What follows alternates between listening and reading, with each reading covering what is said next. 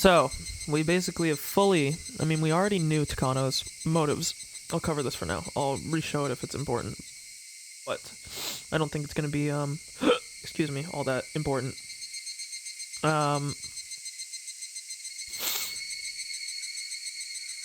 Basically, we already know all of Takano's motives. We know exactly why she's doing what she's doing. There's not really any mystery at this point. It's more so just watching everything play out. So I guess we'll find out here. We basically have just this left. And I believe this is where we start, and it'll all unfold from here. So I don't know exactly how this is going to play through. Let me open up my Steam on the side monitor here so I can remember, or I can see the chapter names so that we know which chapters everything. I remember some of them, but a few of them I get confused which ones are which. There we go. We'll start here. Oh. With this, do I have all the pieces lined up for 1983? It sure is a hard and exhausting job just lining up the pieces for the month of June. But finally I'm at the starting line, beginning from zero at last. Yet seeing all these colorful fragments together, I realized just how many sentiments were intertwined around June 1983. I used to think that the thoughts of people with no relation to me were useless, but I was wrong. Rika Furude did her best to overcome the fate of June 1983. She did two things. One was to get in touch with the Irie Institute because she knew she would be protected there. Ironically, Takano from the Irie Institute was the one who wanted to kill her, but it was the best move for her at the time. And the other was to ensure that the Maebara family moved to Hinamizawa. It actually wasn't certain that the Maebara family would move here. They first decided to move here when the father felt something sentimental at the sight of us on the day he came to view the properties for sale. Therefore, it was necessary for us to play in that field. It was the trigger for the Maebara family's move. It took me so long to find that out, though. After turning various conditions on and off repeatedly, I finally realized that meeting Keiichi's father at the field was the cause. Keiichi Maebara is a very important key for breaking Rule Z, one of the chains that was binding me. Fuck, I actually don't remember the rules, so I know I wrote them down, so this is good timing to repop the thing back up. Let me find out where the rules were listed. This was before... This is in Chapter 7, they talked about this.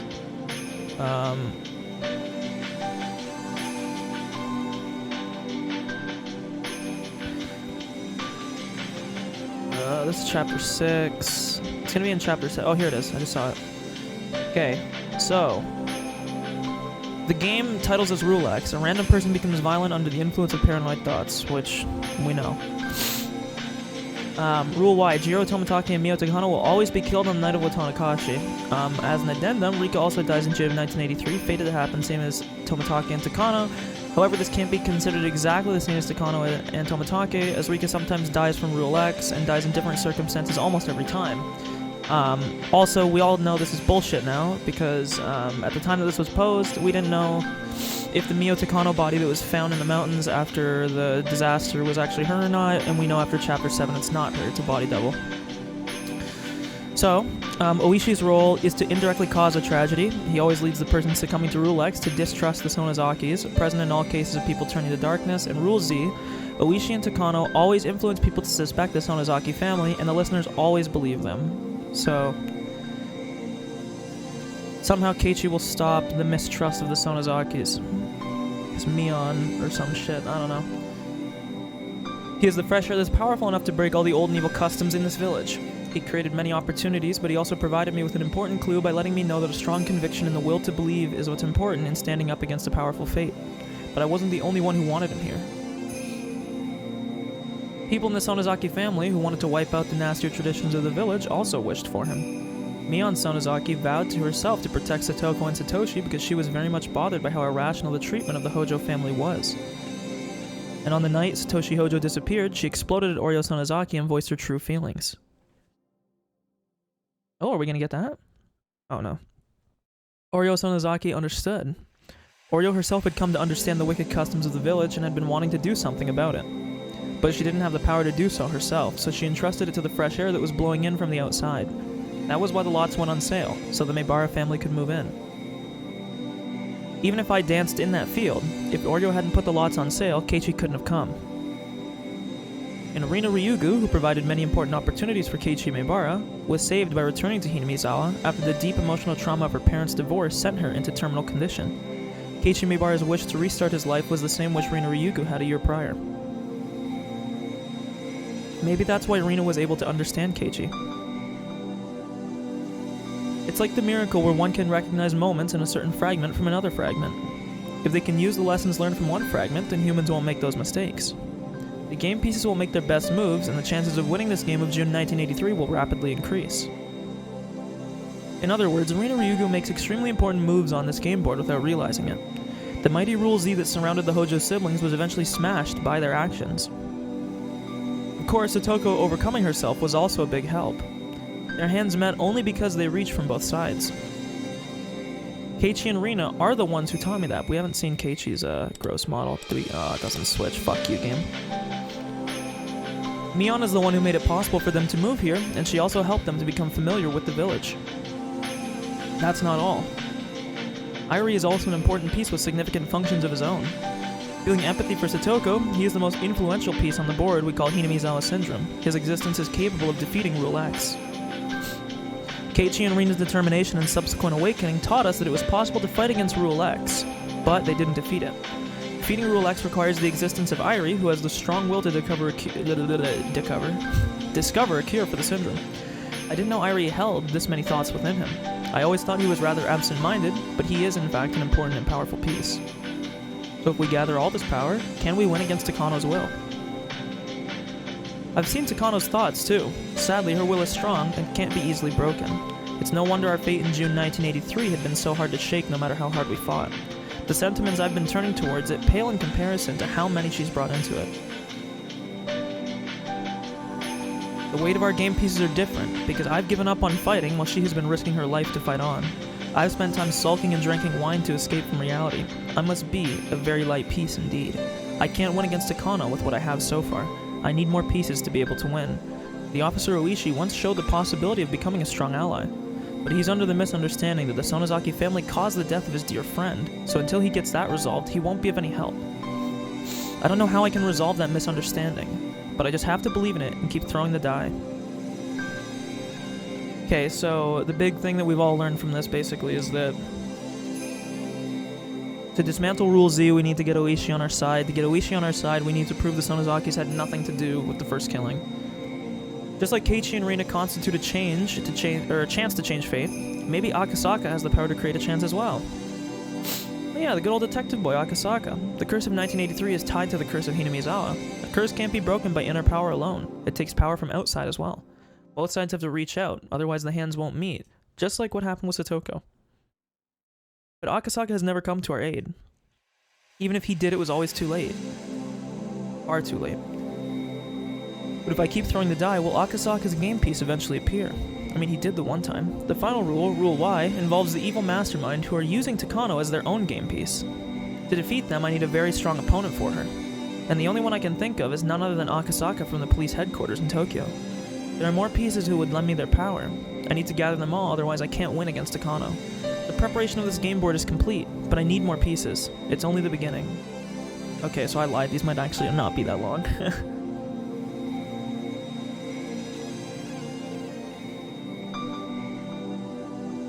But I don't know how long everything after is, so you know. Okay. So now the game board must be set up. And I want to see which ones are standalone. So this is for Chapter 4. I think we can just go in chronological order for this. I think I'll just do it like that, because it actually works out fine. Chapter 4 was in isolation, which is what this one is. This is Chapter 1, and this is Chapter 6, which basically lie on approximately the same timeline. Not exactly, but it's similar.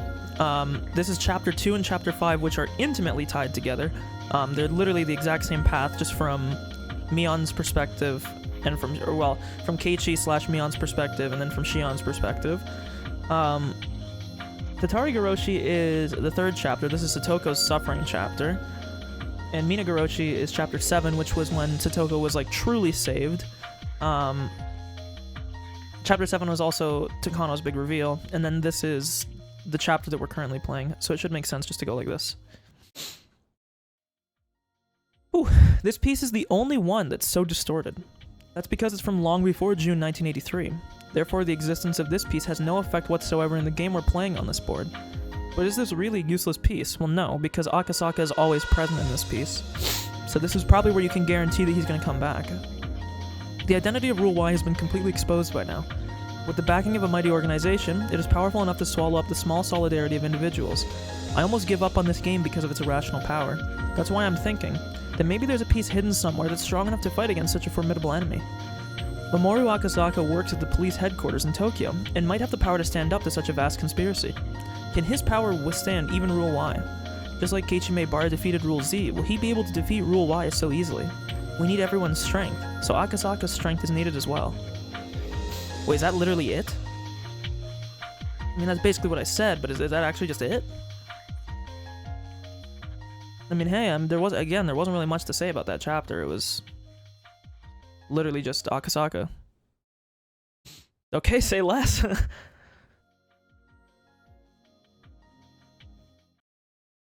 Okay, chapter 1. Whew. In order for Keiichi Maebara to become a game piece that can lead everyone, there's something he has to learn about first. Oh, also, Porter, I should mention, one of the things that happens a lot in this game, Rika has full memory of the other timelines because she's like a weird like time bender fucking existence god thing. Keiichi does have memory bleed though, for some reason, where he can like, he doesn't see the events. I think they come to you as dreams is what they talked about, but basically you can see like the alternate realities or other situations that have happened. So technically these take place, it's hard to describe this in a way, but even though they all take place at the same time, Chapter 1 actually comes first because it was like the first set of events to happen. So Keiichi can only get knowledge of Chapter 1's events after it's occurred once already. So basically he has to suffer through a bad time. Obviously he doesn't know this because, again, Rika's like the one that's resetting time and like experiencing this. But this piece, she means by Keiichi, has to be set up, I'm assuming, by the first chapter going through and him suffering. Because if I recall, Chapter 1 is when Keiichi goes terminal. Chapter 2 is when Shion goes terminal. Chapter 3 is when Satoko does. Chapter 4 is unrelated.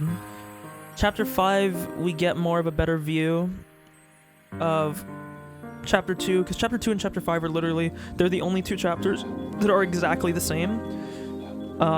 It's literally just from a different perspective. Mion and Shion are like twin sisters, and so there's like a whole like body double conspiracy about Mion being a murderer in Chapter 2, but in reality it's actually Shion. It's a whole complex thing. Chapter 6 is when Rina becomes corrupted, when she goes terminal. Now Rina technically goes terminal in almost all of these, but she comes back, but Rule 6 I guess is when she relapses, or Chapter 6 when she relapses, and 7 is like the good side of Chapter 3 where, I mean, Satoko still goes crazy, but she still gets saved, but it's still not a good ending because Takano still kills everyone at the end, but blah blah blah. Basically, there's some like memory bleed, multiple timeline shit going on, which I'm sure will become apparent as we go through this. In order for Keiichi Maebara to become a game piece that can lead everyone, there's something he has to learn about first. The piece that's very painful, pitiful, and sad. He has to learn about his friends, and he has to learn to not doubt them. He doesn't know the importance of trusting his friends. He doesn't know just yet. A slight mistrust grows into paranoia, and Keiichi Maebara is trapped within Rule X. At the end of Rule X, Keiichi leaves a sad note and dies. He claws his own throat out. While it may be very bitter and very painful, it also puts him through the process of learning something very important. Hey Hanyu, you didn't have to apologize. In the few days he left Hinamizawa to attend his relative's funeral. Tragically, he experienced an outbreak, but I think this was necessary, as his first step towards learning something important. The very first step towards smoking out Rule X and eventually defeating it. When this piece was all I had, I didn't even think of that though. Good lord, these are actually gonna be short. I'm stupid.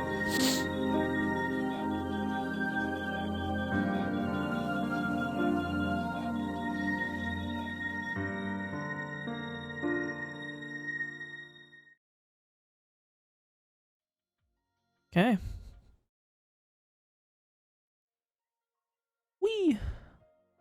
This game piece has a very important meaning for us. Does this have a... Oh my god, it does. Oh, it doesn't have her showing a sword, though. This game piece has a very important meaning for us, because it showed us for the first time that it was possible to poke a hole in the fate of the June of 1983. To start from the conclusion, everything gets taken in by Rule Y at the end, and all our effort is wasted.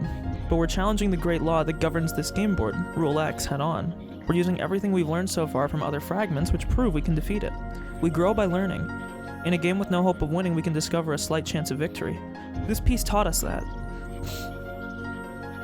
With this game piece, Rule X was almost completely defeated. Keiichi Maebara and our other friends won't be led astray by something as pathetic as the Hinamizawa syndrome and dance in tragedy any longer. It also taught us that the rules aren't indestructible and are possible to overcome. In other words, it had given us, the ones who are on the outside of the game board, hope. It's an important fragment that serves as our turning point and the trigger for everything else. Also, I forgot to mention, it is fucking torrentially downpouring here. It was lightning earlier. I don't think there's any lightning now. I think it's just raining. But if the stream cuts randomly, that is probably why. So hopefully not. But I don't think there's any lightning now, so I think we're okay.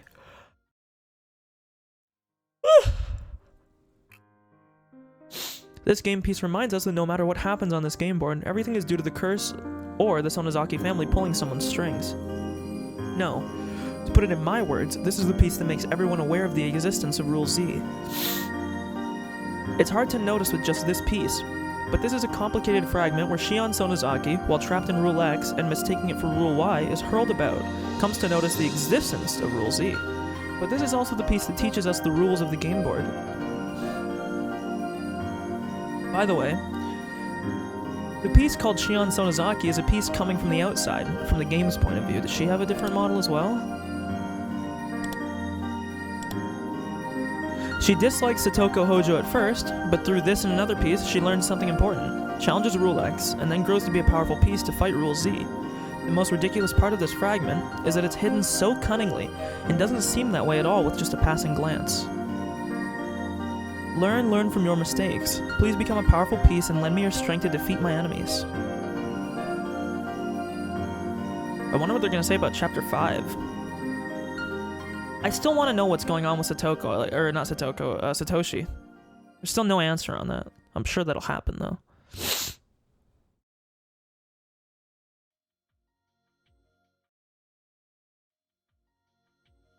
Whee! This is the piece of Shion Sonozaki, who goes mad after being taken in by Rule X. With no room for sympathy, this is such a painful piece that one can only have pity. It distinctly identifies the keyhole of the padlock called Rule Z. Keiichi Maebara becomes a key himself to pry open this padlock. And as Mion Sonozaki wished for, he becomes a wind that clears out the stagnant air filling the village. This piece also teaches us an important lesson.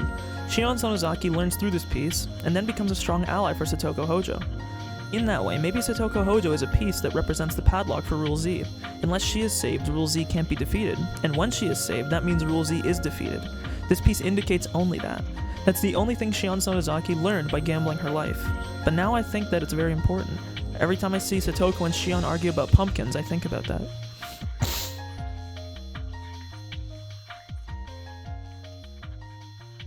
I'm gonna blow my fucking nose.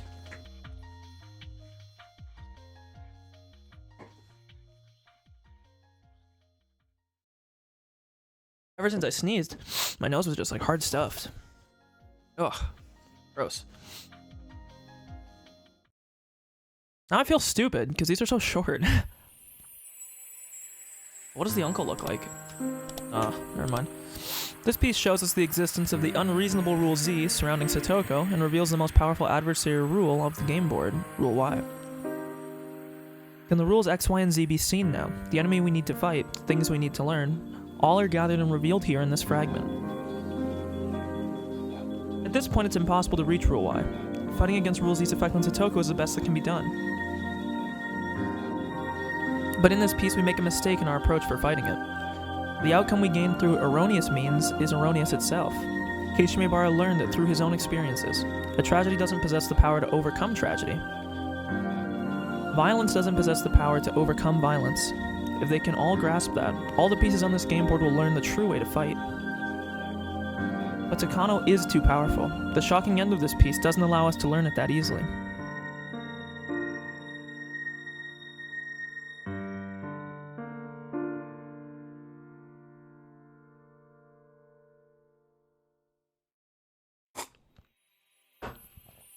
Hey, we're getting close. The last two. I still have not got any achievements since we finished the prologue. I'm guessing these chapters are going to be shorter. I mean, dude, the average playtime for this was 14 hours. I'm at 12 hours total. About an hour of it was just me fucking around, so 11 we'll say. Like, I don't know, bro.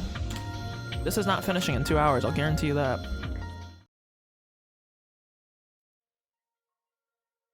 Oh, military bad bitch Takano. Fuck, there's no alternate. The game piece that uncovers the invisible rule Y that has been pulling the strings from the beginning. Because the impression of that is so strong, it's easy to forget about something very important. We can't forget that this piece also shows the path towards destroying Rule Z. While Rika Furude lamented Rule Z as impossible to defeat, it was hardly a match for Keiichi Maebara and the others once they learned everything they needed to. They knew the correct way to fight and fought according to the rules of the game board. As a result, we win, and that fact is more valuable than anything for us. Keiichi Maebara taught me a lesson. There is no need to subject ourselves to any fate. The will to believe can defeat anything. The fate that I was always subjected to was created by Mio Takano's own conviction. So what he says is correct. To defeat her conviction, we need a stronger conviction of our own. A strong will can be pierced only by another strong will. We defeated rules X and Z and then challenged the final rule, Rule Y, but we needed more pieces. Each piece fought at its best, but the strength of our enemy's pieces led by Mio Takano were just too powerful. She didn't even give us mercy. She squashed us completely and made us restart the game all over again. Although we lost, we didn't give up on the resolve in our hearts. Because we finally found the true culprit and also found a clue for how to fight against her, we can't win with the pieces we have now. We don't have a powerful enough conviction or a strong enough will. But Hanyu and I will keep trying. We'll roll our die repeatedly, look for the greatest result, collect pieces, and try again, with a will stronger than Takano. Don't you think of giving up, or didn't you think of giving up several times before you got to this point? But you made it because you believed in me and followed me here. We're almost there, we can do it. Let's create the last piece. It will be the ultimate piece, and we won't need anything else. The very last piece of all. Let's collect the pieces, let's collect miracles.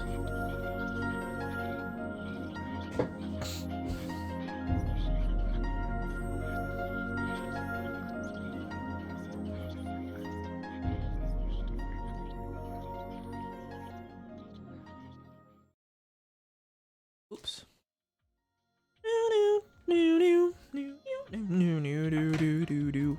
Okay. After collecting miracles from all 7 fragments, I finally got a hold of this one. This fragment holds our final fate. But before we take a peek, please wait for just a little bit. The fate that's inside will be decided the moment we take a peek. Have I told you about the story of the cat in the box? Are you just gonna give me Schrodinger's cat here? Yeah, it is. Is the cat in the box alive or dead? If you open the box, you'll know, but you won't know until you open it. It could be alive and it could be dead. In other words, before you open the box, the living cat and the dead cat simultaneously coexist. Yes, this is called superposition. And the moment you open the box and find out the truth, the incorrect answer disappears. The inside of this fragment is the same principle. The future we desire and the future Takano desires simultaneously coexist. They are opposing and denying each other. Once we take a peek, one of these futures will disappear. If we have enough pieces, we can take a look inside this fragment. But we've only had the same pieces lined up the same way on the game board. And the game under the same condition was Takano's complete victory. We've already tried that in the Higurashi fragment. We need more pieces. We need the help of a piece that's powerful enough to defeat Rule Y. Until I get a hold of that piece, it's too scary to take a peek inside this fragment. But how do I get such a piece? It's a piece I've never gotten a hold of before. To obtain it, I need to look just one more time. I need one more miracle to obtain that piece. Okay. Now I guess we see where it goes from here. Will I finally get an achievement here for putting the puzzle together?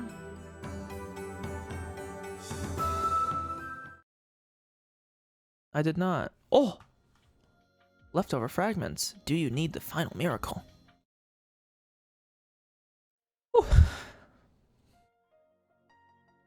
Ooh. What is this? I never noticed this tiny little fragment. Sometimes a fragment gets cracked and it breaks. Just like how the fate we believed in cracks sometimes. A damaged fate is no longer the same fate it was.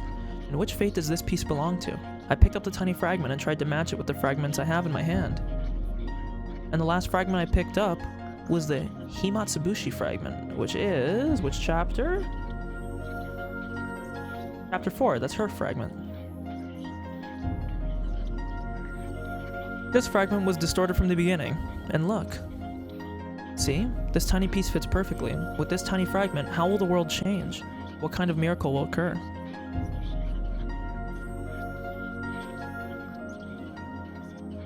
The whole world warped. Since I put the broken piece back where it belonged, the distortion centered on the crack. But that doesn't mean I can't take a peek inside. It's already past 1985. It's a time long after Riku Furude and her friend's stories tragically ended in June 1983. With some mild interference, an order crackled through their headsets. All units, the chief has a message for you, also listen up. Good work, everyone. The local police have given us 15 minutes to wrap this up, but I'm only giving you a few seconds. Don't let a single person escape. The main target is a diplomat.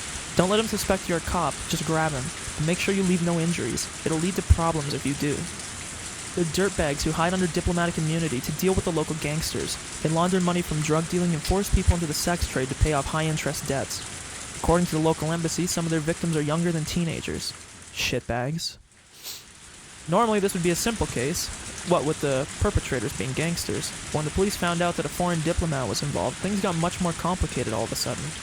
Diplomats have diplomatic immunity, so the police can't arrest them. But they knew he was an important figure in the whole scheme, and there was no doubt that he was the middleman between the foreign criminal organization and the Japanese gangsters. Oops. They couldn't let him escape. It'd be easy to deport him, but that wouldn't solve anything. The police had asked the embassy for assistance, but they denied the request, and the case was put on a standstill at that point. That's when they found out that the organization was going to be selling the Self-Defense Force's classified radar and missile technology secrets. The Public Safety Division then had to move on the premise to protect this classified government information, and today was the day that operation was set to go. 2 men at the front stairs, 2 men at the underground entrance, 4 men at the back door. All suspects are believed to be armed. 2 more than usual, huh? It'll only take 2 seconds more for him. He never shows anyone mercy. Can you hear Akasaka? You're on point. Be careful. Okay, let's move. So Akasaka is still around. This is Akasaka, I copy. Jesus, man, my parents are yelling for no reason. I'm muting. Apparently it doesn't actually get picked up by mic, so hopefully they stop. They're not like... They're memeing. They're making my dog howl. I don't know why they do this, but here we are. So Akasaka is still kicking.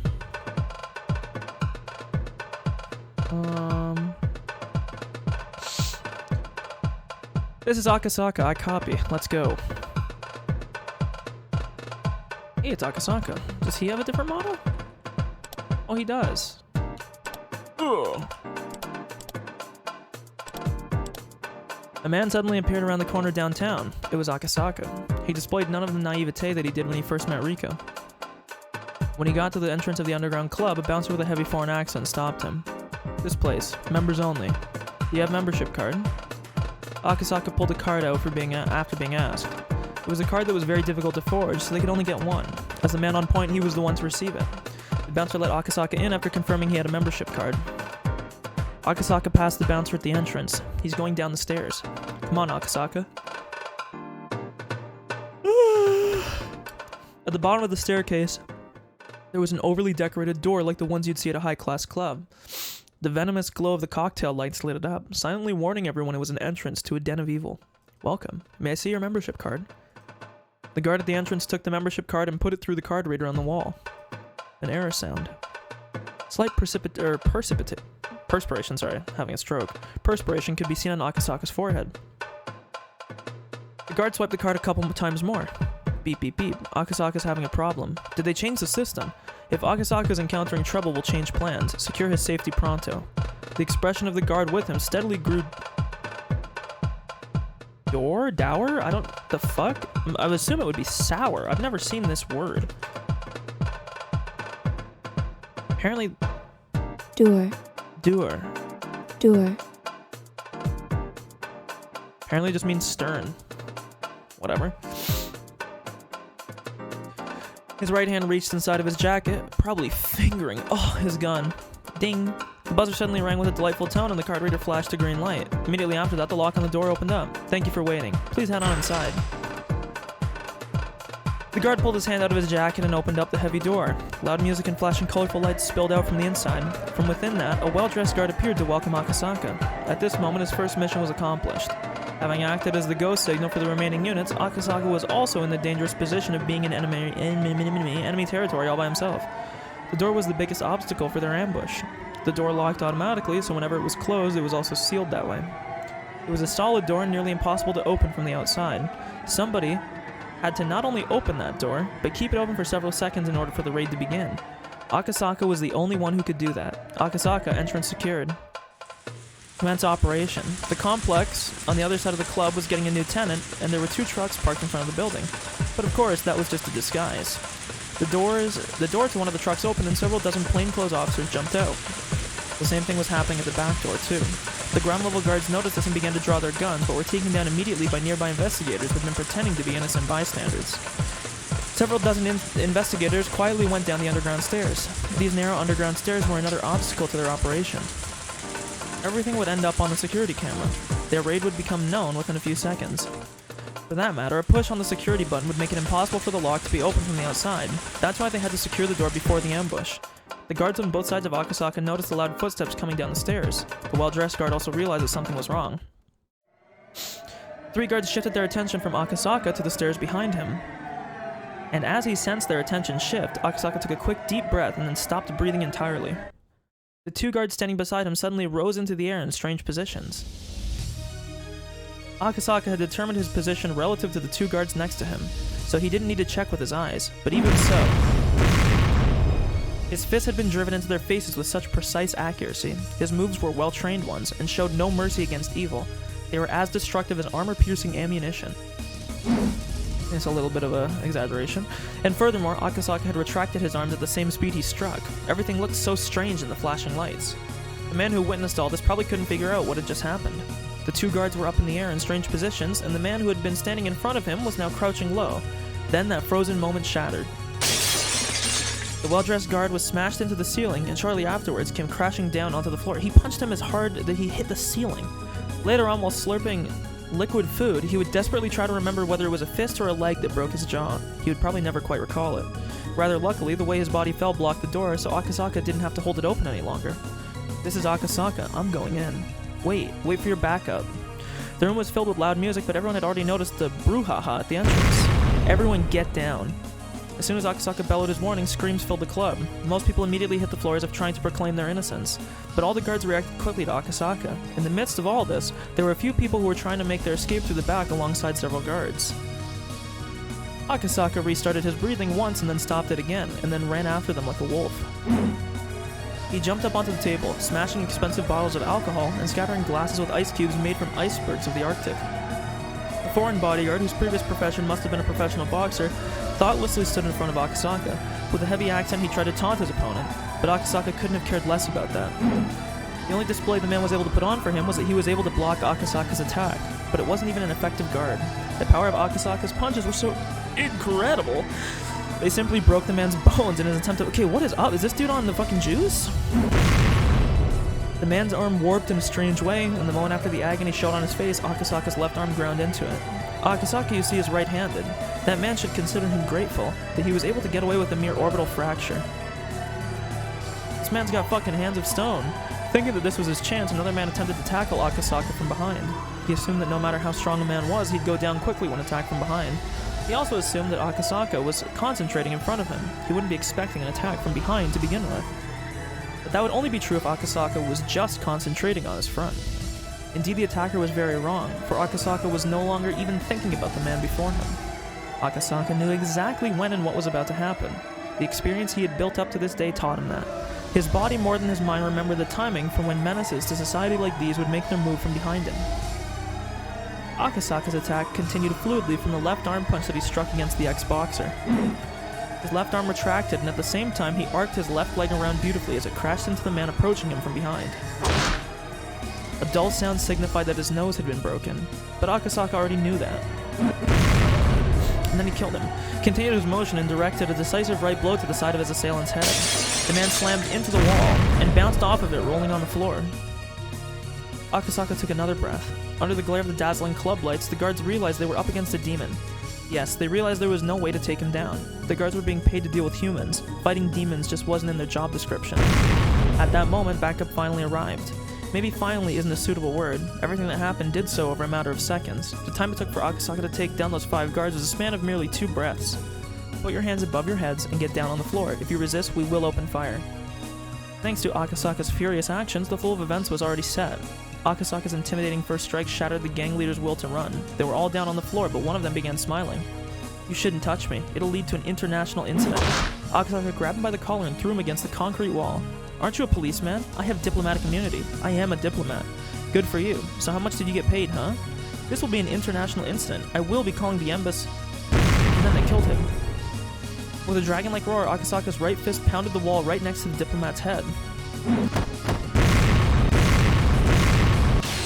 He killed him. Immediately after that, his left fist pounded the wall on the other side of that head, and soon enough, Akasaka had pounded the wall 7 times, each just a sliver away from the diplomat. His fists were easily powerful enough to crush the man's head. The diplomat crumbled to the floor. This is Akasaka, target secured. Further investigations discovered a secret getaway route that even public safety didn't know about. Dozens of Soviet military-grade machine guns were found, and if Akasaka hadn't stopped them there in the club, they would have escaped, or even worse, the operation might have ended with a brutal death toll on both sides. All thanks to how well Akasaka executed his duty, the operation was completed without a single shot fired. Come on, hurry! The local police will be here soon. Put them on the truck. Since the foreign diplomat was involved, they had to make sure it didn't look as though the whole operation was carried out by the police. Instead, it was made to look like a simple gang war. They would dump the useless gang members and hand over the target to the police. Of course, before handing him over, they'd make sure he spilled everything he knew. That diplomatic pig would be used as a negotiation device by another part of public safety. They found plenty of evidence that said pig was tied to an underground criminal organization. Not wanting a persona non grata on their hands, the embassy would likely cut all ties with him. The rest would be the business of other departments.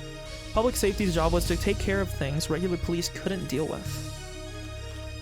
I'm a little bit confused where the fuck this is going. But hey, I'm assuming they're trying to just show that Akasaka's competent, but sure. Public safety's job was to take care of things regular police couldn't deal with. Akasaka, are you okay? Come in. This is Akasaka, we're on our way. You've done it again. Report to the chief to get reamed out later. Akasaka, you sure are a demon. 5 men within mere seconds. That's not even karate anymore. Your fists should be recategorized as lethal weapons. It sure was lucky that none of them drew their guns, though. Knowing how brutal Akasaka is, he could have turned them into honeycombs. Shut up. Don't make me sound like an assassin. I show no mercy against evil, that's all. The pigs he had just caught were no average criminals. They had committed so many unforgivable sins. The strength behind Akasaka's fist was proportional to those sins. The heavier their sins, the more powerful his blows would be. Come on, round them up. Akasaka, make them hurry. The local police will get here quickly. This is Akasaka, understood. Didn't you guys hear? Hurry up. Command, we have 5 injured here. Please have meds ready. There wasn't any trace left of Akasaka's old naivete. He had grown up to be the vigilant ace of his department. That was all that was meant to show.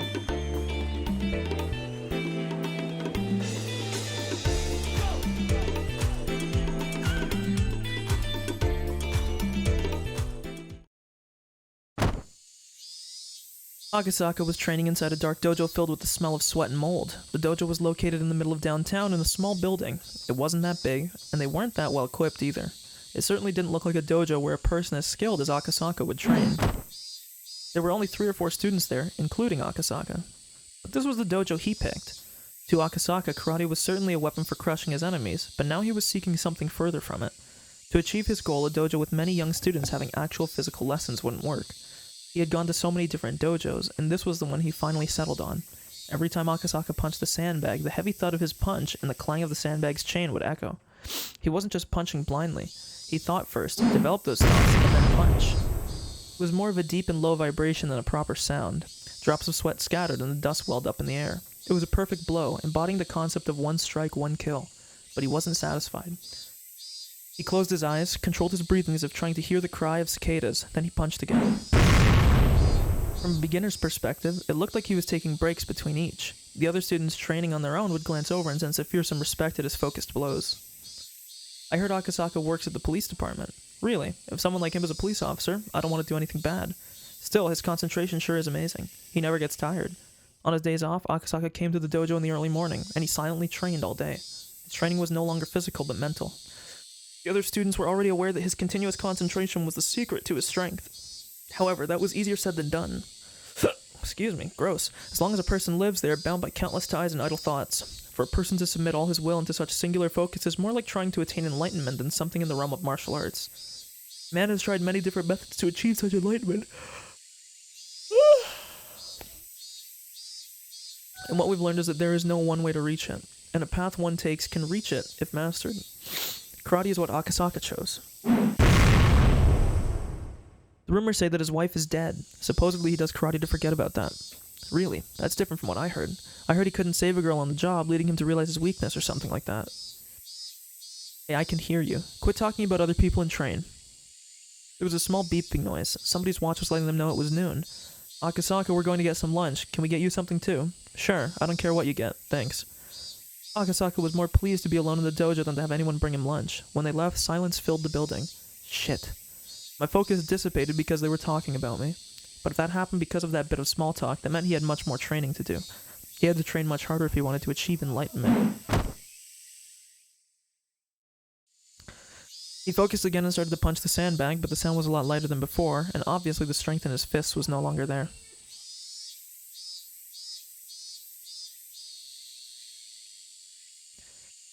Realizing that he needed to take a break, Akasaka pulled out a towel from his bag and sat down.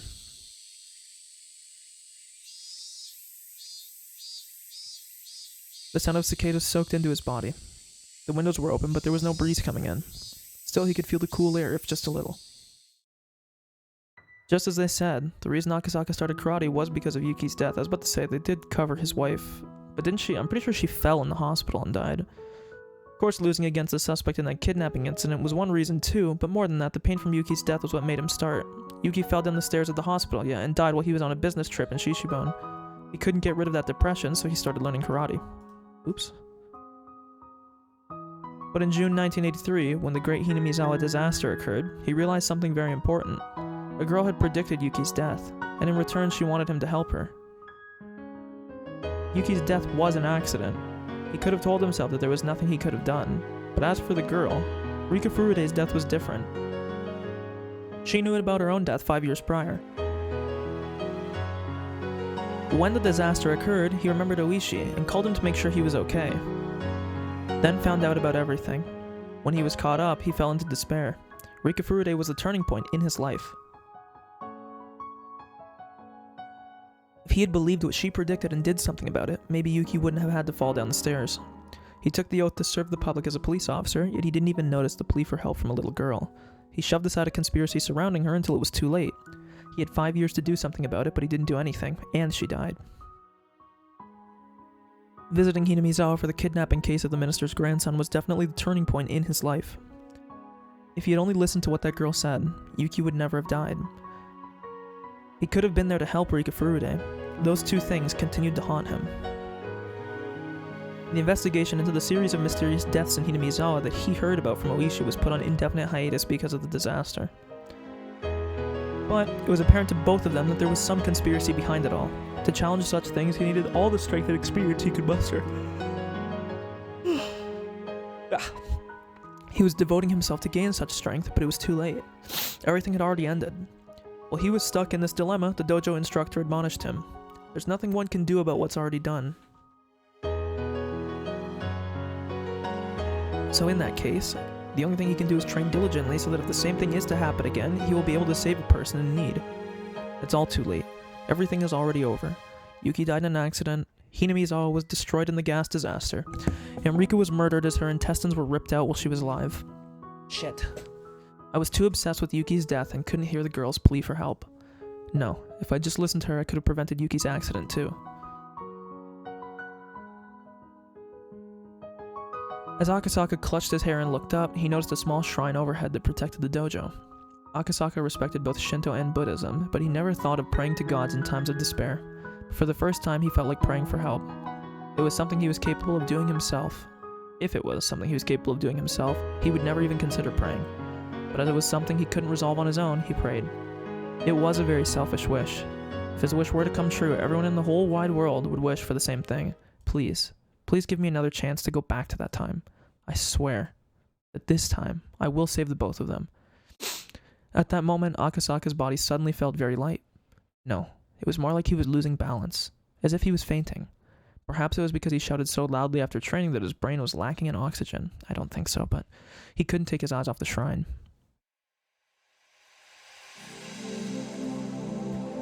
Thank you, Akasaka. We needed your thoughts.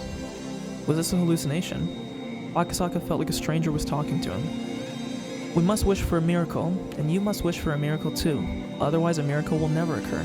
Unless everyone wishes for a miracle, it won't occur. Unless both sides reach out, their hands won't meet in the middle. He didn't know what she was trying to say, but somehow he felt like he couldn't miss a single word of it. He felt like it was something very, very important.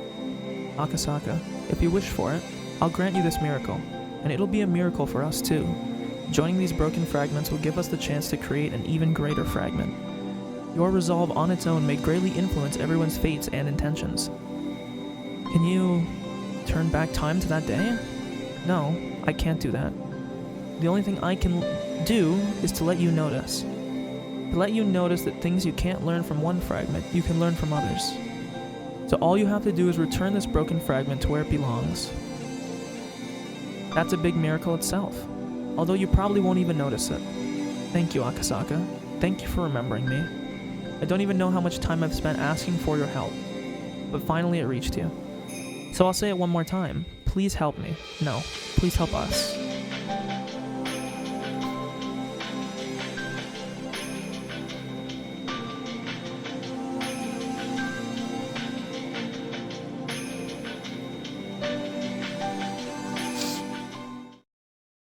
Okay. Whoa. It's cracked.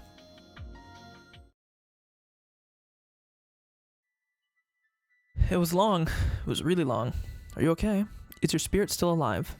Do we have all the pieces we want lined up on the game board? Is this everything we have that can go up against Takano and her minions in the Game of Fate in the June of 1983? I think, maybe, we have everything. At last, but not least, Hanyu, it's you. The time you have left to be a piece is limited, but that doesn't mean you can't show up in the game. Shall we begin? I've put in hundreds of years just for this moment.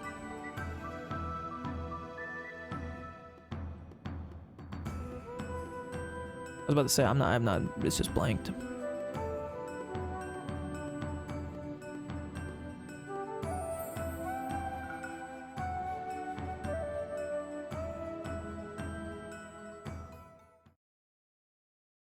Oh, I finally got an achievement! It's all coming together, completed the puzzle. So now I wonder how long this is gonna take. Someone once suggested that believing is like placing a bet with coins of hope. Let me save real quick.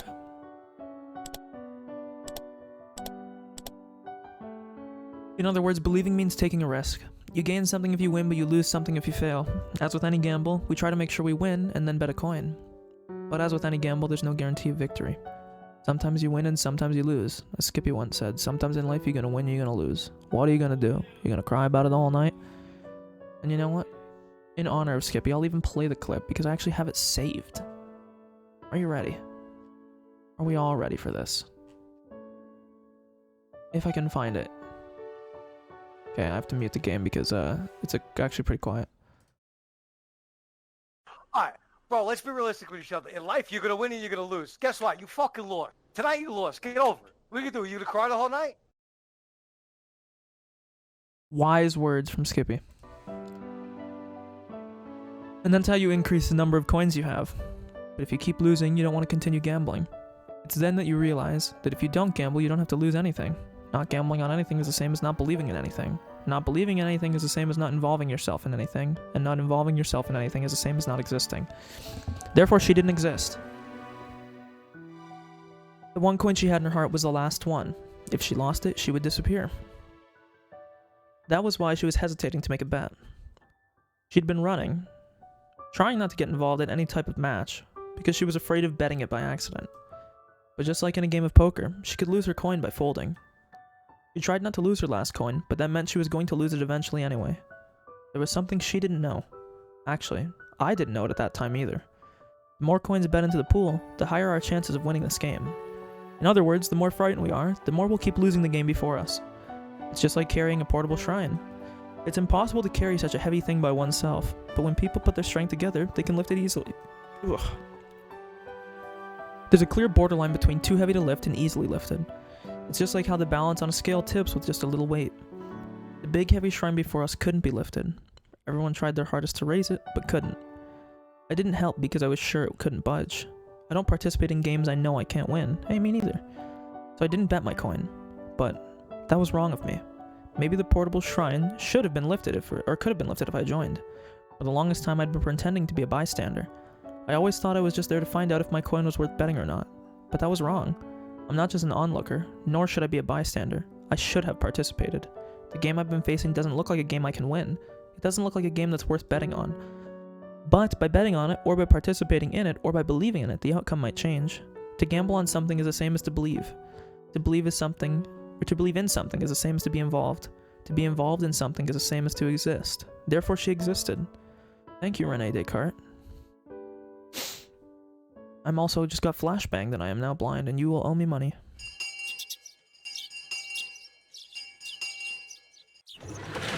Okay everyone, homeroom is starting. No more chit-chatting. Class rep, go ahead. All rise, bow, good morning, sit down. It's an ordinary morning. The only difference is that it started a little later than usual. Chie normally arrives in the classroom right away, but she is a little late today. Why was she late for homeroom? The rumors were already stirring about the classroom before she arrived. Chie gave a cue, and a girl peeked in the room timidly. Oh!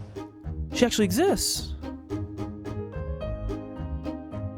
This is a new student, Hanyu Furude. She's gonna be joining us starting today. Does nobody notice her, like, devil horns going on, you know? It's just, like, not a, it's, like, not a thing.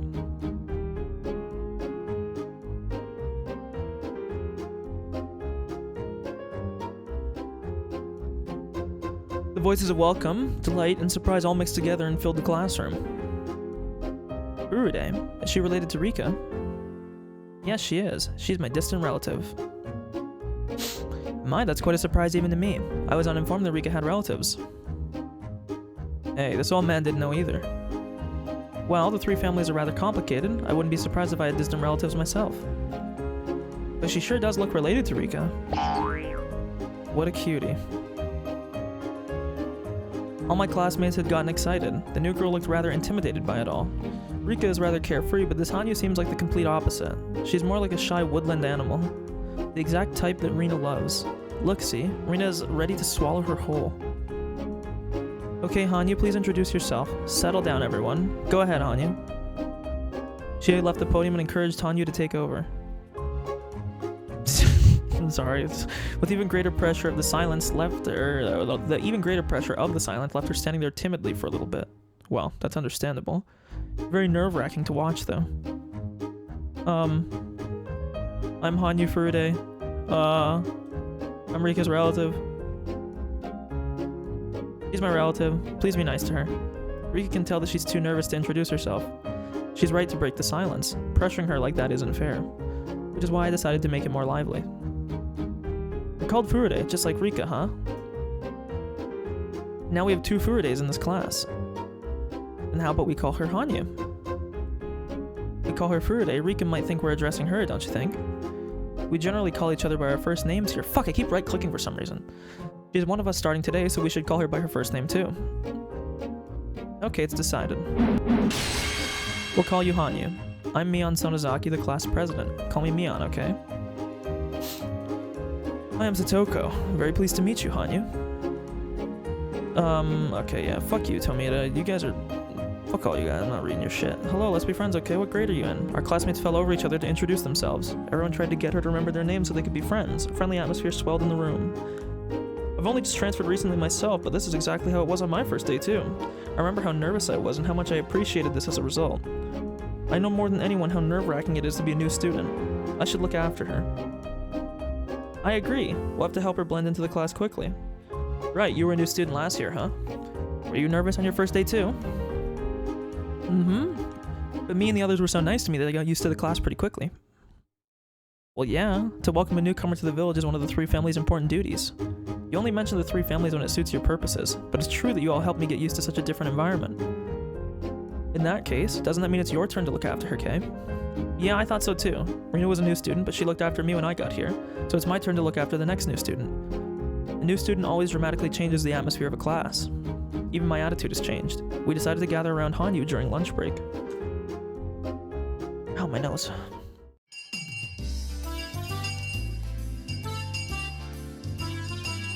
Okay, remember you can only ask Hanyu 1 question each, okay?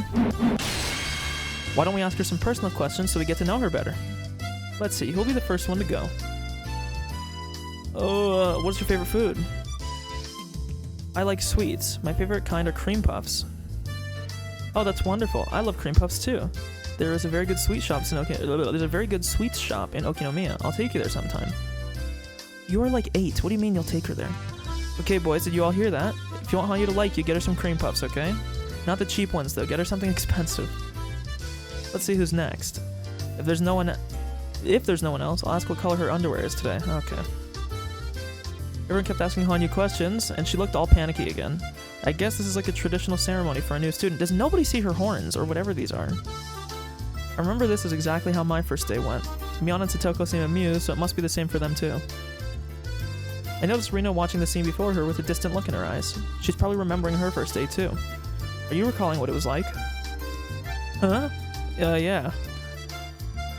Were you thinking about something else? You aren't thinking about taking Hanyu home, are you? No way. I'm not thinking that since Hanyu likes cream puffs. And since I have some good cream puffs at home, that she should come over or anything like that. I'm taking her home with me, okay. If she doesn't come to school tomorrow, it'll be your fault.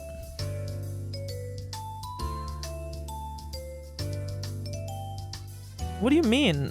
Her horn? Dude, the fucking purple things. As we watch Hanyu and our other classmates have fun, Rena and I laugh together. Wait till she shows up again. Hey, Keiichi. This sure is great, huh? Yeah, it is. It's great to meet a new classmate. No, not that. I mean, I think I've seen her a few times before. Hanyu? Maybe you saw her when she and her family came to look at the area before they moved here. You sure have a good memory, Rena. No, it's not like that. Hanyu has been here for a long time. She's been right beside us all the while, watching us play together. For ages now. Huh? Is it just me? Didn't you notice Keiichi? No, I haven't seen her before. So are you saying that you've met her before, Rena? From what I can see, this is the first time Mion and Satoko have met Hanyu. If she's been that close to us, like Rena said, it's impossible that none of us would remember her. Are you sure? Besides, Hanyu's a transfer student. She couldn't have been here in this village that often. Do you think so? I swear I've seen her pretty often. It's your imagination. Even Hanyu just said she was living far away before she moved here. But I've seen her before. Rena looked like she was trying to remember more. Probably one of those deja vu experiences. Although it is the first time you see something, it feels like you've seen it before. Oh well, just forget about it. She's here now, right? Yeah, you're right. She always seems so eager to join us, so I'm glad that she's one of us now. Rena smiled with tears in her eyes. When I looked over at her, Rika was wearing the same expression. It made no sense to me why those two looked that way. But as soon as Satoko came over and pulled a prank on me, I forgot all about it. Fuck, I hate Satoko, I'm sorry.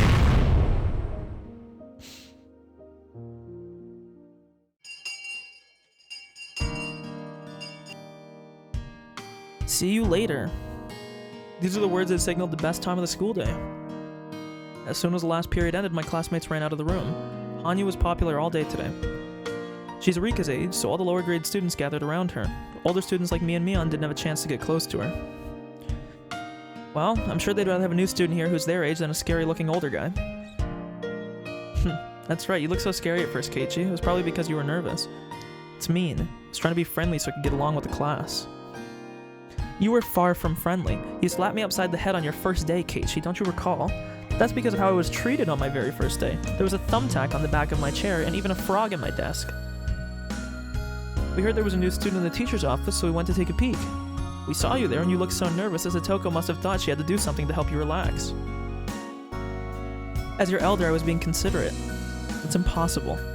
Although that blackboard eraser trap sure did help to ease my tension, but Satoko will be so pleased with herself if I tell her that, so I'll never admit it.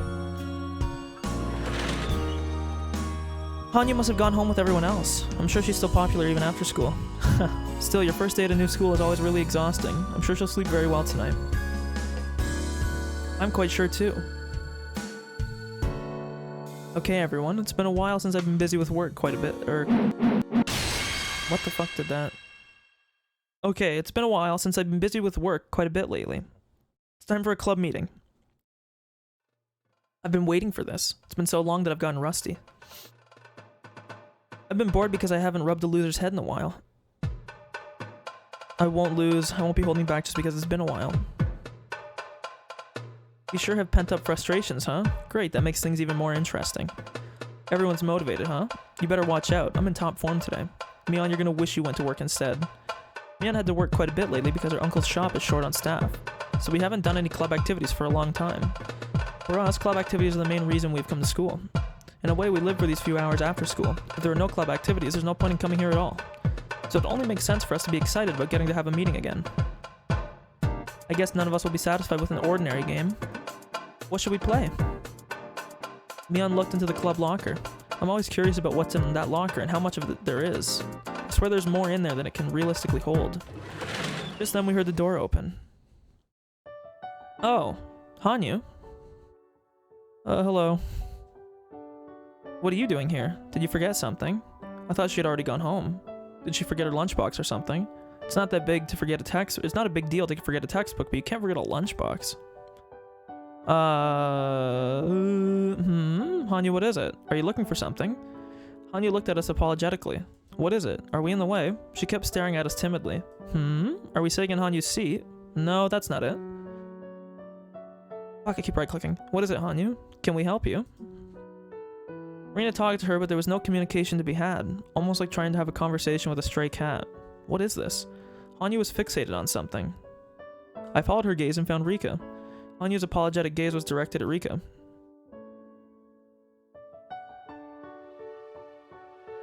I won't say anything. If you want it, you need to say it yourself, Hanyu. With that, I finally figured it out. Hanyu wanted to say something, but she didn't know how to say it, so she wanted Rika to say it for her. But Rika told her to say it herself. In other words, we need to listen to what Hanyu has to say. We patiently waited for Hanyu to speak up. But when I think about what happened this morning, I realize this kind of silence makes her even more nervous. Rina, noticing that, talked to her in a sweet tone of voice. What is it, Hanyu? Can you tell me? I'll help you. What is it? Can you say it one more time?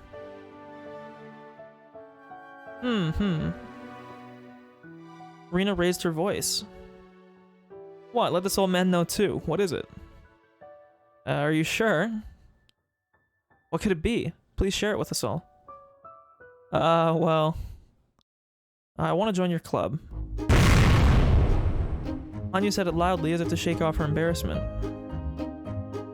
Now that's a surprise. Where did you hear about us? I want to join your club. Very good, you did a great job. Rika must have known that Hanyu wanted to join the club all along. Mion folded her arms with a smile and stared at Hanyu as if appraising her. And needless to say, Hanyu was intimidated. You're awfully reckless, jumping into mortal peril by choice. But our club isn't just any old club. Only a select few are allowed to join, and that's only after passing a gruesome trial. Just because you want to join doesn't mean you can, you know. Look, Hanyu. Mi's club might look fun, but, you know, it's not that easy. I already know that. You have to win, otherwise you don't know what might happen. Are you sure you're aware of that? I won't lose. Besides... Hanyu swallowed once and said what was on her mind. It sounded like a big thing to say for her, as though it had a much deeper meaning. I used to hate to lose, so I always ran away from every game, but running away is even worse than losing. I can win only if I continue to fight, despite the pain of failure. That's something I've learned. Hanyu? When Mion realized that, although she looks timid, Hanyu is actually very courageous. She grinned. It looks like she's grown fond for her. Well, well, she's got guts. How about it, Mion? Why don't we let her try, huh? Let her take the entrance exam. Usually takes more than a few weeks to determine if one is qualified to take the exam, yet she wants to take it on her first day. What should I do? Mion pretended to be stubborn, but in reality she was simply playing with her. If she actually didn't want her to join, she would have refused her right away. Of course, if Hanyu was bothered by this kind of intimidation, she wouldn't be able to survive in the club. Just like Rina and Satoko said, our club is relentless. Winning should be your utmost goal. Always aim for first, and if you come in last, you will wish you were never born. I'll do my best. The punishment for losing is actually kind of fun, too. Hanyu, you've been watching this whole time, huh? You've been wanting to join for the longest time. I got the feeling that Rina had just mumbled something like that. Come on, Mion, let her try. I got in by going through that too, you know? Quite true. Let's see what Hanyu is made of. Probably flesh, bones, and blood like everyone else, but she was a ghost at one point, so who knows? Have fun, Hanyu. I won't hold back, okay? I won't hold back either. I'll only give you my best, Hanyu. Very well. Hanyu Furuta, you're on. You're allowed to take the entrance exam. Okay then, we'll have to choose a game that Hanyu knows how to play. What would be good?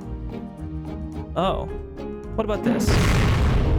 Mion threw a deck of cards onto the desk. Does this mean? Play a game that everyone knows. How about Old Maid? I actually don't know Old Maid. That's fine. Here she goes. This is exactly what I had to endure when I went through this entrance exam. This is the marked tile deck, yeah, because they cheated when they played this last time. I wonder, I don't want this to come off negative, but I will say this. I don't like that we're going into, like, this little, like, funny, like, ooh, haha, like, oh, we're having so much fun. Like, bro, get to the fucking death and decay, okay? I'm here for the fucking end of the game, not some fucking dicking around. It's a very enthusiastic response. However, our club's version of Old Maid is a little different, no? Most of the cards have scratches on the back, so by memorizing the scratches, you can tell what card it is. In other words, the more you've played this game, the better you are at it. This is simply our way of being mean to newcomers. Hanyu, you can do it. This is a trial. Go for it. This sure brings back memories. I had to go through this too. It just happened recently, but I still feel so nostalgic. However, that doesn't mean I'll go easy on you. Just like how merciless they all were when I did the exam, I'll put everything I've got into this. Right, everyone? Prepare yourself, Hanyu. Here we go. If you want to join, let us see what you've got. Roger. That's none of our names. I'll call your hand from the right, okay? Ace, 3, 4, 7, Jack, and Queen. It's too late to hide now. Sorry, Hanyu, this is the Ace of Spades, right? I'm out. Hanyu turned into a ghost there. Do you get it, Hanyu? This is the entrance exam for our club. Keiichi is putting his leftover grudge from his own entrance exam into this game. Is this supposed to be his belt here? What is this? Come on, Kei, are you sure you should be saying things like that? Hanyu, take Kei's card on the right. That's what you need to win. I'm done. That's not fair. Okay, I'm dead serious now. How dare you make me mad? I see anime power up, careful. Oh, you don't want to go home on a leash wearing shorts with a tail on them on your first day? My. I think you would look better in them, Keiichi. Okay. I'll make him do that punishment. It's a great idea. I'm in too. Hey guys, why are you picking on me, huh? Fine then. I'm gonna make all of you do it.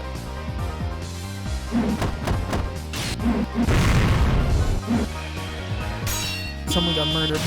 It's a fucking car horn. Thank you.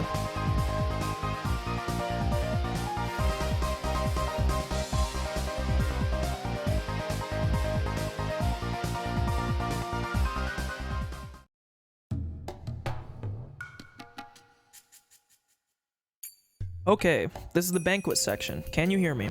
One more speech and then we'll move on to a toast. Are you ready? This is the back end. We're ready. We can't hear anything from inside, so please give us a cue when the speech is finishing up. 10 bottles per table, okay? Make sure you serve your table smoothly.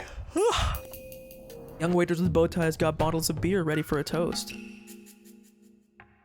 There are several dozen tables with white tablecloths on them in the banquet room. Approximately 8 people are sitting at each table, so there are at least a few hundred people there. The banquet room is teeming with excitement. There are many plates with different kinds of food on each table. Yeah, so this is the exact same as that one thing. This is just Akano at the meeting when she meets like the alphabet people or whatever. Oh, excuse me, my nose. Ugh.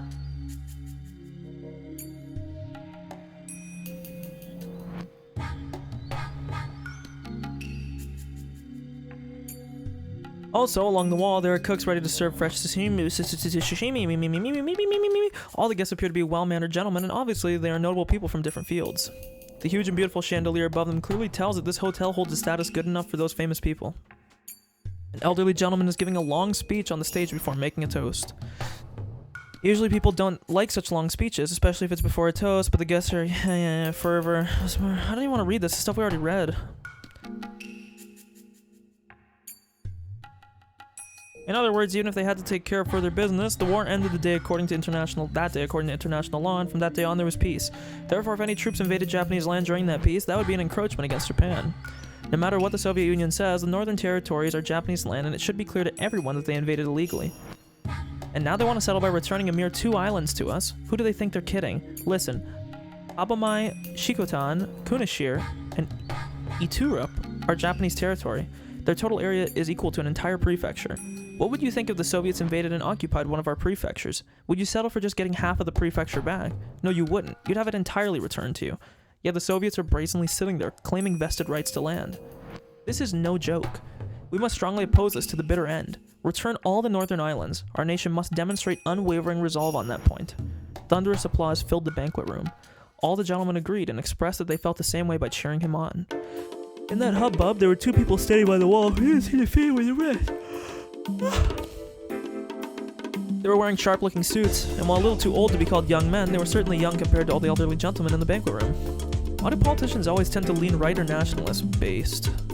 And be so partisan-based? That's simple. What politicians want most are votes, and votes are cast by their constituents. But not everyone over 20 actually votes. Voter turnout is highest among those who are retired and have free time, so the elderly interested in politics monopolize the votes. And that means the key to the election is whether or not they can secure the elderly vote.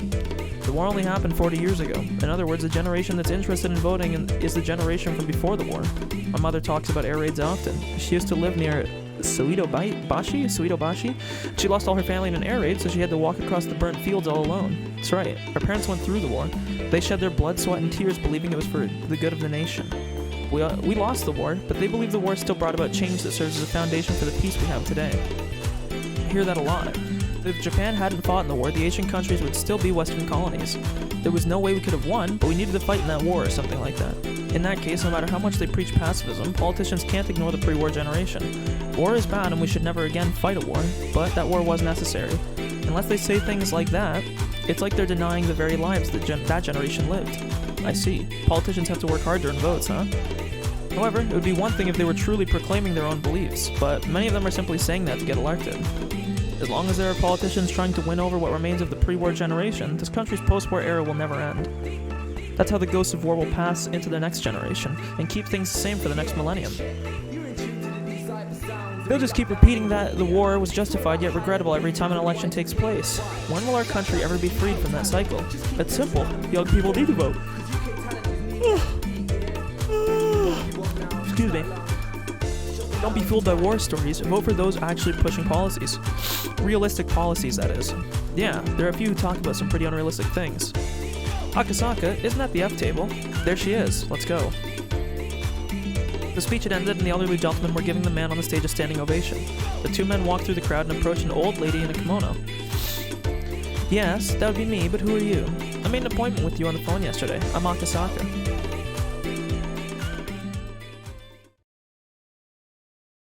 Oh, Hick. My husband worked so hard for this country. Even so. Madame, I understand what you're going through. This really wasn't anything out of the ordinary. Nobody could remember if there had been a donation or not. So a handful of politicians were questioned. As a result, some came up with a scheme to blame a sickly elderly man who had already retired. With only a short time to live anyway, he was the perfect fit for them. The elderly man had already been sick in bed, and the shock of his friends betraying him had taken away his will to live. The only thing his wife could do was simply watch him suffer. She kept crying while telling the men about her husband's achievements. Your husband is in fact innocent. A judge will rule accordingly. Don't worry. All false accusations will be cleared.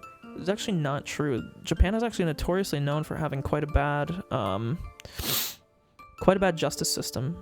That basically like 99% of cases brought forth by prosecution result in a guilty verdict. So if you are on the defendant's side, you're probably gonna lose. I already know that because he is innocent, but he won't live to see the verdict. He worked so hard for this country, and this is what he gets in return at the end? How can he rest in peace? Akasaka nodded and tried to find the right words to say to her. His colleague rummaged through a pile of paperwork behind him. The papers were filled with fine print, and it would be very hard for an onlooker to tell exactly what they were. However, the way he was looking at them made it very clear they contained something important. Akasaka, this is amazing. This records exactly how the money was moved. Akasaka gave him a signal to remind him this wasn't the place to be looking through those documents. Madame, there isn't any more paperwork, is there? No, that was the only thing in his safe. Please, use it to get back at those ungrateful bastards. My husband did so much for them, and yet they... Madame, you do understand that some things in these documents will implicate him, don't you? Yes, I understand that. One can't be honest all the time when one is a politician. I am his wife, after all. Thank you for your cooperation. I will use this to expose the injustice that was done to him. Only one thing. May I ask you just one thing, though? Could you wait until my husband passes away before making this public? The paperwork Akasaka received was something her husband intended to take to the grave with him, something that shouldn't exist in this world. If it went public, her husband's name would be disgraced. Akasaka nodded. I understand. You have my word.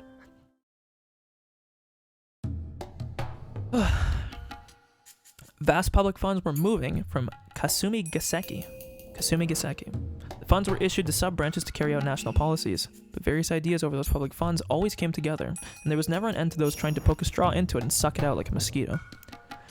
Excess dividends, cordial patronage, profits from organizations that benefited themselves. Many financial approached and adhered to officials and politicians hoping to earn those gains. And the bureaucrats constantly indulged them. That's how Japanese corruption works. These illegal pipes... Sorry, I don't know why that fucking shunted my brain there. Jesus.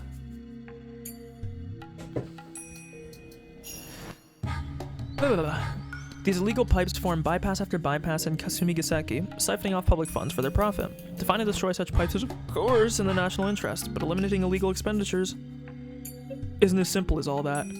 There are important people connected to those pipes.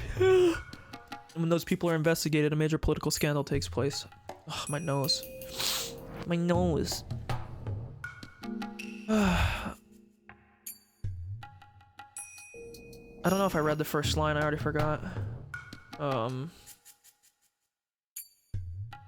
reason why the government doesn't investigate such illegal expenditures is not only to protect vested interests, but also because they are conscious of the damage these scandals can cause politically. To put it more succinctly, the government can endure the pain of pushing pus out of a wound. The closer the exposed subject is to the top, the greater the pain faced by the government, and that affects the cabinet approval rating. The closer the subject is to the core, the more extensive the damage to the heart. Secret investigation Akasaka was leading went as close to the heart as it got, and could cause a collapse of the administration from shock. Akasaka was tipped off that a huge amount of public funding was leaking out through an alumni organization of the 7 imperial universities, but he and his colleagues had been conducting a secret investigation into the matter for a long time. His target was tightly knit, but he learned the wife of one of the organization's senior members bore strong resentment towards them after her husband was made their scapegoat, and he managed to contact her. And because of this, he had gotten his hands on extremely important information.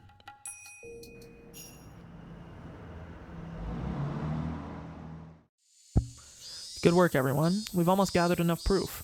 What Akasaka brought us is particularly shocking. You must have worked hard to get it. Great work. Thank you. The small meeting room was filled with boxes that were in turn filled with documents. A whiteboard was filled with cramped writing, too. A few of the investigators in the meeting room, which was also filled with smoke, were reading the documents intensely. I want to check something real quick. I want to check what the war credit. This is, sorry, my own mini ADHD. I just want to see what the current percentage is on the Yale or on Mythic. 40% after 153 polls. Wowie. Okay, very cool. Their intimidating manner clearly indicated they were police officers with a great deal of experience. Akasaka was one of those men. It had been a while since Mamoru Akasaka was transferred to this department. When he worked on the case of the kidnapping of Minister Inukai's grandson, he had been a rookie, but now he was an experienced investigator. After a knock on the door, an elderly man entered the room. Everyone straightened up at once. Sir, thank you for stopping by.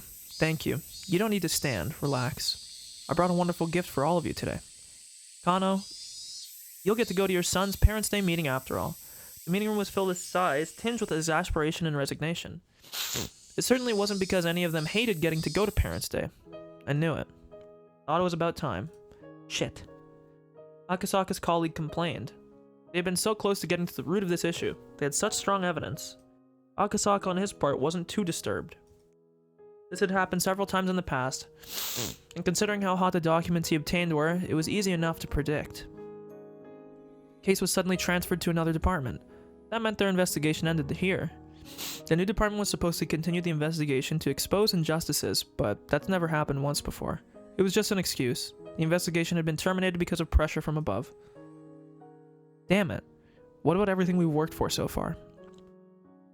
It was just to see how much it hurt to push out the pus. They realized it would be too painful, so they decided not to treat the wound. In that sense, their hard work wasn't very wasted. Because of it, the investigation was terminated. Akasaka understood that, but his colleague wasn't yet mature enough to understand. Of course, Akasaka's sense of justice was displeased by this. He felt frustrated with his superiors who had hesitated to expose the truth. He was mature enough to know not to say that out loud. We'll organize what we have and hand it over to the other end later. Anyway, since you haven't had a day off for a long time, you don't have to wait until 5 p.m. to leave today. Please go home and get some rest. We'll talk about what's left to do tomorrow. Also, don't forget to use up your vacation time, too. Make sure you take a vacation and give a treat to your spouses. Please come with me. That will be all. Yes, sir. Though his long secret investigation left a bad taste in his mouth with his resolution, he managed to earn a holiday until the next incident arrived. Well, I guess we'll do as he says. Everyone go home and get some rest. If you go home that early, you might find out your wife is having an affair, you know. Dumbass, you don't know anything. Akasaka and his wife are madly in love. He calls her every night from a public phone in a different building. I envy you, Akasaka. My wife is pretty cold. Ha ha ha. Maybe you should get her some clothes. Akasaka smiled bitterly as he gathered the documents in his hand. Zuh. Sorry, I'm fixing my mic. I want to put it higher up. Ugh, my nose is bothering me. Hope I'm not getting sick. One of the pages fell to the floor. It was a page from a huge pile of papers documenting illegal expenditures. They exposed the illegal expenditures of the Alphabet Project, the research team for the next generation of hardware in the Defense Agency. It was entirely possible that this project was created in the first place for the purpose of funneling these illegal expenditures. When he saw the paper, one thing caught Akasaka's eye. He picked it up, looked at it, and tried to remember. It was a list of people who illegally received public funds. It was also a list of retirees who were still very much in love with money. There should have been no connection between those people and Akasaka. However, there was one thing that caught his attention. The Irie Clinic. As soon as he said it, all sorts of memories resurfaced. Yes, the Irie Clinic. When he was working on the case of Mr. Inukai's grandson's abduction, he got into a scuffle with the suspects and became injured. He was taken to the local clinic. As he recalled, the name of that clinic was the Irie Clinic. He started to remember one thing after another. His very first experience with wading into the muck. It was burnt into his mind like a fresh memory, and he could vividly recall everything that happened. One sec, I need to see are my frames dropping? No, they're not. Okay, I just saw that the bitrate was kind of springboarding a bit. His daughter was about to be born, and he really didn't want to go to Hinamizawa. He met Oishi, who taught him a lot of important things. He also met a girl in that village. Her name was... yes, that's a weird name. Rika Furude. That was it. How long had it been? How old was she now? As he remembered her lovely smile, he also remembered the ominous prediction she made. She had predicted that if he didn't go back to Tokyo, something terrible would happen. At the time, he took it as nonsense, but he felt something odd about it, as if it was a divine omen. Then he had remembered Yuki, who was about to give birth. He became concerned that something terrible would happen to her, but he couldn't just leave and go back to Tokyo. That's why he called her right away. He told her something would happen. He told her to be very careful until he returned. Yuki had laughed and told him he was being paranoid, but that phone call indeed saved her from a calamity. Akasaka had found out about that when he visited her after returning to Tokyo. A few days after his phone call, a janitor was seriously injured when he stepped on a loose tile on the stairs on his way to the rooftop, which is how Yuki died. He also heard afterwards that Yuki had a habit of going up to the roof for a walk every day. Oops. But because of his phone call, she stopped doing it. If he hadn't called her, she would have been one to step on the loose tile. In other words, Rika Furude's prediction had been correct. There was no proof, but Akasaka still believed that he was able to save Yuki only because of Rika's prediction. Wow, I gotta fucking... my lips are so bad, I don't even know how they get so dry. Ugh.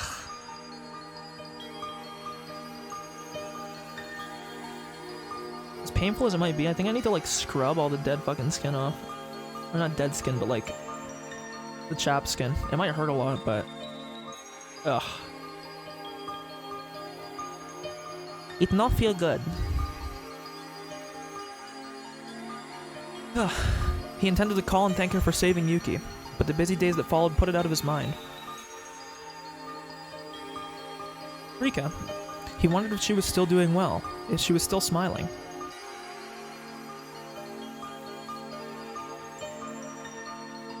Akasaka remembered the sad prediction she made on that night under the moon, while still wearing that smile. Right. She'd said something. She'd predicted someone would get killed on the night of the festival every year, and that on the 5th year in, she'd be the one to be killed. That's right, he thought. She did say that. The 5th year. That's this year. The festival is... That's right, it's in June. He remembered correctly. It happens on the last Sunday of the month. Akasaka looked at the calendar. It was June 1983. Although there was still some time, the death she predicted for herself was coming up. The girl who'd predicted Yuki's accident also prophesied a mysterious incident would occur annually for the next 5 years. If they'd actually been happening, then it would happen again this year. Akasaka wondered if Oishi was still at the Okinomiya PD. If the actual incident she predicted actually was taking place, he would know. In other words, he could confirm if Rika Furude was going to be killed or not with a phone call to Oishi. The girl who predicted her own death had muttered that she didn't want to die. Muttered? No. It was clearly a plea for help. A young girl who was trapped in the fathomless bizarre traditions of a village she couldn't escape had sought help from him, an outsider. She paid his reward in advance, in the form of foreseeing Yuki's accident. He had to get to her. He had to go save her. A flood of emotions filled him up. He felt as though he had finally remembered something he was never supposed to forget. That's right. He had to go to Hinamizawa. He had to save the girl who asked him for help. Hello, Okinomiya PD. Hello, is a Kurado Oishi still working in your investigation department? If he is, may I talk with him, please? Excuse me, may I ask who's calling? Can you tell him it's Akasaka from the police headquarters? Oishi was a very lively person, but he had been old even back then. Maybe he had already transferred somewhere else, or maybe he'd since retired. But if he was still there, he'd be happy to hear from Akasaka. He sure had a unique laugh. Oishi, there's a phone call for you. Someone from the police headquarters in Tokyo. Tokyo? Who could that be? Hello, this is Oishi. What? My oh my. And how have you been?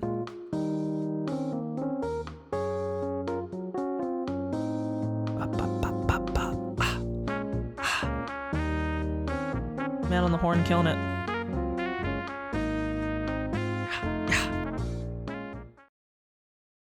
Oh, I got another achievement. Here we go. We're finally progressing. Jesus. So, let's see here. This means that now we have 1, 2, 3, 4, 5, 6 chapters left to go. That chapter was approximately 30 minutes, a little bit more, 40. So, you can do the math. Any tips at all? Nope. We're just gonna keep chugging along, because I do want to finish this tonight.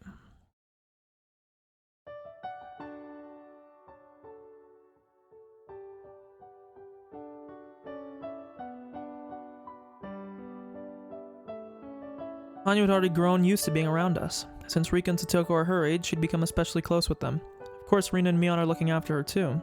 Rina told me something the day Hanyu joined the class. She said that Hanyu has been close to us for a long time, and that she's been watching us play. That she always wanted to join us. I still can't remember seeing her before, but somehow I can believe it. Hanyu has accepted all the things that surprised me at first as if she knew about them all along. She knows everything about us, and it seems she's truly excited about finally being able to join in. Hanyu is definitely part of our group now.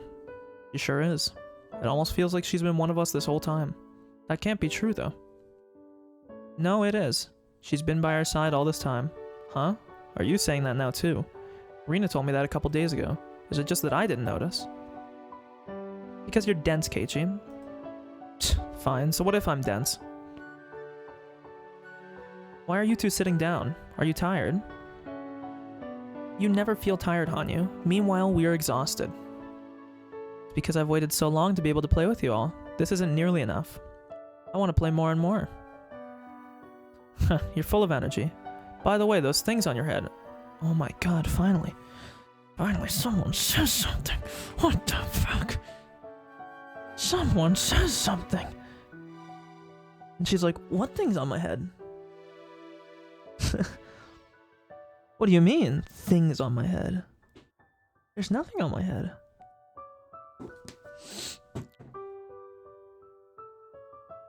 Huh? Hanyu has horns on her head. I thought that it was a hair accessory of sorts, so I didn't want her to lose it while playing. I was going to offer to hold it for her while she ran around. But Hanyu's face clouded over and she apologetically held onto her horns.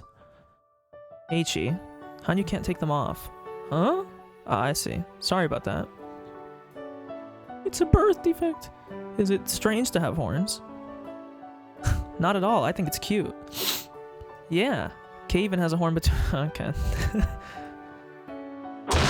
Though it's hard and curves backwards.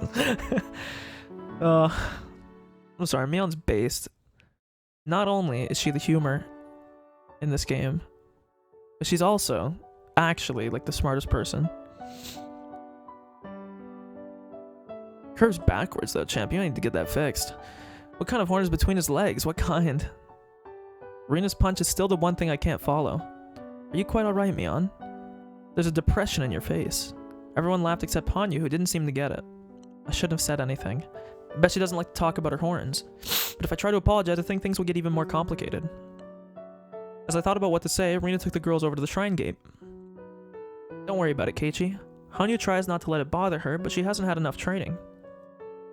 So she doesn't like to talk about them, huh? Sorry, I'll be more careful. Hanyu came from Hinamizawa a very long time ago. Came too.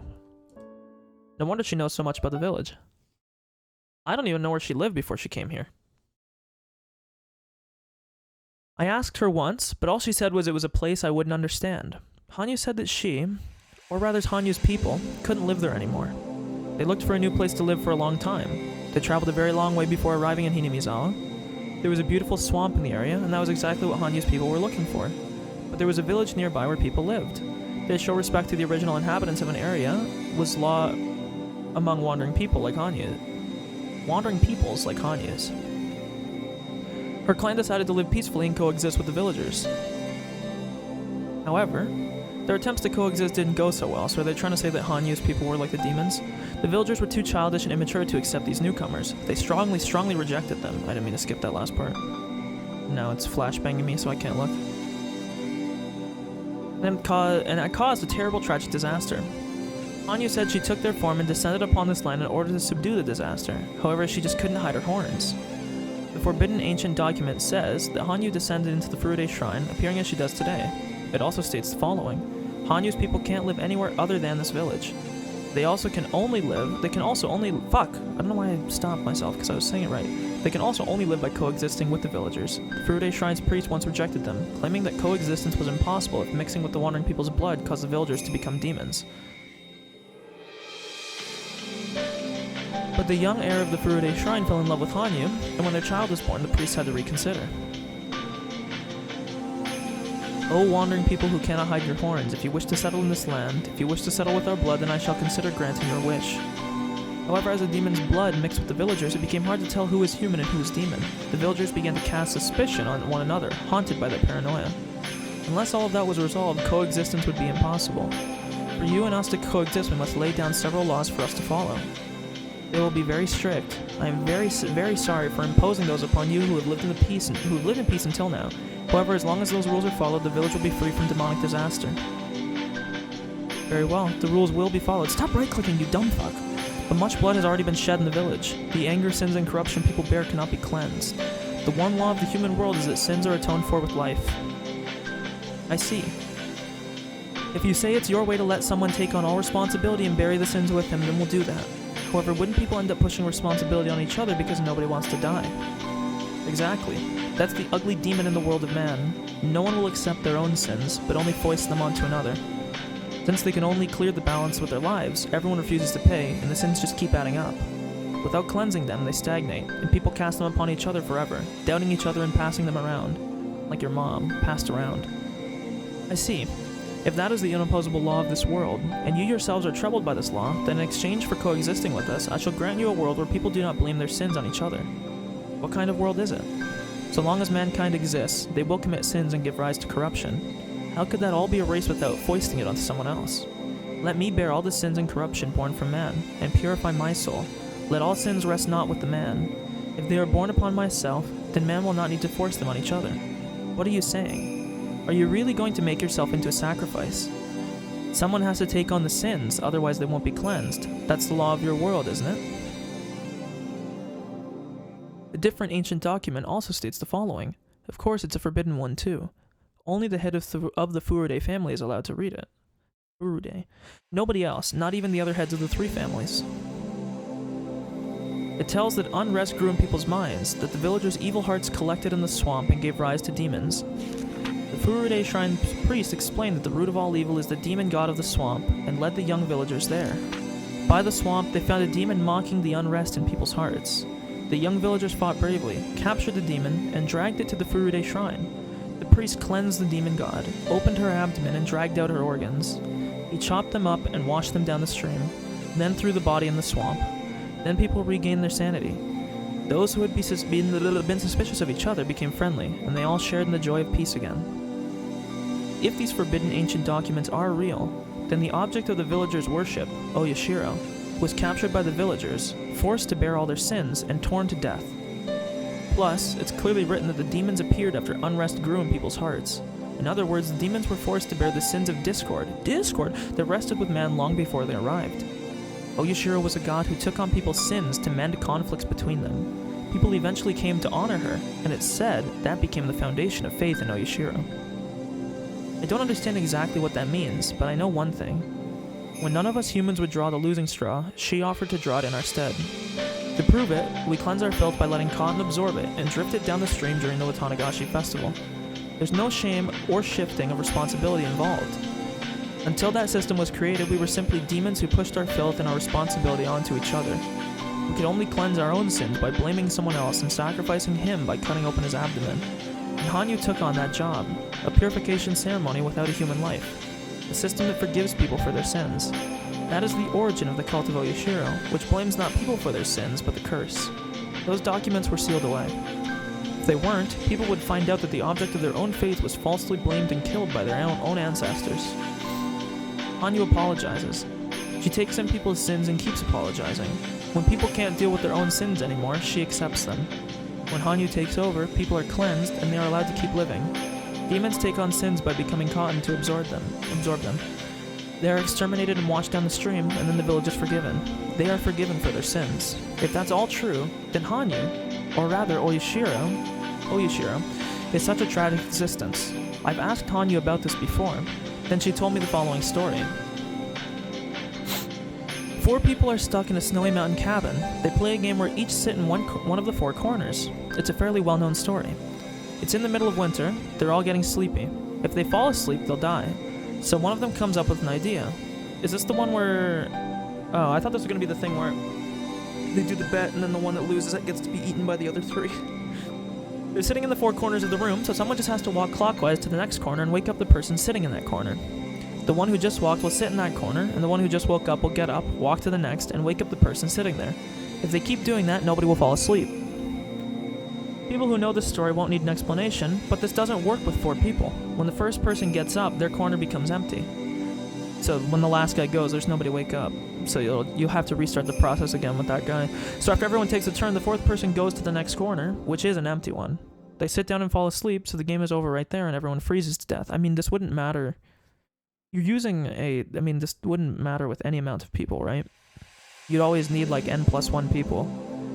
Because assuming that it's a loop, if it's a loop, it's always going to end at some point. Which means that the last person is just going to end up in the gap left by the first, so it doesn't matter that it was a square. I don't know why they... Because they seem to make it sound here like it was only because it was a square. This doesn't work with 4 people. I don't think it works with any amount of people. There will always be a gap, but regardless. I guess they're saying that in a 4 room you'd need 5 people, which yes. But if we're assuming that corners and people are equal, then whatever, who cares? This is not meant to be read into this deep. They sit down and fall asleep, so the game is over right there and everyone freezes to death. In other words, to play this game you need more than 4 people. You need 1 more person in order to be saved. People usually tell this as a ghost story. They usually say that this was actually a group of 5 people, but one was already dead, and thanks to that ghost, they're able to continue living until the next morning. So this is the story of Hanyu, because there was 4 of them, and then Hanyu's the 5th. Hanyu once told me that she's like that 5th person. If she can make everything run smoothly by joining a circle of people, then it's very similar to how that telephone game in the mountain cabin managed to function without breaking. Hanyu can complete a circle that can't be realized by people alone. Then those people can live peacefully. She's an existent that completes a circle. Is she bothered by her horns because it reminds her of the time when she was called a demon and punished for the sins she took in? Is her subconscious still tormenting her with thoughts that those who have horns ought to be persecuted? She was born with those horns. She was hated and abused because of them. Really, I definitely shouldn't have said anything, huh? And just because she has those horns, she has to take in everyone's sins and cleanse them. She did that, and then she was worshipped as a god. Huh? A god? I was talking to myself. Forget about it. Huh? Dropkick him. Nobody knows who Hanyu really is. Is she really a divine existence that descended from a higher place? Or is she simply an unlucky girl who became a sacrifice just because she had a pair of horns? Nobody knows. Maybe Ymir knows. But this girl's blood was blended with the Furude family's blood, and that blood has descended into me. Our legends state that if the Furude family has a girl for their firstborn child for 8 generations in a row, that 8th child will be a reincarnation of Oyashiro. I don't know exactly what that means, but I'm that 8th generation. Is this why I was the only person who could see Hanyu? 8 generations is a very long time. Maybe that's how long it took for all the sins Hanyu assumed to be clear. 8 represents infinity, that's true. It's a very lucky number. Sure, if you want to read it that way. Often curses uttered will contain, I'll curse you for 7 generations, but the 8th lies beyond that. In other words, the 8th possesses such good fortune that it can forgive great curses and sins that span 7. It's a number with power. It's the time Hanyu needed to cleanse all the sins she took in from humans. Hanyu and her people simply wanted to coexist with us, but Hanyu had to become a sacrifice. Her stomach was cut open and its contents washed down the stream. Then she was thrown into the swamp. And so the Furude family has been waiting. They waited for a very long time for her to come back. They kept our traditions alive, waiting forever and ever for her to return. According to legend, the name Furude was made by adding a horn to the character for fortune teller. The Furude family rose when Hanyu's bloodline was combined with that of human beings. Hanyu is the ancestor of the Furude family, as well as the mother of us all. When I was little, Hanyu taught me a lot more things than my mother did. It's no wonder. I'm her descendant. The curse on the clan who coexisted and buried their very own mother was finally absolved after 8 generations, what seemed like eternity. And then she met me, her descendant, the final generation of the Furude family. Sometimes when I think about that, I feel like there must be someone or some important meaning to this hapless fate thrust upon me. But what kind of meaning could the trial I face, the trial of breaking through the obstacles sealing my fate, have upon the curse that plagued Hanyu and the Furude family for over a millennium? I mean, this is all about breaking cycles, right? That's the entire thing. We're breaking the cycle of 1983, and you're also breaking the cycle that Hanyu's also been trapped in. 1,000 years is simply too long a period to communicate thoughts and intentions correctly. Hanyu has become the curse we call Oyashiro. Though she originally was a means of salvation, she has become a chain that binds people. The rules about coexisting were misinterpreted as a law that binds villagers to this place, and that continued until the Meiji era. And while the village winds once again blow towards the misunderstanding of isolation thanks to the dam conflict, how does that play into my meeting with Hanyu and this motley fate we're trapped in? I haven't lived long enough to be able to understand that. The only thing I can say for sure is that the Furude family originated when Hanyu's bloodline mixed with that of humans, and the lion's final descendant, me, finally met with its ancestor. The Furude bloodline bears a cursed history of placing all of man's sins onto its mother and killing her. Now the beginning and end of that line have met. Hanyu always wanted to join everyone, yet she couldn't hide her horns. Even so, she still wished to be an existence that completes a circle.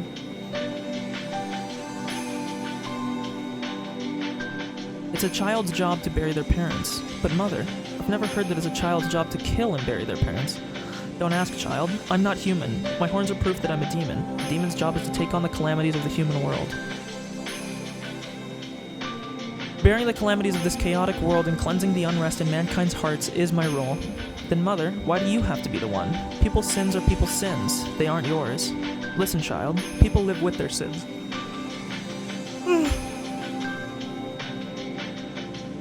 They can't live without making someone else take the blame. Nobody wants to take the blame, so they shift that responsibility around. That is a demon, the true demon disrupting the world of man. By bearing it myself, man may be cleansed, and mankind can be freed from their destiny of doubt and conflict. Let all the sins, the filth, the karma, and the curse come to me. Then attack me, purify me, wash me down the stream, and throw me in the swamp. A human will not do. So it is the fate of one, not human, to accept that role. If a human were made to bear it, then mankind would not be freed from the demon of doubt. I don't understand. I don't understand, Mother. Mother, you have horns. Are you saying that you aren't human just because you have horns? But even if you are human, the horns make you non-human. Even if you have horns, you're human to me. My child, you're the only one who's ever said that. Even if everyone else calls me, you'll still call me human. What is passed down in the Furude family's many forbidden scrolls. What is passed down in the Furude's many forbidden scrolls. The ones unknown to even the heads of the three families, sealed in the altar in the shrine storage. Understanding that would probably require about as much time as I've spent repeating time. Yet once you understand that, perhaps you'll better understand the smile Hanyu wears as she innocently plays with everyone. Ah, are you okay? I heard Mion yell in surprise. Something must have happened. What is it? What's going on? Hanyu tripped and tumbled down the hill over there. Hanyu, are you okay? She rolled beautifully, but I hope she didn't sprain her ankle or anything. Let's go look. Hanyu had been playing on the slope and tumbled down it. There's a road just below the slope. Bitch got T-boned. Me and the others went down the stairs to get her. Let's go. I hope she isn't injured. She's fucking dead. Uh-oh. Uh-oh. Wait 1 sec. Oh, fuck. Ugh.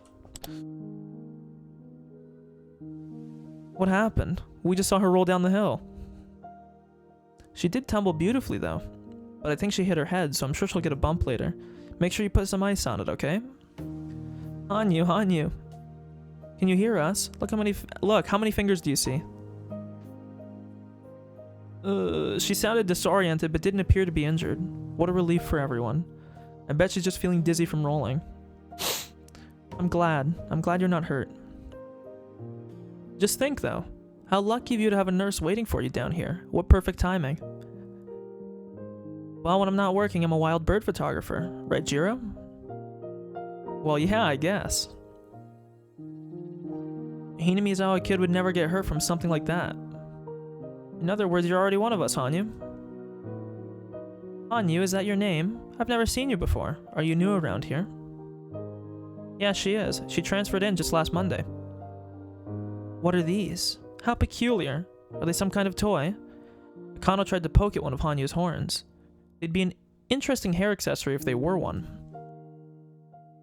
That's what's cute about Hanyu. Please don't touch them, though. Oh, is that so?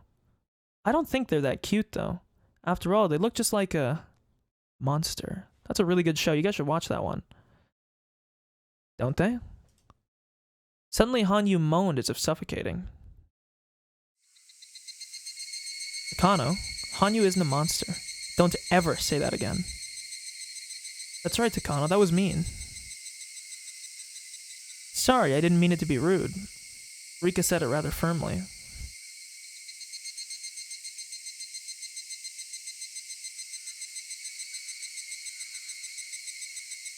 I'm sure Hanyu doesn't want to hear that word.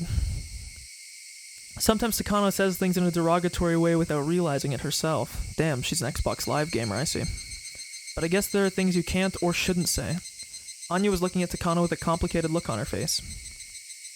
After seeing that expression, Takano realized she might have hurt her feelings. She apologized and left with Tomitake. Are you okay? Hanyu, you landed beautifully too, so you're not injured. Emotional wounds cut deeper than any physical.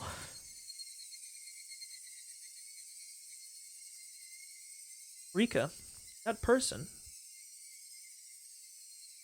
Yeah, Rika knows, trust. Her? That's Takano. Takano. Hanyu repeated Takano's name. All of a sudden I grew worried that she hit her head or something. Hanyu stood straight up and grabbed Rika's collar. Rika? It's Takano. That's right. She's Takano. No, Rika. Takano, don't you remember? I know. Mio Takano, right? From the Irie Clinic. You can't remember. Sorry, Hanyu. What are you talking about? Rika. This can't be. This is the last one. The last one.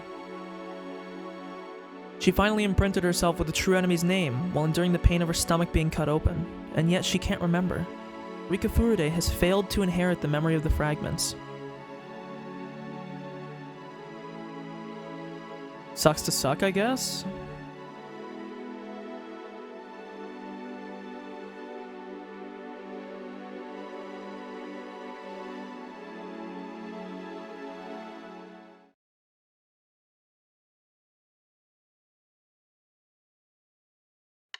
Oh, Akasaka, long time no see. Oishi, you haven't changed a bit. What does Oishi look like? Did I ever show that? I guess it doesn't matter. What are you saying? I've been on an apple diet lately. I've lost a few pounds. Can't you tell? But just look at you. You look great. God, this theme is so good. Well, I have to stay in shape for my job. Hey, Kura, is this the guy? The one who came here a few years ago from Tokyo. Nice to see you again too, Hondaya. I have the hiccups. The hiccups, you might say. It has been a while. My, look at you. Must be nice to be so young. Well, since you came such a long way, let's just head to a restaurant. I'm a regular there, so I'm sure we can get in before it opens. Come on. Oishi, are you sure? Don't you still have some work to do? What? Not at all. I'm on special training with a mission investigator from Tokyo headquarters. Come on, let's get going. Oh wait, I've got to make a phone call first. They're greenhorns compared to someone like you, but I've put some help together for us. Ah, there you are. Coomer. Do you want to come play with us tonight? Oishi, you really haven't changed a bit. Akasaka used to think Oishi wasn't serious enough about work, but after experiencing many different things in the real world, that preconception had completely disappeared. Oishi is that way because of his experience. It's not always best to take things seriously. In this world, sometimes being that frank can help.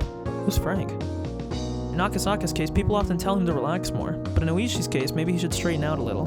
Come on, Akasaka, let's go. At once. Yeah, good answer. You sound like a veteran police officer now. Glad to hear it. The old Akasaka would have thought Oishi was making fun of him, but by now he could take it as an honest assessment. Assessment.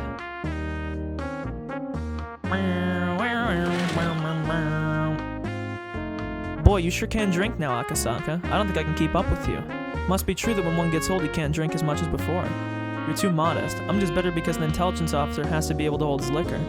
I have a budget set aside at all times for training with my young colleagues. Japanese sake, Western liquor, Chinese liquor, whatever. Sometimes I drink at little bars and sometimes at expensive clubs. That sounds pretty good. I'll have to join you to coach them sometime. Yeah, please come teach us your tricks. Young guys nowadays often talk about how they can't drink. I couldn't drink at all first, you know. The more you drink, the better your body adjusts to alcohol and the more you enjoy drinking. That's right. Are you listening, Kuma? Yeah, I heard. I've been down quite a few now. No, really, you're right. When you first teamed up with Oishi, you were really drinking... You were already drinking oolong tea with a toast. It's no good. A toast has a very important meaning. If you don't drink any alcohol, you're saying you're not satisfied with the party. So when I see young people like that, I tell them, I'm not saying that you have to drink up in one gulp, but your first round has to at least be a medium mug.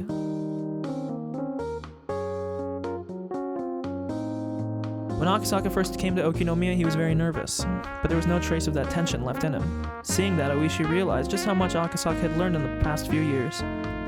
There you go, Akasaka. Man, you've really grown a lot more dependable. During the years I've been waiting to retire, you've grown so much. It might be time for the younger generation to take over, huh? It's not true. If there's one thing I've learned, is that the only thing that matters is experience. Leave the hard labor and the crime scenes to us young officers, while veterans take pride of your desks and work us to the bone. You veterans. Did you hear that, Kuma? Did you? Did you? Okay, I heard him. I'll give it everything I've got. Oishi, Kuma guy's already giving it everything he's got. He's diligent about his patrols to make up for your distaste for them. You know how Oishi is, right? I've only worked with him for a few days, but I understand what you're going through. Even so, he'll make you into a good cop. Just believe in him.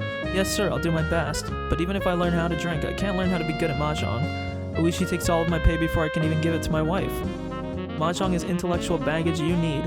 The more you play, the more confident you get. Let's play together later. I'll teach you how not to lose.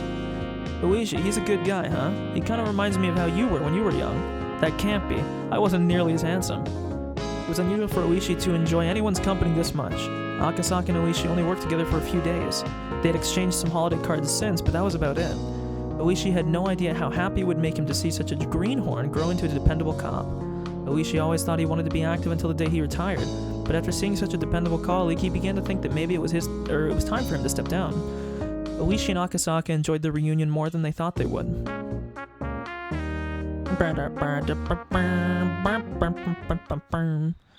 The owner of the place was bringing the electric sign inside. All the chairs were up on the tables, and the owner's wife was cleaning the floors. There was nobody else around. Judging by the clock, it was almost 3 a.m. This is a reunion, right, Kura? Take your time, okay? Just wake me up when you leave so I can lock the door. Sorry about this, thank you. There wouldn't be anything else open at such a late hour. Oishi and his colleagues still wanted to talk, so they decided to stay. Kumagai couldn't fight his sleepiness and was nodding off. They were talking about Akasaka's job. Akasaka works at a department specializing in public safety. Oishi and the others were interested in all his stories of danger and bravery. Anyway, I want to meet with Rika Furude. Oops, by Rika Furude you mean the orphan daughter of the Furude family? Orphaned? What happened to her parents? Fuck, I keep right-clicking. Rika Furude had predicted that there would be an incident in Hinamizawa every year for the following 5 years. Her parents, according to her, were supposed to be killed on the 3rd year running. Yeah, it was the 3rd year of the Curse of Oyashiro. 1981, must have been. The Furude couple died rather suspiciously. It was 3 years after you came to Hinamizawa, Akasaka. 3 years. Did it happen in June, 3 years after I visited? Yeah, that's about right. Why? Is there something about it that bothers you? Akasaka shut his eyes tightly to chase away the alcohol in his brain and tried to remember the girl's prediction. He had, after all, come here to confirm it. I came here in 78. And what about the damn construction site manager? Oh, that's the guy I played mahjong with. How's he been doing? It was in the newspaper, I think. Maybe it was just in the local ones. Well, he was killed in a fight with the other workers that year. Rika Furude had predicted that he'd be killed in a gruesome way, that his body would be dismembered. Was he mutilated? See, you know about it already. That's exactly it. His right arm is still missing, too. It's so unfortunate. The following year on the same day, in June 1980, Satoko's parents will be pushed to their death. Maybe it should be called an accident. A lamentable accident. I'll continue. The following year, the year after the manager's death, I think. Let's see. I know. Satoko it was. I think she's a little girl. Did her parents die in an accident? Oh, how much do you already know? That's right. Dam supporters, the Hojo couple, fell off a cliff while on vacation, though it still hasn't been confirmed if it was an accident or an incident. And the following year on the same day in June 1981, my parents will be killed. In the following year, yes, Rika Furude's parents died, but none of those incidents make sense. You sure know a lot about the Curse of Oyashiro. None of those incidents were made public because of pressure from the locals, so I'm surprised at how much you know about them. I can't believe this. But even you can't know about the following year, because starting with the 4th year in a row we decided to investigate secretly. I think I know about it anyway. And the following year on the same day in June 1982, Satoko's mean aunt will die. Her head will be smashed in. The following year, so that was last year, Satoko from earlier, wasn't her aunt beaten to death? Shit, you're right. Akasaka, how do you know so much? I think I know who will be killed the year after that. What are you saying? Besides, the year after last year means it's this year. This is like the fucking South Park episode. It's 2 days before the day after tomorrow. Holy shit, that's today. I'll be killed. It will be in June of 1983. In other words, this month. Rika Furude will be killed. Oishi and the others were at a loss for words. Akasaka had talked about the 4 mysterious incidents. Although he had been far away, he belonged to a very special unit of public safety. Could have been possible for him to find out about their secret investigations. That was why it wasn't that odd for Akasaka to mention the series of mysterious deaths, even though he had been far away from Hinamizawa. However, not only did he know about them, but he also named the next victim. Oishi and his coworkers had sobered up entirely. Akasaka, it's getting late. We're all exhausted, so let me get to the bottom of this. What is it that you're trying to say? Okay. All of this is what she told me when I was in Hinamizawa in June of 1978. Oishi couldn't believe what he was hearing. He was left speechless. I know it's hard to believe. When she told me back then, I thought she was just being a mischievous little girl. But she told me she was going to be killed in the 5th year running. In other words, she asked me to help her, I think. The main purpose of my visit to Hinamizawa this time is to find her and ask her if she still needs my help. Akasaka, I'm retiring this year. I want to take revenge on the people who killed the manager on the first year. I'll jump on any lead I can find. So let me just confirm this with you. What you just said isn't a joke, is it? If it is, you had better tell me right now. I'm telling you the truth.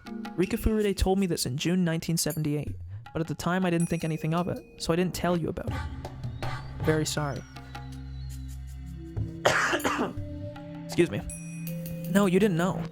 Even if you had told me, I don't think I would have believed you. Only because it happened 4 years in a row do we believe you now. Oishi must have been thinking that if only Akasaka had told him back then, he could have saved his friend. But what the old man from forensics just said was right too. Oishi wouldn't have believed him back then, and his friend would have died anyway, and Oishi would have been left with regret at not being able to do anything. It's true. I should be the one apologizing. Still. Rika Furude. Why Rika Furude? I don't know exactly what's going on in Hinamizawa right now. I read in the papers that the dam construction plan was halted indefinitely. That's why I assumed Hinamizawa was peaceful now. The dam conflict is over, yeah, but starting the following year, these mysterious deaths, known locally as the curse, started to occur annually. And it played out just like you said.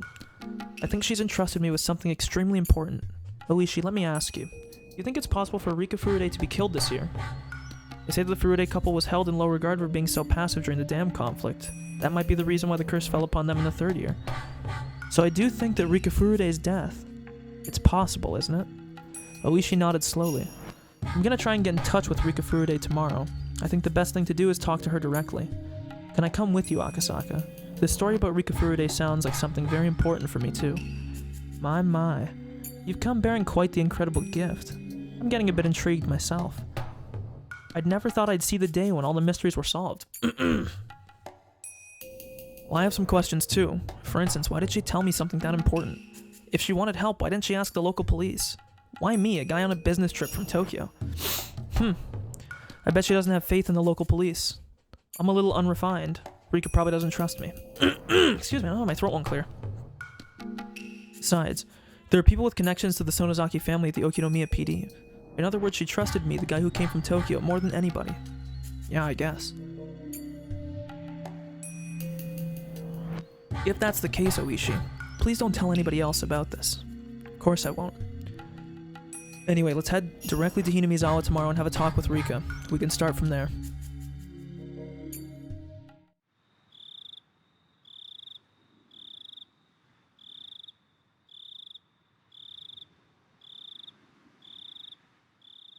It's Rika's house. It's hard to believe. Excuse me. 1 second.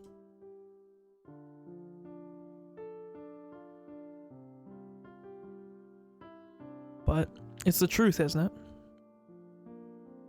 It was in the middle of the night. Only the sounds of insects and Toko snoring could be heard. Rika was sitting by her favorite window. Yes.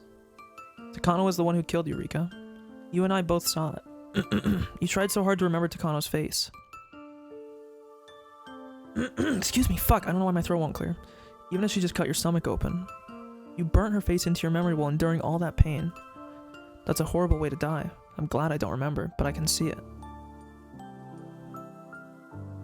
That's the kind of death Takano would prefer. Still, I don't get it. Why would Takano kill me? I'm the Queen Carrier, and if I die, a disaster will occur, right? Yeah, I'm gonna mute real quick and cough very loudly because I need to clear my throat. It's bothering me.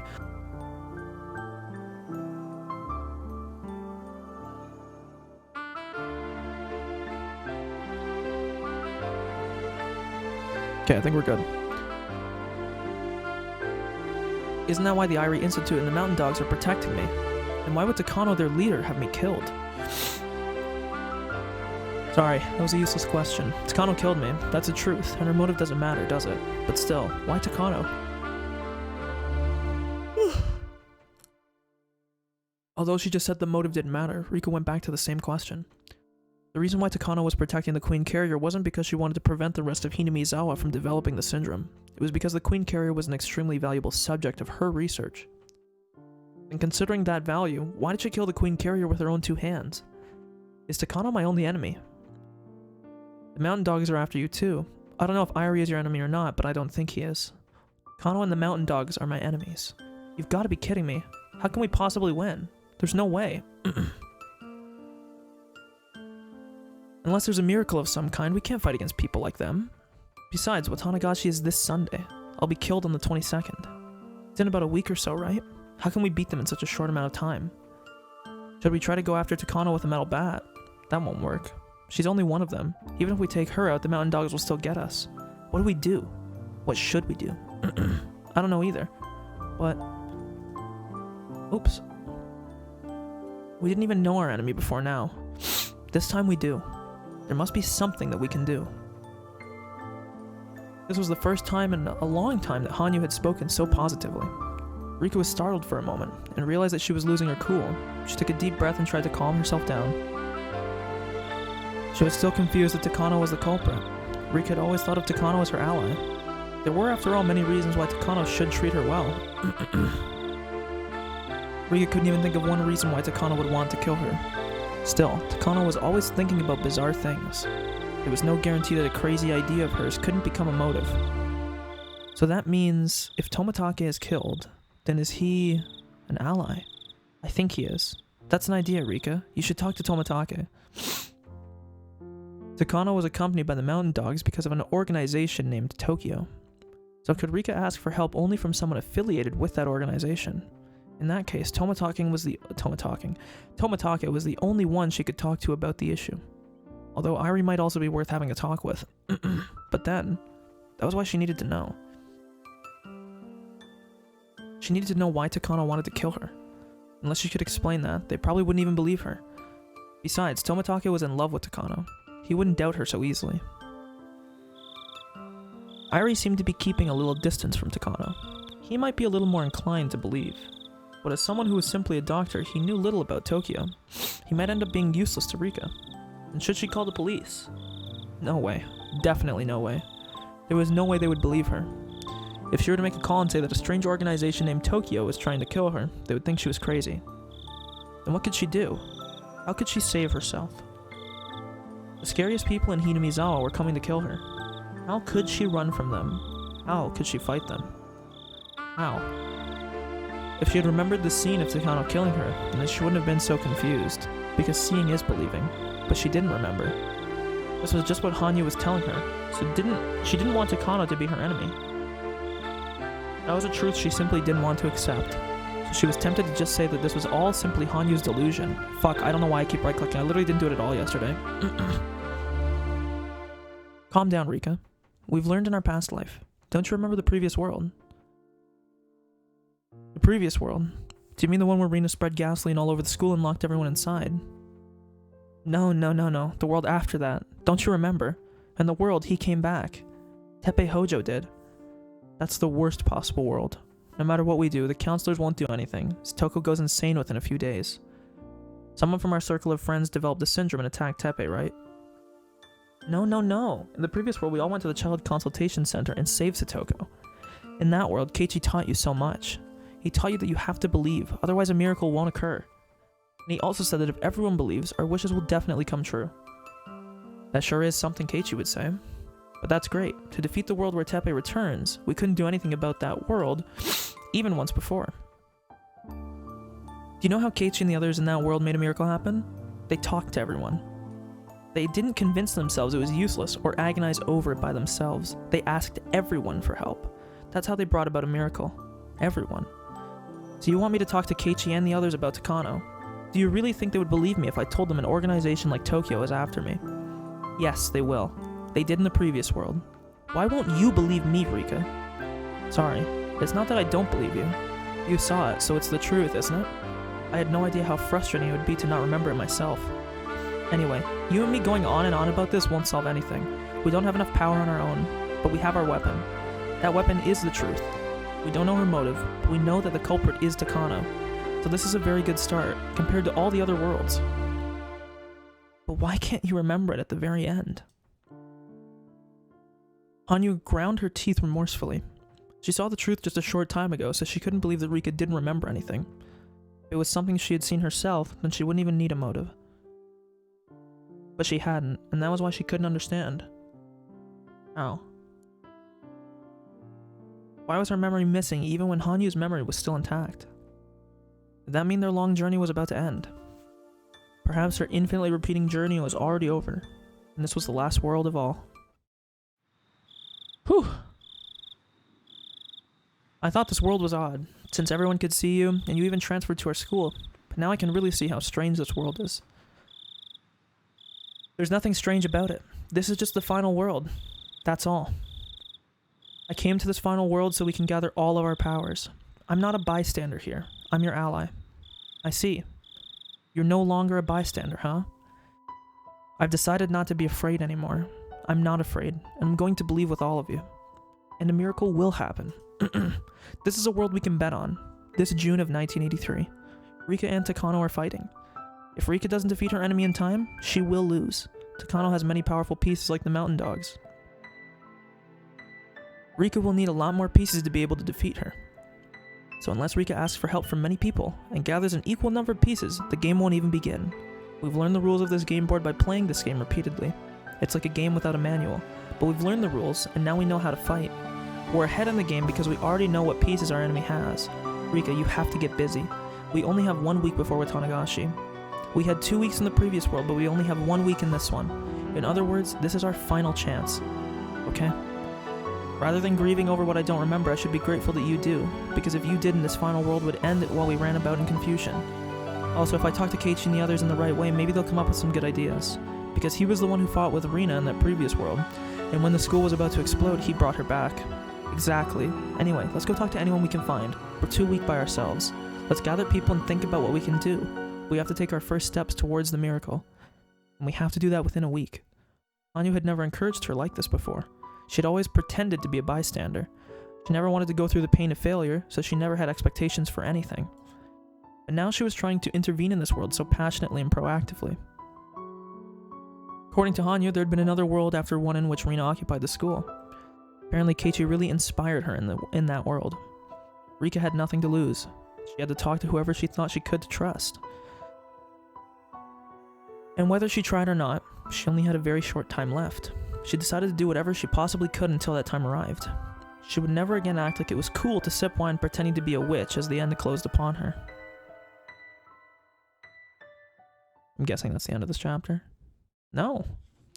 Hello. It has been a while. This is Nomura. Yes, thank you for the detailed documents from the other day. Thanks to that data, men from the Ministry of Health and Welfare now understand how dangerous the Hinamizawa syndrome is. That's the accomplishment of you and the late Dr. Takano. I've only made sure that you receive your fair assessment is all. Anyway, I'll make sure the Prime Minister reads your documents. He's our leader after all.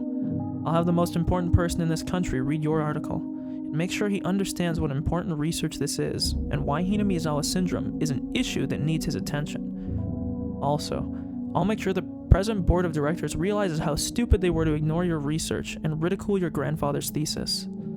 Indeed, I have great news for you. We've decided that after the operation is completed, the actual location will be isolated and shut down, and another department of the SDF will take over the research. You'll be welcome there, and you'll be able to continue your research for as long as you want without worrying about the political factions or funding. That's all thanks to your generous client who wants to reward you for your hard work. You'll be given the position of director, so you can devote yourself to your research. Isn't that wonderful? Finally, you'll be able to accomplish something that overturns common knowledge by researching Hinamizawa syndrome and the existence of parasites that influence human thoughts. No, I'm not just saying that to flatter you. That's what we really think. I see. Sorry to take up your time. I'll be going now. I'll get in touch with you again. The woman put down the handset of her car phone, then she picked it up again and made another call. Please transfer me to extension 1001. Yes, this is Watanabe. Watanabe. Yes. The issue from the other day has been taken care of. Yes. Major Takano's documents are wonderful. I've made some people from the National Research Center go along, so the men believed it without questioning.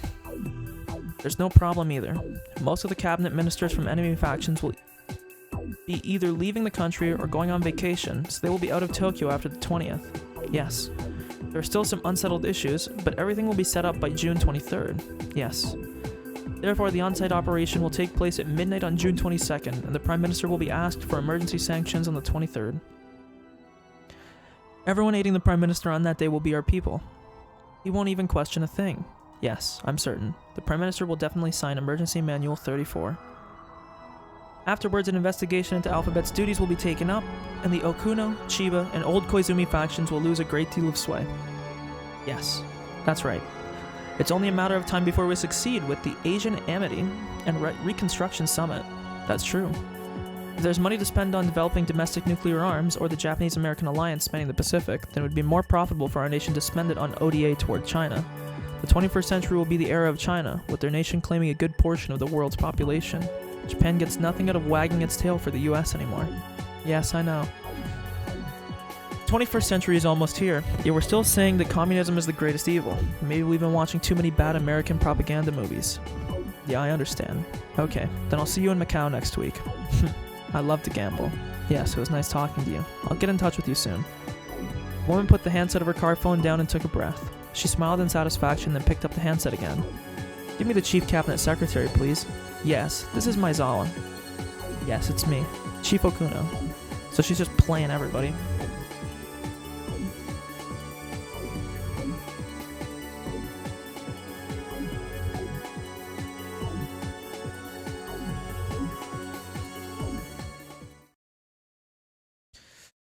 Okay.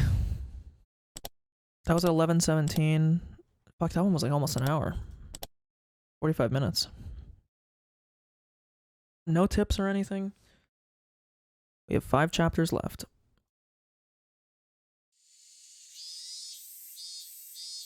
They're approximately 40-ish minutes each, which they won't be. They will be longer than that. We're looking at a little bit over 3 hours. Whatever is going on. Rika, you aren't behaving normally this morning. Don't you think? Or do you think so? Am I acting strange? I don't know how to say it, but you seem much more mature today.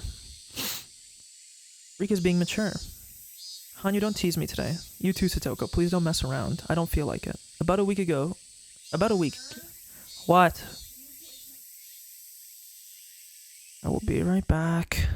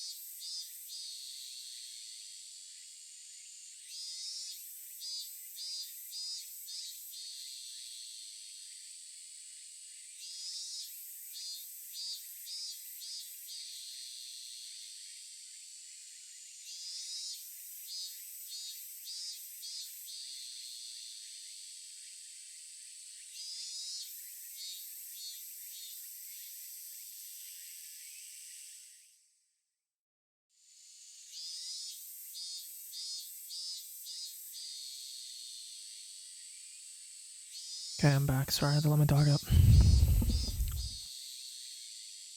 Oh, my shit's popping up on my screen now too. Go away. Fucking adware. I have an Oreo here. 1 second. I want to have one. I grabbed it. There's like 2 left in this package. Oh, you don't tease me about today. You too, Satoko. Please don't mess around. I don't feel like it. About a week counting from today, huh? Satoko gave me a perplexed look. Hey, I didn't feel well. Mm-mm-mm-mm-mm.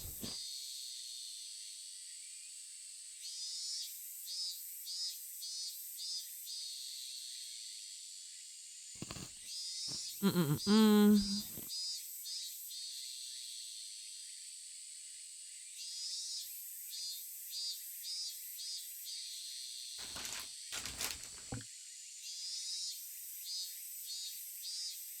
Do-do-do-do.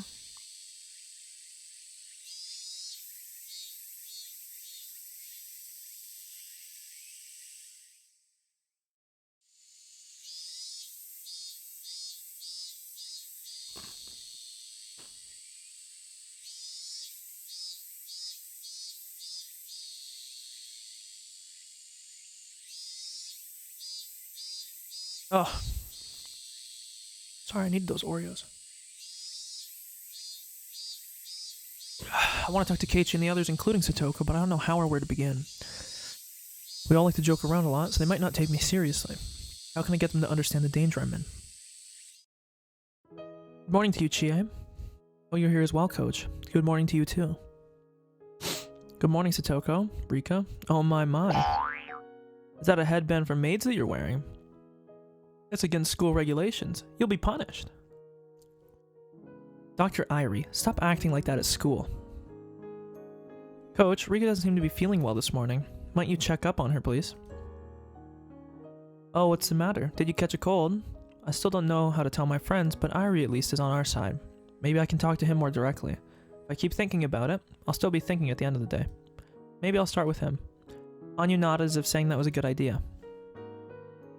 Satoko, let's play a trick on Keiichi. Let's do something to his chair. Oh ho ho. Please, it's a trap, not a trick. I'll teach you how to set a trap for Keiichi. Anyu and Satoko ran to the classroom. Anyu must have left on purpose. I have to use this chance she's given me. Irie, can I talk to you in the nurse's office? Sure, that's fine. Let's go there. Irie probably thinks I'm going to talk to him about Hinamizawa syndrome, so he agreed to go somewhere people couldn't hear. If there's any change in my physical condition, it could be a sign of something very serious. Even if it's just a simple cold, Irie is very concerned about my health. What's wrong? Are you feeling sick? Irie, I'm gonna tell you something odd, but I want you to take it seriously. It's a very important matter. I gave Irie the sternest look I've ever shown him as I spoke. Irie usually acts like an idiot, but he can be an adult when he needs to be. Seeing the expression on my face, Irie started to look more grave himself. How do I start? Okay. Irie, I'm the queen carrier, right? Yes. The parasite that lives in your body is different from everyone else's. What happens if I die? Like I told you before, something terrible will happen. No, to be precise, we believe something terrible will happen. After all, it's impossible to verify until you die. However, several cases involving social brain parasites similar to those of Hinamizawa syndrome have shown that the death of the queen carrier can cause mass suicides or riots. That would be Takano's area of expertise. Maybe you should ask her instead. I don't know much about it myself.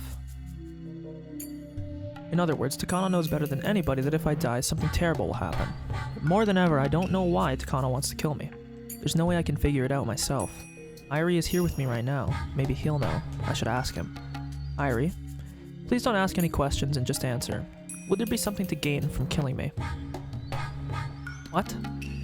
Kill you, Rika? Who would... Irie, you aren't supposed to ask any questions, remember? Sorry. No, I can't think of anything. There isn't anyone who would benefit from your death. I repeat, if something happens to the queen carrier, all infected persons will reach the terminal stage within 48 hours. That's what makes a syndrome so dangerous. The scale of the disaster will be far greater than any individual case of paranoia or psychosis. Would anyone profit from that disaster? No way. Killing you is tantamount to killing all 2,000 villagers. Nobody would consider that for a minute, even as a joke.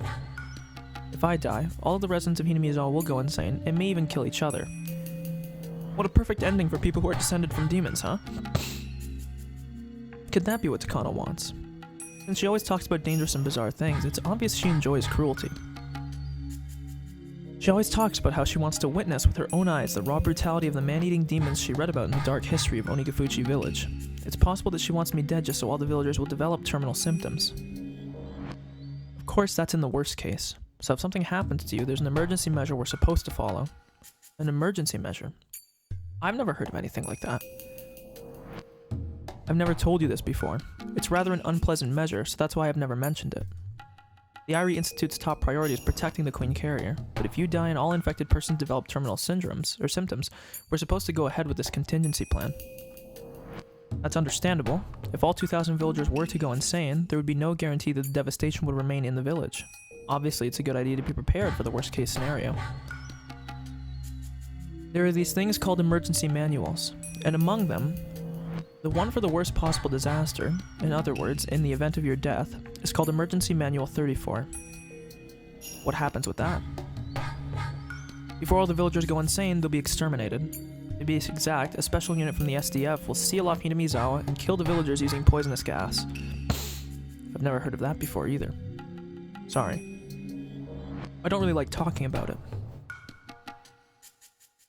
I've been interested in things that happen before I die. Not things that happen after I'm dead. This disaster only takes place after I die. I had no idea that something like this occurs every single time. Or rather, I'm the cause. If the enemy is capable of erasing an entire village, then killing a little girl like me won't be a problem at all. Anyu is telling me to just talk to everyone, but can I really stand against an opponent like that? Anyway, the existence of this emergency manual changes everything. Takano's motive no longer makes sense. I thought her goal was for all the villagers to go mad and slaughter each other like demons. But according to what Irie said, that wouldn't even happen. The villagers will all be killed before it does. I'm not Takano, so I can't be sure, but I don't think that would be fun for her. It doesn't make sense to kill me for that purpose, especially since we've known each other for such a long time. Do you think it's possible for Takano and the Mountain Dogs to kill me? Don't be stupid. That's just impossible. Takano's #1 priority is to protect you, and one of the Mountain Dogs' main duties is to watch over you. That's simply unthinkable. I don't know why I said priority. Priority is to protect you. Irie. Even so, supposing Takano wanted to kill me, can you think of a motive for her doing so? No, I can't. She knows better than anybody about the dangers of the Queen Carrier. Besides, as you're well aware, she's very passionate about her research into the syndrome. Killing you would put an end to that source of her passion. But Irie, Hinamizawa syndrome is supposed to be eradicated within 3 years, isn't it? In other words, you're going to destroy the disease. What does Takano think about that? Well, Hinamizawa syndrome is the target of treatment for me, but before Takano, it's research material. Actually, she's strongly against the plan to eradicate it within 3 years, and she's even made a trip to Tokyo to request an indefinite extension of the project from the board of directors. She wasn't successful, though. So what you're saying is that Takano wants to continue her research, but Hinamizawa syndrome is going to be eradicated within 3 years, so Takano is going to lose the subject of her research, isn't she? I guess you can say that. I think I see something here. The Irie Institute isn't a small organization. It's being managed by a lot of people and receives a great deal of funding. That's the only way they can even research the syndrome. So if the Irie Institute is planning to put an end to the research within 3 years, there really isn't much Takano can do about it. If it's all going to end anyway, then maybe she wants to shake things up. No way! Something like that can't possibly happen. But you know how she is, right? She would do it. She would kill me if she wanted to, don't you think?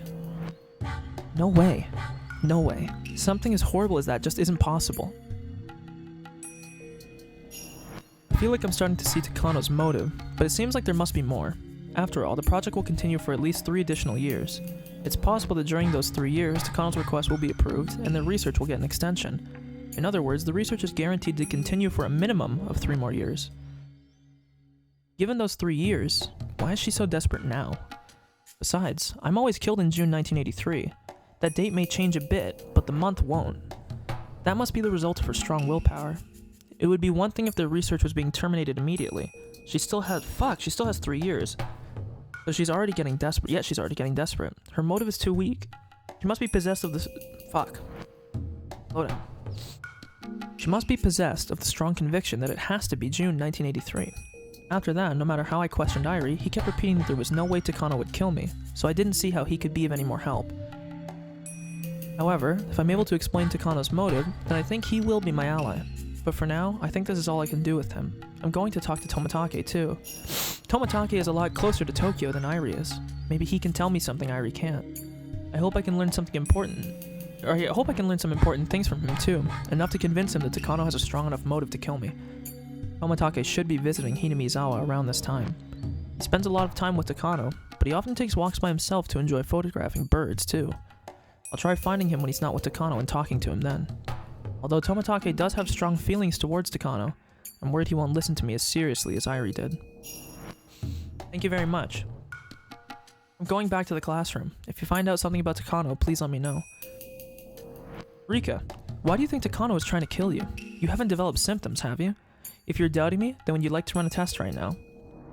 I said some terrible things out of the blue, so I don't blame him for becoming suspicious. However, thanks to the rapid diagnostic test Irie had developed at this point, it was easy to prove with a syringe. I just had to submit to the needle to show that I haven't developed terminal symptoms. The results were negative, of course. It's just impossible for Takano to... Just impossible! Maybe now Irie believes there's a possibility that Takano is trying to kill me. I left the nurse's office. I hoped Irie will grow curious about Takano and try to find out something about her. So how was it, Rika? Did you find out anything? Well, yes and no. It's hard to say, but there are a couple of interesting things. One is how the Irie Institute is trying to eradicate the syndrome within 3 years. Takano doesn't like the idea. She went to Tokyo to petition for the continuation of her research, but they refused. It might cause her to become desperate. Or that might. The second is this thing called Emergency Manual 34. Supposedly if I die, that will be executed and the whole village will be murdered by poisonous gas. They say that when I die, the villagers will develop terminal symptoms, right? First I thought that Takano wants me dead because she wants to see that happen, but since there is such an emergency manual, the village will be gone long before then, so that can't be her motive. Every time I ask Irie, all he says is that it isn't possible. According to him, Takano understands the importance of the situation better than anyone. Therefore, she doesn't have any reason to kill me. Lean back here a little bit. Ugh. I know. I've only asked Irie so far. It's possible we can learn more information or wisdom from other people too. Right.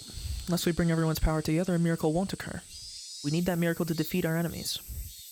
It's almost lunchtime. That'll be a good chance to talk to everyone. Though, the problem is whether or not they'll take it seriously when I talk to them. Once I start talking about the secret society, Tokyo, they'll obviously ask what manga I'm talking about. I need to figure out a good way to discuss it. I don't know why I went like dissect. Discuss it so I avoid misunderstandings. Oh. I think it'll be better to be honest with them without really thinking too much about it. You really think so? Yeah. Let's just try. Tell them in the way I'll teach you, and I'm sure they'll take you seriously and help out.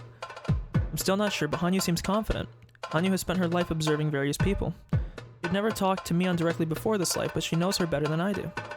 I talk to everyone during lunchtime in the way that Hanyu taught me.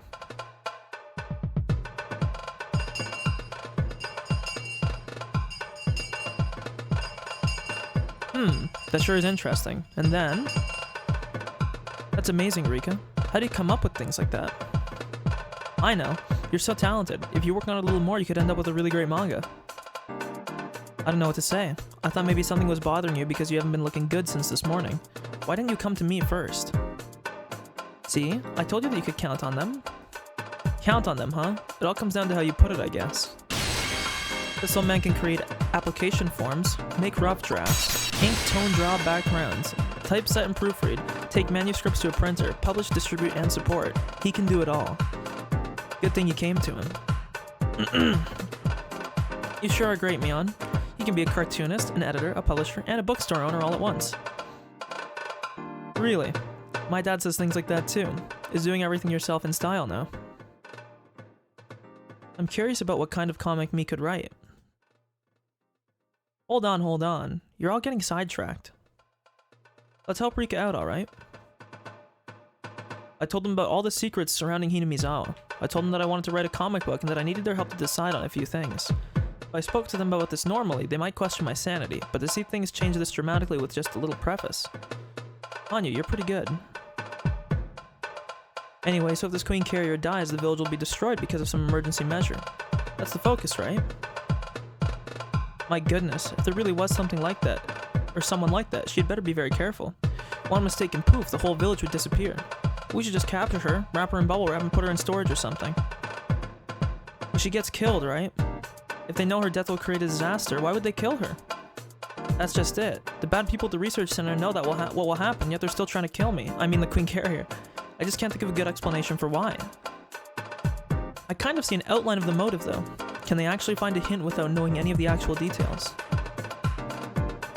That's so simple! The fact that the entire village gets destroyed if the queen carrier dies is a motive in and of itself. Mion laughed as she casually voiced what was on her mind. See, I knew Mion was based. But Mion, this villain wants to research the disease more, so there's no way she'd put an end to it herself. That's not a big problem. Just says some mastermind's pulling strings behind that villain. That, or some villain who's just using that villain. A villain who wants to use Takano. Listen, if the queen dies, the village is plunged into chaos. To cover it up, a mass execution operation is carried out. Fundamentally, this is a countermeasure against the worst possible outcome, a trump card that must never be played, because playing it causes a disaster of its own, even if it settles the previous situation. You're right. In politics, they always talk about who takes responsibility for this and who resigns for that. If in fact a mass execution like that was to take place, someone would have to explain that and take responsibility. Well, it's a secret operation, so I'm sure it won't be made public, but there will be many people questioned within that Tokyo organization, that's for sure. Isn't that a motive for killing the queen carrier? Why? Who benefits from such chaos? There are plenty of people. Think about it. The wind always blows in one direction. For some people it's a headwind and others it's a tailwind. There are always people who gain and people who lose.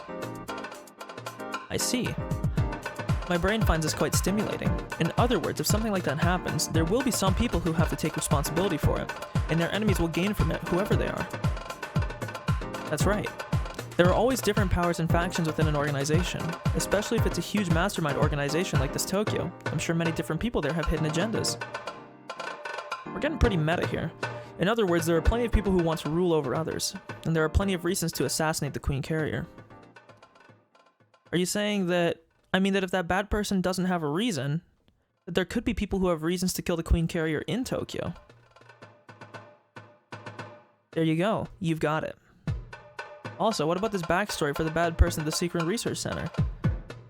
She wants to keep her research going, but it's already been decided it'll end within 3 years, right? So this researcher is about to see all her research turn to naught. That means all the fruits of her life's work are about to be ruined, and she's under extreme duress. Not only that, I think her pride must be hurt too.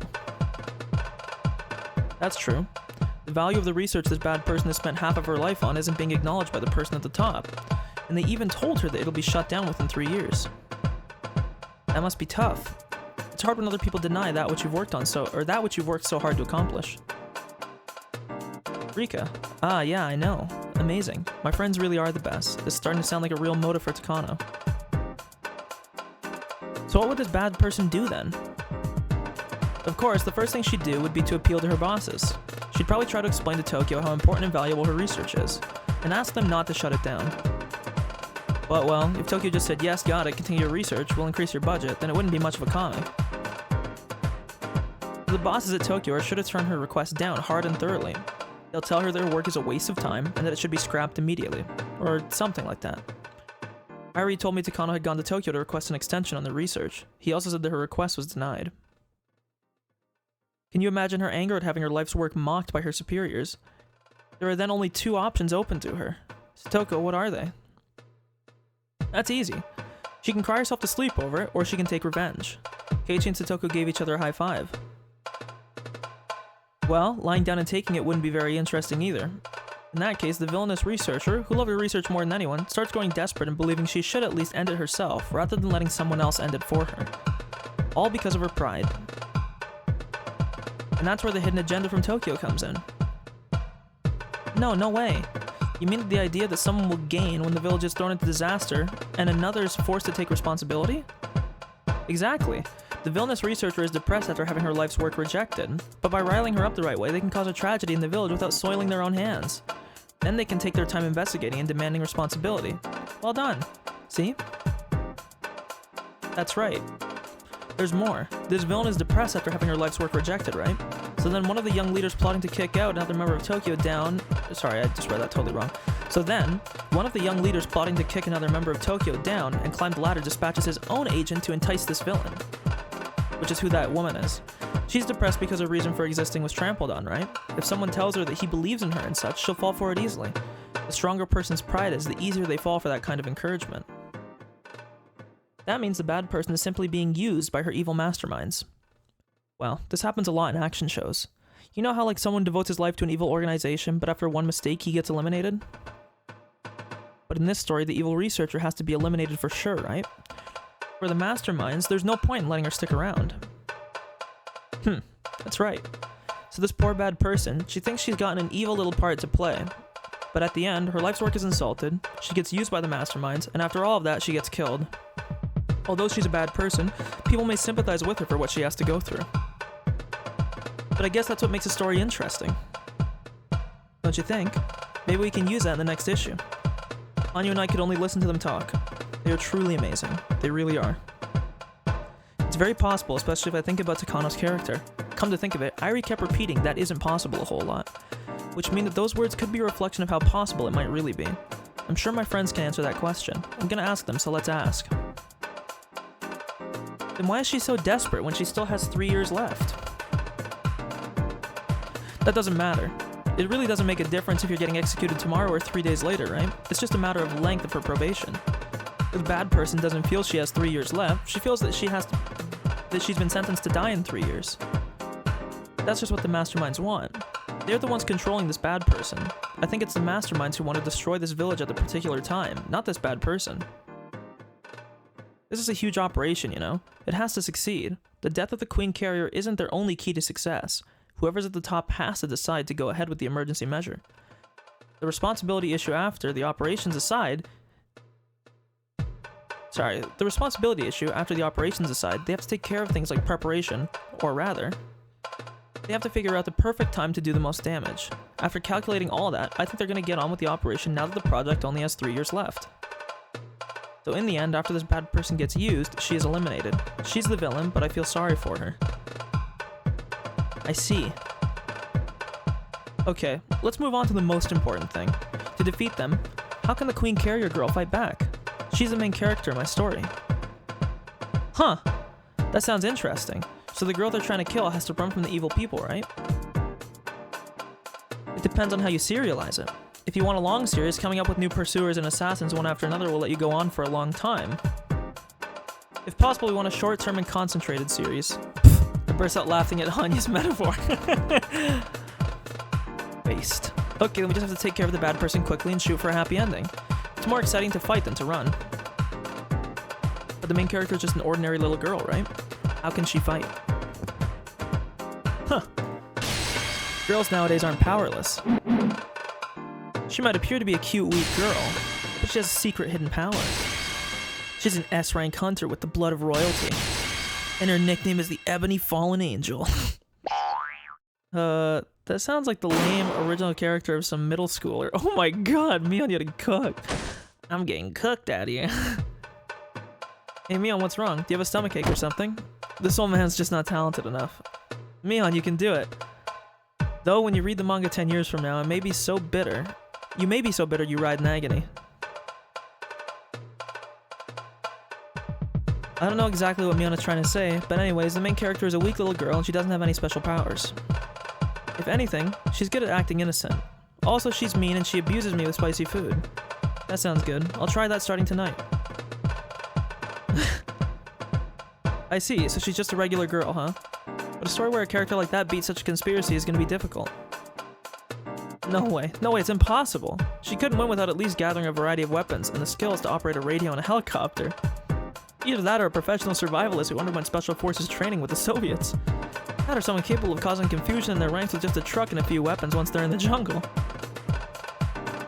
I have a feeling that if Mion and Satoko were the main character's friends, that'd solve the problem right there. Did I say Satoko? Yeah. Huh? This old man? Sure, if he was a character, it'd change the whole story. My fighting techniques and leadership skills are unparalleled. Plus, if the story took place here in this village, my familiarity with the area is top-notch, too. Besides, anyone who makes an enemy of Satoko is as good as dead. Ain't I right? I don't know what kind of secret unit this bad person has, but they are nothing compared to my traps. If the main character and I barricaded ourselves in the hills, no enemy could lay his fingers on her. Yeah. If she holds up with Satoko in the hills behind us, then her assailants will need either a bombardment capable of crossing the whole thing, or a Hanoi-class heavy bomber at least. Even if they led with that before entering the mountains, they'd still take on severe casualties. Furthermore, I'd be commanding the operations. Well, her assailants better be prepared for casualties on par with with the Iwo Jima landing. Right, Satoko? They'd better bring a nuclear warhead if they want to fight me in the hills. True, Satoko would be amazing in the hills, but are you sure you can defeat the bad person's helpers? They are professionals, you know. Surprise attacks and traps are effective against anyone. The Vietnam War is a good example. The US Army, the most powerful military in the world, couldn't stand up against the jungle. A multitude of traps set by someone who knows the area well will go a very long way. Are you saying Satoko's traps would work on them too? Of course. Not only that, they'd be very effective. The purpose of traps isn't just to ensnare their victims, they also make people extremely afraid. They are a professional, so they'll be extra careful. Therefore, their commander will become indecisive. He will have to decide whether to go into the hills or not. That means we gain more time. I don't know what this placement is of Keiichi. This is like, you need to back up, sir. So they would need at least some bombardment to capture us. But this isn't a war, so they probably won't go that far. I definitely don't think that's possible. Anyway, Mion is a professional when it comes to deciding on tactics, and she's saying that Satoko's traps will be more than effective even against the mountain dogs. That's very reassuring. The flip side of traps is that they can only be used to defend, and it takes a long time to set them up. Also, traps don't discriminate. Satoko's hills meet all requirements, though. Yeah, this is just a bug. Hanya's not supposed to be here anymore. That's true. Nobody goes into the hills, and Satoko's traps are already everywhere. The main character can barricade herself in by just going there. If I'm going to be there, it won't be just a simple barricade. I'm going to use it as a diversion to draw away the enemy's main force, and then launch a surprise attack. Drawing the enemy in deep and attacking from behind when their defenses are light is the rudimentary tactic for an ambush and counterattack. Repelling them at the beachhead is the height of hard-headedness. Me and Satoko are so cool. But Keiichi and I are left out. Then all of us will be the main characters. We'll all fight them off together. There you go. That's better. Now that we're all in on it, it's like this is the club members versus an evil organization, huh? I don't know what kind of bad person this is, but I feel sorry for her and her friends. Though, I don't know how powerful they are. Fighting face-to-face is one thing, but if we use our knowledge on the terrain, they have no chance of winning. If they want to defeat us here in Hinamizawa, they'll need to bring an Overlord-class army to bear. Though, we'll fight off even that. I didn't mean to right-click, fuck. Mion laughed and everyone nodded along. Amazing. I'm starting to think that if we try our best, we can defeat even the mountain dogs. If we fight directly, we'll be taken down immediately, even if we use a surprise attack. But if we set traps, and if we have enough of them, who knows? See, Rika? Your friends are very reliable. You're right. I don't know why I never told them anything until now. Even if it's something you can't do alone, you can do it with your friends. Even if only a miracle can make it happen, if we all try our hardest, it can be done easily. That's what a miracle is. My heart is pounding. What is this emotion? I feel like nothing is impossible if I work together with them. Hanyu told me that in a different world, they defeated the worst scenario of all, the one where Teppei comes home. I don't remember, but something tells me deep inside that the exact same kind of miracle is about to happen in this world too. Me, and everyone else too, we want a lot more ideas. How can we defeat this conspiracy? Please tell me a lot more.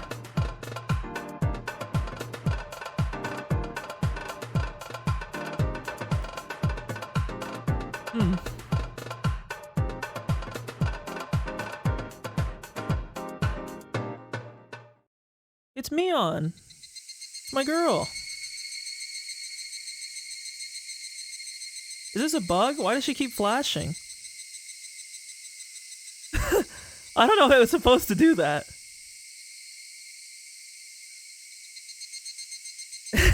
I don't think that was supposed to be there, but I appreciate it for the game glitching in that way. That's my girl! The best character! You know?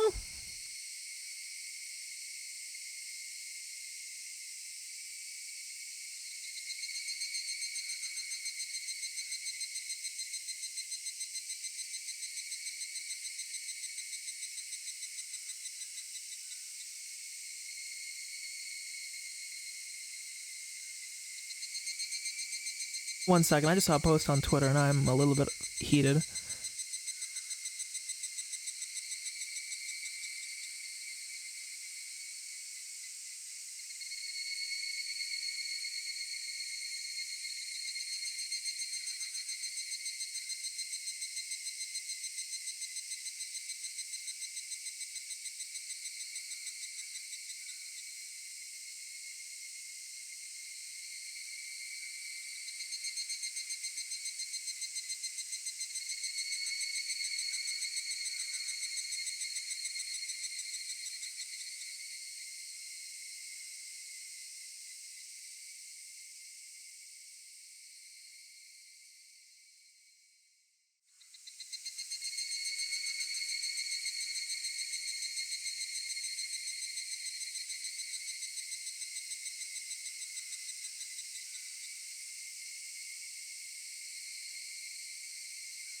I'd only asked for Tomitake.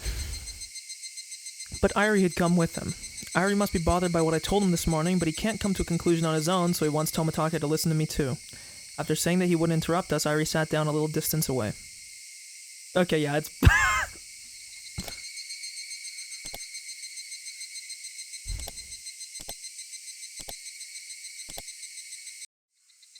Is it actually just straight fucking bugged?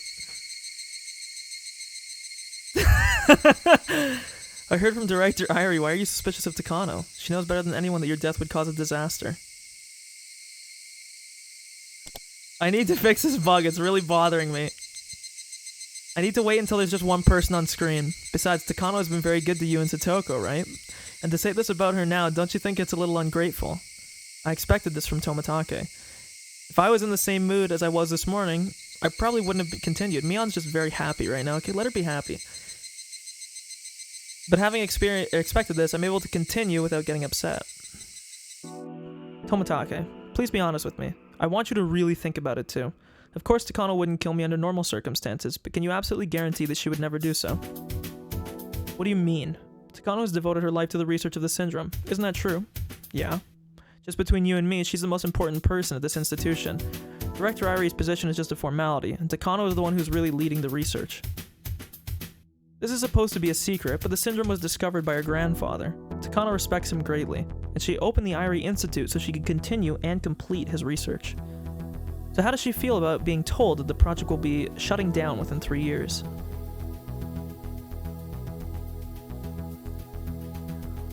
Takano even went to Tokyo and requested an extension, but it was denied, right? Couldn't you say then that the meaning of her life itself is being denied? Don't you think she's hurt? Rika, where did you hear all that? Tomitake went silent for a moment. He must have realized that I'm not just saying random things. It is true that Takano went to see the board of directors, and that she was evaluated extremely poorly. According to what I've heard, they really ridiculed her work. She was told that the research project was a waste of money. She's been acting normally, but I think she's really hurt by it, yeah. See? So how can you be so sure that she won't become desperate, thinking that her research is going to be shut down anyway? No, not Takano. That's impossible. Perfect, boom. One sec. Gonna reboot the game real quick. I'm guessing the chapter is bugged. If it happens again, we just laugh at it, because I don't actually care that much. Just reboot the game here.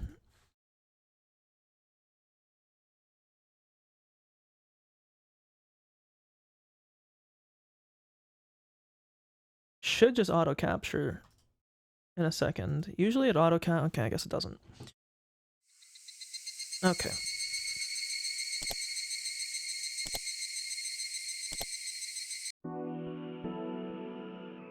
Listen, meathead, you're saying the same shit that he said. That's the same thing that Irie said. He kept saying it was impossible, yet he couldn't deny it completely. He repeated the same phrase over and over to refute that possibility. In fact, even though we know Takano is the enemy, we can only guess at her motive. The only way to find out is to tie her down and make her confess. But there is meaning in making Tomitake become suspicious of Takano. It's even important to do that, so that he'll become my ally. Of course, this is also a strategy devised by our club's leader. It's a rather scary thing to imagine, but Takano won't gain anything from your death.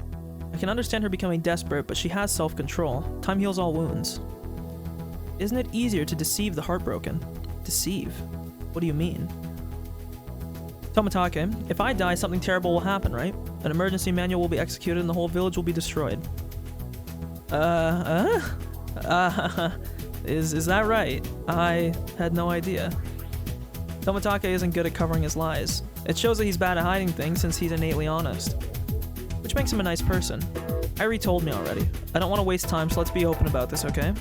The emergency manual is a last resort, so if it's actually executed, it'll be a disaster, right? Tomitake seems to be wondering if he should confirm the existence of the emergency manual, but the fact that Irie had already told me about it, combined with me being the Queen Carrier, prompted him to confirm it, albeit hesitantly. Yeah, it will be a disaster. It's not easy to erase an entire village. We'll have to cross several dangerous bridges, and it's not humane even if it becomes necessary. It truly will be a disaster. I'll be straight with you. Someone will benefit from that situation. No way. There can't be. There won't be any gains. It'll develop into a hunt for blame, and in the worst case, the problem might expand past Tokyo and into the government. In which case, there's someone who will benefit from that commotion, isn't there? If the emergency manual is executed, there'll be someone forced to sign off on it. And afterwards, they'll start an investigation into the people who allowed the situation to get to that point. To be specific, those in charge of organizing the Irie Institute. Won't those manipulators be forced to take the blame and be driven out of Tokyo? I'm not sure. There's a limited number of posts. People are constantly vying for them. So would it be strange if there was someone hoping to steal a seat by lighting a fuse on this dangerous bomb we call the emergency manual? They could remain hidden in a safe place and smugly fill the empty seat after everything's blown up. All this is what Mion suggested. She didn't know a thing about Tokyo, yet she struck its core so hard even Tomitake was shaken. Mion is the greatest commander and strategist our club could ever have. Tomitake folded his arms. He's starting to lose his cool. I think he realizes what I'm saying isn't mere nonsense. It's true that a big shot in Tokyo just passed away. He left a power vacuum, and there's a political struggle going on over it. Even the Irie Institute's client, the Alphabet Project, had its board of directors purged and reformed. So there's been talk of immediately shutting down the research in order to make an example of the Irie Institute since it was developed or supported by the old faction. So if I die and the emergency manual is executed, the Irie Institute and the board of directors behind it, as well as the faction that supports them, will be held responsible. Normally, the Hinamizawa Syndrome and other dangerous bombs associated with it are safe because only Tokyo knows about them. When there is an enemy within Tokyo itself, Hinamizawa becomes a bomb that's all too easy to detonate. Is that something you made up, Rika? Is it a fabrication, or is it the truth? I don't know. But if I think about what's going on in Tokyo, I guess it is possible for some people to think things like that. Tomitake, you are a good person. You're a very good person who believes in his close friend. So I know if I say these things to that Tomitake, you'll never accept them. But I have to bring this up with First Lieutenant Tomitake, auditor of the Irie Institute. Are you saying that it's Takano? Yes. Her request was denied, as was her own life. Not only that, she was denounced by the board of the directors, so she's very hurt. You should know that since you're always with her. Is there any chance that someone seeking to use that heartbroken Takano approached her and instigated her into action? People who are hurt often open their hearts to whoever claims to understand them. Someone like that might have approached Takano to start something that will lead to chaos in Tokyo. Excuse me. Tomitake insisted that Takano would never do that. He repeated it a few more times, but then he fell silent again. Tomitake is an adult. He must have experienced some heartbreaking events himself. That's why he can understand Takano was very hurt. And that it's possible that someone is using her.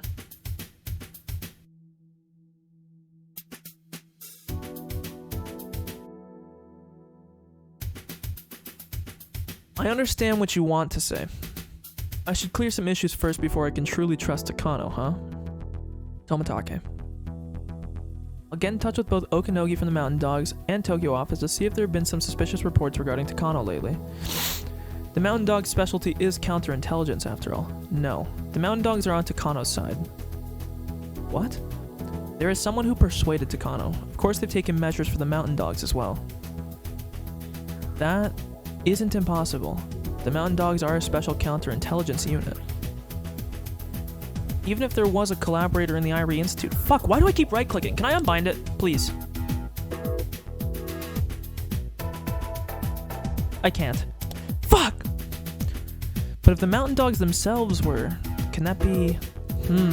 But... Tomatake. Please look into both Takano and the Mountain Dogs. Irie is on my side, but he doesn't know much about Tokyo.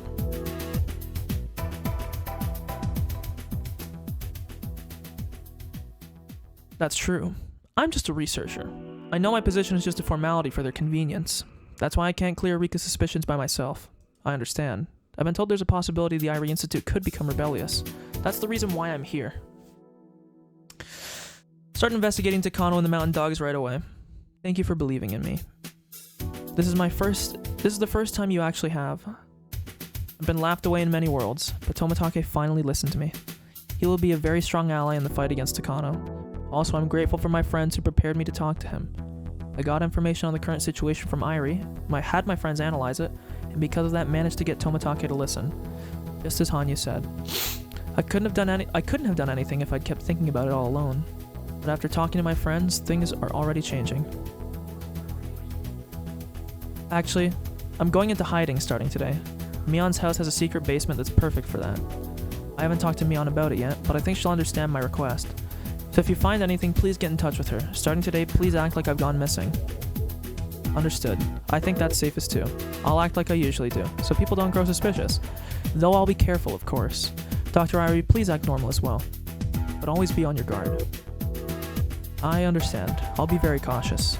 Tomatake, please be careful yourself. I have a feeling you might be assassinated within a few days. This is the part that he has never taken seriously. Please, hear what I'm saying. Okay, I'll be extra careful. Thank you. Then Tomatake turned around all of a sudden. Irie and I sensed something odd from his behavior and grew tense. Then, we heard some footsteps. We'd been so careless. Did someone overhear us? Did Takano and her people hear what we were saying? Oh, it's Oishi. I will never forget that laugh as long as I live. Hello, hello. What an interesting group. Dr. Irie, Tomatake, and Rika. I've been to Hinamizawa quite often, but I've never seen you three before. Together before, I think is what he said. Oh, hello. Oishi. Huh? Is today the meeting day for Watanagashi? It's still so early. Irie tried to change the subject, but obviously Oishi had heard everything. Tomatake from Tokyo is okay. But it's too early for Oishi from the police department to get involved. Things are already complicated. Why does he have to show up now? Anyway, this isn't good. Well, when I went to your house, Hojo told me you were here. And I happened to run into your secret meeting. Sorry to bother you, though. The air froze, leaving only silence. The way Oishi is speaking makes it obvious that he's trying to sniff things out. I bet he only heard a part of our conversation, so he can't grasp exactly what we were talking about. That's why he's trying to make us confess the whole thing. Come now, don't look at me like that. I'm getting embarrassed. Well, I brought someone with me today. Someone Rika would love to see again. I wonder if you remember Rika, because if you don't, he might even start crying. What? Who? I can only think of one person, but did he ever come here in June 1983? But who else would come visit me? Come on in.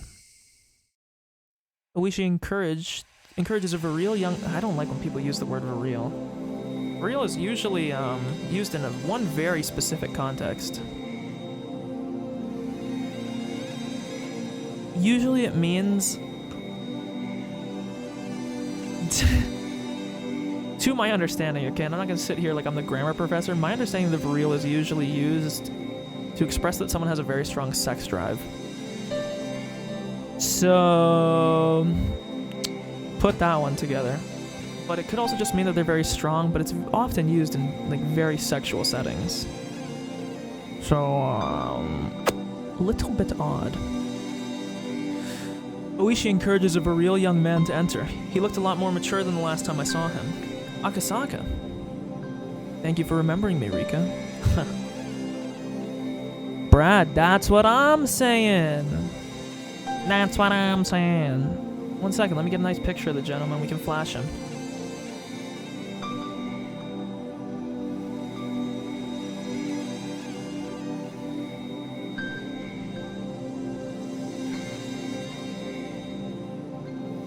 Actually, I have something more important to show. Are you ready?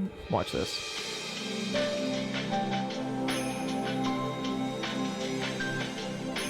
Jack Eichel does need to start leveling, but that can start tomorrow.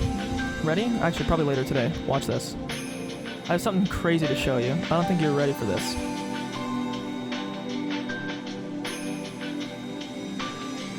You tell what this is, Brad?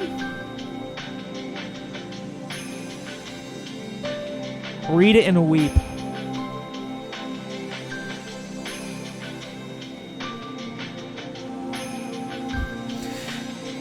Thank you for remembering me, Rika. Huh, you won't tell me to go back to Tokyo this time, will you?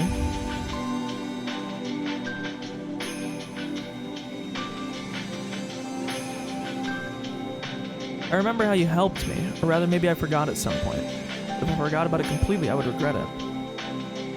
After talking to Rika, he swiftly reaches into his pocket and pulls out a business card. Whoa!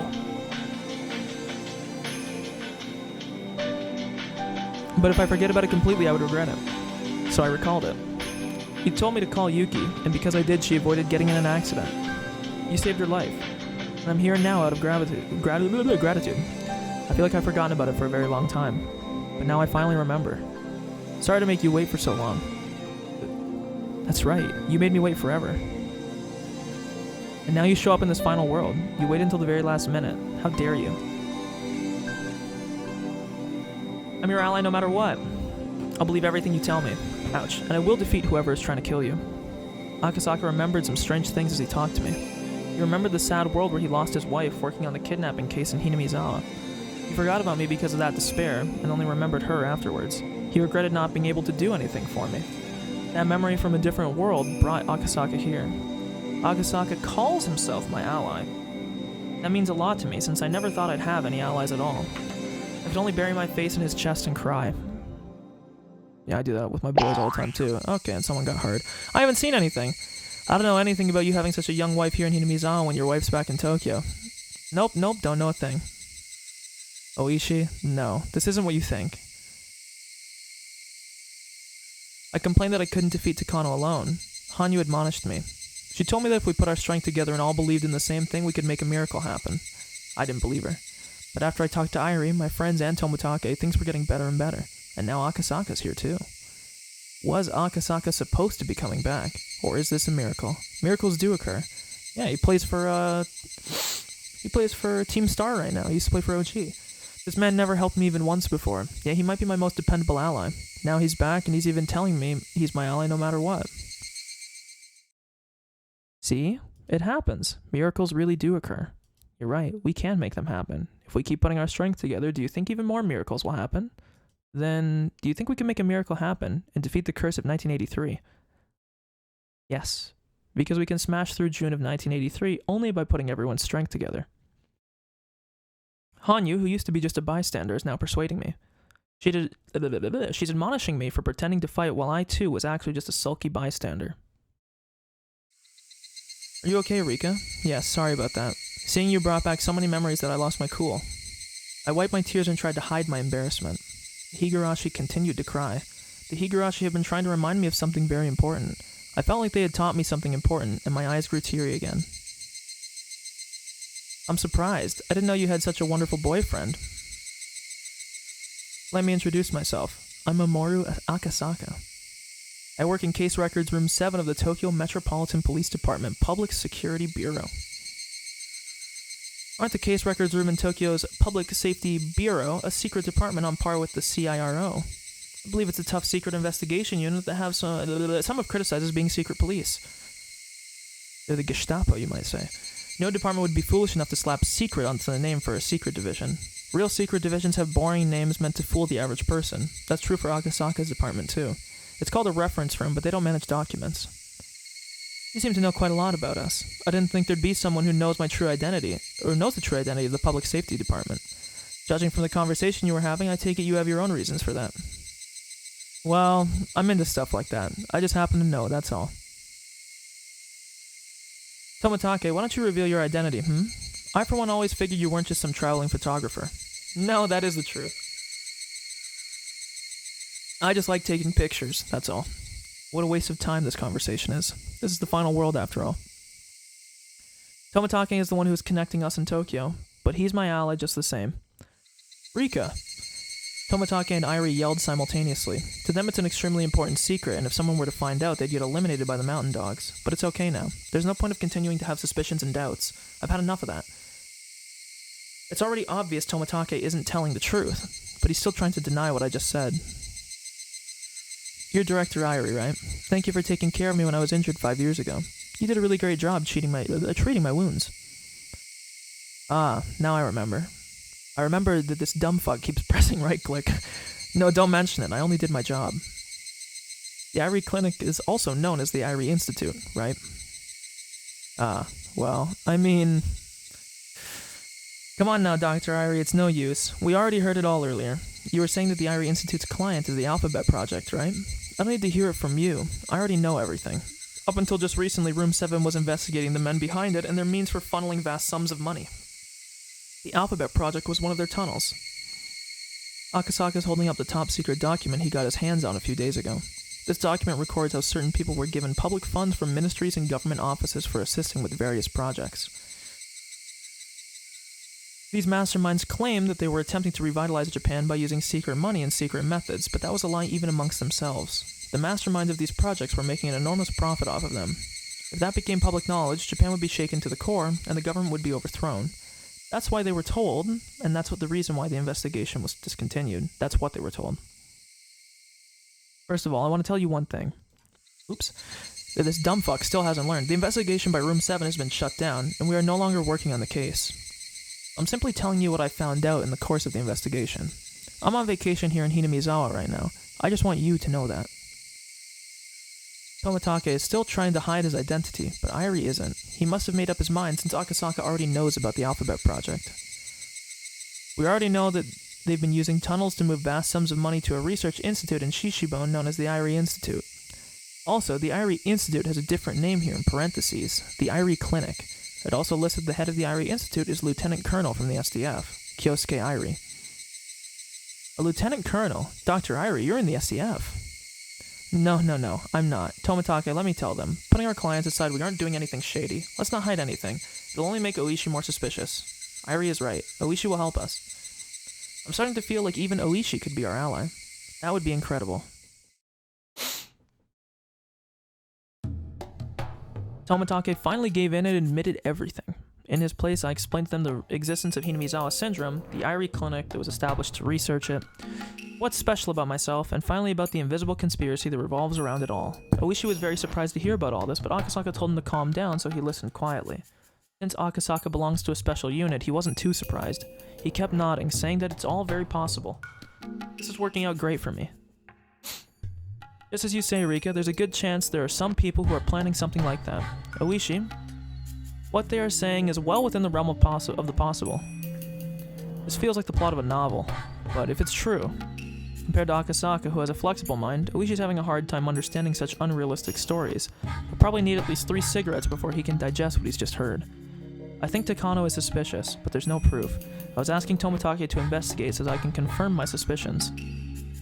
Oishi, can you arrest and detain Takano on a separate charge? I may lose my retirement money for that, but it could be done, I guess. There are some counterintelligence members from the Mountain Dogs at the police station. Even if you try, Oishi, there will be pressure from within the department. I'll conduct an investigation on Takano, so if possible, can you leave it to me? I don't want anyone to get suspicious. You're right. If Takano's investigation can only be done by Tomitake's institution, then the police shouldn't bother him. Sorry, I thought I read that wrong. Besides, I have a feeling that this thing is a lot bigger than we think. Oishi, I don't mean to sound rude, but maybe you should stay out of this. Akasaka, what do you mean by that? What do you mean by that? Just like you told me earlier, you're retiring this year, right? You've worked hard for many years. You're about to collect your pension. Money's important. You'll need it to pay off your house, and you'll need money for life after retirement. But this hill's too dangerous to climb. My instincts are telling me at the end of it, this case will be classified as if it didn't take place at all. In other words, unless I'm prepared to lose everything, I better pull myself out of this, right? That's what you're telling me, isn't it? Yes. I know I'm not in a position to tell you that, but I've been involved in cases that are much different from regular police work. What I'm saying now comes from my experience. Oishi was no fool. He was also an adult, and smart in a real sense. If he only listened to his pride, he would yell at Akasaka for insulting him. But what Akasaka is saying is true. Oishi's pension is a big deal for him. People live far beyond their retirement. They still have 10 or even 20 years left after that. Their pension is the basis for that second life. Pension isn't ordinary money. It's very, very valuable. People receive their pension for working hard on rainy days and windy— Fuck me! And fucking windy days and fucking right-clicking days, and even during the moments when their bosses give them a hard time. Even Oishi has mumbled on occasion that he's gonna quit and look for a new job, yet he endured and quietly did the unreasonable work asked of him. He's endured more work than his salary merited. He's worked like that for a very long time, and now he's finally about to retire. He's finally about to collect his long-awaited pension. It's not about the amount of money itself, it's about having a value placed on what you've done with your life. So if one were to cause a scandal, the punishment for that would be placed on his pension. One such deplorable event can erase Oishi's entire life as a policeman. That's not something that can be treated lightly. Akasaka is still young. Even if he loses his job, he will be able to find a new one. But Oishi is too old. The repayment of his mortgage was planned around his pension. Oishi is a grown-up's grown-up, and that's why he can't do anything reckless. Akasaka knows that, and that's why he said that Oishi should back down. Oishi understands it too, so Akasaka had to ask him the tough question, in order to find out how strong Oishi's commitment was. I've been awfully slow paying back my loan, all because I wanted to hold on to some spending money. Even though I would have saved on interest if I'd just paid it a bit earlier on, but I just wanted to gamble and drink.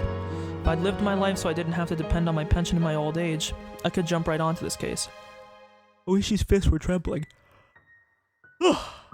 That's how he sheds his tears. But I'm an officer until the moment I retire. No, even that doesn't matter. I promised in front of his grave. I promised that old man that I'd find out who killed him. I promised to stay a police officer until I arrest his murderer. In other words, being a police officer isn't the issue here. What matters is that I keep my officer's spirit until I find that murderer, even if I'm fired. But am I afraid to be fired? Am I afraid to lose my pension? Yeah, I am. It'll ruin my plans for my future. I need a lot of money for him. My dream is to live a leisurely life in Hokkaido, working on a vegetable garden, have fun in Susukino, and take up ballroom dancing lessons. But why am I afraid? Is my officer's spirit so weak as all that? I don't know if this is weird phrasing. Whatever. I've dreamt of uncovering the truth behind the secret of the mysterious deaths in Hinamizawa. And the door to that very truth I've sought for so long is right here in front of me. God damn it. Why can't I just throw away my badge? Why can't I stop caring about what the police think? Nobody could say anything in response to Oishi. He's at a crossroads. The crossroads of a person who worked hard, and so humbly for so long. How could the young people who know nothing about what he's had to go through say anything at all? You are a friend of the departed construction site manager, right? Yes, he was a friend, a brother, and a father to me. Although it's only a formality, I am the director of the Irie Institute. If the conspiracy that surrounds Rika is exposed, I will be the one who takes the blame. Isn't that right, Tomatake? His position exists for exactly that purpose. To the Institute as a whole, Irie is there simply to cover for Takano's research. Tomatake, of course, knows about that, and even Irie has started to realize it. Even if Irie hadn't done anything wrong, he would have had to take the blame as the person in charge of the Institute.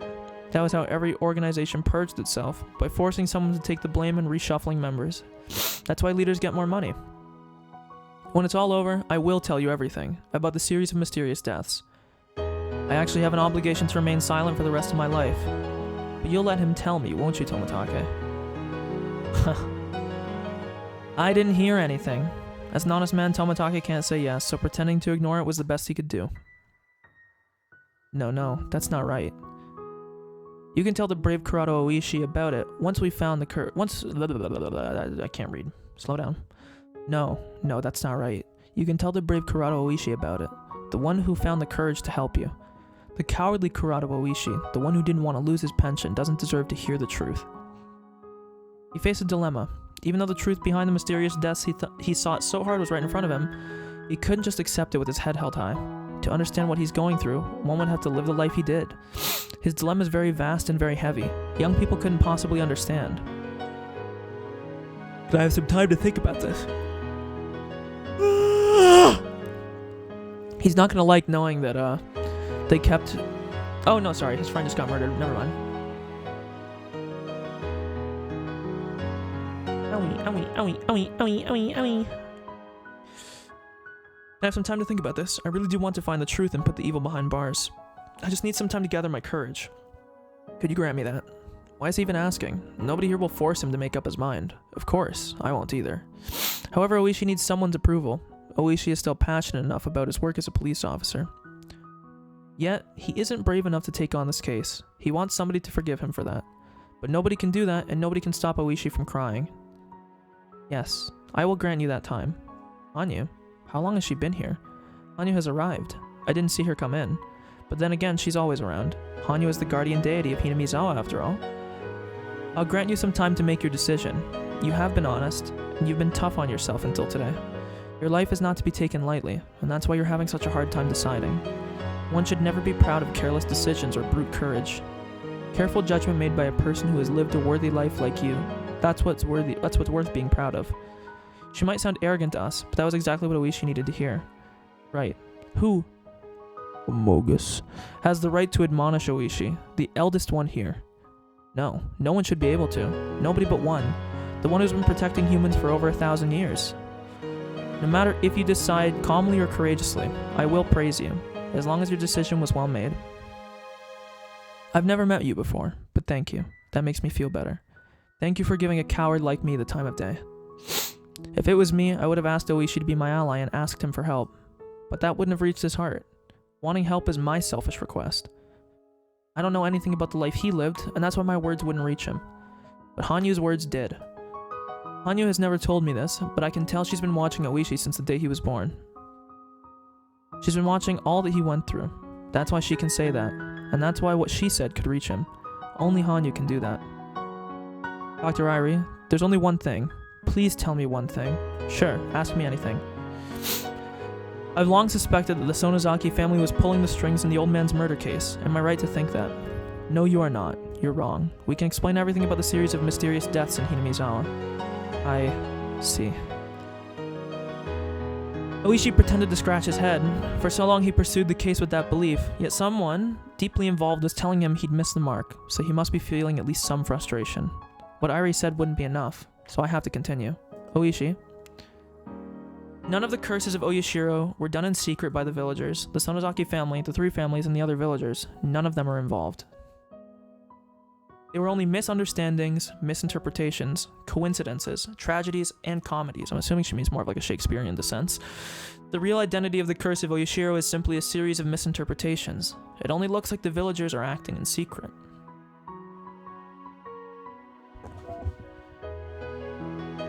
So all the information I've gathered so far about the Sonozaki family is worthless. The heads of the Sonozaki family have a secret precept. They must always act as if they command even natural disasters. Sonozaki family knows nothing. Moreover, they are even afraid of the incidents that occur every year. But in order to maintain their dignity, they act as though they're the ones behind everything. Oh my goodness. I see. It all makes sense now. Huh. If that's true, then that Oreo woman. Damn it. She sure said some things to mislead me. You're telling me the truth, aren't you? Yes, I am. It's written in the Furude family's secret scrolls, too. Do you want to see? Huh. I have no idea what Oishi thinks is so funny. Nobody here can tell what's going through Oishi's mind, except the girl who has watched over human beings for over 1,000 years. I can understand why you're so happy. What? What do you mean? The thought that you don't have to hate anyone anymore is a very, very welcome concept. Huh, oh no. The Sonozaki family is still a vile organization with its claws all over Shishibone. That doesn't change. I've been stabbed by one of them before, you know. They may not be responsible for the mysterious deaths, but they are still my enemies. That's all still true, but I just feel happy. None of us can tell if what Hanyu is saying is right. Oishi believed the Sonozaki family was behind it all.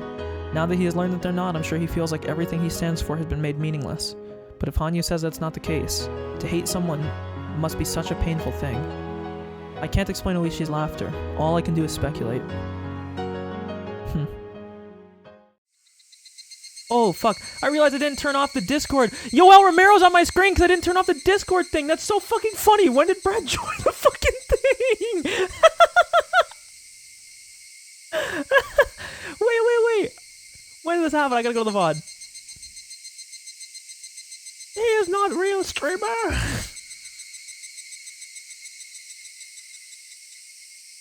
What the fuck? When did this happen? It was very recent. He must have just joined. Yeah, he did, too. This fucker. I have to send him a clip. This is so funny. I'll send him in a little bit. Or wait, no, I can just do this. One sec. You're gonna have to deal with an echo here. Wait. Right, we should believe the Sonozaki family was behind it all. Now that he's learned that they're not, I'm sure he feels like everything he stands for has been made meaningless. But if Hanyu says that's not the case, I hate someone. I can't explain Luigi's laughter. All I can do is speculate.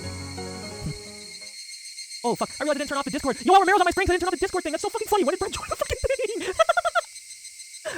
Wait. When does this happen? I gotta go to the VOD. He is not real, streamer. What the I can't explain Luigi's laughter. All I can do is speculate. What the fuck? When did this happen? I can't explain Luigi's laughter. All I can do is speculate. I have to send this to Brad, sorry. I can't explain Luigi's laughter. All I can do is speculate. In mute.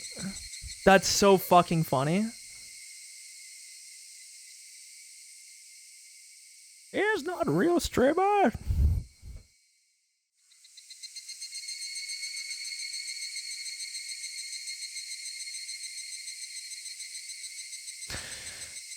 Oishi left with a cigarette in his mouth, saying that he wanted to cool off a little. We won't get anywhere until we know if Takano is guilty or not. That was my phone. So we won't be able to act until after we hear the report from Tomitake. I don't know why Rika's so suspicious of Takano. Personally, I feel bad for her. But what she said makes sense, too. Rika is an important person. We can't let anyone suspicious get near her. Tomitake is making it sound like he's going to prove Takano's innocence. I guess I can't blame him since he's in love with her. To be honest, I'm also hoping that Takano isn't guilty.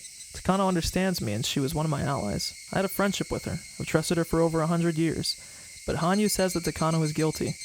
If someone pops out when we poke her, or if something pops out when we poke her, then the question is how well Tomitake can catch it.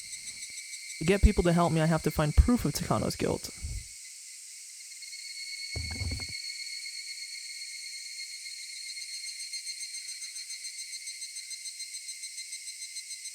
So I just have to trust Tomitake for now. Tomitake, please be very careful. If she is guilty, then you'll be in danger too. I understand. I'll move to a new hotel without letting the Institute know. I should probably leave Hinamizawa immediately, but if Takano is guilty, that would backfire. That's pretty tough, yeah. It's a cardinal rule to act normally during a secret investigation. Would you prefer to stay with me? No, that's alright. I'll be fine. I'll just be very careful. But Rika's safety is a top priority here. What should we do? What should we do? Hanyu, what should we do?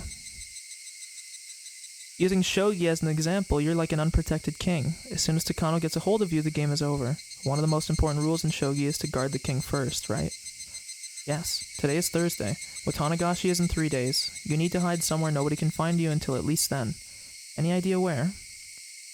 I think you should ask Mion. It's true, the Sonozaki family's underground storehouse would be an ideal place to hide. Satoko should go with you too. If I leave Satoko behind, they'll question her about my whereabouts. She may be in danger too. That means I'll have to tell the truth to at least Satoko and Mion, that the comic plot we discussed wasn't just fiction. Still, I always seem to underestimate their reliability. It really is beyond my imagination. I need to talk to them. I have a feeling they'll believe me. They're my steadfast allies, after all. We're going into hiding for a while. There's a perfect place for that at Mion's house. Will you really be safe there? Yes, it's like an air raid shelter. It has everything we need. We can easily stay there for about a month. The Sonozaki family's underground storehouse has every basic necessity. In case someone actually had to live there due to some complication or another. Mion has mentioned before that it's like a unique vacation house. I don't know how you can call a place with a torture room a vacation house, though. I don't know how long my investigation into Takano will take, but as soon as I find something out, I'll call Mion's house. Is that okay? That works fine. To tell you the truth, the Mountain Dogs have a bug on Rika's home phone for security reasons, so that works better either way. So somebody has been listening to all my personal conversation. No, it's set up so they can tune in, but that doesn't mean they're listening to every normal conversation. They only do it when they have a security drill. That happens a few times a year. I bet my phone at the clinic is being wiretapped too, huh? Well, yes. That's because of the purpose of the facility, though, please understand. Excuse me, how do they actually do that? Rika's landline branches off. Do you remember the little shack behind the shrine? That line leads into there, which is where they wiretap it. Usually there's no one there, but once the mountain dogs receive orders to guard her, there will be 2 agents recording conversations in there at all the time. Of course, they don't usually record anything.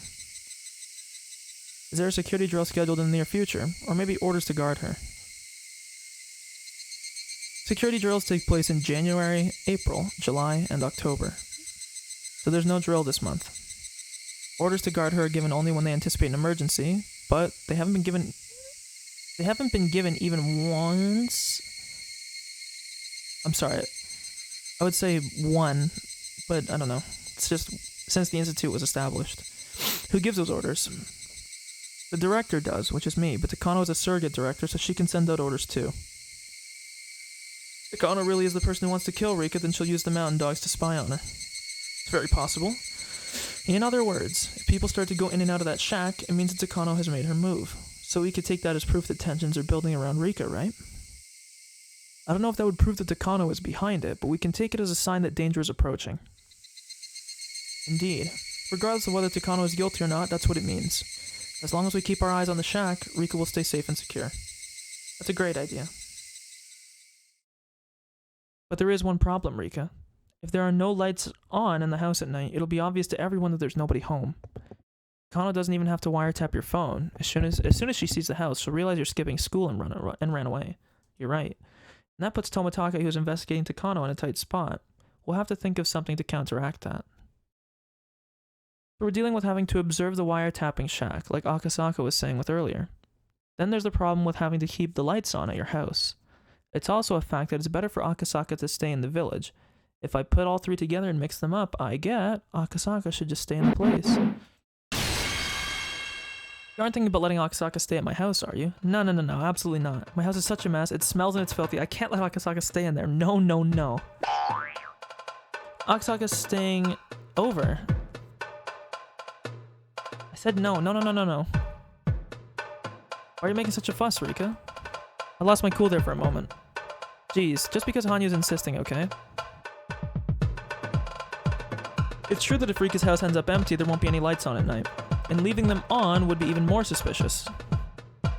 Akasaka, what do you think of staying at my house while I'm gone? I see. It's a great idea. As long as it's okay with you, Rika, let's do that. Akasaka seems to think it's a pretty good idea. Am I selfish for wanting him to get a little embarrassed about staying at my house? I should be ashamed of myself. Everything is set. Tomitake is going to get in touch with his colleagues in Tokyo and start an investigation on Takano. That's all we can do from our end. Irie is going to leave his normal life. To act normally after something like this will be pretty difficult, but there really isn't anything else for him to do right now. Takano is sly. She'll never let Irie ruin her plans.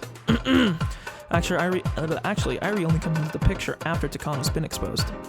Oishi didn't say he would help, but he said he wouldn't interfere with us. In fact, there are some people with ties to the mountain dogs at the police department too. It's probably best if Oishi acts normally like Irie is. I'm gonna tell Satoko the truth and hide at Mion's house for a while, starting today. I don't know how long I'll have to hide, but it'll be at least until something happens. Akasaka's gonna stay at my house and make it look like I'm homesick. If something happens, coming all the way from Okinomiya would take too long. Feels much better to have him stay in the village. Everything will begin once Tomitake finds out something. Irie says he hopes that things will get moving soon, but I don't think we need to worry about that. They will try to kill Tomitake on the night of Utanagashi on Sunday, 2 days from today. That has never changed in many, many worlds, so that's definitely their plan. In other words, even if Tomitake doesn't find anything, the wheels will start turning in 2 days. I'd warned Tomitake again to be extremely careful, but still, if I still get killed, I'll curse your family for 7 generations after I die.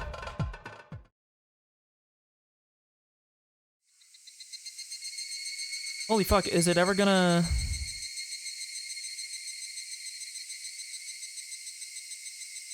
It's already getting dark. Everyone went home except for Akasaka. This chapter is so long. I'm still thinking about how to tell Satoko about Akasaka, and also about what's to come. Worrying about it won't solve anything. Rika, you have a bad habit of underestimating your friends. But how can she believe that what we talked about at school today is actually real? How can she believe me when I tell her that her life is in danger? In addition, I'm bringing home this guy she's never met before. Don't you think Satoko will believe you? I don't know, but it's possible she won't. Oh, so Satoko isn't your friend, is she? What? What Hanyu just said startled me. It was kind of a scary thing to hear, even though she said it while wearing her usual warm smile. I know Satoko is one of us. I think she will believe you and become your ally against Takano, but you're saying you can't trust her. That's like saying Satoko isn't your friend. If she isn't your friend, then why waste your time telling her about it? Let's just leave Satoko behind and go to Mion's house by ourselves. Just the two of us. What are you saying? That's nonsense. Satoko is my best friend, and if you don't think it's worth telling her the truth, then that's it. You just think a best friend is like a stray cat that you feed every day. I'm actually surprised to learn that you've been letting Satoko live with you when you think of her like that. I didn't say that. Satoko is my best friend, my very best. Yeah, she's even closer to me than you are. But you don't believe she will believe you. It's the same as spouting your complaints at a stray cat that you feed every day. You know the cat can't do anything, and knowing that, you still complain to her, and that's all your relationship is. Poor Satoko. She believes you're her best friend, but you don't feel the same way. I tried to slap Hanyu, but I couldn't touch her. My hand went through her cheek and hit only the air. I can't believe she made herself incorporeal again. Oh, she can choose when to do it or not. Hanyu disappeared saying, "Ow, ow," in a teasing manner. I'm upset, but I can totally understand what she was getting at. Will your roommate agree? I'll make her agree. Satoko has nothing to do with this conspiracy, but since she lives with me, she's gonna end up involved anyways. For Satoko's sake, I have to explain this to her. Should I wait outside? No, I think it'll be better to have you with us so she doesn't think it's a joke. If I can't explain it properly, can you help? Sure, I will. I went up to the second floor with Akasaka. To be honest, I couldn't even imagine how to start bringing it up, but even Hanyu made fun of me. I can't hesitate. Holy fuck, why do I keep right-clicking? I made up my mind and walked into the room and was surprised. My messy room is all cleaned up. Satoko is packing her pajamas and towels into her duffel bag. It's as if she's going on a camping trip. Satoko, I'm home. Here, I got your luggage ready too. We can't just borrow toothbrushes and towels from Mion, you know? Besides, we can't let some strange man stay in a messy room either. This is why I always tell you to tidy things up around here. I blinked in surprise. I don't understand why Satoko already knows what's going on. Was she just listening the whole time? If she saw me, Irie, and Tomatake talking behind the shrine with Oishi and a strange man, she'd be sure to get curious. Satoko must have overheard our conversation. And not only that, she packed our luggage and cleaned our room, which means she already knows Akasaka is going to stay in the house. She must have come home in a hurry to get things done. So it wasn't just a storyline for some comic, was it? You know, that's what I don't like about you, Rika. Have I ever doubted you before? I always thought that I was your best friend, that you would count on me before anyone else. I'm sorry. Satoko doesn't seem that angry. Rather, she seems shocked that what we talked about at school is real. She isn't really all that upset. But this is exactly what Hanyu said. I thought Satoko was my best friend, that I could trust her completely. Having realized this, I apologized. Satoko turned around to tell me there's no time for apologies. I think she accepted it. As the proof of that, she's getting things ready to go to Mion's. Thank you, Satoko. Akasaka, is it? I don't know how you and Rika know each other, but if you're Rika's ally, then you're mine too. You can call me Satoko Hojo. Nice to meet you. I'm Akasaka. The conspiracy surrounding Rika runs pretty deep, and it's not easy to explain. She was afraid you'd reject her after she confessed to everyone, so please try to understand how she felt too. Of course I understand. I'm Rika's best friend, you know. She was thinking that I didn't believe her.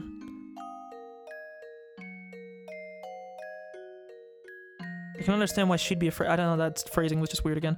You're really mature, Satoko. Rika's lucky to have you as her best friend. I'm pretty envious of her. Satoko took Akasaka around the house and explained everything. She let him know the switch for the hot water heater sticks a little, and that if the picture on the TV gets messed up, he needs to tap on it. She even told him about all the traps she set around the shrine using a secret map of hers. Akasaka listened to her dead seriously. Upon seeing them talk, I couldn't help but smile. Hanyu also smiled while watching us. But it felt like she was saying, I told you so. I'm gonna pretend that I didn't notice her. If our contrarian Satoko believe me this easily, then our simple-minded Mion will believe us even more. Hey, how dare you talk about her that way? Keiichi doesn't even know how to doubt people, and Rina has sharp instincts, so she'll believe me too. So everyone's gonna believe me, huh? Hanyu didn't reply, but smiled as if she's happy to see that I grew a little. Alright, there's plenty of things in the refrigerator. Rika, you're asking him to house sit, so why don't you make dinner for him tonight? Besides, just to be safe, perhaps we should go over to Mion's house a little later. Oh, don't worry, I can handle that myself. This is a chance to serve him your homemade food, Rika. You really are annoying today. Alright, Satoko, we have to make something good, huh? I have an idea. Can you bring out that large kimchi bottle from the refrigerator? No, not that one. The one that says death penalty, not the one that says punishment. Let's make kimchi fried rice today. Akasaka, do you like spicy food? Oh yes, I love spicy things.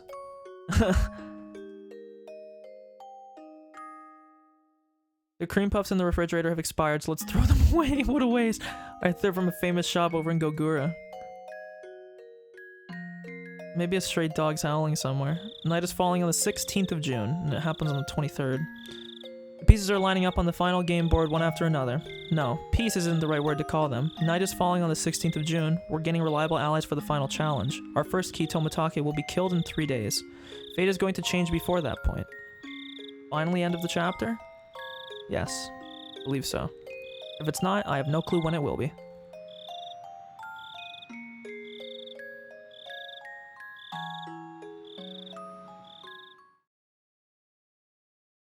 Here we go. Listen, meathead, you're saying the same shit that she said. These chapters are getting long. Did we get any new tips? We didn't, because it tells you when you do, so... And now we have how many left? 1, 2, 3, 4 left. And 2 that are gonna be before anything interesting. I don't want to say anything interesting, because I did like... Oh, my monitor unplugged. Oh, sorry, I don't know why that monitor unplugs randomly. Whee! There we go. 1 sec, I gotta reorder my fucking thing here.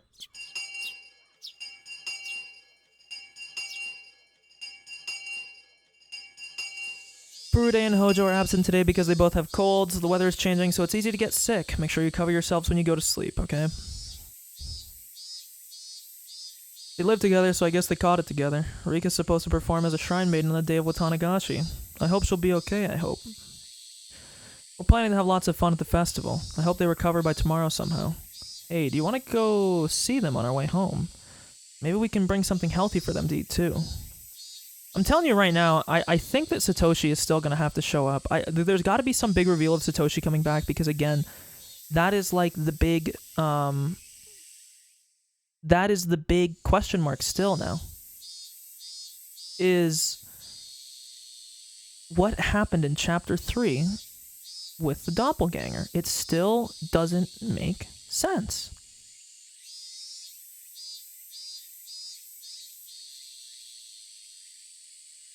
But I guess we'll find out. We don't need to. By the way, can you two stop by this old man's house today? Mion usually enjoys ideas like bringing people food when they're sick, but for whatever reason, she was a little curt today. Actually, she's been acting a little different since this morning.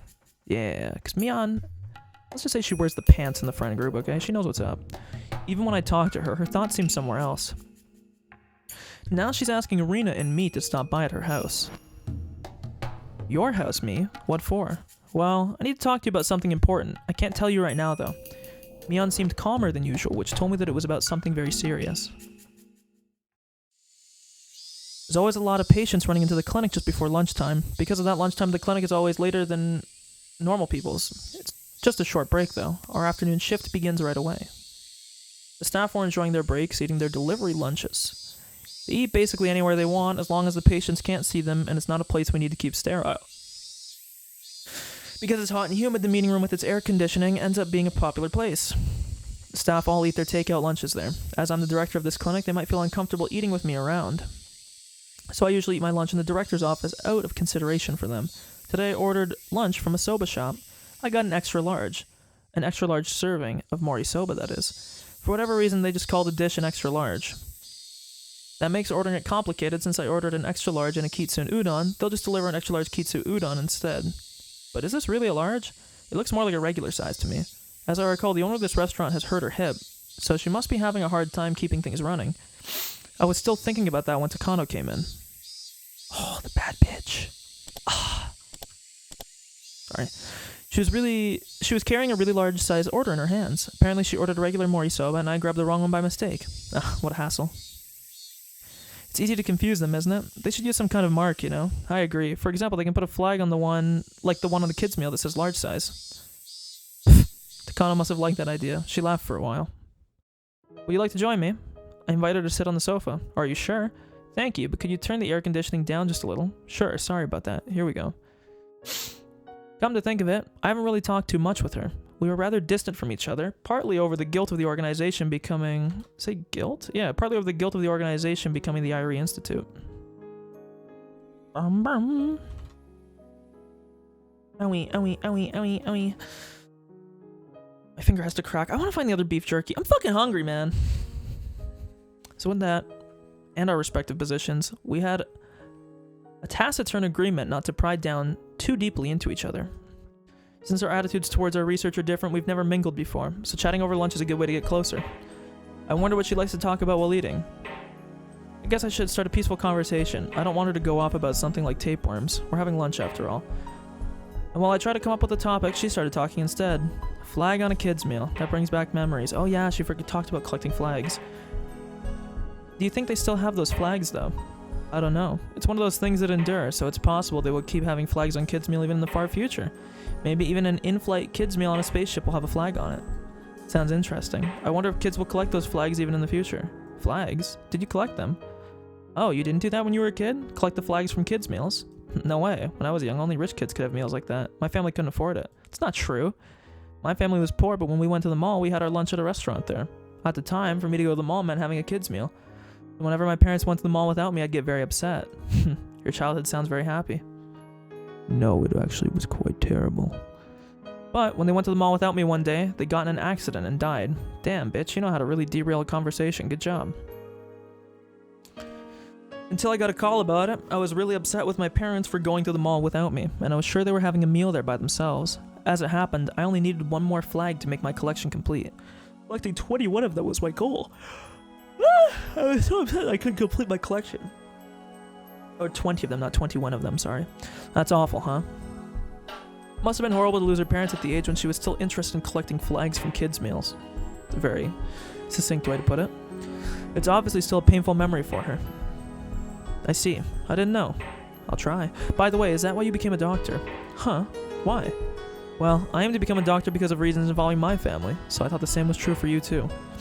I earned my medical license because it was necessary to draw closer to the Hinamizawa syndrome. It might be rude to put it this way, but I only obtained my license as a byproduct of pursuing my research. How interesting. Even when she was still at medical school, she already knew about Hinamizawa syndrome. By the way, before I took this job, I didn't know anything about the syndrome. Where did you find out about it? I was told you read something about it while you were looking into the late Dr. Takano's documents. I'm impressed that you already started to research it while you were at school. Studying took up all my time while I was a student. It's really incredible. Actually, I became familiar with Hinamizawa syndrome long before that. What does she mean? How old was she when she found out about the syndrome? In fact, why did she become familiar with it at all? Just like Satoko and Rika, I didn't have any relatives, so I was sent to an orphanage. It was a horrible place. You remember how there was a flood of war orphans back then. I was in a truly awful orphanage built solely to gather up those children and bring in government subsidies. When I escaped there, I was rescued by my grandfather, Dr. Takano. So you actually lived with Dr. Takano? I see. Now I understand why you were familiar with his research documents at a young age. Why do you keep it a secret? Well, political reasons. It's one thing to request funding for research on a mysterious disease, but it's another thing to request it for a research project of my late grandpa's. I see. Finally, a question is answered. The admiration you've shown when discussing Dr. Takano was always more than just respect for a fellow researcher. Still, since you respect him that much, he must have been a wonderful doctor with many genuine virtues.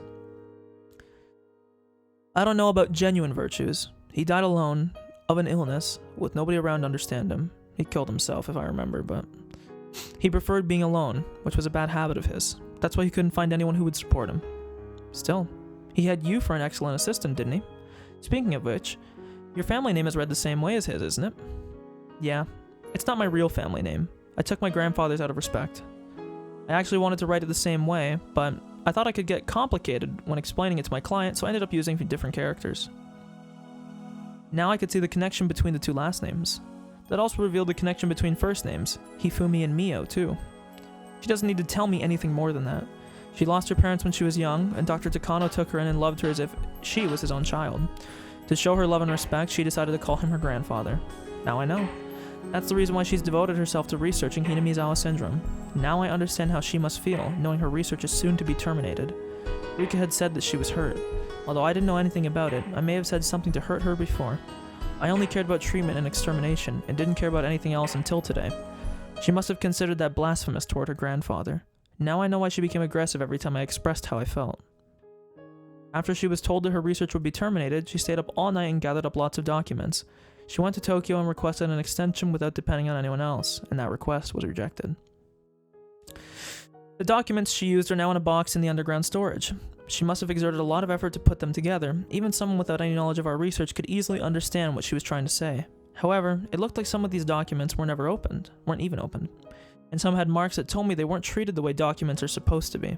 I'm sure some pages had absorbed her tears without me ever knowing. I heard from Tokyo that Takano had left a terrible impression with the board of directors. It's not easy to overturn a bad impression. In other words, she can never request an extension on her research ever again. I was there when she found out about it. I was there when she found out she could no longer continue her grandfather's research, even though she must have promised him that she could complete it or would complete it. Are you going to continue researching on your own after the Irie Institute shuts down? By the time the Irie Institute closes, the Hinamizawa syndrome will have been eradicated. Should I preserve the pathogen in a petri dish, kidnap someone and infect them to research it? I don't know what she said there. On my own, without equipment funding or a lab. Should I continue the research holed up in a study filled with the smell of formalin and never recognized or acknowledged by anyone, just like my grandfather, also someone else can ridicule it? What would you have a loser like me, who lacks the youth and energy anymore, do to continue it? Tomitake once told me that the Irie Institute was supposed to be the Takano Institute, but our clients didn't like the idea of a young woman heading the facility, and that's why I was invited. That explains why she's been unfriendly since the day we met. It must have been blasphemy to her to see me go on about the Hinamizawa syndrome and decide on a research plan according to my values and morals. Takano, the syndrome is her grandfather. She must feel his presence when she's researching it. That's the reason why she often stays at the Institute until late at night. Though it makes the mountain dogs annoyed, as they serve security here. Would you like to drink some of the soba broth? Ah, yes, please. Her shoulders look fragile to me for the first time. And now I'm sure of Rika's story. Takano holds an indescribable sadness within her. And if someone approached her pretending to understand, she might just fall for it. Because of my position, anything I say to her will only hurt her more. Probably. Sometimes words can harm people no matter how they're used. But the fact that I still spoke up showed how little experience I had in life. We could at least give the research you'd like to pursue a little more of our future budget. We managed to gain another 3 years from them at least, so we can give those 3 years our best. It was all a slip. Even as I spoke, I started to regret trying to say anything. I appreciate the sentiment, but it's even harder to watch someone fall ill and waste away over 3 long years. What is that face? That's a different one. Very unhappy one.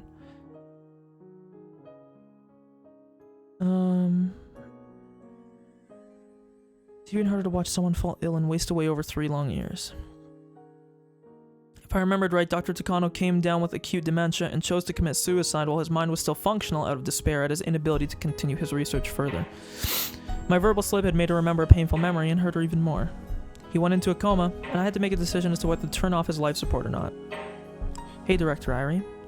If you were the doctor in charge of that patient, who would you have pull the plug? You wouldn't pull the plug yourself, would you? Takano asked me that, as if it was a normal question. She's only expecting to hear one answer. If I was put into that position, then when the time came, I'd probably let his remaining family do it. That's what I thought. There's no way someone wouldn't be there for their family's final moments. So I will be here for the final moments of the Hinamizawa syndrome, no matter what. Yeah. And that's why. So I was right when I had made my thing here. I don't have it showing here, but...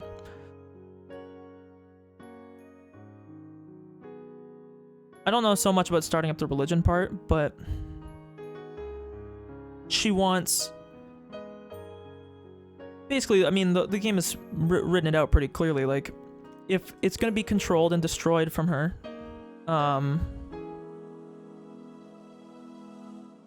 they're gonna... She wants to remove it herself, you know?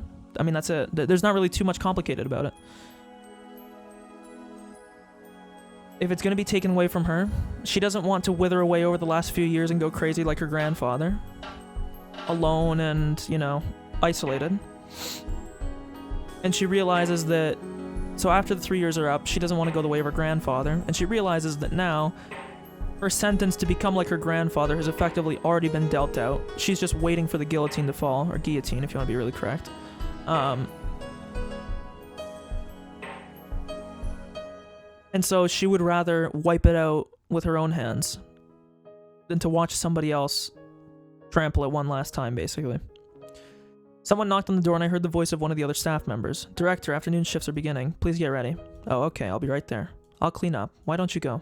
Lots of elderly people are waiting to chit-chat with you. Takano laughed, but I know her laugh was trying to conceal her anguish. I'm not close to her personally, but she is my partner here at the clinic. I've been trying to avoid getting close to her, but maybe that was a mistake. If I'd listened to her more, maybe I could have eased her pain a little. But it's too late. Tomitake is conducting an investigation to prove her innocence. Is she guilty or not? Either way, her heartache remains. After Irie left, Takano sat down on the sofa again and stared at nothing for a while. Then she got up and picked up the phone on the desk. This is Takano. Is Okanogi there? It's me. I was going to ask you to start on the 20th, but please begin observing art today instead. What difference does it make? Or are you going to tell me it's too hot to start today? Yes, please do. We only have 5 days. You'd better be careful. More than careful, okay? Yeah, alright. Okay, goodbye. Okanogi put down the phone and sighed. Although it's his job to do whatever Takano wants, he couldn't help but complain about getting such an order on such an extremely hot day. Of course, if he complained, Takano would spit back twice as much reproach. Okanogi was sitting in the office of Okanogi Gardeners, a dummy company. As it happened, they regularly did gardening in Hinamizawa, if so only that nobody would get suspicious to see their uniforms and van around. Good grief. I give up. Call in Nightingale and Skylark, their vacations are cancelled. The princess has given us the order to start observing art today. We'll have to move the schedule up by 3 days. The first day was Heron, right? Go with a group of 4, including 1 telephone observer, 1 telephone backup, 1 resident lookout, and 1 resident backup. Heron leader, you'll be at the command post. Also, we're stepping up our sabotage at the telephone station too. That would have been Nightingale's job, but it'll take a whole day for them to get here. So we'll use Phoenix instead. Phoenix 7, gather up a construction team and finish by tonight. Can you do it? Of course, my men are well trained. The Mountain Dogs are different from a regular battle unit. They're a technical squad formed from specialists in different fields of espionage. There were covert operatives for sabotaging telephone stations like Okanogi just ordered, ones for wiretapping, intelligence gathering, information manipulation, establishing networks in public institutions, and many other in various specialized fields. They belong to the self-defense force. Some are from fire departments, some are from police, and some are civil engineers. Of course, they have some experts in combat as well. Okanogi is one of those combat experts. I didn't expect too much from the engineers. I'm so tired. While they had gone through the same basic training, what they were capable of was child's play compared to what an expert can do. Okanogi is the leader of a unit made up mostly of members who can't even do 100 push-ups. Really, that was the only complaint he had. He'd rather have put in charge of the Bloodhounds, but somehow he became the leader of this strange unit, maybe because of his cautious yet courageous personality. Since combat was his expertise, Okanogi wished deeply for combat. During the kidnapping incident 5 years ago, the plan for the resisting criminals to leave the hostage behind on the scene and run after the police stormed in. The plan was. He recalled the extremely frustrating memory of his combat with that plainclothes officer. That fat old man was acting so arrogantly, but he could have taken him within a matter of seconds. He could have just broken his neck. He could have turned him around and snapped. It would have been so easy for him. He remembered a young policeman too. He shot him in his shoulder, but he could have shot at his ear. He was told to go easy on them, so that was the best he could do. He thought of firing a second shot, but there just wasn't time, so the last shot he fired was that reluctant one. He's talking about Oishi and Akasaka, by the way. Okanogi couldn't believe that such a pathetic battle was his last combat job. Regardless, he had continued to train so that he was ready at any time. Now that the operation had begun, he was hoping there would be a battle for him to fight. He didn't even need to fire a shot. He didn't even need to punch anyone. All Okanogi wanted was a battle that satisfied his pride, nothing more. Yes, one moment please. Commander, there's a phone call for you. I don't know if it's for the commander or the president, though. He's also the president of Okanogi Gardeners. Because of that, the members of the Mountain Dogs often call him that. Just a minute, I'll get my accent back. And the what? Really? How about that, huh? And who is it anyway? It's a woman. She says her name is Nomura. She's asking for President Okinogi. And that's for the commander. I'll take it in my office. Please transfer it over. I heard a noise which sounded like many buckets crashing down. It's probably a noise from one of Satoko's traps. According to her trap map, anyone going near the wiretapping shack will set off a trap that makes a loud noise. That must have been it just now. I scouted around the shack last night before the girls left. The shack is very secluded and is located in a blind spot where nobody is likely to go. So this noise means something important. It means they've started their observation of Rika. I can't let them notice the girls aren't home. They'll definitely call and come by to confirm they're here. So I have to make sure they think the girls are sick in bed and that they don't hear the phone or doorbell. The curtains are closed so they can't see what's inside of the house, but to be certain, their beds are stuffed to make it look like they're sleeping. However, I have to be even more careful from now on. I can't let them notice that I'm staying here. For that matter, I have to make sure I can act when something happens. The phone rang suddenly. Just as I expected, they're calling to see if anyone's home. They're already aware that they didn't go to school, so they're probably assuming that they're home, sick in bed. I'm sure they want proof of that. The phone rang for a long time, which convinced me it was indeed a call from the Mountain Dogs.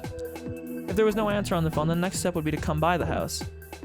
They'll pretend to be a mailman or a neighbor and knock on the door, but I don't even need to answer it. If the girls are too sick to answer the phone, they won't notice a knock on the door either.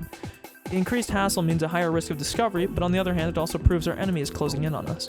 It was actually better for me since I could measure the severity of the situation. Besides, Irie is our ally, and he already knows Rika is somewhere else. He's supposed to tell them that he came by because he heard Rika and Satoko miss school, and that the two of them were in bed and should be left alone for a while. He's supposed to say that. They won't doubt Irie. They will believe him. You could call this an advanced level of mutual deceit. They believe they're deceiving Irie, but in reality, Irie is deceiving them.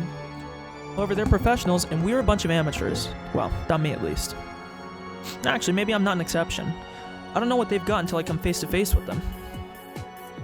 Our conditions weren't even. We're leading by a tiny bit because we made the first move. Once that's gone, we don't stand a chance. I promised Rika that I trust her unconditionally. So even without proof, I'm ready to fight. But I can't beat this conspiracy by myself, and to gain help from the others, Tomitake has to find proof. Tomitake is in charge of our first attack. That means he's in the most danger too. It's understandable that Rika kept warning him to be careful. He should have started his investigation as early as last night. If that's the reason why they've begun observing Rika, I can only pray for his safety and the success of his investigation. I heard a voice. Irie had arrived. Satoko, Rika, I'm here to give you an examination. I heard footsteps coming up the stairs and a quiet knock. I'm alone, don't worry. We have to keep it down. This house is already under observation. I let Irie in and closed the door quickly. How are you? It must be getting hot in here since you can't open the windows, huh? I brought something for you. He handed me a plastic bag. It contained ice cream, cans of juice, some snacks, and even beer. Well, this obviously isn't for Rika. I feel like he's being a little careless, but I am grateful. So how is everything? I heard a noise from the wiretapping shack earlier, and the phone rang for a long time shortly afterwards. I'm sure they found out that the girls missed school today and called to check. Has anybody asked you to come check on Rika? Yes. Takano told me to go check since they missed school and haven't come by the clinic. I knew it. You think she's suspicious about their absence? No, I think it has something to do with Tomitake starting his investigation. Even if it doesn't, this may give him a chance to find out something. Either way, it's already begun, hasn't it? Yes, more than likely. I don't know if our enemies are Takano and the Mountain Dogs, or somebody else. Either way, that somebody has started to take action. It's gonna be, so that Nomura lady is the one that's pulling strings, in reality. I'm actually gonna get a snack real quick. I wanna get some beef jerky. What I will say, real quick, there's one thing I hope they don't do, which I think they might. Weirdly enough, I'm usually all for villain, like, absolution stories where they become good or something. I think it would have to be handled in a very difficult way for me to accept them bringing Nomura in as this final villain, I suppose. Mainly because she literally did not have a line of dialogue until earlier in this chapter. And not that it's a bad thing. I just hope that Takano doesn't end up getting, like... I just hope we don't pull a villain behind the curtain and Takano becomes, like, a good guy, you know? But so be it. I'm gonna get my snack real quick and refill my water. I'll be, like, maybe 5 minutes if even. It depends how long it takes to find the jerky. It might be, like, a minute, so I'll be right back.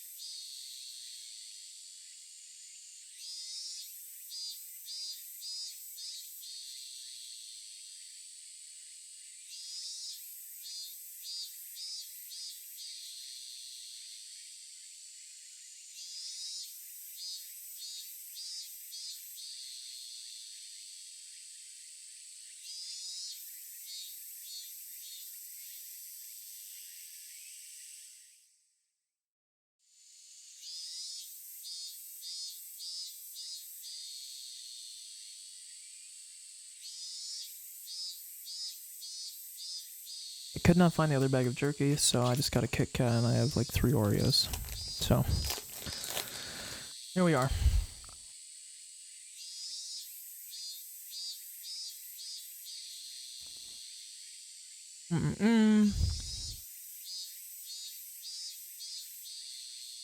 Oh, my eye.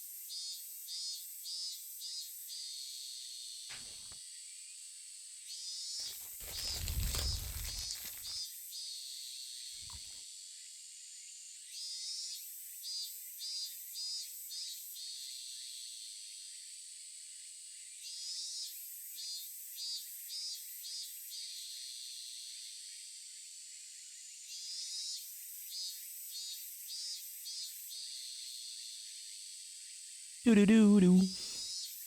Oh wait, I have chips in here, I forgot. Let me like 2 or 3 of these, boys. You gotta give me a break, okay? I'm out here reading. 16 hours of reading in the last, like, 30-ish hours. A little bit more.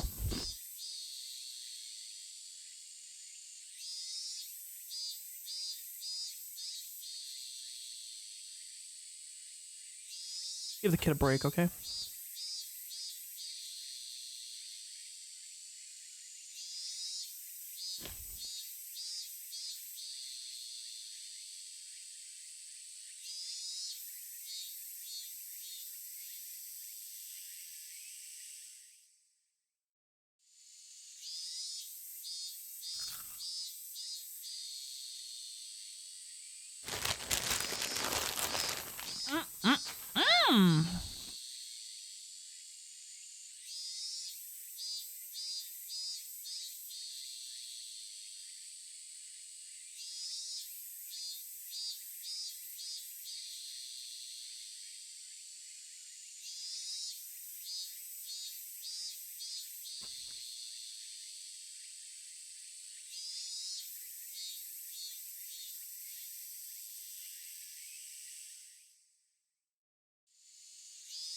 Okay. Let's continue, I suppose. I was gonna say, I hope this... I don't want to say it picks up, because, it's not like it's bad, it's just, I feel like a lot of these events are kind of obvious. Like, they're gonna happen, so... Fine, we'll get into it later. I can't help but think of the series of mysterious deaths. The first 2 years were just coincidences. But starting with the third, I think Takano became intrigued and started expecting something to happen on the night of Watanagashi.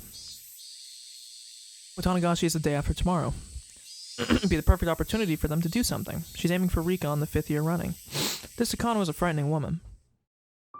What Rika said about Takano, I think it's all true. I just found out today, but she was adopted by Dr. Takano, the one who discovered Hinamizawa syndrome.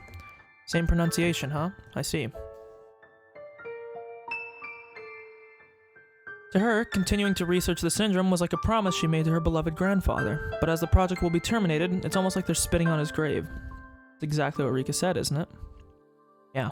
Also, Takano said something else. She compared a dying patient in a coma to the project that's going to end in 3 years. It says the family members have the right to turn off the switch of the life support machine. If the project is being terminated anyway, Mio Takano, who considers herself the family member of the late Dr. Takano, should be the one to terminate it, and she can do so when she pleases. I think that's what she meant. We're gathering the circumstantial evidence we need. Takano is in fact our enemy. Irie had been reluctant to accept it yesterday, but now he believes what Rika said is true. We need Tomitake to find some proof that shows Takano is planning something. Then we call in a subjugation squad to arrest all of those involved. Takano has the mountain dogs working for her. This squad can down even them. Yeah. I don't know anything about them, but there's another unit called the Bloodhounds. They're a combat unit deployed in the case of a true emergency. The mountain dogs are more of an intelligence unit for covert operations, so they'll likely be far outmatched.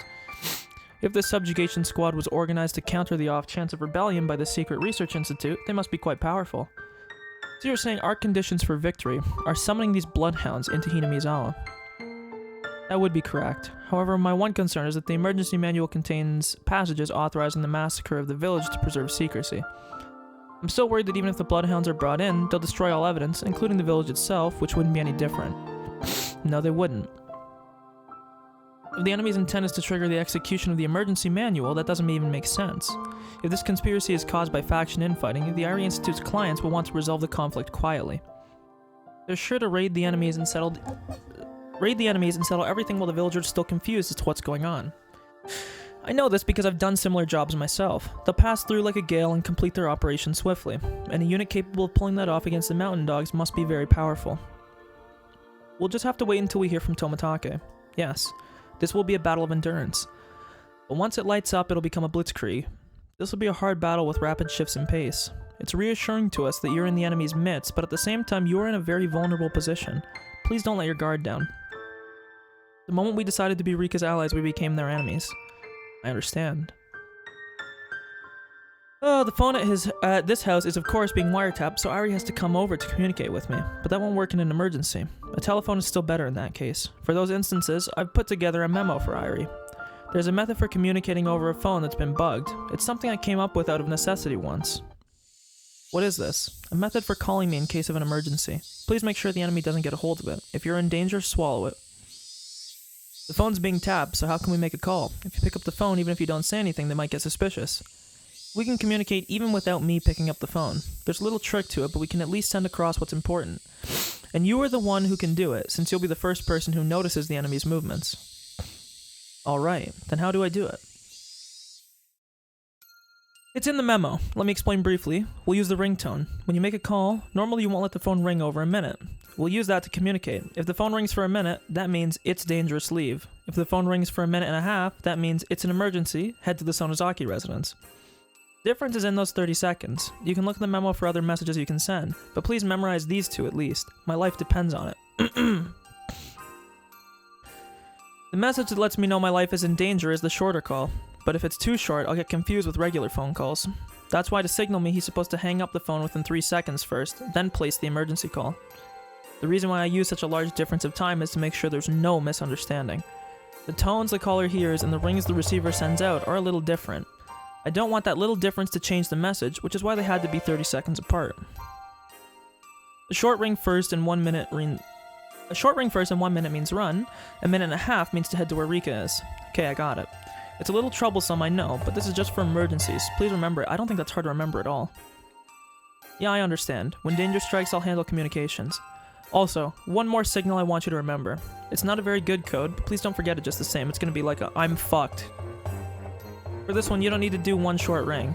You just need to let the phone ring for over 3 minutes. It's probably best just to place the call and leave it. What does that mean? Contact in danger. Further contact impossible. So that's to tell you that I'm in danger then. Yes. In case of an emergency, call this house, leave the phone off the hook, and hide somewhere safe.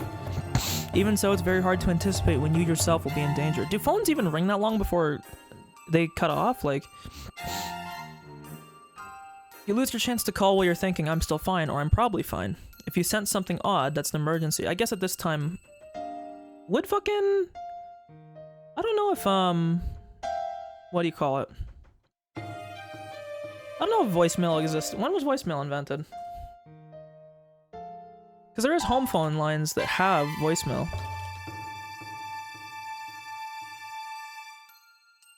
Voicemail was invented in the 1970s. When did it become popular, though? Became very popular in the early 80s. So I feel like after, when voicemail, there's like a certain time where it just cuts. But... you'll probably lose your chance to call while you're thinking I'm still fine or I'm probably fine. If you sense something odd, that's an emergency. Knowing the seriousness of the conspiracy, they won't hesitate to kill us. Please be very careful. I understand. But if that happens, what are you going to do? Depends on the situation, but I'll probably leave the house. If you're in danger, then Rika's in danger too. I'll head to the Sonozaki residence and join Rika. But this is only the worst case scenario. I'm not sure if it will actually happen, so don't be nervous. Relax, okay? This means it will happen. But also be very careful, right? That's right.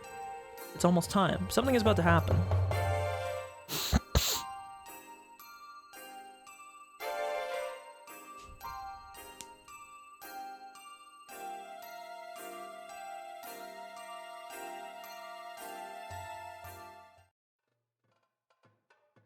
So that's it. Does anyone have any questions? I have plenty. This could easily be one of those well-planned pranks. What I heard is just that extraordinary. But right now it's a bad idea to ask questions just out of curiosity. That would be a waste of time. Mion has already explained everything about the events surrounding Rika. Well, I have a few things to ask myself as the successor to the head of the Sonozaki family, because all this has something to do with the series of mysterious deaths, but I won't get into that for now. All in all, it was a good idea to come to my house. You can survive a nuclear war here in our basement. There's electricity and a telephone there too. Of course we have plenty of food too. If the mountain dogs are really that tough, then this house is the only place in this village that's safe from them. I'm sorry to have involved all of you in this. Rika apologized from the bottom of her heart. Rika has been dealing with this strange disease, this syndrome, as well as these suspicious Tokyo people all by herself until today. She's been trying not to get us involved, and that's why she dealt with them all by herself. We can all imagine what she must have been feeling, so none of us can even think of anything to say. The silence went on for a while, but then Hanyu clapped Rika on the back. Rika, you've been apologizing so much since yesterday. What does Hanyu look like actually in the other thing? I don't think I've ever seen... Oh, so it's... She's similar, but not exactly the same. Okay. If you apologize one more time, you'll have to treat me with a cream puff every day. Besides, we all feel bad, don't we? Am I wrong, Keiichi? Hanyu suddenly addressed me. I could tell from her eyes that she was expecting something from me. Right, my role is to act as the flint for the other club members. It's my job to burn strong and red to get everyone excited. What have I been doing just sitting around? That's right, Rika. We never even thought all of this could be true, so we were just shocked for the moment. But we're all thinking that things are getting interesting, right, guys? Satoko, this right here is the real deal. You've got some good traps lying in wait, don't you? I know you've been hiding amazing ones for special occasions like these. This is a perfect chance to try them out, don't you think? You should be grateful for my presence. I don't know who they are, but if it's alright to get serious, then I won't hesitate to launch the countless miraculous traps I refrained from using on our club members. That's right, your traps can't come with Mii's seal of approval. They can chase away even a real army. While Satoko aside, you're pretty merciless yourself, Rina. You're usually so easygoing, but I know your true power. Yeah, when you get serious, you might be the most powerful of us all. You sure are something.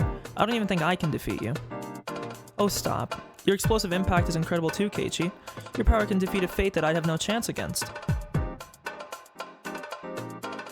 If Keiichi is a furious red flame, then Rina is a quiet blue one. Hey, that's a good one.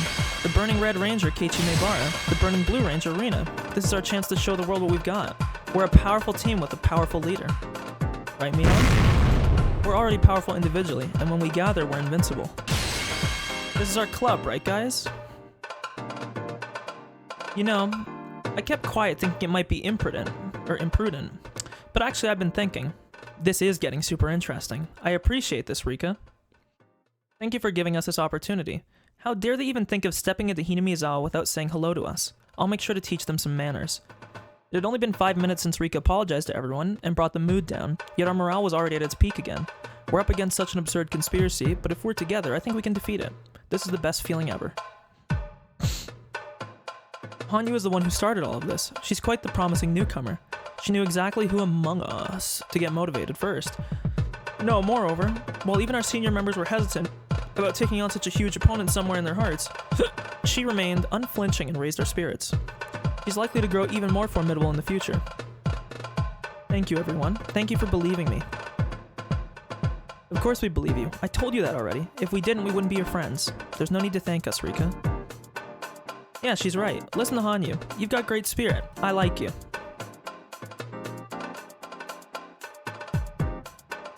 Okay then, let's huddle. We have to get things organized. First, Rika and Satoko are supposed to be absent from school because they're sick, but in reality they're hiding here. This is just a preventative measure. Nobody would even guess they were hiding here, thanks to a certain Akasaka. How nice of him. He came because of the promise he made 5 years ago. It's kinda cool. I'm a little jealous. He isn't my type, but I'm a little jealous too. It's not like that though. Yeah, I hope not. You're like 8. He works for public safety and he has a wife. And I think she's pregnant. I think he has a kid. Like, come on. Screw your head on right. He works for public safety at the police headquarters in Tokyo, and he belongs to a secret unit, right? That sure sounds reliable. Being part of a secret unit makes it sound even better, too. Akasaka is very strong. He's definitely reliable. But Akasaka's role is more of a protective one in case of an emergency. Tomatake has the more important job of finding out things about our enemy. He's our true attacker. Plus, he's the only one who can call in the Bloodhounds to take care of our enemies. In other words, Tomatake is our key to victory. It's a bit unsettling to think that so much is riding in the hands of some dumb cameraman. Everyone teased her by saying they're going to tell Tomatake she called him that. It's not that I don't expect him to succeed, but I think we should come up with another tactic just in case. But Hanyu, what else can we do other than count on Tomatake? No, Hanyu's right. Tomatake is a key factor from the enemy's point of view too. If they find out he's investigating them, they might even have him killed. This is enemy territory for him too, after all. I think we should come up with something else, instead of just depending on Tomatake. Very true. It's hard to score with just one trap. They usually set many traps to deal with many different possibilities. That's basic trap tactics, you know? That's true. There's no need to limit ourselves to just one angle of attack. We should look into other methods besides what Tomatake is doing. But we don't know anything about Tokyo, do we?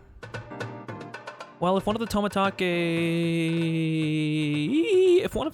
important jobs is to summon the Bloodhounds, I'd like him to teach us how to call them.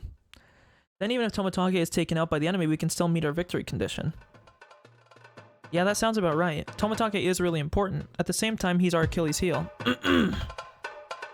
Let's talk to him and make him tell us how to contact the Bloodhounds. Problem is he's holed up somewhere in the city and there's no way for us to get a hold of him. I think that's a great idea though. The next time we get a chance to talk to Tomatake, let's ask him. So that's the first plan. Is there anything else? Before we knew it, Hanyu was making sure we moved along with our proceedings. Rina noticed that too, giving a pleasant smile to the girl trying to be a part of our group. This one is just insurance in case something happens to Tomatake. Let's think of a different angle of attack. What about something that would help his investigation? How intriguing. We'll launch some kind of trap, grab them by the tail, and thrust proof they can't talk their way out of in their faces. What a perfect trap situation. If I'm the one they want, why don't you use me as a decoy? It's dangerous, but Takano and the others need me, so they'll definitely fall for it. That really is dangerous, but that would prove Takano is after Rika. Have them see her and make them chase her. That could lead to something interesting. And that's where Satoko's hills come in. Once they go up there, they'll be in big trouble.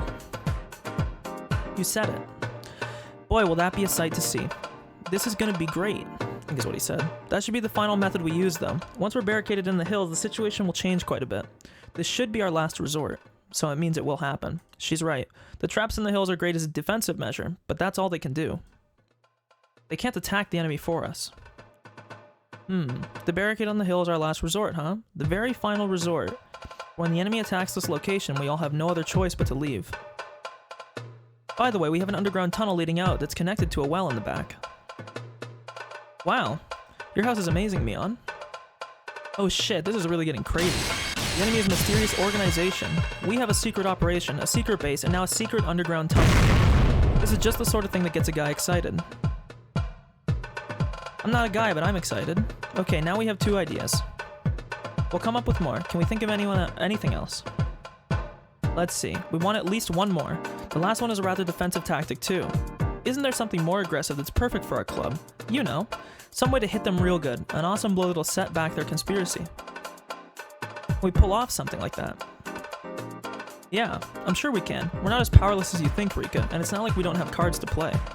You're their ultimate objective, and you're with us. That's one crucial card on our side. And not just in the sense of using you as bait. It's true. It's a huge disadvantage for them that we have the Queen Carrier. I mean, what's their goal? Kill Rika, trigger the emergency manual to eliminate the whole village, and use that chaos in their international faction, or in their internal faction wars, right? Yeah, to them Rika's just like the fuse on a stick of dynamite. They want to set the dynamite off, cause chaos, and use that to gain something for themselves. So if we keep it from exploding, we win. That's gonna be pretty tough. You're right. We have to continue defending her, but all they have to do is kill Rika in any way. It's like a soccer game with a goal on only one side. To denounce this unfair game for what it is and call in the Bloodhounds is the point of the Tomatake operation, right? Isn't there a goal for us, though? Where do we defeat their conspiracy? There must be something. Sometimes it works to think from the opposite point of view. Oh. There is one. Mion started to grin in a weird way. Here she goes. The winds are blowing stronger on her side and she's getting into better than top form. Mion is pretty smart. She's great at analyzing situations.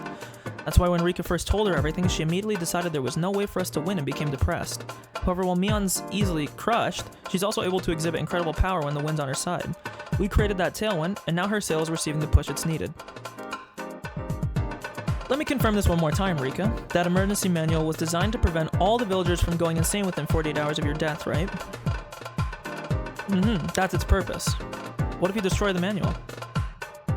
Rika has never died before, so how do they know something like that will happen within 48 hours? She's right. Yeah, that's really strange. How can they say for sure all the villagers will go crazy within 48 hours? Well, according to Decano, something similar happened in another country, and that's where they got the 48 hours from.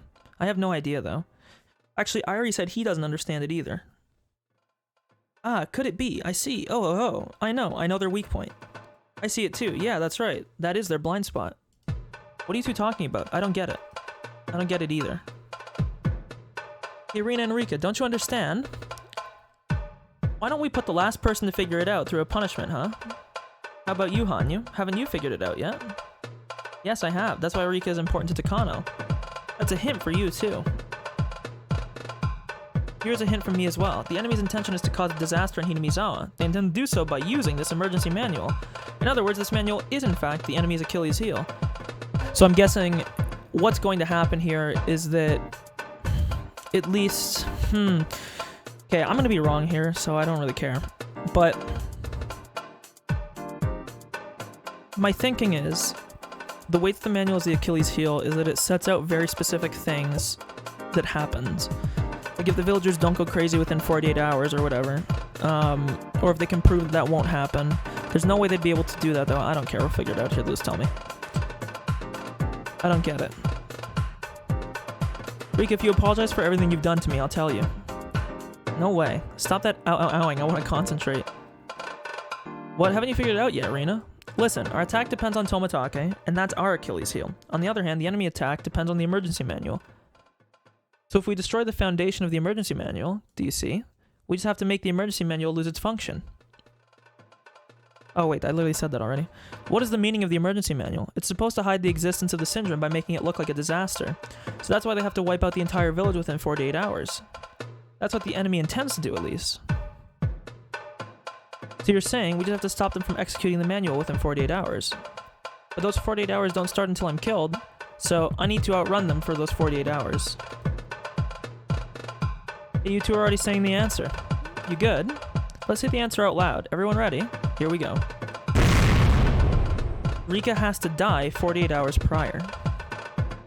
We all said it in unison. Boy, we're good at this. We never mess it up. Well, because it makes a very specific claim.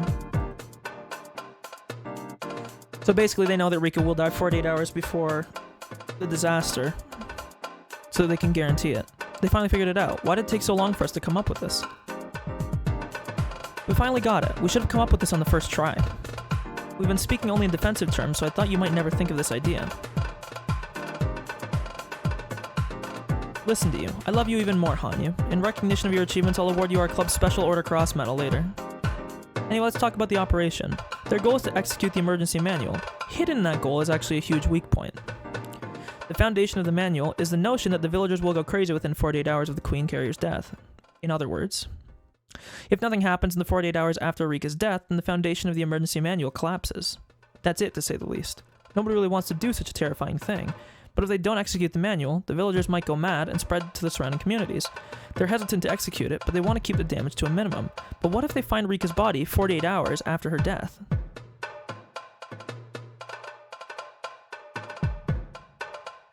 Wait a minute. The foundation of the manual is the notion that the villagers will go crazy within 48 hours of the Queen Carrier's death. In other words, if nothing happens in the 48 hours after Rika's death, then the foundation of this emergency manual collapses. Oh, I see. So they can fake Rika's death. So if they fake Rika's death 48 hours prior, and then her body is discovered to have been dead for that long, then it'll prove that, well, I mean, it's a fake out though, because it'll undermine the manual, even if the manual is correct. Nobody really wants to do such a terrifying thing. If nothing happens in the 48 hours after Rika's death, then the foundation of this emergency manual collapses. Yeah, so basically like the pillars that hold it up collapse under it. But if they don't execute the manual, the villagers might go mad and spread to the surrounding communities. They're hesitant to execute it, but they want to keep the damage to a minimum. But what if they find Rika's body 48 hours after her death? So they do an autopsy and it's like, oh, she's been dead for 2 days already. And the village isn't crazy already, then the manual means nothing. The major premise that the villagers will lose their mind within 48 hours of the Queen Carrier's death will collapse. Fortunately, Rika is hiding here, so it's possible for us to lie about her death. Yeah, so the last time Rika was seen was yesterday at school. It will be 48 hours after that in the early morning of the day after tomorrow. It will be perfect if her body is found around that time. You see, it's possible to fake Rika's death with that help of Oishi. Indeed. We'll ask Oishi to send out an announcement that Rika's body has been found and that it has been at least 48 hours since her death.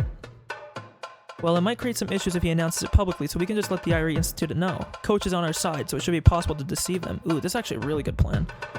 That is, what an idea. Once the emergency manual loses its credibility, such a horrible operation will never be approved. In other words, their weak points are the emergency manual and Rika. Oishi hasn't agreed to help us yet, but I know he will. This will be such an amusing trap. I can just picture Takano running around in a panic. Takano believes Satoko and I are sick in bed with a cold, but as she hasn't actually seen us, she's just assuming it's true. As it turns out, we were somewhere else, and suddenly my body shows up, having been dead for over 48 hours. This is going to be super thrilling. The masterminds will have to accept the failure of the emergency manual and withdraw. That's when the hunters become the hunted. By that time, Tomitake will have found out something about the enemy. Now call in the Bloodhounds to defeat them. That's our goal. Alright, I can smell our victory from here. Man, how perfect is this? This is all gonna work out, I'm sure of it.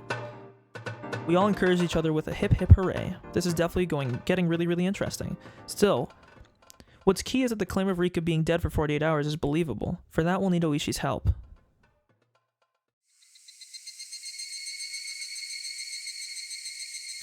And right as we thought about asking him, he arrived at the Sonozaki residence. I wonder if he's gonna apologize.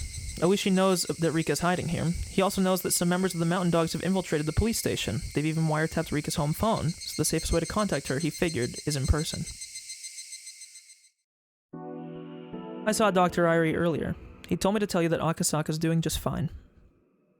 He's grown a lot in the past 5 years. He'll hold down the fort.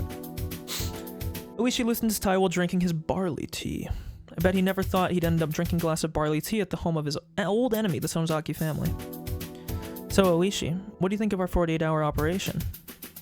I think it's a pretty good idea. It'll shake them up quite a bit. In their panic, they'll make mistakes for sure, and that'll give Tomitake the chance to get the drop on them. No, it's really a great strategy. They say 2 heads are better than 1, but with all your young minds together, you come up with a fantastic idea. Oishi laughed in admiration, and assured us that the operation would definitely make an impact. However, he hesitated a little too. This is pretty sink or swim, you know. Whether we win or lose, I'll have to take responsibility. I'll do my best to pull out the splinters, but if I don't do a good job of it, I'll end up in pretty deep. I have to resign myself to that. In our 48-hour operation, Oishi ends up bearing most of the responsibility, and the police are a strict organization. There's no guarantee they won't investigate. Oishi is planning to retire this year. I didn't mean to do that. He needs his pension in order to pay off his mortgage.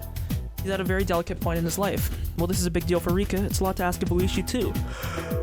You have to risk throwing away everything for our sake. Shit. This operation is a great idea, believe me. But I just can't. Oishi, if it's too much, you don't have to accept the part. We don't want to win by using you as a sacrifice. Nobody knew what to say to him, but Hanyu broke the silence.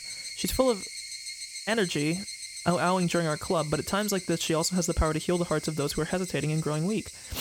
It's like being enveloped in a mysterious embrace. If her appearance matched her level of maturity, Hanyu would probably look like a mother. Besides, we're members of the most powerful club in the world. Even if the 48-hour operation can't work, we sure can come up with another idea straight away. Right, Mion? Yeah, that's right. Oishi, you can say no, okay? We shouldn't have gone all excited over this without even considering your situation. Yeah, that's true. I'm sorry, Oishi. Rina whispered to me while watching them talk. Hanyu is good at this. Who could say no when a cute little girl says stuff like that to them? Huh? What? You mean, is that what Hanyu's trying to do? She's even more sly than I am. As Oishi moaned and groaned, Hanyu looked over and grinned wickedly at us. I take it back. This girl, she really is sly. Hanyu is more dangerous than I thought. Next time we do a club activity, I'll really have to watch out. Please let me sleep on it. There's someone at the station I really trust, so I think I'll discuss it with him. Don't worry, he wouldn't rat me out. If I agree to do this, I can't make any mistakes. So before I do, please let me think over the chance of success. Higurashi never makes promises unless he's sure he can keep them. That's why he speaks cautiously, but considering his position, it certainly was a decision that required courage. Don't worry, Higurashi. Even if you lose your pension, Mion will take care of it. Won't you? If he is going to help us, we have to do that for Higurashi. Huh? Well, you know, despite how this old man looks, my family is pretty rich. We've got 2 sly foxes. Our club's going to be the epitome of a free-for-all in the future. The meeting ends with that. We'll find out if we can go ahead with the 48-hour operation or not by tomorrow, depending on Oishi's answer. We haven't heard from Tomitake yet, but I'm sure he started his investigation on Takano. The coach and Akasaka have to wait patiently, each surrounded by the enemy. They're both in very dangerous positions, so I'll just have to pray for their safety. And then there's Takano. I'm still having a hard time believing she's involved in such a vast conspiracy. If someone told me the whole thing was a lie, I might even believe them. That's why I want Tomitake to investigate. She's mysterious and a bit cold, but she can be fun to be around sometimes too. Also, I've always thought of her as one of the villagers. It hurts more than little to suspect one of your own. I can understand what Tomitake is going through. This doesn't have to be an investigation to confirm her guilt. Instead, I want him to prove that she is not guilty. It's too painful for people to doubt one another.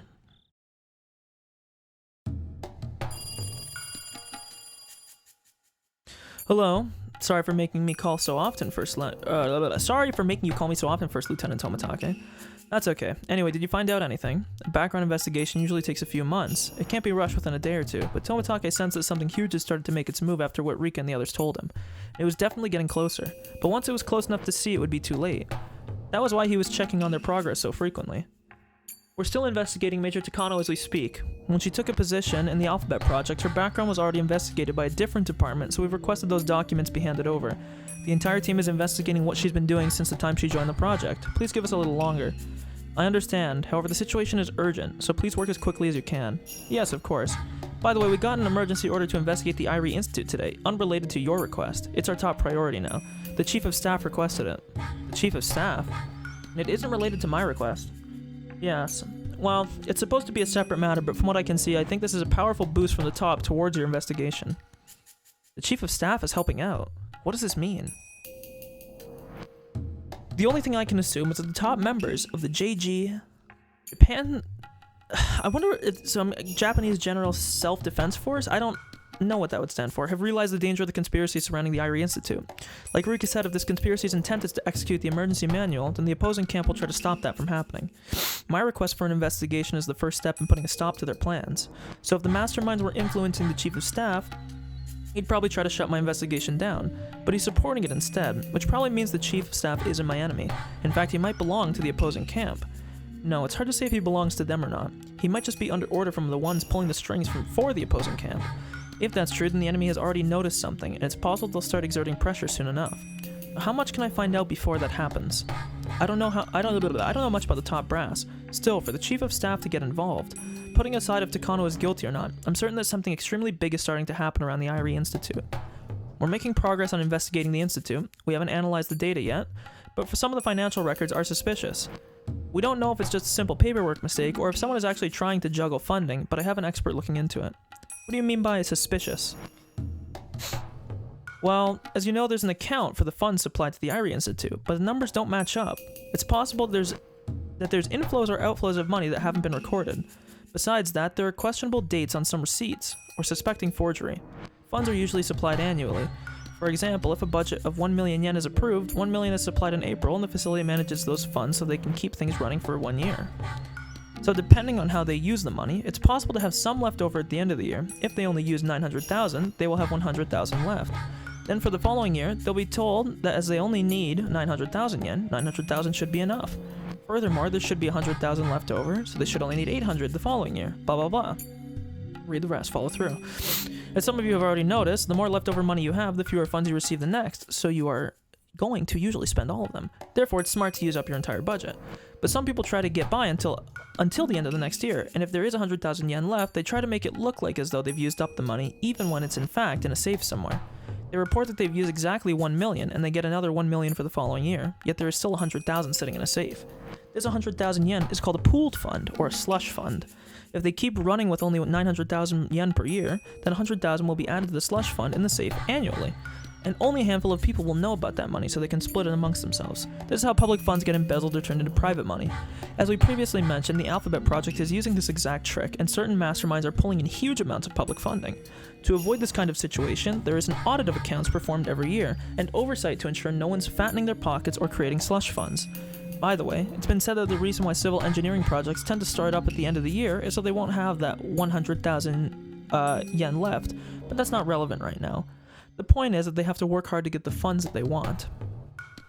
Well, that's an example of having some money left over, which is certainly not bad. However, it can also be possible that there isn't enough money. After all, they're only granted 1 year's worth of funds, so they can't delve into a savings account like we do in our lives. That excess money just doesn't exist. Therefore, an estimate report should never show more expenditure than revenue.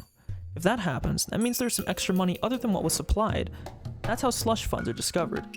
Tomitake was told that it was under investigation, but the Irie Institute's suspicious financial records could be either case. The former would be fine, it's quite common after all, but if it was the latter, there could be something quite nasty lying beneath the surface. In other words, it was quite possible that funding was coming into the Irie Institute from someone other than the formal sponsors. To be more exact, there was a chance someone was interfering with the Irie Institute by supplying funds.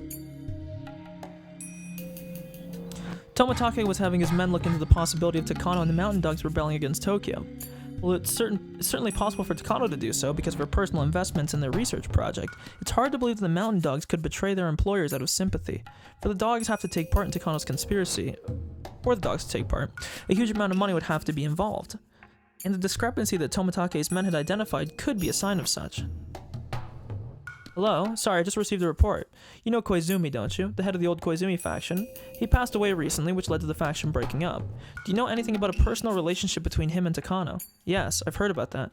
But did you know that Koizumi and the late Dr. Takano had a personal relationship? No, I see. Now I know why Koizumi doted over Major Takano. This is very interesting. As a matter of fact, after Koizumi's death, his private accounts were liquidated, and they found some withdrawals made by Koizumi himself instead of the attorney who took care of his finances. It happened about a half year before the Irie Institute's establishment was approved by the Alphabet Project. Didn't Koizumi use that money to make necessary arrangements beforehand in order to establish the institute?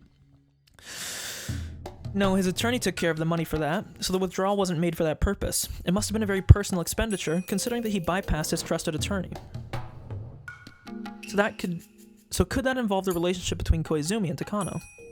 Does that mean that Koizumi supplied funds to Major Takano personally? Yes, that's what we think, and we are trying to corroborate that as we speak. We think Koizumi gave money to Major Takano for purposes other than necessary arrangements for establishing the institute. So you're saying it's possible that Major Takano has a huge amount of cash at her disposal to help instigate a revolt. To establish the institute, Major Takano adjusted things with various organizations, but she did all that through legitimate means. Though she didn't use any of her personal supply for that, she should still have the whole amount at her disposal. I'm sorry, but what is that amount? 1 billion yen. Let's convert this real quick. 1 billion yen to CAD. That is 10.3 million Canadian. That's a lot of money. Well, let's do this to oozed. 1 billion yen to oozed is 8.24 million USD. That's a lot of money. I'm very close to Takano, but I had no idea she was so rich. Actually, she's rather tight with her money. She never acted as if she had 1 billion yen just sitting around. But then that money isn't just money to her. It's a form of support from her dear grandfather's friend, so she'd have to save it for when she needed it the most. If the new board of directors had even a little interest in her research, she would have used that money on them, but they simply laughed at her. So Takano gave up on bribing them. Instead, she's decided to use it now, because her research project was going to be terminated anyways. With 1 billion yen, it might be possible to bribe the Mountain Dogs. If she has sponsors, it'll be even easier. Her grandfather couldn't complete his life's work, but she's planning a magnificent conclusion for it. Shit, those can't be her true intentions. Someone has to be deceiving her. Takano, I'm sorry. I'm sorry I didn't notice your sorrow, even though I've been right beside you.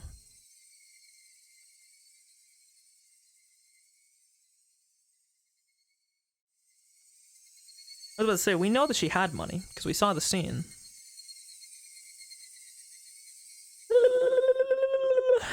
Chapter done. That one was more close to an hour. We have now 3 chapters left. So approximately 3 hours, I would assume, if that's what we're going to see. I want to go find the fucking... Dude, I'm pissed I can't find the fucking beef jerky yet. I don't know where I put it. I had 2 bags of it. I finished 1 bag, and I don't know where the other one is, and I'm fucking pissed.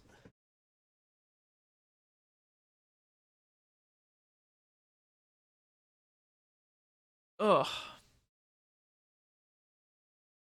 There was no tips there either, I don't think. Yeah. I don't even think there's gonna be tips. Why would there even be a tip at this point? Ugh. Let me allow myself an Oreo for completing a chapter. An Oreo Sonozaki. Impressive. Let's see Oreo's business card.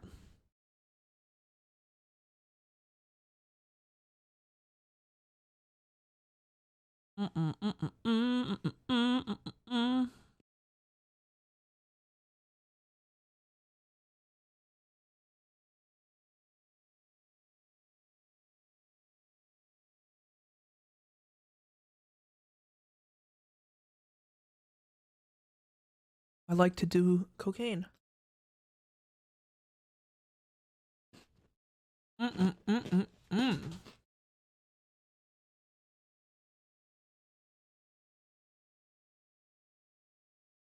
even gonna indulge myself in, get this, a second Oreo. Wow.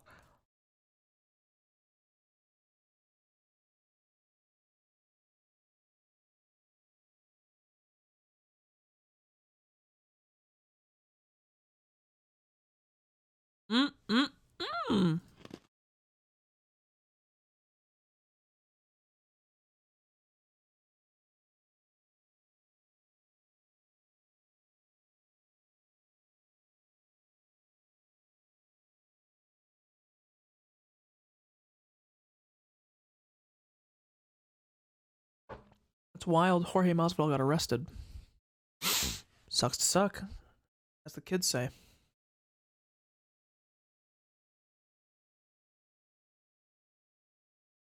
Ugh. Ugh.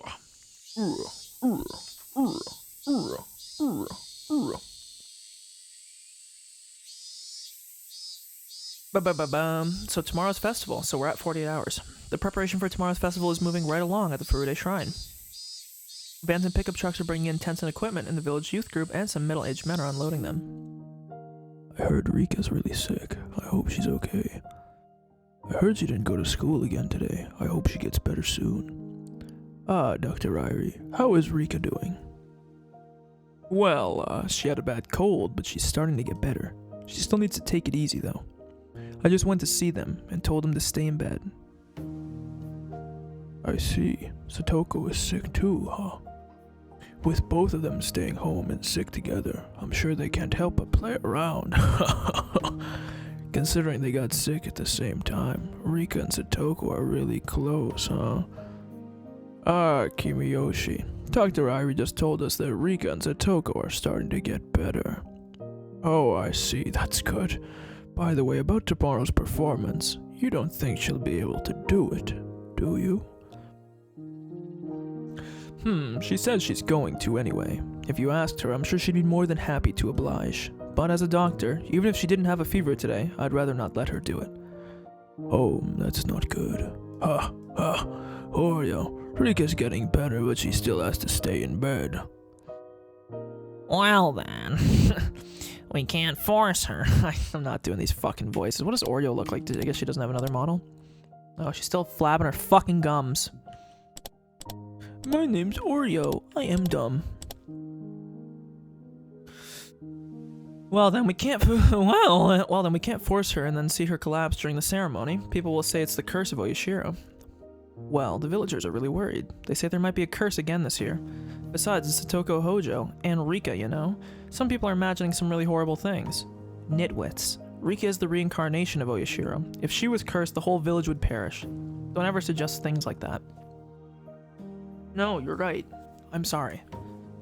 Dr. Irie, can I go see them? Please let them rest for a while. They're recovering, and they're at an age where they'll want to play. Someone visiting them would be too stimulating, and they're sure to get out of bed. Huh. I see. I guess I shouldn't, eh? Doctor, please take care of them, alright? Not just Rika, but Satoko, too. Really? That's surprising. Oreo always acts as if she doesn't even see Satoko, but she just asked me to take care of Satoko, too. Sure, absolutely. I'll make both Rika and Satoko better. You can count on me. If something happens, people will say it's the curse of Oyashiro. Hey, Dr. Irie. Don't you think it's foolish to talk about things like curses when we're in the 1980s, when people have gone to the moon? Yes, I do. During the dam conflict, we used stories like that for our own needs. The dam conflict is over now, but as long as we keep talking about the curse, the dam conflict will never end. Are you saying that if Satoko dies, people will say that it's the curse of the dam conflict? Dam conflict is over. If a village kid gets a cold, it's the elders' jobs to worry about her. That's all. I already know what Oreo wants to say. I want her to actually say it, but if I made her, she might get angry. This is more than enough. When she talks about the dam conflict, she doesn't just mean the war they waged against the construction itself. She's also including how the Hojo family was ostracized after it was over. She's saying that the dam conflict is over, including everything that happened as a result of it, and that's why she told me to take care of Satoko. I'm sure Satoko will appreciate your concern. Huh.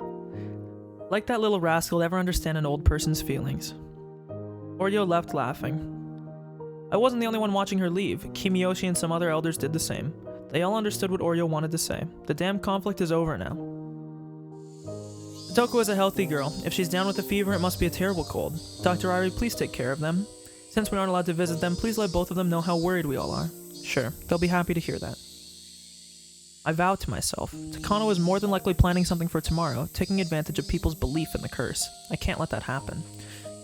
The curse of Oyashiro will end before it can happen for a 5th time. I'm sure of that. So hot you hurting my feelings. Sorry, that song's still stuck in my head. It will be the ending song today, too. Oishi couldn't accomplish the 48-hour operation alone. He would need the help from someone else. It's Kumar Guy, yup. Oishi called up both Kumar Guy and the old man from forensics and told them everything. I know I'm repeating myself, but this is a dangerous bridge we're crossing here. If I get a simple warning, that's okay, but if I get reprimanded, they'll probably take away my pension. Ha ha ha. Hey Oishi, I hear you always gather your colleagues at the mahjong parlor next door and threaten them every time you have a dangerous mission. It's the same old thing, right? Yeah, Oishi, why don't you say, if you don't want to lose your pension, leave while I count to 10, with more oomph in your voice like you usually do. Unless you say it that way, it just doesn't sound right. Well, this seriously is dangerous, Kuma. Are you really prepared to lose your pension? Why don't you count to 10 then? Fine, I'll count. If you don't want to lose your retirement money, leave before I count to 10. 1, 2, yeah. Okay, I got it. Kuma, you're serious. But still, are you sure you'll be okay with it? Yes, I'm really psyched up from what I heard from Akasaka the other day.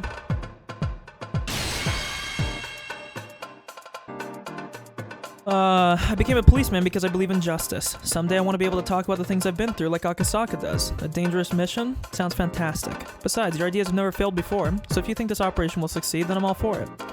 Huh, how nice it is to be young. You know, Akasaka's become quite the inspiration for him. He keeps talking about how he wants to be involved in secret investigations now. Well, it is nice to be young, I guess. And what about you? I'm in. Actually, unless I help, this operation won't succeed. I've been neglecting my health all these years. Yeah, this guy's a coroner, right? So... frankly, I don't think I have much longer to live. As a man, I want to do something grand before I die. My, you two sure are fearless. That's why you declare Arichi even with 3 flip Dora. Keep your fucking mahjong references out of this. You think I understand? You gotta say something like, huh. That's why you leave base even with all 3 racks down for me to understand you, okay? As a man, I can't refuse. If you're gonna cut something, cut it right in the middle. That's what you always say. He's not wrong. I get it. If your necks end up on the line, I'll be responsible. I'll have to make some preparations first. You want to start this early tomorrow morning, right? I have to check with both forensics and the autopsy department. Oishi, when all this is over, you have to treat me to something big, okay? Of course. Look forward to it. But please make sure to be careful who you talk to, alright? They told me there are some spies at the police station. Don't worry. I know who I can trust. Count on me for that at least. Alright, I'm fired up. My detective spirit is burning bright. It had taken Oishi all night to come to a decision, but those two had decided immediately. He couldn't help but question himself. Okay, I have some errands to run, so I'm gonna get going. Kuma, could you please take the old man home? Thank you for coming here on your day off. Nah, don't worry about that. It's been a while since something got my blood boiling, and all the years of my life, this is the first big stage to really test my manhood. I'm not afraid. I'm gonna enjoy this. Thank you very much, old man. Kuma, too. If Oishi's calling him old, you know that man old. Oishi thanked them after seeing them off, although they couldn't hear.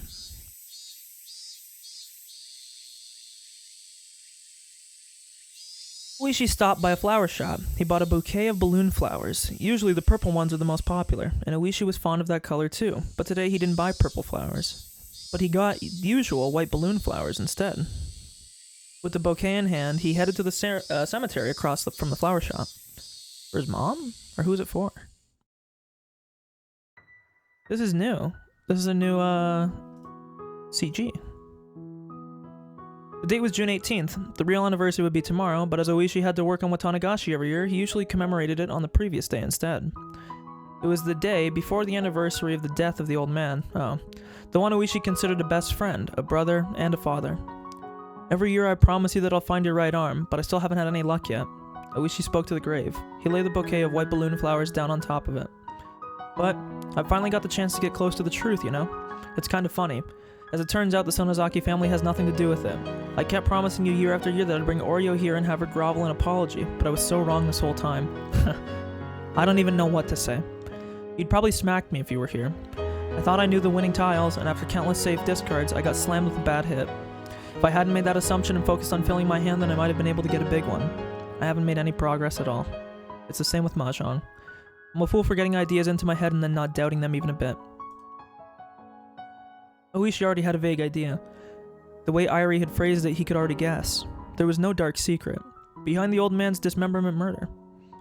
The events that followed were separate incidents. That particular murder was an individual incident and had nothing to do with anything else. That actually is true. Since the main culprit was the only one who wasn't caught, Oishi needed someone to blame, and the mysterious Sonozaki family was the perfect target. The drama of revenge that Oishi believed in never existed. Hey, an actual CG. I'm thinking of doing something really dangerous. Considering the risk, there isn't much in terms of reward. If anything, I might find out the truth, but I feel like I can finally forgive myself. Oishi bowed deeply to the grave. Then he heard footsteps behind him. It had to be someone else who knew the old man. I bet you it's Oreo. That person can't come on the day of Watanagashi every year either, so they come on the day before, just like Oishi does. They always bring blue hydrangeas. Purple balloon flowers and those blue hydrangeas, and those blue flowers don't go well together. That's the reason why Oishi always picks white ones. Usually the hydrangeas are already there by the time he arrives, but as Oishi had his secret meeting with Kumagai early in the morning, he came straight to the graveyard afterward and arrived before this person did. Visiting a grave isn't a race, it's a spiritual matter. Oishi was curious about the other person who brings flowers every year, so he looked up. Oh. It's Shion, and... oh, I forget the mom's name. It's like Akane or something. Well, are you visiting someone's grave too? Oishi stated the obvious, but from one glance he could guess everything. Upon seeing the hydrangeas in her arms, it all made sense. Oh my. Aren't you supposed to be working? What are you doing here? Akane Sonozaki laughed as she handed a bouquet of hydrangeas to her daughter, Shion. Shion, not knowing what to do, was caught between her mother and Oishi. Hey, how long are you gonna stand there? Come on, move over. Oishi moved over as told and spoke. So you're the one leaving hydrangeas every year. Aren't they beautiful? They're from my backyard. Hydrangeas are beautiful in June. Your balloon flowers are fairly unusual. White ones, huh? They're nice. Mr. Oishi, excuse me. Can I put the flowers down? Shion knelt down in front of the grave and got the flowers ready. She put the hydrangeas in the vase alongside the balloon flowers, or the vase alongside the balloon flowers. The flowers looked beautiful in the vase together, reminding their onlookers that summer was about to start. What a coincidence. They match very well. It makes a nice contrast with the white and the blue. I saw blue hydrangeas every year I came. I thought blue flowers wouldn't go well with purple ones. I see. Then we should get along just fine, huh? Yeah, I guess. What's the matter? Anything unusual on the x-rays? You're being unusually quiet today and it's disturbing. Oh, do you think that might be it? Since you've been good to us, I'll bring some hydrangeas to your grave too, don't worry. Oh, by the way, you still owe us at one of your shops, don't you? I'll bring a bill too. Oh boy, you two never run out of things to say, do you? Well, I don't plan on leaving the world quite yet. It won't be long until my retirement, but I'm still going strong. That's good then. As a citizen of Okinomiya, I'm glad to hear such reliable words. Their conversation should have been coded in social courtesies, yet something felt a little off about it. Can you tell me one thing? The Guardians and the old man, the site manager, they didn't get along, did they? So, why bring flowers for him? No, we didn't get along at all. We were mighty enemies. Right, Shion? Yeah, that old geezer was a bastard that pissed me off. I bit him, I elbowed his stomach, and I even scratched up his car with a 10-yen coin. Shion, the statute of limitations isn't up yet. Shion stuck out her tongue and hid behind her mother in embarrassment. So if you hated him that much, why do you come here? Well, the damn conflict is over. Although he was our enemy, we did many unpleasant things to him too. What? You don't get it? The war is over now. Even in a rugby game, once a game is over, no one is on opposing sides. And you shake hands, baby. Nothing more than that. Well, I guess actually I think shaking hands is more of a hockey thing, but Akane said it as though it was a normal thing, but Oishi just couldn't understand. First of all, they hated each other. They hated each other. They spat at each other. How could they even feel like bringing flowers to his gravesite? However, Akane said that it was normal. Their moral standards weren't matching up. Actually, you're the one I can't understand. I think the damn conflict has ended, yet in your head it's still going, isn't it? Oh no, it's over for me. I can't even imagine hearing all that noise anymore. You've got to be kidding me. And what's wrong with the Sonozaki family visiting his gravesite? Come on, move over. I brought something for him too. Akane took out a small package from her bag and put it down in front of the grave. I've always wondered this, and I'm sure it's just the gravekeepers that do it, but what do they do with all the flowers and like gifts and stuff that get left at graves? Like for flowers, I'm assuming that they probably just throw them out, because most flowers that you buy from a shop don't like live, I don't say they don't live very long after you buy them. It depends, I guess, but I've always wondered what they do with the stuff, especially gifts, not so much flowers. I feel like flowers are a little bit more obvious, but like Porter, that's what I'm saying. Like, fucking finders keepers. Like, hey, bro, if I go there and all of a sudden, like, I'm gonna start going to like a you didn't hear also, for legal reasons, this is a joke. I'm not a grave robber, but I think maybe I need to go to like a very, like, go to like Dubai or something and go to a graveyard and just see if there's like a Rolex or something just like on someone's. They're like, man, he loved Rolex, and I'm like, God, yeah, what a good guy. Fucking I see that package every year. What's in it? This is ohagi, specifically made by the Virago. Drinkers usually don't like sweets, so she made them without sugar. Are you saying that Oreo made ohagi for the site manager's anniversary? He does it every year. You did just say that you see it every time you come here, didn't you? Oishi was stunned. Oreo was the biggest hardliner in the Onigafuchi Guardians, no question about that. Oishi had believed for a long time that she was the mastermind behind the old man's murder. Because of that, he couldn't believe that she had been making ohagi every year for his anniversary. Don't give me that look. Let's not do this anymore, okay? Do what? Pretend that the Sonozaki family shouldn't visit the site manager's grave. It won't be long now until it's 1990. By then, even the Emperor might be dead. How much longer are you planning to drag out this war which has already ended? Please, I don't even want to think about the damn conflict. There's nothing better than peace. The government was at fault. They should think about what they've done. But we were at fault too. That's why we have regrets. And when things are done, that's it. There's no point in dragging them out.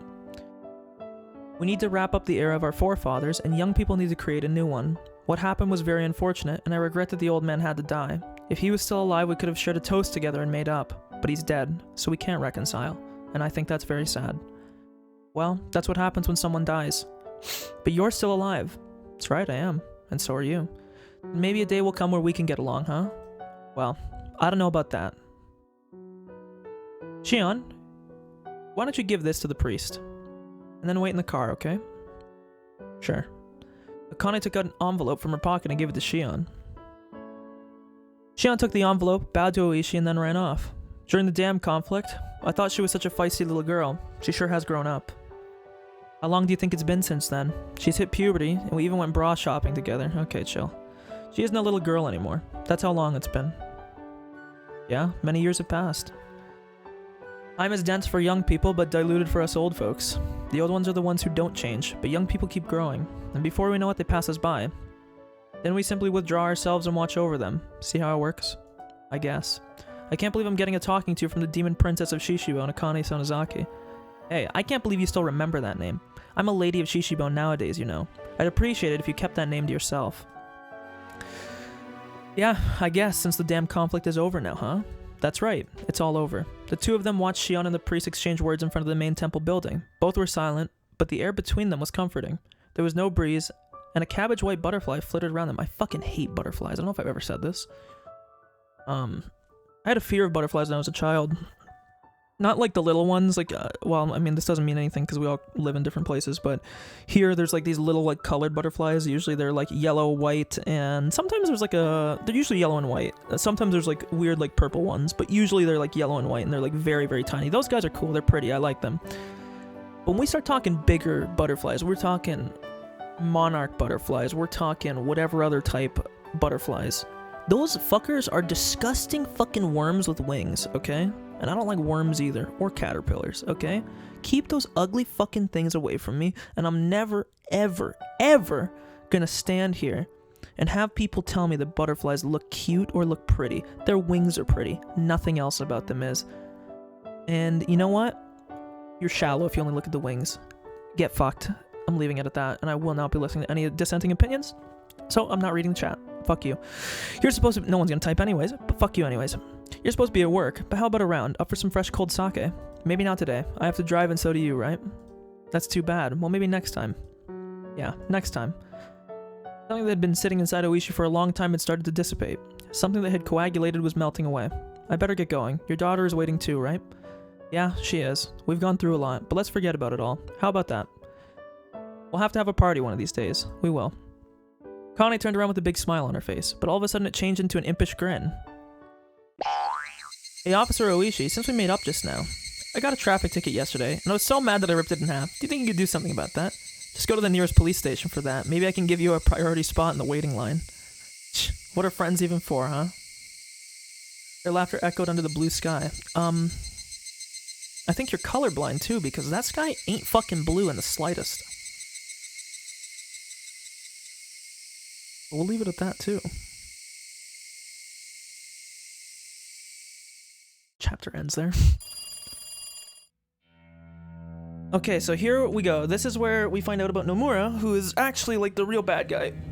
Which I hope they don't try to well, I don't know. Takano deserves absolution to a certain degree because, like, I don't know. We can talk about this later. Because there's too much to talk about and I don't want to waste time. This doesn't sound, I don't want this to sound bad. I just want to get through the game. I want to finish it. I'm actually surprised it's even taken this long. I thought it was actually going to be much quicker. I know that the chapters get longer, and obviously we're at the end of the game, so duh, but yeah, no. But we'll talk about it after. I'm not tired. I woke up quite late today, so thank you for waiting, Nomura. No, sorry. At the moment, I'm talking to a woman over the phone, so how's everything going? Well, the festival's tomorrow. I see. That's good. First Lieutenant Tomitake will get into an accident tomorrow night.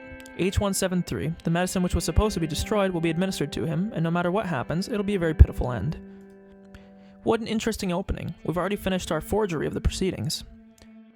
It'll show that Lieutenant Colonel Irie was trying to sell your research to a foreign country so that he can continue it. And Tomitake's murder is a part of that. Yes. That will be the first step for the board of directors to become suspicious of the Irie Institute. We're taking care of all that, so don't worry. Also, regarding that, what should we do if it happens? If what happens? I mean, what if First Lieutenant Tomitake agrees to join us? He isn't included in the takeover operation, is he? Well, no, because he's an auditor for the board. If he becomes our ally, that might be beneficial to us. According to our analysis, even if he changes his allegiance, there won't be much for us to gain. Why add another unnecessary worry to the operation? You're right. Sorry about that. I thought we might be able to use him for something, which is why I suggested it. We'll go with the original plan then. Do you wonder if there's like a small part of her that maybe still cares about him? And like at least she's assuming they can only win, obviously, so I wonder if she's like trying to get given out, you know? I think that would be better. I'll get in touch with you again. Goodbye. Also, this Nomura person is not even Nomura, because we saw, well, Nomura might be her real name, but it's probably not. It's probably just an alias, because we saw her in the car earlier, in one of the fragments, literally, like, calling a bunch of people and using different names. She's just, like, she's fucking with people. For a while, I kept holding the telephone receiver lost in thought. Then I put it down. and dialed a number that I had become very familiar with.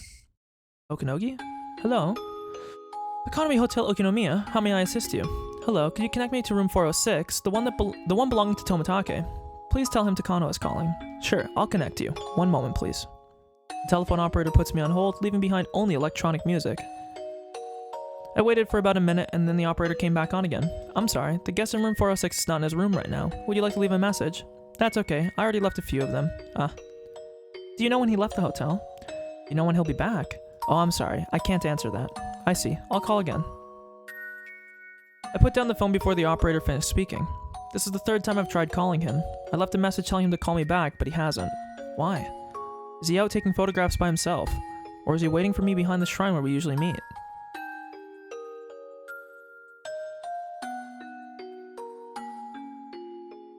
I feel like he might be the only one that can maybe get through to her, you know? Who would think I would actually come all the way here expecting him to be waiting for me? I'm even surprised myself. People are in the middle of setting up tomorrow's festival. Tests are being put up for food stalls and preparations for various events are taking place. It's almost too noisy for me, what with people shouting as they work, plus the noise from the batteries for the stalls. She's gonna pull out a shungite thing. She's like, I'm very sensitive to EMF. Soon I reached the back of the shrine before realizing it. This is probably the best view in the whole village. This is where Jiro and I usually meet. Just maybe he's waiting for me here. Of course, that's just wishful thinking.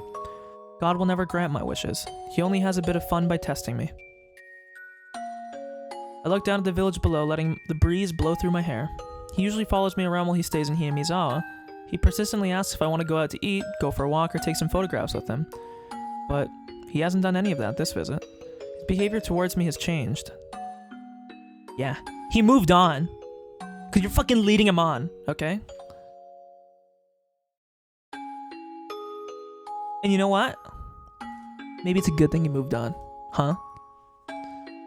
Maybe you're just upset that he's not distraught, huh? Yeah. Toma Chadke doesn't give a fuck about you. Sorry. Maybe it's because he heard about the horrible impression I left with the new board of directors. Maybe he thinks I'm a mad scientist because of that incident. I can feel that he's gradually losing interest in me. But I have my own complaints too. When I don't want him around, he's so persistent, but when I need him to listen to me, I can't get a hold of him. Huh. Folks, this is your prime lesson in communication. Prime lesson right here, okay? I know this is gonna be I'm gonna give you a nice little tip right here. This is crazy. And I know it sounds really hard. Ready? If you don't want someone to be around, or if you want someone to stop bothering you, tell them. Whoa. That's very hard. It's a different situation that you can't get a hold of him. But if we didn't know what we knew, we were treating this as like some relationship memes. Why are you surprised that out of nowhere he got fed up and just stopped talking to you? But if I did get through to him, what would I even talk about? What could I talk to him about? Right after talking to someone about the plan to assassinate him. Yeah. A little bit high stakes here too, okay? Not often, if you're having an argument with your someone you're seeing, potential girlfriend, is she plotting to kill you? Hopefully. Hopefully this isn't the typical. I mean, you know, I live an interesting life, so this is quite regular, but you folks, I hope not. Why should he even answer my call? I'm simply running wildly, and when I reach the point of no return, I'll want to be forgiven. And I want him to do that for me. Because he always does whatever I want him to do, and he shows up whenever I need him. And you want to know why? So you know what? You don't want him. You enjoy the convenience of him. And he deserves better. Die. Who would forgive someone like me? Someone who has nowhere to go but hell. Would he forgive me out of sympathy? No way. While he'll be surprised, he'll do his job and arrest me. I am a member of the SDF after all, so what I'm doing is committing treason. I've been thinking about him a lot the past few days, and just now I realized something. He's not attractive at all, as a man. He has no sense of humor or good taste. He has nothing. Absolutely nothing. Well, he has a belly, but there's nothing appealing about him. He doesn't care about my schedule. He's persistent, and when I treat him nicely because I'm in a good mood, he becomes even more persistent. Oh my god. Call it a crime. He perceives interest. So he advances. I mean, what do you... Is she socially inept? There really is absolutely nothing good about him. Despite his age, he tells me things, like how the last time he held a woman's hand was when he did folk dancing at some summer camp. Furthermore, he says those things to make me laugh. He's hopeless. More than anything, I can't stand when he completely ignores my feelings. Will you never open up to him? I want to be alone sometimes. I don't want to do anything sometimes. Yet he drags me out, completely ignoring how I feel. Communication is key, folks. That's why even when I'm exhausted or I don't feel like doing anything, I end up going with him, which makes me laugh. I always thought that just wore me out, yet I want him to drag me around. I'll probably never feel this way again, and yet he's not here. Do I really believe I don't want to spend time with him? Maybe I've just grown used to his abundant affection. When he took me out on a day I didn't want to do anything, I was in a bad mood at first, but after a while I started to feel better and found myself having a lot of fun.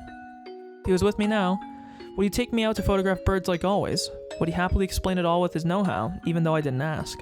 That'd be very boring and troublesome, but that's what I want right now. Do I see my grandpa in him? Okay, Freud.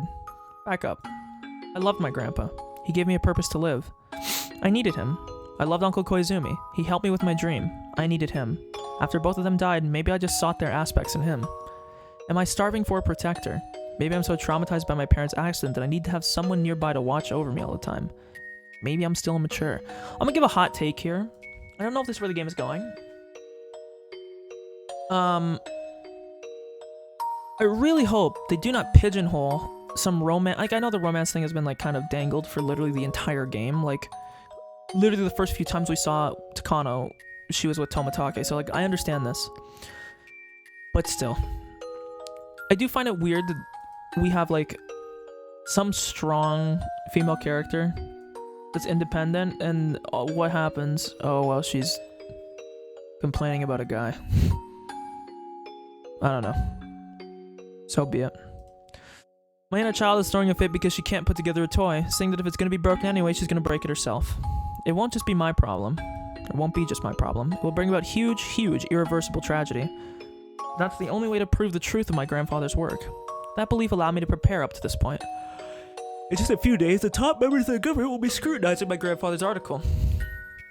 And, terrified by the worst-case scenario he predicted, they'll regret canceling our research and neglecting countermeasures as they pass their final resolution. That's when my grandfather's article will become truth, his great work uplifted, and his name carved into the pages of history. And then he will become a god, an eternal existence. And I will reveal the god worshipped as Oyashiro to be the Hinamizawa syndrome, casting them down to earth. I'm going to complete the 5th curse of Oyashiro with Jiro's death, as well as my own. I'll become the one who curses, not the one who is cursed. I'll be in the position to test instead of being tested. I will ascend to godhood. I'm going to make the curse a reality, and I'm going to kick the god of this place off her throne, and then grandfather and I will be together forever. Gods don't get tested. Fate doesn't test gods. No grief will separate us. I will be with my grandpa forever. After that, we're going to work on our research together in that study, filled with the smell of formalin. A scene from Happier Days. Monday, Tuesday, happy day. Grandpa's at his desk, writing down something. I'm in a good mood, lying on my stomach on the carpet right behind him, while flapping my legs and humming a tune. I help him with his research by organizing his books as if I were playing with blocks. To return to those times is my only wish. Of course, if I could go back that far, I'd want my parents to be alive too. If I could play with my grandpa's books while listening to my mother cooking in the kitchen and my father flipping through the newspaper, that would complete my happy world. It'd be my ideal childhood. That world doesn't have a door to the outside world, so I can't go over to my friend's house. Because if I did go to my friend's house, there wouldn't be anybody there when I returned. Nobody. Nobody, because they'd all died in a train accident. So I don't want an outside world. I want to stay in my house with my parents and my grandfather.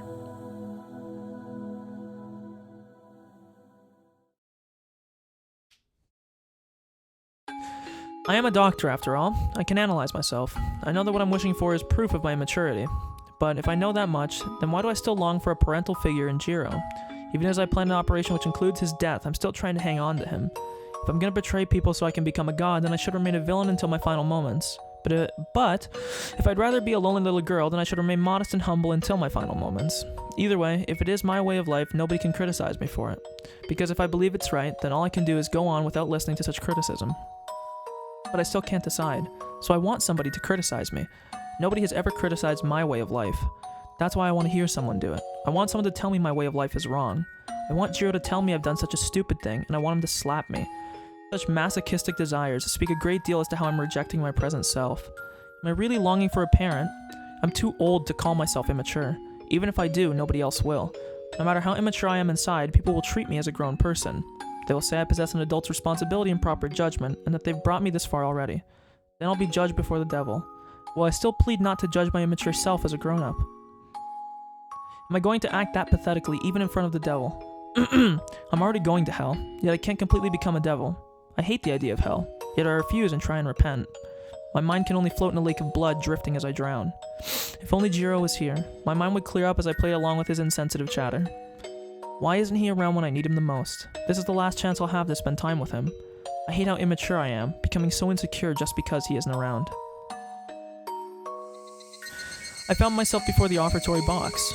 I came here when the Irie clinic's construction had ended and the research at the Irie Institute was about to begin. I remember how I bravely challenged the god of this place. I was full of hope and ambition. After going through many hardships, I finally came this far. I even vowed I would become a god. I did so in front of the god of this place. I can vaguely recall my grandfather telling me a story similar to that. That's right, it was the story of the Tower of Babel. Or Babel, I think it's Babel. When there was only one language in this world, all people lived in one place with one will. In a display of their authority, they started to build a tower that would reach heaven. God got angry because these people had forgotten how to show respect to him. He believed all of man gathered to commit such an affront because they all shared one language and one will. So their communion was shattered, people were thrown into disorder, and they were given many different languages so they wouldn't be able to communicate with each other. And as they couldn't communicate with each other, many left, and the tower which challenged heaven fell to ruin. Something like that anyway. I'm not sure what the lesson is. But this is what my grandfather explained to me. Building a tower that reaches up to heaven is the greatest challenge for humans, but it is also a challenge to God. To challenge God was truly sinful, but as humans we couldn't help but test that untrodden peak. It's not easy to build a tower that's high enough to reach heaven.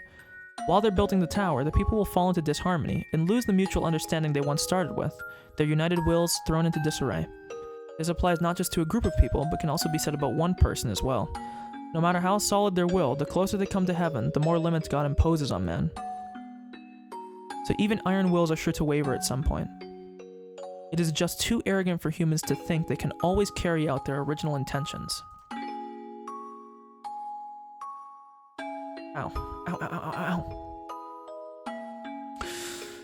That must have been what my grandfather was thinking deep down. I'm sure he lost hope many times since nobody ever recognized the value of his research, yet he believed in himself, and he believed that someday his work would be appreciated. Maybe that was his wish, rather than reaching heaven.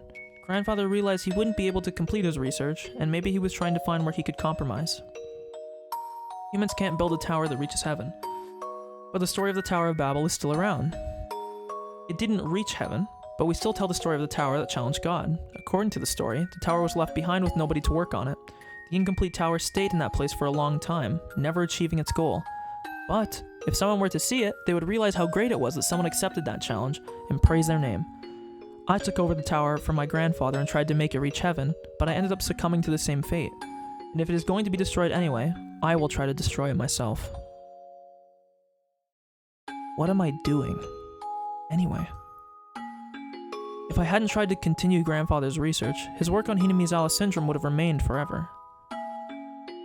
Even if it was an empty tower that nobody ever visited, if somebody did come by, they would praise whoever attempted that challenge. They would have praised my grandfather. But I took over his work, and I built the tower closer to heaven, which made God angry, and the tower will now be destroyed. The tower will become a pile of rubble. When the Irie Institute is shut down, all of its records will be destroyed. My grandfather's wish for his work to be appreciated by someone will never be granted. I tried to make my grandfather an eternal existence. Yet, I ended up making that, I didn't mean to skip that. I ended up making that an impossibility. How can I call myself Mio Tanako? Instead of inheriting the 1, 2, 3 from my grandfather and continuing the count to 3, 4, I have reduced it all to 0. If it wasn't for me, my grandfather's work would have remained an empty tower. It would have stayed in the world forever, but I've ruined it. I did that. I can feel myself sweating. The sweat reminds me that I've done something inexorable. When did I make a mistake? Where did I go wrong? It wasn't when I came here. It was before that. I started to walk down the wrong path long before that. If I put myself in my grandfather's spot, I know. My grandfather was working on a great challenge. He had built a mighty tower, and it was supposed to continue to stand there and wait for someone to appreciate it. Grandfather definitely said he wanted his work to be valued by someone, even after his death. But I misunderstood. Somewhere along the way, I made a wrong turn. I misinterpreted grandfather's wish, and I ruined it. I ruined everything. I tried to make him an eternal existence, yet I destroyed him. Grandfather built an eternal tower, yet I've raised it. Where did I make a mistake? What went wrong? It's obvious. My grandfather counted to 3, and with that it was complete. I simply tried to do more with addition, and everything collapsed, and now all of it is ruined. I shouldn't have tried to count to 4. I shouldn't have done anything. Besides, grandfather didn't even ask me to continue his research. A little girl shouldn't play in this dark study. Go outside and play with your friends. I remember my grandfather telling me things like that, but I refused, and I stayed in the study so I could help him. And eventually he stopped telling me to play outside, and just enjoyed having my company while he worked. But when we first met, he used to say things like that. Then what? Living with Grandpa was the first mistake I made? Then what? When I escaped the orphanage, I shouldn't have called Grandpa. I shouldn't have found a 10-yen coin. I shouldn't have asked him to help me. Now I remember. I know where I belong.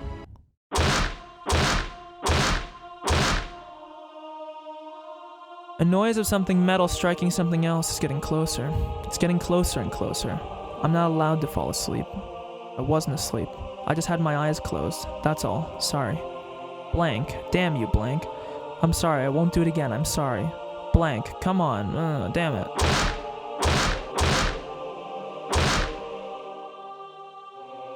Don't kick. Don't kick.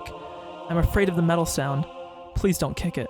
I'm not being kicked, but the noise is kicking me, so please don't kick it. Please don't kick the metal fence, please. My body is getting cracked. I think my body is getting cracked.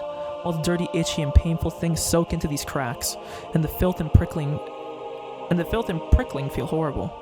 It's soaking into my chest, gathering together. I desperately try to resist so that it won't touch my heart. But the dirtiness and itching draw together more and more. My whole chest is soaked, and soon enough my face will be swallowed. Even drowning in this dirtiness and itching, I try desperately to hold my breath so that at least my heart won't be soaked with it.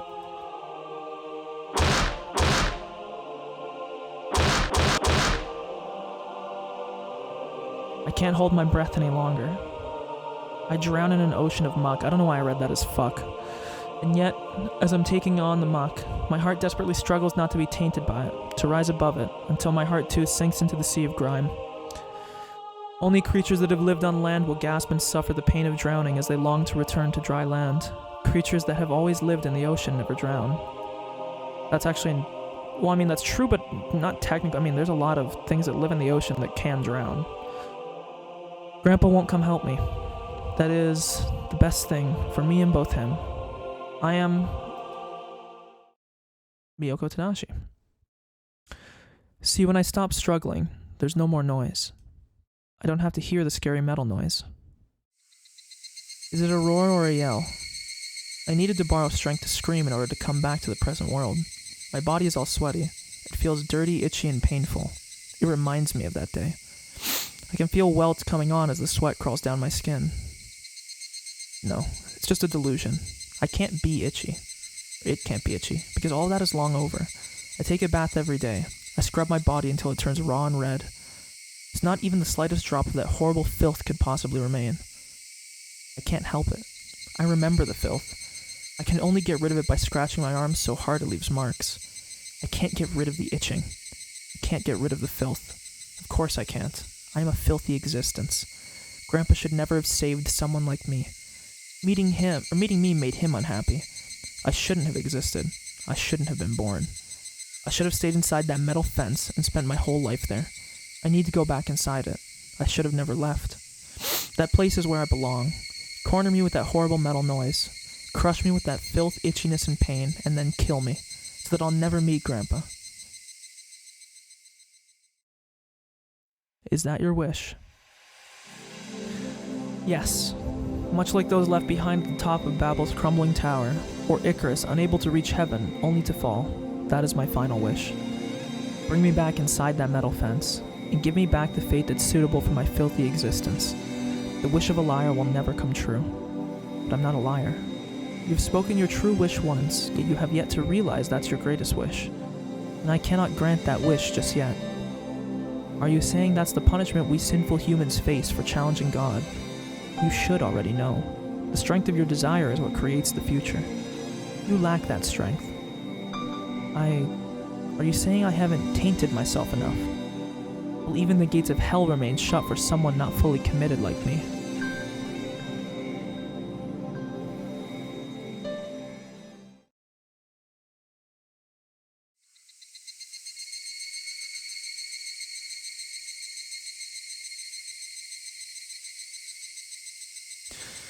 Rika, Satoko, how are you feeling? It's Irie.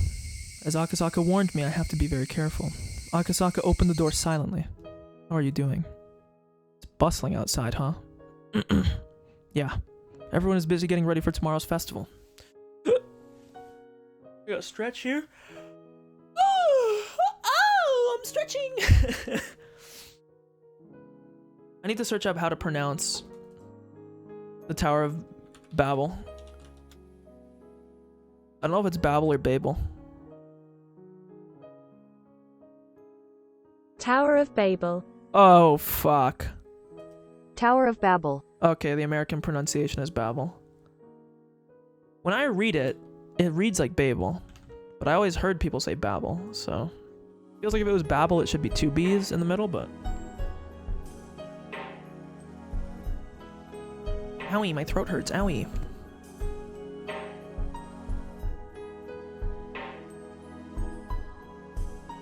Ugh.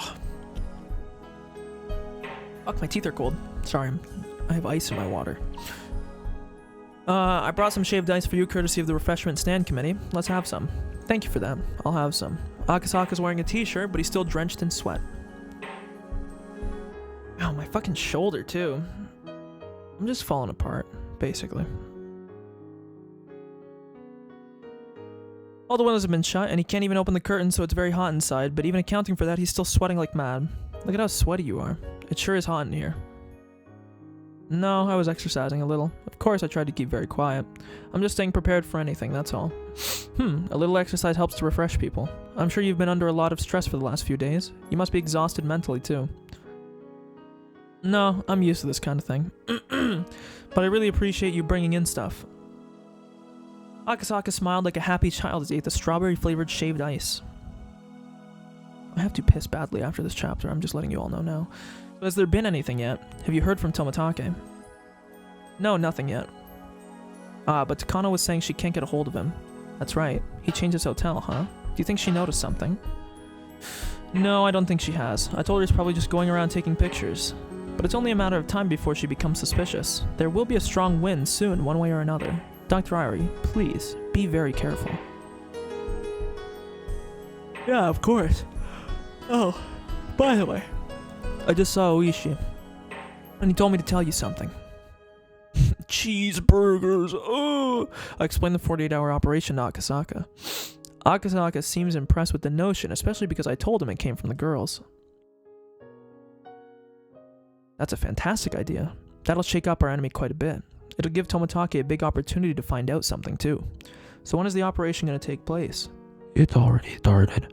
That'll be decided when they meet with Oishi tonight. But since we don't have much time, it may be as early as tomorrow morning. I see. It's pretty stressful just waiting for the battle to begin. If there is something we can do, we might as well just do it. Your time in Hinamizawa is limited, too. How much longer can you stay? I told Yuki that I should be home by midnight on Sunday, but if the situation changes, I might have to stay here longer. She's a policeman's wife. She'll understand. You can't even call her from here, huh? Sorry to put you in that situation. Don't worry. It's not like we're newlyweds. She won't divorce me just for not calling her every night. Although he says that, it's easy to tell that Akasaka wants to hear the sound of her voice. So have there been any changes on your end? If there's anything you need, I'll bring it. I really don't need anything yet. Any changes? Well, it's hard to say. There are just too many people going in and out of the festival, for the festival, even if there is something suspicious among them. Someone suspicious among them. I can't tell. We should assume our enemies are hidden among them, so we should be on our guard. That sounds about right. By the way, the mountain dogs are starting to move, just as you said. When I asked Okanogi about their plans, he said he's raising the security level for the days surrounding the festival to take into account the possibility that some criminal might use the 5th year of the curse to target Rika. That matches the situation right about now. It almost looks like all the preparations, officially and unofficially, are going smoothly for tomorrow's festival.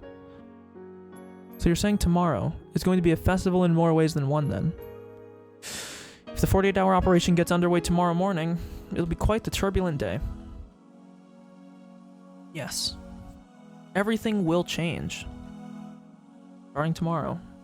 June 19th, 1983. I wonder if there was actually anything significant about this date, and that's why it was chosen? Or if this was just like... just a date. A tempestuous day that divides a peaceful world from a tragic one.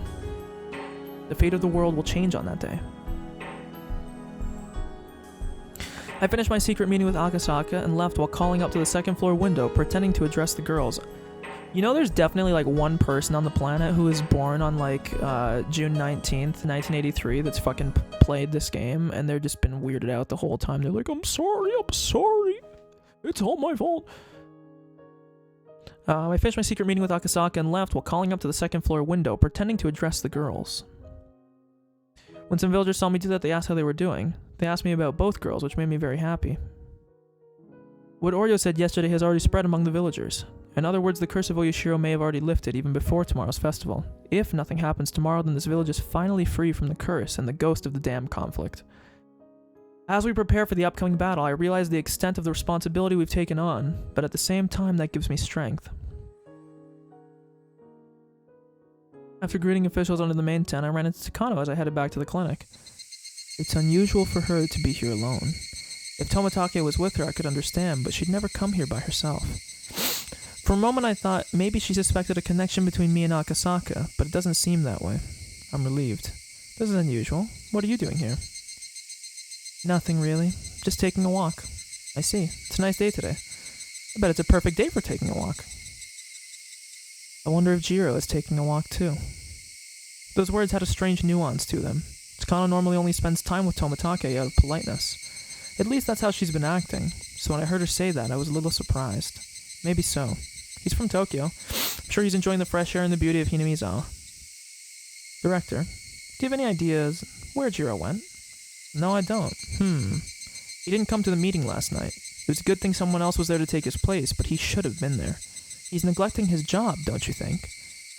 This is going in the wrong direction. I have to change the subject. Well, I'm sure he needed a little break. I bet he wanted to be alone. Just like you. Yeah, I can see that. I think that went well. She didn't ask you about Tomitake after that.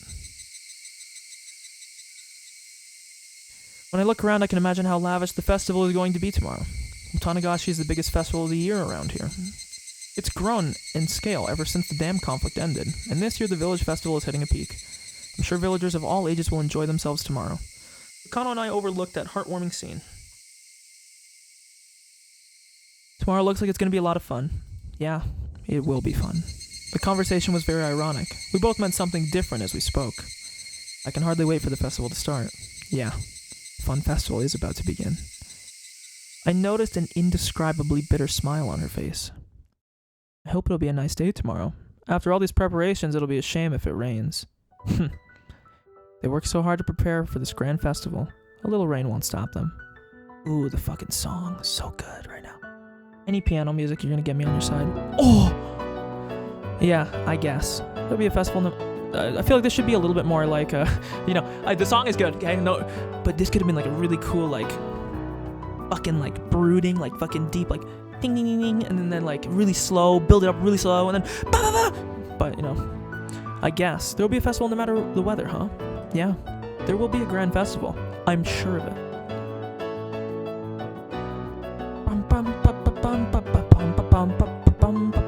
I'm guessing this is going to be the Oishi conversation. It's probably, the last thing in the chapter, I would think. Oishi had agreed to participate. In other words, he had given us the green light. Good job. I bet you had some difficulties. Nah, not really. They actually agreed pretty easily. Boy, how nice it is to be young. Nah, I was the only one who struggled to make a decision. Pitiful, huh? We can't turn back anymore. I'll give it everything I have. Oishi was always a man with great presence. He seemed pretty reliable when he's that determined. This will work. This operation will be a success. The enemy is unthinkably strong, but we're going on the offensive first. It's like in sumo, right? No matter how huge the opponent may be, there's a chance the entire match can be settled in an instant with a quick shift in stance during the opening rush. See, Rika? Doesn't it feel reassuring to have this many people on your side? I don't intend on refuting you anymore. I was almost ready to give up just a few days ago, but now I can't believe how much the situation has evolved. It might just be possible to change our fate after all. Rika, that's not good enough. You're right. I shouldn't say we might change our fate. We will change it. Wow, they pulled out the italics for that one. We will win. We will defeat fate. In any case, the timing of our trap is extremely important. What do you mean timing? We should act immediately. Tonight it will have been 48 hours since Rika disappeared. The longer we wait, the better the position the enemy will be in, so we should act as soon as possible. That's true. If we're too careful, that will give them more time. Our defense ought to be cautious, but our offense ought to be bold. It's very reassuring to have both your seals of approval. So what about it, everyone?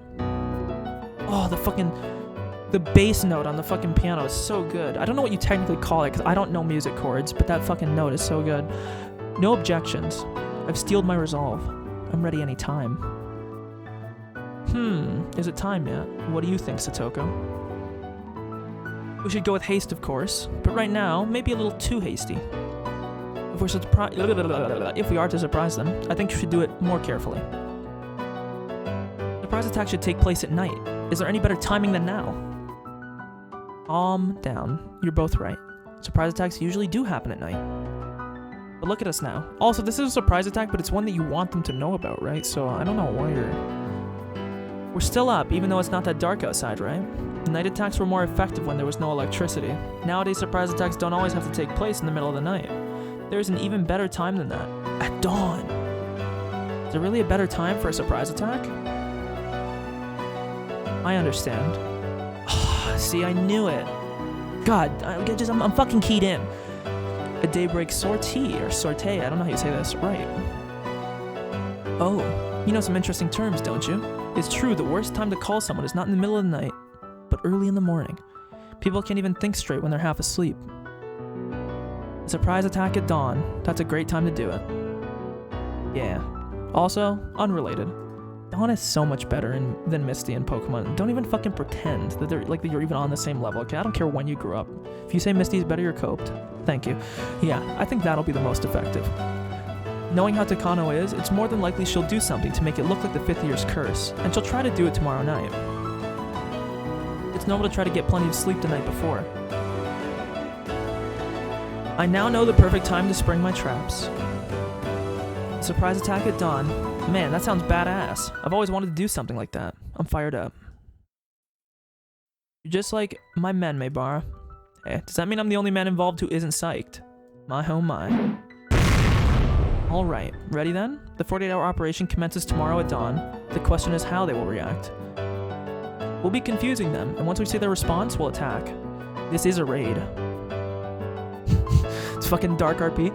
This is a raid! This is a raid! Okay.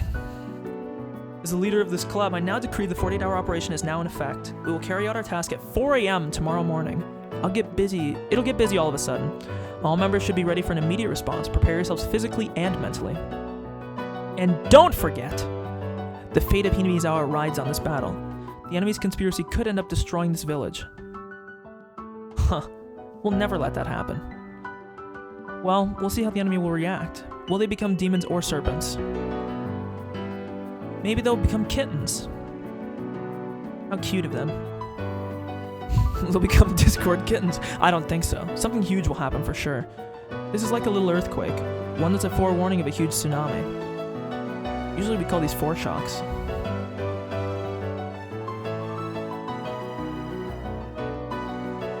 You're right. I feel that little earthquake too. But we'll create the huge tsunami. And either the village or the enemy will be swallowed by it. You could have said washed away. I think that would sound so much cooler. We'll ride that huge wave for as long as we can. Dun dun dun dun dun. This 48-hour operation will be a shock to the enemy. They'll panic, their pace will be off, and they'll be guaranteed to slip up somehow. We don't know how they're going to slip up, but just knowing that they will and preparing ourselves to act gives us the full advantage. We're surrounding our enemies on this huge game board that is Hinamizawa. This game, this festival, will start with our siege. We're ready.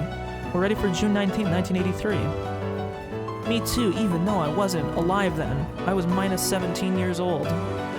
Eureka. Have this many emotions ever gathered on this day? Actually, there were always this many emotions in this world. There were always countless numbers of them gathered on this forgotten June 19th. We just never realized it because we always looked at the world subjectively. There are so many people in this world, and each of them has very important emotions. Those countless feelings are collecting together and giving shape to this world. This fragment. With this many emotions, what kind of world will we see? What kind of fragment will be granted? Who will win, Takano or us? Well, it's the last chapter. I'm gonna guess it's us. The time to find out is now. Let's open it. Let's open the door to June 19th of 1983. I'm gonna piss my pants.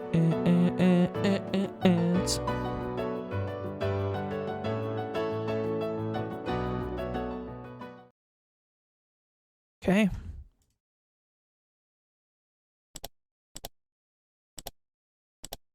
I actually want to see, when did the 151?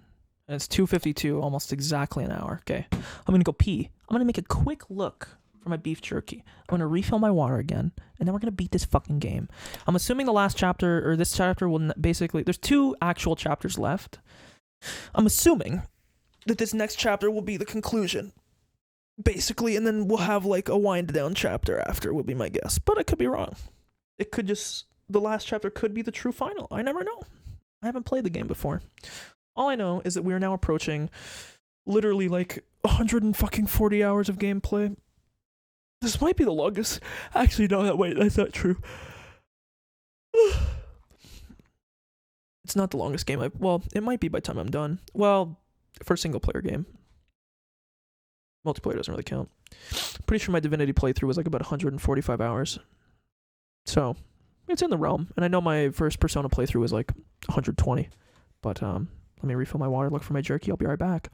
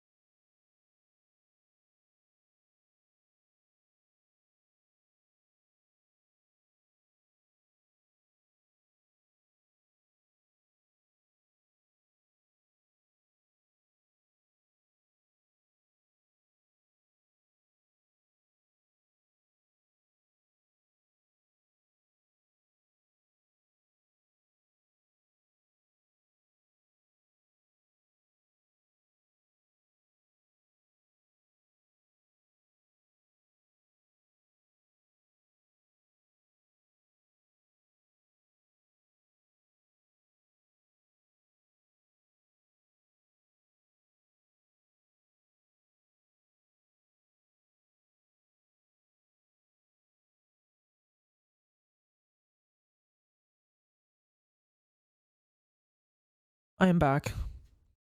And I have terrible news. Beef jerky couldn't be found. Okay. Let me get a handful of nuts here.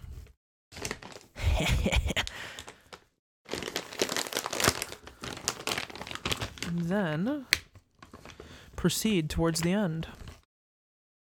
Owie.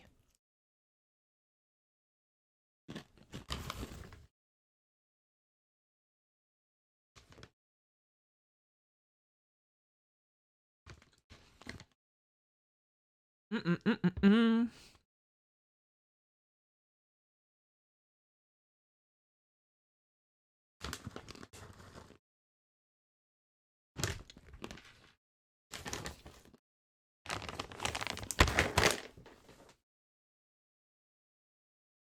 Mm-hmm, mm-hmm, mm-hmm. Mm-hmm.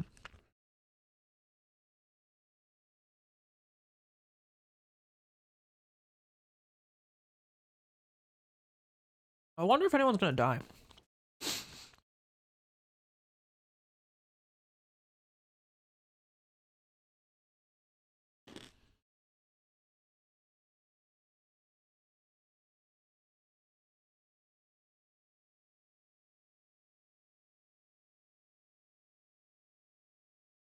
Oh. Obama.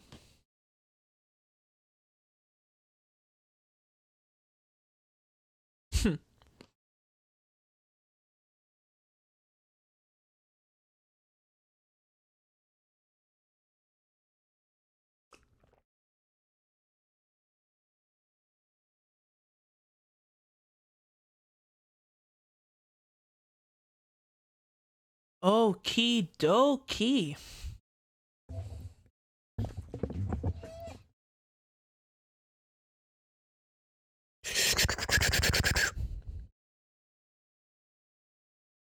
Okay, folks. I hope you're prepared. This is like the finale of almost a year's of game. I don't know if you're ready. To be honest with you.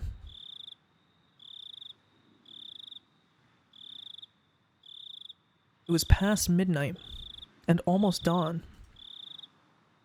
The very quiet time of night where staying up late and getting up early melded together. That exact thing was happening in the offices of the Okanogi Gardeners. There were only 2 people on guard duty, and they were playing cards. They weren't sentries. They really didn't need to be on guard all the time. However, they weren't allowed to fall asleep either. After the TV broadcast went off the air, a little past midnight, they usually ended up playing cards. Suddenly, the phone rang. The phone was right nearby, so one of them answered immediately. "Thank you for calling. This is Okanogi Gardeners."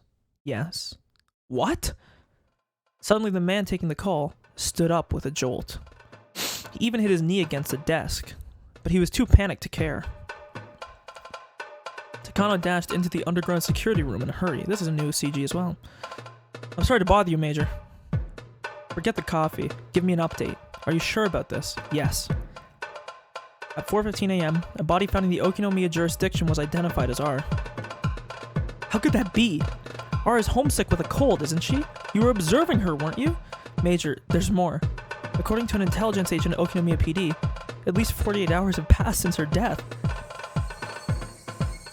Takano could feel her blood freezing, starting from her feet. She just couldn't believe what was happening. At least 48 hours. At least 48 hours since the death of the Queen Carrier. Takano just couldn't understand. That can't be right. Why are the villagers still so composed? They could have developed terminal symptoms as early as after 36, which was last night. But according to the intelligence agent, this is reliable info. And the station was even put under a gag order because they were fearful of the religious impact it could have on the village. "What do you mean? Then who do you have observing that house?" "Major, our observation system is perfect. Rika Furude is there at the house. Ever since we started, she hasn't even stepped out of the house once. Director Irie confirmed it himself. It's just impossible." "And how do you explain this? The police department is saying that the body is Rika, and that it's been over 48 hours since her death, right? Are you telling me they're lying?" "A lie. A lie. That's it. Maybe it's a mistake. I was planning to fake my death using an operative from the Gifu Police Department tonight. This is the same thing. Yes, it's a lie. It must be a mistake. Takano wasn't confused because she was still half asleep. No. Takano was afraid. Her grandfather wrote in the article that within 48 hours of the Queen Carrier's death, everyone in the village would develop terminal stage symptoms. This would mean that he had been wrong. What about everyone who believed his words? What would they think? Excuse me, Major. There's a phone call from Nomura in Tokyo. Ugh. Why is that woman calling me now? While I'm on the phone, check the body the police found immediately. We can't, not right now. When our agents come in, we'll have them approach the station and observe what's going on. And what time is that? 5? 6? It needs to be done as soon as possible. Tell them to hurry up. Good morning. Takano here. All the unit members were gathered in the office of Okinogi Gardeners, which served as a garrison for the mountain dogs in Okinomiya. This guy just looks like a plumber to me or something, like, I don't know.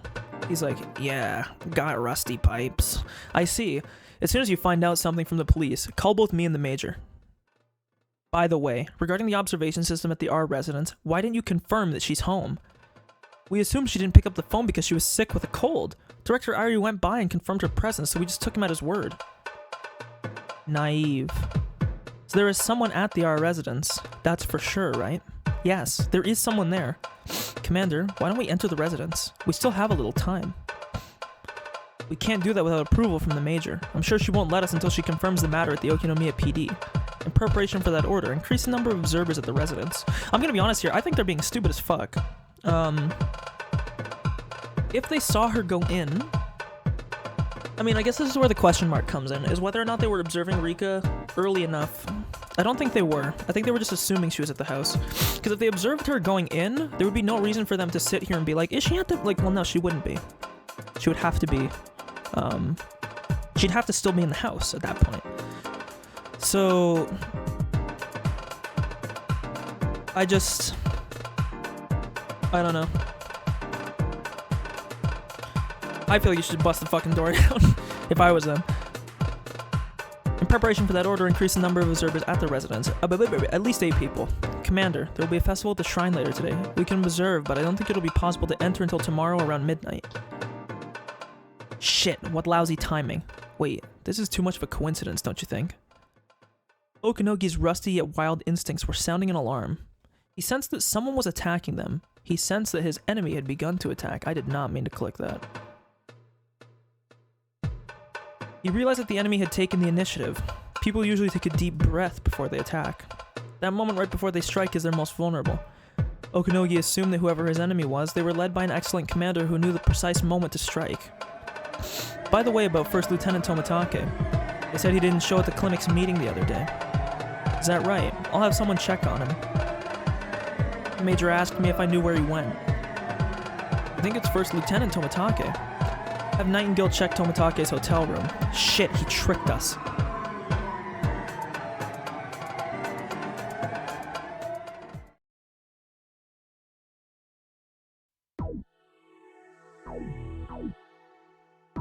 One sec. I want to check something here.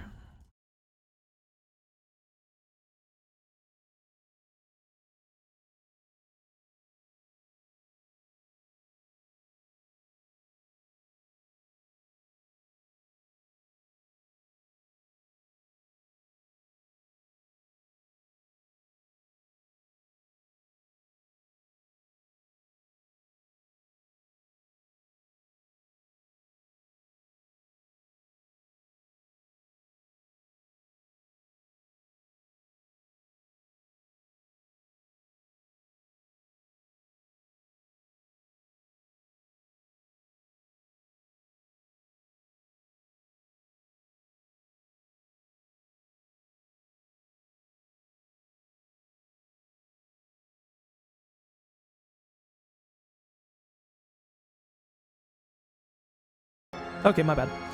Well, we can't turn back now. Let's see what happens next. Kumagai was trembling with excitement. Uma, I'm gonna check the communication center. Hold down the fort. You bet. Nobody will get through here over my dead body. All I have to do now is handle the phone calls. I'm going back to my post. Kumagai, take care of the place, okay? You can count on me. Kumagai closed the door quietly and stood in front of it. This was his chance to show Oishi what he was made of. Oishi was on his way to the communication center. All radio communications and phone calls pass through there first. During business hours, each section answers its own phone calls, but when they aren't open, the communication center answers them instead. How's it going here? Well, there was an outside call for forensics calling directly just a few minutes ago. Who called? It was Chief Inspector Utaka. Ah, Utaka. Huh. Oishi grinned. The enemy had started to move. They must have bribed someone inside the police department to be their spy. And he had started to move just as they planned. Oishi was surprised to learn that it had been Utaka. Oishi had never liked Utaka because he consistently boasted about his academic background and always opposed Oishi, who believes in relying on experience. They didn't get along at all when they worked together at the prefectural police department. The phone call has ended. I'm going to ask the old man. Let's see. Hello? Oh, it's me, don't worry. So how was it? Huh, that greenhorn sure put on airs. So I just snubbed him. The idiot sure got mad. He'll come here as soon as the marshal gets in. That's so like him. He can't even fight by himself. This is getting more interesting by the minute. That phone call woke me up completely. Just like you said, there are plenty of suspicious goings-on out there. I can just feel it. Well, things are getting really interesting now. What's up next? Hey demons, over here, come further in.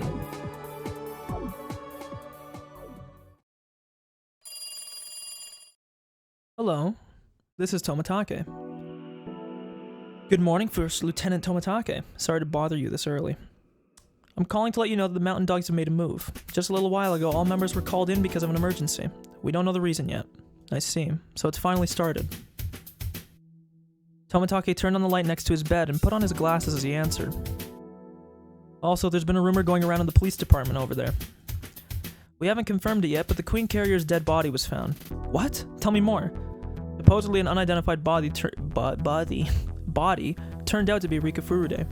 They say she died over 48 hours ago. It's past the time limit in Emergency Manual 34, but there's been no change in Hinamizawa so far. Have you heard anything? No, I'm in Okinomiya, so I didn't know. But that isn't possible. It must be some kind of mistake. That's what we think too, but according to our analysis, the information is very reliable, and it's almost a certainty. We haven't confirmed it yet, but multiple forensics department workers have testified. But, Tomitake realized something. He realized that the Okinomiya police station was Oishi's territory. He also realized that this must be the work of Rika and her friends. Tomitake tried to think carefully. Even if they didn't know who their enemy was, it's obvious the emergency manual is the signal for an explosion. So they must have come up with the idea to destroy that signal. The foundation of the emergency manual is that unless something is done about it within 48 hours after the Queen Carrier's death, all the villagers will develop terminal stage symptoms. So if nothing happens after 48 hours, there's no need for the emergency manual. And with that, the Mountain Dogs have been called in. Hello, First Lieutenant Tomitake. Sorry. Considering the current situation, it'll be hard to tell if anything suspicious is happening at the Irie Institute. Please ask the Colonel to check immediately. Also, in the case of an emergency, can you make sure the Bloodhounds are ready to deploy? Roger that. We should have more information by 9 a.m. If the Mountain Dogs revolt, it will become very dangerous there. Please be very cautious. Of course, I'll be careful. I'll talk to you again at 9 a.m. It was 6. Tomitake would get another call in 3 hours. Nightingale 1 to all units. Tomitake is in room 406. Observation team, do you see anything? This is Nightingale 4. Nothing from the outside. This is Nightingale 5. Nothing on this floor. This is Nightingale 3. There's no sound in the room. He's probably asleep. There was a do not disturb sign on Tomitake's door. Perhaps he stayed up very late last night and was planning to sleep in. This was a great chance for the Nightingales. Be sure to capture him alive. It's an order from the Major. Let's go. They tried to break into Tomitake's room very quietly. Obviously, it was a simple job for them to pick a hotel room's lock. I was gonna say, wouldn't they have an electronic lock, but this is the 80s, so probably not. Maybe, but probably not. Actually, wait a minute. When did keycard locks become a thing?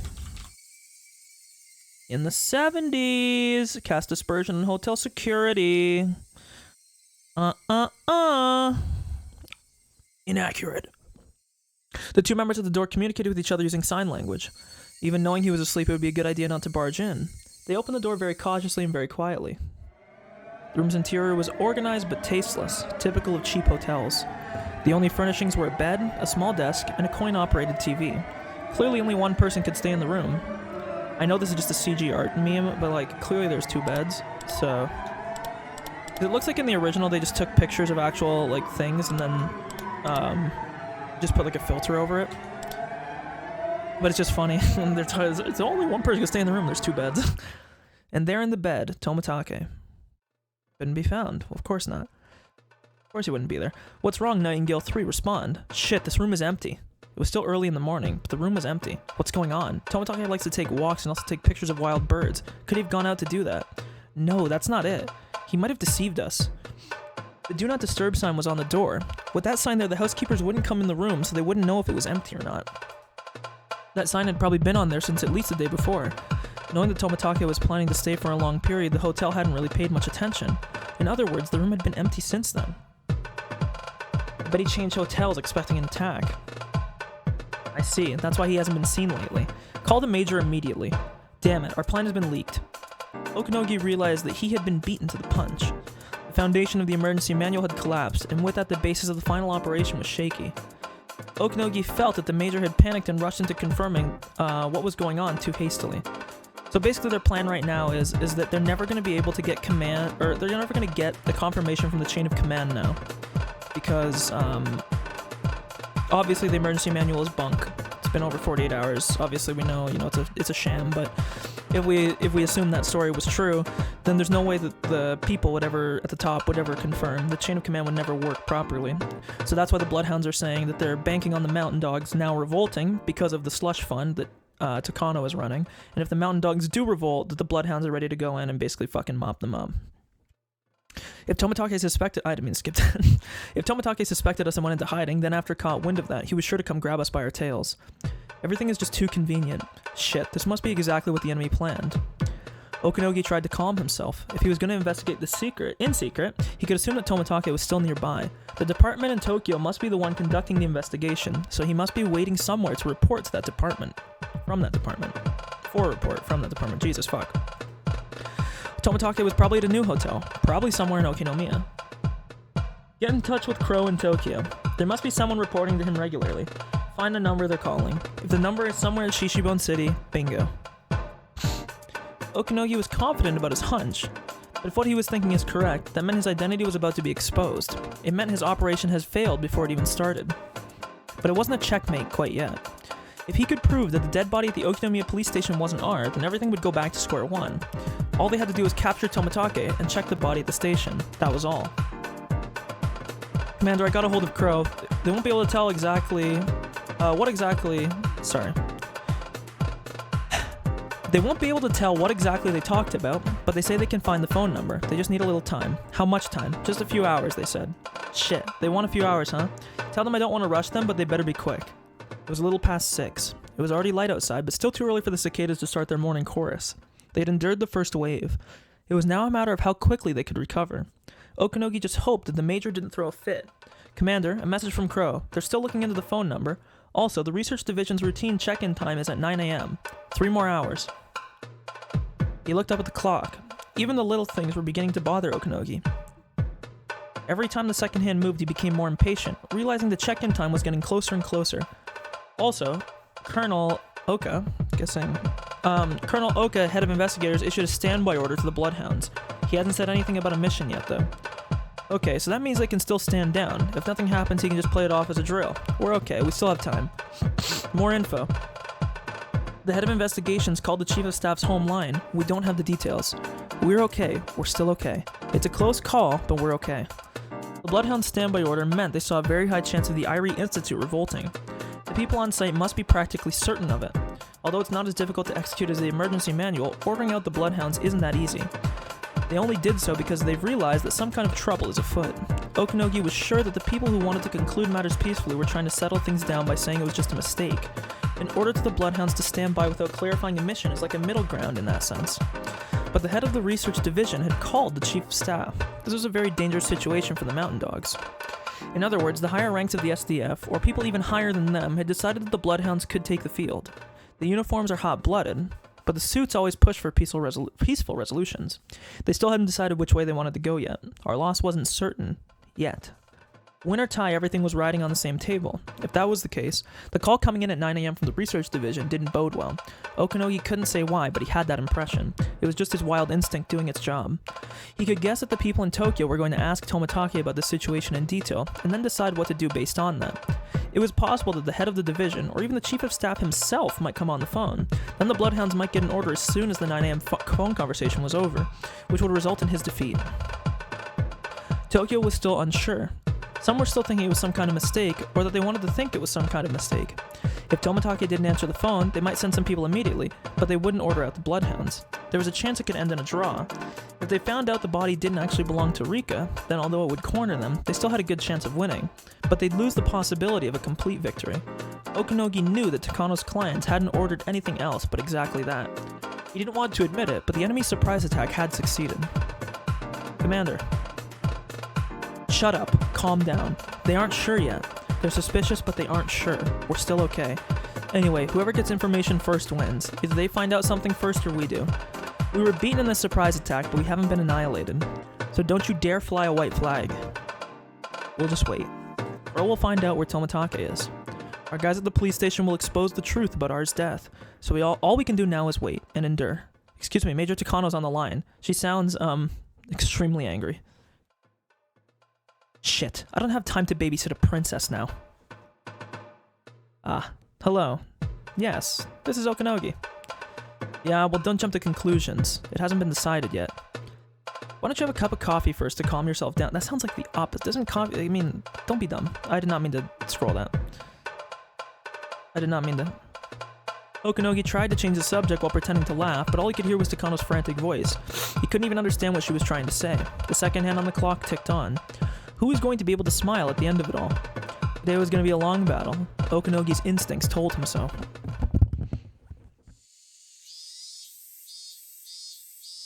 How you doing? Who was it? It was our marshal. They're gaining strength, but he's no match for me. Did he really think an office worker can win against a technician? But I'm glad he's playing golf today. If he actually came over, it would have gotten a little complicated. Did he call from the golf course? Is he working or what? I bet Utaka wanted to come over with the marshal. He's probably real upset about now. Since an indirect attack hasn't worked, you think they'll try a direct one? Will Utaka come here? If he can't get a hold of the chief, he'll have to. It's almost 8:30. The main doors will open soon. Morning had finally arrived. The course of cicadas had begun. That familiar sound would make one think it was just another day, but it was hardly going to be normal. It wasn't just an ordinary Sunday. Someone check real quick if June 19th, 1983 was a Sunday. I'm sure it is. There's no way they wouldn't have put the research in, but just check real quick. I think it'd be funny. Oishi and his men already realized they were grazing the tip of a huge conspiracy. Knowing how Utaka is, he'll probably come through the main entrance. Yeah, that's what a guy like him would do. I'll be here to take care of the phone calls. You guys take care of him, okay? Okay, I'll go welcome him. Kuma, take care of this place. June 19th, 1983, yeah. Okay. So they did do the bare minimum research. The lobby of the Okinomiya police station was just like that of any other police station. It could hardly be said to have been a welcoming atmosphere. Some of the tiles on the floors were broken and cracked, so sometimes people tripped on them. Those spots were covered by pieces of cardboard, and there was a sign that said, "Caution, watch your step." There was also a pot with a dead plant in it. It was far from a friendly lobby. Unlike hospitals and banks, there wasn't a line of people at the counters of the police station, but there were a few sitting on a sofa waiting for the counters to open. And they would open soon. Some workers were standing by on the other side of the counters. Utaka was snobbish enough that Oishi didn't want to deal with him first thing in the morning. If so, if only he was a pretty young woman with big boobs. Wow. Oishi and his men were on a very important job. If Utaka found out that Rika Furude's death had been faked, the operation was finished. They're only able to shake up the enemy now, while Rika Furude's death is still on the books. They had to stall for every minute, every second they could, so Tomitake could seize hold of the tail that was popping out. So if the truth about Rika Furude's death was exposed before Tomitake had that chance, the enemy would recover. The emergency manual would regain its credibility, and although the enemy wouldn't enact it immediately, they would try again for sure. Rika Furude had detected the conspiracy ahead of time, but that was a miracle, the divine winds. Japan had prevented Mongol invasions twice in the past with such miracles, but nothing like that happened during World War II. They might not be so lucky next time. They might not get another chance. There might not be a next time at all. Unless they defeated them this time, they would never win again. While it was what was possible to do some serious damage, a tied game would inevitably lead to the enemy's victory. They had to completely expose what the enemy was up to, allowing Tomitake to call in a suppression unit to defeat them. That was why Oishi had to stop their vanguard here. His job, therefore, was an extremely important one. If the enemy's conspiracy succeeded, Hinamizawa would be destroyed, and more than 2,000 villagers would be executed in a gas disaster. Either way, the incident would never go public. The people's lives depended on him. Oishi was violating his professional duties. However, he had to do what was right. Oishi thought back to when the old man taught him that. Someone who, despite the hot weather, was wearing a suit, came in through the automatic sliding door. He had 2 of his colleagues with him. He was showing off his authority like he always did. Good morning, Utaka. Well, well. Good morning, Oishi. By the way, please don't address me with such familiarity. I didn't mean to skip that either. I'm no longer in a position where you can talk to me that way. Oh, don't be like that, Utaka. We used to play mahjong together, didn't we? Utaka seemed disgusted to hear that. He used to boast about being a good mahjong player, but Oishi once beat him badly in front of many people, which hurt his pride. I'd love to chat with you, but I'm in a hurry today, so please excuse me. Hey, don't say that. Don't you remember the time when you forgot to write certificates for the kendo tournament? You begged me to help you. I wrote them for you backstage, and that was why the award ceremony went so smoothly, didn't it? I truly appreciate that, but that has nothing to do with this right now. Oh, I didn't know you appreciated it. Sorry about that. I've never heard anything like that before. Down at the prefecture station, they think I begged to write it, and that you turned the offer down and let me write it for you. Wasn't that the excuse you used when the director called you up asking what happened since my handwriting on the certificates wasn't so great? Well, I don't know. Maybe someone misunderstood? At the very least, I never said such a thing. The prefectural police headquarters may be your territory, but unfortunately, this is the Okinomiya Police Department. You won't get your own way here. Oh. And what do you mean by that, Oishi? I don't know why you're here, but your jurisdiction's in Gogura, not Okinomiya. I would like to ask you to leave. What? Under what authority? And what authorization do you have to be here? I'm in the middle of a classified investigation on behalf of headquarters. I've heard that there's an unidentified body related to that investigation here. Well then, please inquire on the phone. Okinomiya isn't a rich neighborhood. This isn't a place where someone in a custom-made suit should be.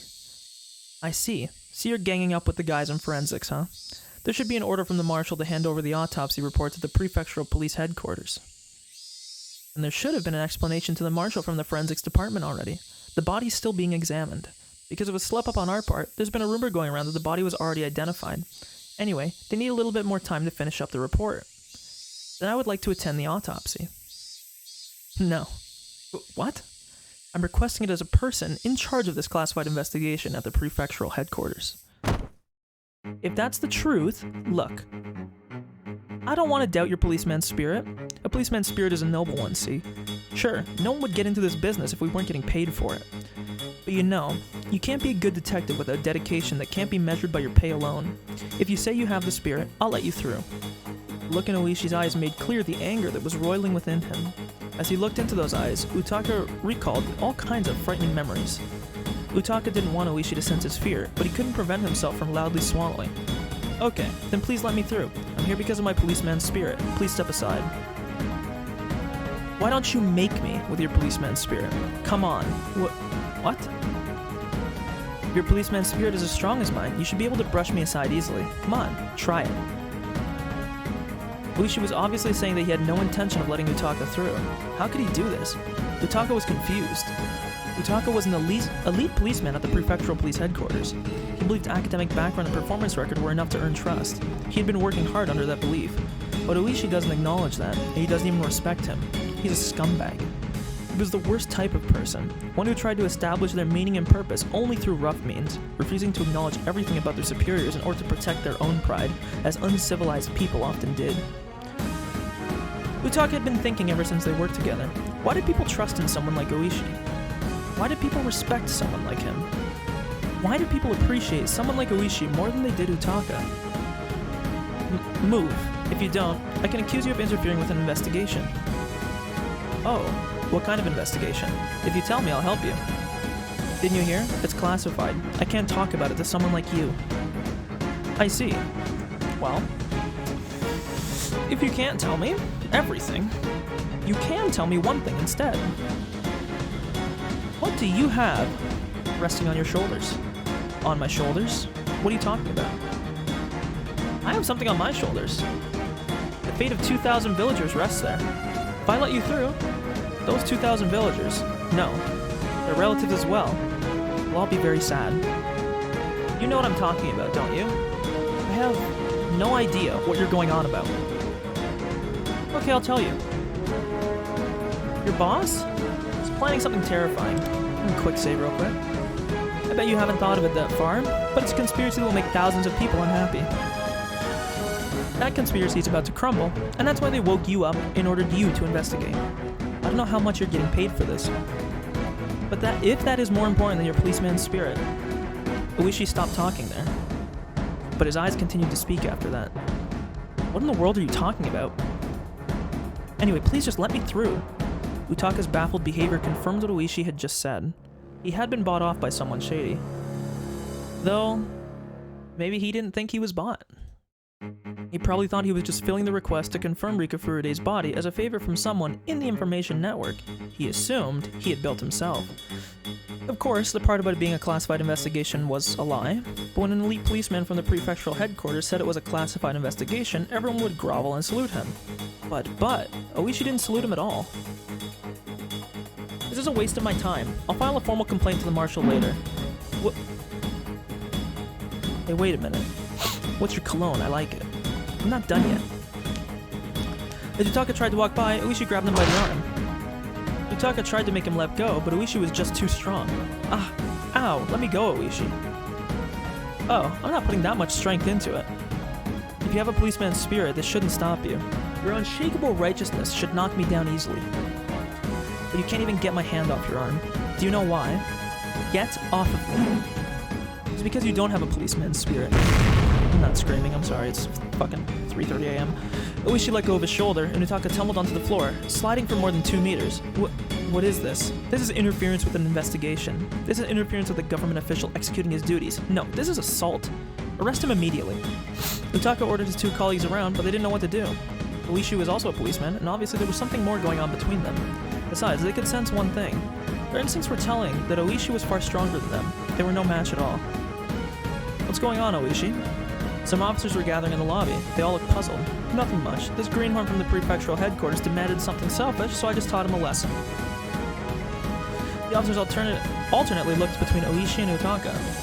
They knew something was going on, but they didn't know the circumstance, so they didn't know which one to stop. Oishi was respected by the policemen of the Okinomiya station. Everyone respected him. If Oishi said that Utaka was being selfish, then he must be at fault. Oishi was generally seen as sensible.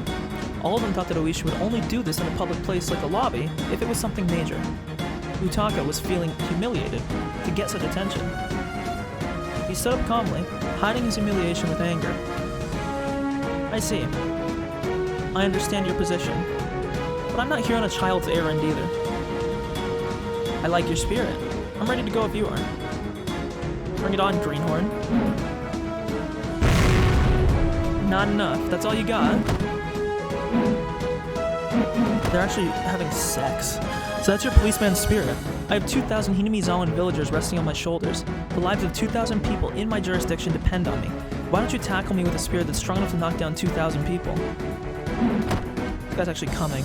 It was like watching a match between a sumo wrestler and a small child. No matter how many times Utaka tried to tackle Oishi, he simply crumbled against him. I wonder if it's Otaka, and I've been saying this wrong, but I don't care. It could be Uishi as well, but I don't care. I'm calling him Oishi.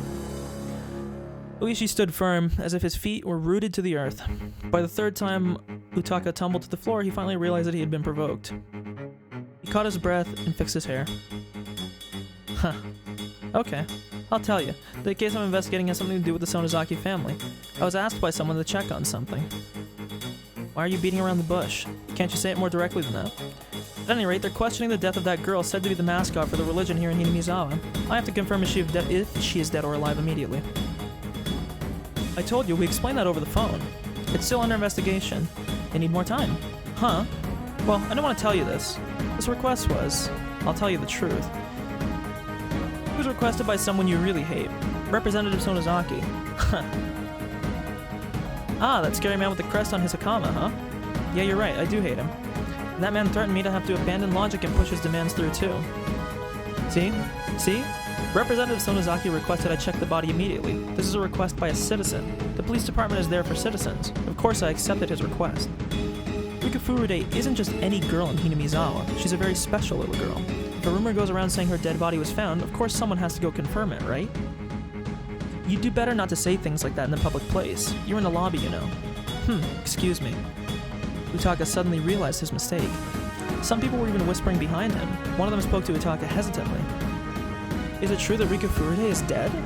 Don't worry, madam. We haven't confirmed that yet. We're from the prefectural police, and that's why we're here. That's right. It's not certain yet. We're still investigating as we speak. I'm only asking to attend the autopsy. You'd better think carefully. I'm here on behalf of Representative Sonozaki. If you keep interfering, I'll tell him all about it. If that happens, you'll be in a tight spot, Oishi. Don't you think it's time to surrender? Representative Sonozaki was well known in this area as an extremely tough congressman. The people who knew about him continued to whisper. Utaka grinned when he heard them whispering. Say whispering or whimpering? Whispering. He realized then that in Okinomiya, his threat was more effective than he thought it would be. Oh my, did you really ask him to do that, Saburo? Sir, excuse me, did Representative Sonozaki really ask you to do that? Huh, he certainly did. The representative asked me directly. So what about it? Oishi, isn't it time to surrender? People continued to whisper. Representative Sonozaki is a big name around here, Utaka thought. Even gangsters give way if someone mentions his name here in Okinomiya. So if you're really afraid of the representative, please let me through, Oishi. Ah, please go to counter number 8 to get a traffic ticket reissued. Huh? When did I get a traffic ticket? Oishi suddenly started to talk about something completely different. In fact, Oishi was looking at something behind Utaka. Huh? Who is he talking to? Utaka wondered. An old-fashioned elderly man and a lady in a kimono were standing behind him. When Utaka's eyes met with hers, she smiled at him. She's definitely my type, Utaka thought. Hey you, were you really asked by Representative Sonozaki personally, not by his secretary or someone else? Yeah, of course. Representative Sonozaki and I are very close. He sometimes calls me directly. The elderly man continued to listen with a puzzled expression. Who the heck are you? Huh? There's no need for me to introduce myself. Just an ordinary policeman from the prefectural police headquarters. What incredible timing. I mean... I can only laugh. So I can laugh, right? I wasn't sure. Utaka couldn't understand why Oishi and this lady were laughing. What are you doing here together?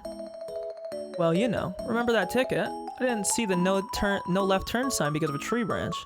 There was a policeman on a motorcycle waiting right at the exit, and I didn't think that was fair. Saburo said I should complain, so that's why he came along today.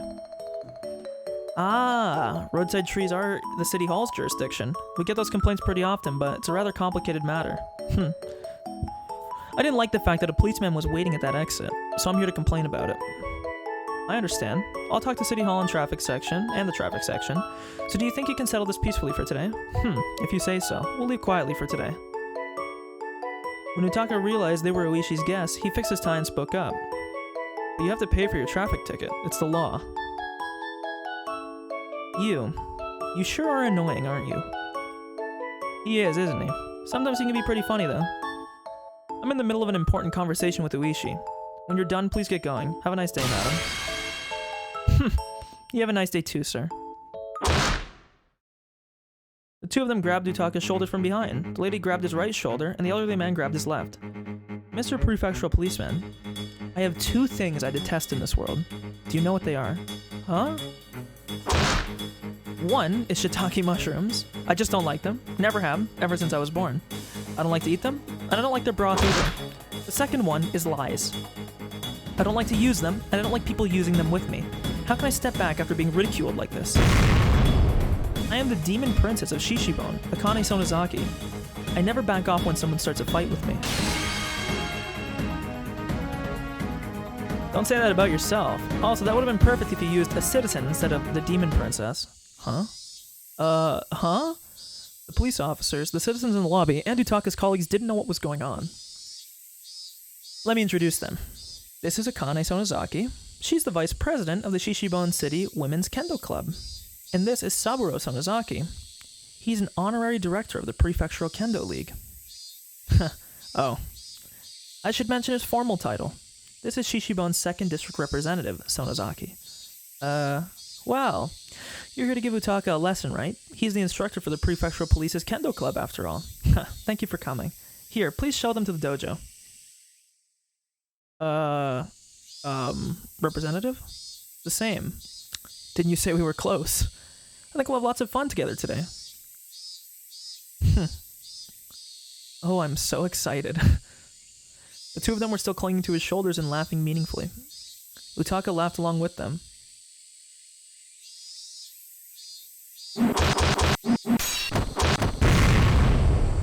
I don't know why they always use like the bomb sound effect. That always confuses me.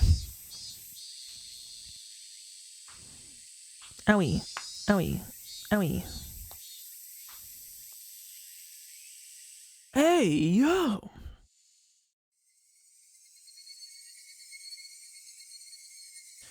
Are you sure? Did you really confirm that the Queen Carrier was at home yesterday? What do you mean by confirm? I just went by because I heard she caught a cold. So how could they have found her corpse? It's just impossible. That's right, that's impossible. But unless it's confirmed, some people might misunderstand. Who would misunderstand what? I mean, the whole village would go into a panic if they found out Rika Furude is dead. Now I'm certain she's lying. I don't even need to wait to hear from Tomitake. Takano's objective is the execution of the emergency manual.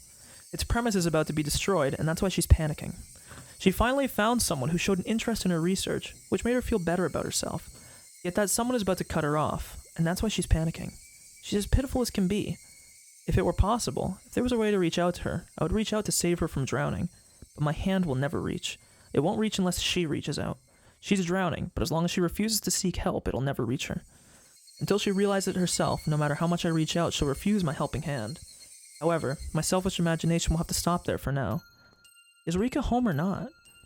If she goes into the details, she'll become suspicious of me since I told her I saw Rika at home. That will put me in a very dangerous position. A man who had been on the phone for some time put down the receiver. Major, there's no answer. There's nobody home. What is the observation unit saying? Since the 17th, the day they started their observation, there hasn't even been one phone call. Hey, Director Irie. That means Rika is still at home, right? Yeah. I guess so. I'm not sure. She has gotten so much better. Maybe she snuck out or something. Today is the day of the festival, remember? I think there are some vendors set up near Rika's house. There are a lot of people around, so maybe her observers. So weird to say my brain, not work. Observers, mister. Well, can that be possible? Every time Director Irie leaves, we place a seal on the house afterwards. I don't think she could have gotten out through a window. So the Mountain Dogs are certain that R has not left the house, right? Yes, we're certain. R is inside of the R residence, and she hasn't left the house since the 17th. We are sure about that. The only person who checked inside was Director Irie, and nobody from the Mountain Dogs did. But you're sure about that, right? Well, one of the Mountain Dogs looked at me. I swallowed and then nodded to him. Then how do you explain R's corpse at the police station? Like I said, it's possible they made some kind of mistake. The autopsy isn't done yet, and the body hasn't been confirmed to be Rika. It could just be a rumor. You already said that. How many hours do you think have passed since that rumor has gotten to Tokyo? Unless we do something about this, Tokyo will... Takano realized that I was standing next to her and shut her mouth. I could already tell what she wanted to say, though.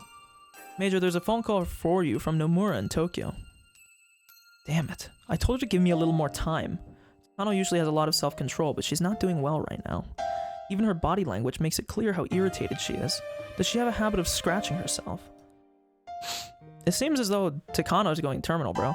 As she folded her arms, I could see marks where her nails touched her skin. She's clearly not doing well. Takano is rather occupied right now. I'll take it. Nomura, right? I've never talked to her, have I? Sorry, this phone call is for the Major. The Mountain Dog looked alternately between Takano's and my faces. Director Irie, I have to take care of a few things. Can you please excuse yourself? Oh, sure. I understand. You're in charge of the Institute. I shouldn't say anything, huh? Somebody take him to the director's office. Hurry. She's basically telling me to get out. I left the security room quietly. Hello, this is Takano. Sorry to make you wait. I'm sorry to call you repeatedly, so did you find out anything else? I'm sorry. I've ordered my men to get to the bottom of this immediately. Some of them are headed to the police station, and I'm just waiting to hear from them. I see. So you should be hearing from them soon, right? What time do you think you can call us? I'll call you as soon as I find out something, but it's hard to say what time, though. As soon as possible, of course. Major, have you ever been on an airplane before? Yes, of course. When an airplane takes off, an enormous amount of power is needed. That's why sometimes there's engine trouble during takeoff. If the plane hasn't sped up yet, all it has to do is slow down and abandon the takeoff. But if it has already sped up, it's more dangerous to stop, so they go ahead and take to the air. A jet plane has 4 engines, so even if one engine breaks down, it can still fly without problems. It's the same with our operation. There is more than one engine, so if we have enough speed, we'll go ahead with our plan. We'll figure out what to do later. We are still only preparing to take off. Do you understand what I mean? The first step of the operation was Tomatake's assassination. That hasn't even happened yet, so what Nomura was saying was correct. If you already knew the plane you were on had a broken engine before it took off, what would you do? Well, you would abandon the plane. You'd get off, right? It's the same thing for us. Our clients want to get off the plane because they found out there was engine trouble before takeoff. If they were already at the point of no return, then a little mistake wouldn't matter that much, but since they're still before that point, they're overly cautious about even a tiny mistake. We are checking to see if it is in fact engine trouble as we speak. I know. You're like a traffic controller at a control tower. It should be air traffic controller, fucker. I'm like a flight attendant calming the passengers down. I'm doing my best to talk them into staying on board, even though there's a chance the plane will never take off. If it takes too long to fix the problem, this flight may be cancelled completely. Major Takano.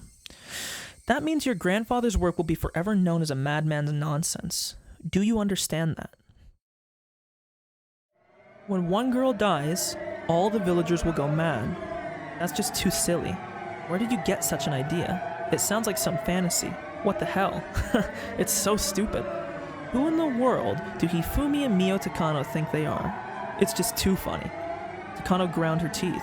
She squeezed the receiver so tightly her knuckles went white. And my game just crashed.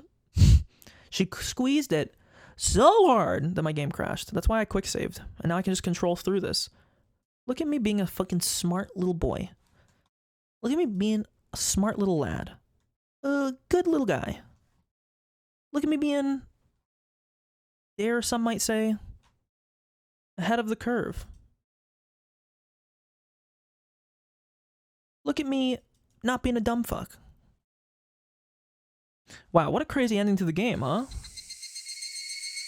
I actually just need to continue, and I'll load here, but I will load the quick save. Oh wait, here it is.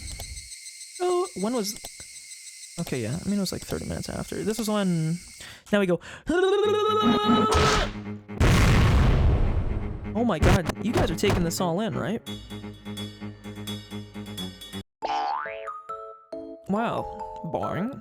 That was actually me, that wasn't the game, my bad.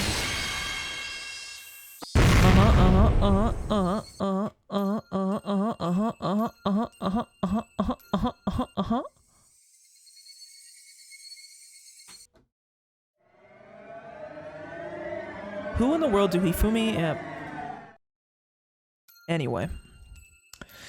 Now do you understand what will happen? Do you get it? Your grandfather's honor depends on this, as does yours. Yes, thank you for thinking about us. Don't worry, I'm your only ally. I'll help you achieve the ending that makes you happy. I'll be with you until the very end. So please find out if the information coming from the Okinomiya Police Department is true or false. I'll do my best, but it's not easy to deal with unhappy clients. I'm sorry to make you go through with that. Please give me a little more time. Yes, goodbye. Takano made sure that Nomura hung up first, and then hung up herself. Hasn't Okanogi called yet? Call him! Major, we just called 10 minutes ago. He's supposed to call as soon as he learns something. Why don't you take a little break? Your coffee is... The unit member tried to serve a cup of coffee to Takano, but she knocked it aside. The cup fell on the floor, making a black puddle. Ugh. Everybody in the security room went silent. Damn it. Somebody bring a mop to clean up this mess. I don't care if we called 10 minutes ago. Call him again. Tell him to find proof that Rika Furude isn't dead and also capture Tomatake. Takano was starting to realize something. By now she could sense there was something behind Tomatake's disappearance. I just want to make sure I didn't read that. Tomitake must have known something about what's happening at the Okinomiya police station.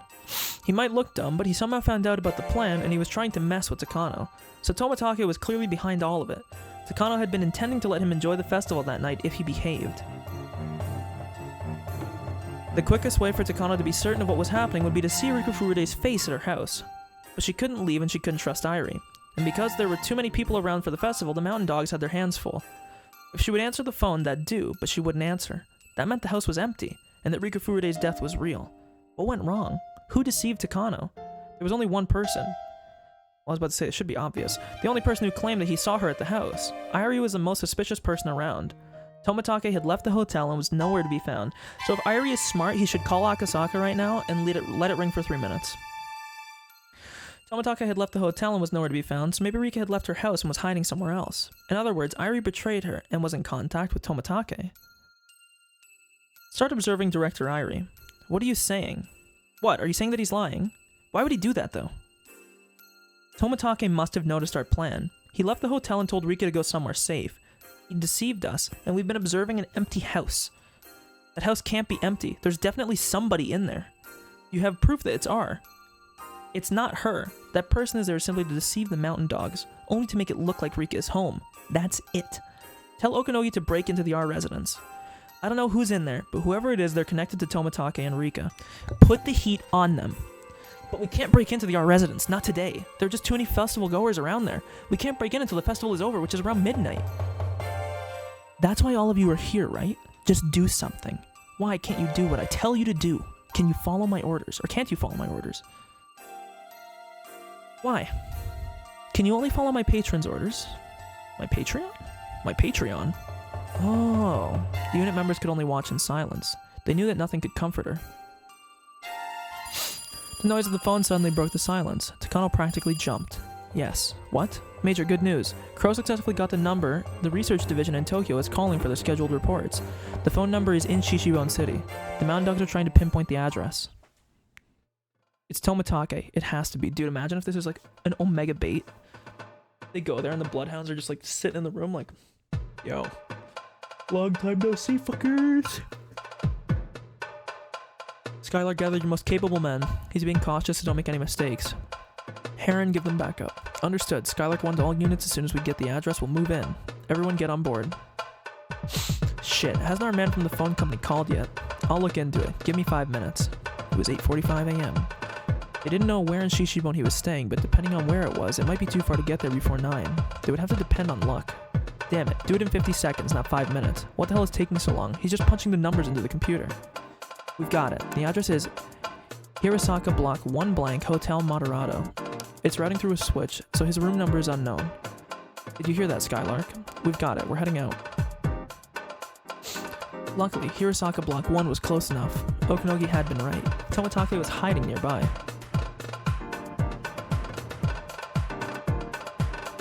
Do another. Boom, right there. Another quick save. I'm just a smart little boy. Oh, my nostril is very itchy. Thank God, we're almost at the end of this game, man. We're almost there. Guys, we're almost fucking there. We're almost there. We're almost there. This chapter can't be that much longer. I'm so fucking pissed I can't find my beef jerky.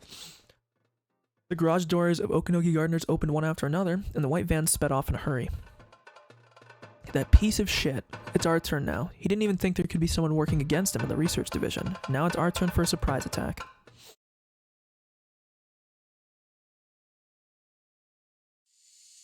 Hotel Moderato. Despite its name, it had a cheap, stained sign out front. Dilapidated business hotel on the outskirts of town. The perfect place for someone to lay low in. It might draw in some guests if they renovated the building into a more modern love hotel, but it was clear they didn't have the capital for renovations and could go under any minute. That's the kind of hotel it was. Tomitake was staying in one of the rooms on the second floor. The interior of the room was worse than his previous hotel. It only had a bed and a phone. But that phone is what he needed the most at the moment. If he didn't have to receive regular reports, he could keep changing. If he didn't have to receive regular reports, he would keep changing hotels, which was safer. But he needed up-to-date info from the research division, and his course of action would change according to that information. Moving about unnecessarily might cause miscommunication in case of an emergency. Tomitake never suspected there was a spy in the research division. The ticking sound from the clock echoed throughout the room. It was almost 9 a.m., but the phone might not ring at 9 on the dot. Tomitake waited in front of the phone patiently. He tried to organize the information in his head so he could answer questions more calmly. At the same time, he kept in mind the possibility of an attack. At that time, he heard a woman scream in the distance. It happened again. He heard another scream. Tomitake got the sense that something was happening inside the hotel. His intuition told him that someone was checking every single room with a master key. Tomitake opened the curtain a little. He saw several mountain dogs who were blocking all the ways out of the hotel. How long had they been there? Finally, they had finally found where he was. Tomitake could hear their loud footsteps. He heard voices too. This one's empty. Next. This cheap hotel wouldn't have chains on the door. They had no means to fend off the master key. Tomitake could tell there were around 20 of them. No, maybe there were more. It would be no use to try fighting with them. All he could do was hide. Under the bed, or in the bathroom. At the very least, the ceiling wouldn't open up like in the movies. I mean, you should probably do the bathroom, because bathrooms only open one way, and they're gonna have a lock on it. Hiding under the bed, you're just gonna get pulled out. Should he jump out the window? It was the second floor after all. It was perfectly possible to survive a jump.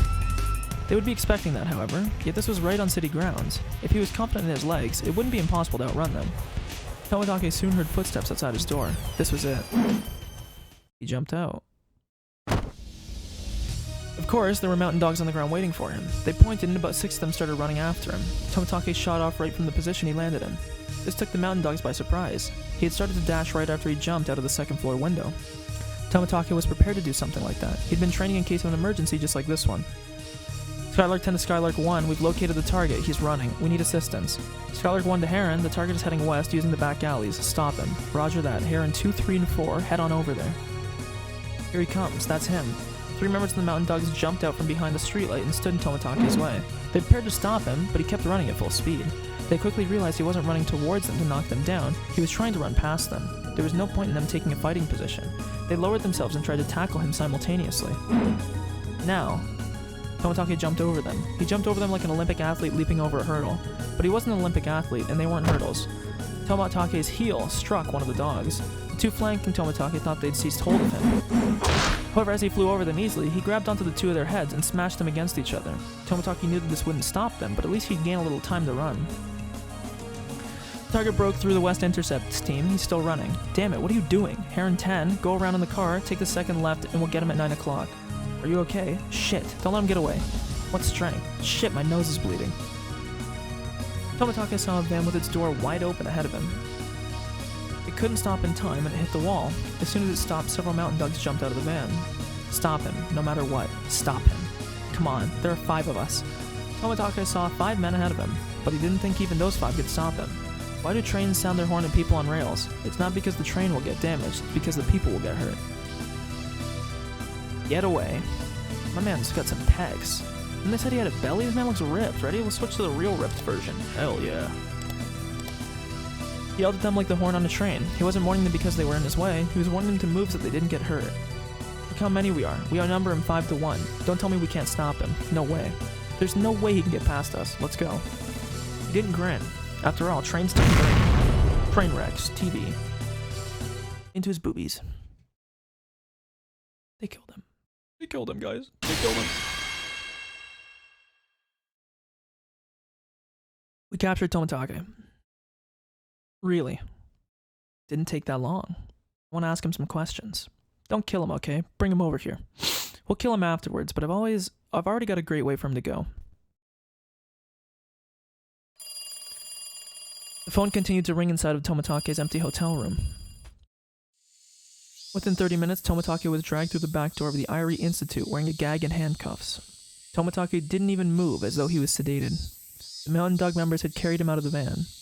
Irie saw Tomitake from his window and came out of his office in a hurry. Kano was already there. What's going on here, Takano? The mountain dog silently glared at Irie. He realized that he shouldn't have left his room. I didn't see Jiro for a while, so I became worried and had the mountain dogs look for him. It was a good thing I did, because look, he's gone terminal. He's developed terminal symptoms. Are you sure? Of course, Tomitake didn't reply. Irie decided not to say any more. I see. That's very unfortunate. Let's give him some medication as soon as we can. Of course. I hope it's not too late. Irie already knew. The mountain dogs had tracked him down. Irie wasn't sure if Tomitake was able to arrange something with Tokyo. He wasn't even sure if the bloodhounds had been called in. He could guess that Tomitake didn't have time. If the bloodhounds were called in, the mountain dogs would catch that information, and if that was the case, they would likely drop everything and run. But Tomitake was captured, and they brought him back to the Institute. That meant it hadn't gotten that far. They were still trying to fix the damage. In other words, Tomitake wasn't able to do what they had hoped for. What were they going to do to Tomitake? Since they brought him back alive, were they planning to torture a confession out of him? That would be very dangerous for him. He'd likely end up dead. Irie realized that he had to do something in Tomitake's place. Now you gotta call Akasaka. The main reason why Irie had to rescue Tomitake was because he had no way of contacting Tokyo on his own. Takano wanted Irie to be useless, so she never told him about how to get in touch with Tokyo. Irie could receive phone calls from Tokyo, but he could only call them through Takano. Therefore, Tomitake was the key. Unless Irie rescued him, they couldn't possibly win. But Irie wasn't like the mountain dogs. He was simply a researcher. There was no way Irie could rescue Tomitake from such a high-security area. There were 8 mountain dogs in the building. There were usually only 2, but Takano had called in more. Of course, the basement was a highly secured area, and one needed an access card to get in. That card was only given to people in Irie's position. In addition to the access card, one would need a fingerprint match as well. The access card alone wouldn't do it. Therefore, the only person who could rescue Tomitake from that high-security basement was Irie. And so, even if it wasn't possible, Irie had to do it. Irie bunched up his hands into his fists and held them tightly to encourage himself, but he noticed that his fists were shaking. Irie, did you forget? Irie remembered what Akasaka had told him. Very hard to anticipate your own danger. You can't underestimate it. You may not even get a chance to make the phone call. If you sense something odd, that's an emergency. Knowing the seriousness of the conspiracy, they won't hesitate to kill us. Please be very careful. Irie felt the cold sweat pooling on his back. Was this the emergency Akasaka was talking about? He shouldn't think that it was still okay. He might lose the chance to run. He realized that trying to do something by himself was foolish. He had a security access card, true. But that didn't mean he had to rescue Tomitake by himself. Just like how everyone else was trying to combine their efforts, he should also ask for help. Also, Tomitake was in their hands, which meant that the mountain dogs had realized they were under attack and were preparing to counter. It was very possible that they were suspicious of Irie too. Once they broke into Rika's house, Irie's lies would be exposed. Indeed, this was the emergency Akasaka was talking about. Irie had realized that. He was already in danger. He needed to leave immediately. The Sonozaki residence was their gathering spot in case of an emergency. His allies were congregating. I don't know why I had a stroke there. We're congregating at the Sonozaki residence. He should explain the situation to them and think about how to rescue Tomitake. I also want to say, just to defend myself real quick, when I do the I'm doing that on purpose. I don't have a stutter, okay? My name is not Abdullah Radshit. Thank you. Owie. Owie, owie, owie. He should explain the situation to them and think about how to rescue Tomitake. Takano probably wouldn't kill Tomitake immediately. She was intending to kill him that night, as the 5th year's curse, so there was still a little time left. He had allies, and with his security access card, there was still a chance to rescue him. Irie had to let Akasaka know that he was escaping. If they became suspicious of Irie, they would check the house, and Akasaka would be in danger too. In other words, it could cause a chain reaction. Irie didn't miss his last chance to escape, but he still had to do his final job. Irie picked up the phone at his desk, called Rika's home number, and left. It would continue to ring like that, sounding the emergency signal. Irie thought back to when he wondered how long he was going to stay in this director's room. He never knew this day would come so suddenly. He noticed the framed picture of his parents on his desk. Irie had become a doctor so he could clear up the misunderstanding between his parents and regain his family ties. But how did he get involved in something like this? No, he would return. He would return and continue the fight against Hinamizawa syndrome. He vowed to himself that he would never abandon that responsibility. I'll be back, Mom and Dad. Irie said his final goodbye and left the director's office. Major, there's a call from the director's office to an outside number. The phone number is ours residence. What does that mean? Can you listen in? Of course. I'll put it up over the speaker. One of the members flipped a switch. There was the sound of a ringtone. Why is Director Irie calling the house now? Maybe R really is at the home. He's trying to let her know that Tomitake has been captured. That might be it. He has no idea we're listening in. What was Irie going to talk about? Takano waited patiently to eavesdrop on a conversation. And there was nothing but a ringtone. It had been over 30 seconds. There was no answer. Nobody was home. Director sure is patient. I guess he's sure that she's home. Major, we have the director on the security camera at the back door. The black and white quad display monitor showed Irie running out the back door. What's going on? Who's calling from the director's room? Takano became utterly confused, but the ringtone continued. It couldn't be. Takano finally realized what was going on. It's a trap. He knew we were listening in, so he made a fake call. Irie is a traitor. Catch him. Security room on the first floor. Stop Director Irie. The target is heading to the staff parking lot from the back door. The two mountain dogs who were playing cards in the security room on the first floor jumped into action. The security room was located next to the back door, so Irie was still within reach. Irie had made a serious mistake. He could have left the clinic during the 30 seconds Takano and Ramen were listening to the ringtone, but when he got to the parking lot, he realized he forgot his car key on his desk in the director's office, so he had to go back and get it. It was only at that point he realized he shouldn't have gone back. He should have escaped on foot. But Irie wasn't used to emergencies, unlike Akasaka. It was a typical mistake any normal person who had never gone through anything dangerous would make. Although he made mistakes, he didn't forget to call Akasaka. People usually become extremely clumsy when they're in a rush. All he had to do was turn the key, but he couldn't even do that smoothly. He kept turning the key, and finally the engine started. Irie still thought he was alright. Even if one of them questioned him, all he would have to do would be to say that he was going out to get something. When he released the handbrake with his sweaty left hand, he saw two of the mountain dogs dashing out the back door. As the two of them looked around, Irie's eyes met with one of theirs in the rearview mirror. He pointed at Irie's car and the two of them started running towards it. The two of them looked extremely serious, and certainly not like they were chasing after him to return a dropped pen. Irie's body was soaked with sweat. Before the two of them could jump on the car, Irie stomped on the gas pedal and the car took off after spinning its wheels. Of course, the dogs didn't give up. They got into their own car and started to chase after Irie. Security at base, the director is on the run in his car. Do you want us to force him to stop? Major? This is Takano. He's probably headed to the Furude Shrine. There are too many people there, so it'll be impossible to catch him. Fine. Don't worry about the injuries. Don't let him go. Stop him by any means necessary. Roger that. We'll force him to stop. Send backup just in case. Over. Roger that. We'll send Nightingale's backup, but don't wait for them. Stop him right now. The mountain dogs had Irie's car in their view as it ran away at full speed. They have to find a perfect spot and timing to stop him. It's not easy to drive a car when you're in a rush. Of course, the more you step on a gas pedal, the more speed you gain. When you're in a hurry, you can't control the steering wheel well enough to escape quickly. Irie could see his pursuers in the rearview mirror, and he was completely distracted by that. He was driving carelessly. His driving was so reckless that he had easily get into an accident on his own. As the fear was driving him into confusion, he made a wrong turn, and that mistake made him even more confused and panicked. Come on, director, you're gonna lose your license for driving like that. Although the two guys were ordered to stop him, they were starting to think Irie is going to get into an accident without them doing anything. They'd rather not drag this into a car chase if they didn't have to. This is Phoenix 1. Security vehicle, come in. Commander, security vehicle here. We're still chasing him. We're on the path through the forest near the 5th District. Not sure of the exact location. We are heading your way as backup as per HQ's orders. Estimated time of arrival is in 15 minutes. Don't wait for us. I don't think we'll be there in time. Okinogi grumbled. He had to leave Okinomi in a hurry to respond to Major Princess. But because of the distance, there was no way he could get there in time. Even so, he was still ordered to provide backup. He could have explained, but the princess wouldn't have listened to him anyway. The mountain dogs who were with Okinogi smiled bitterly. In which direction are you heading? In the worst case scenario, we'll end up leaving town. Don't let him. We'll comb the hills for him, so break his legs. Is there anybody else? Any weapons?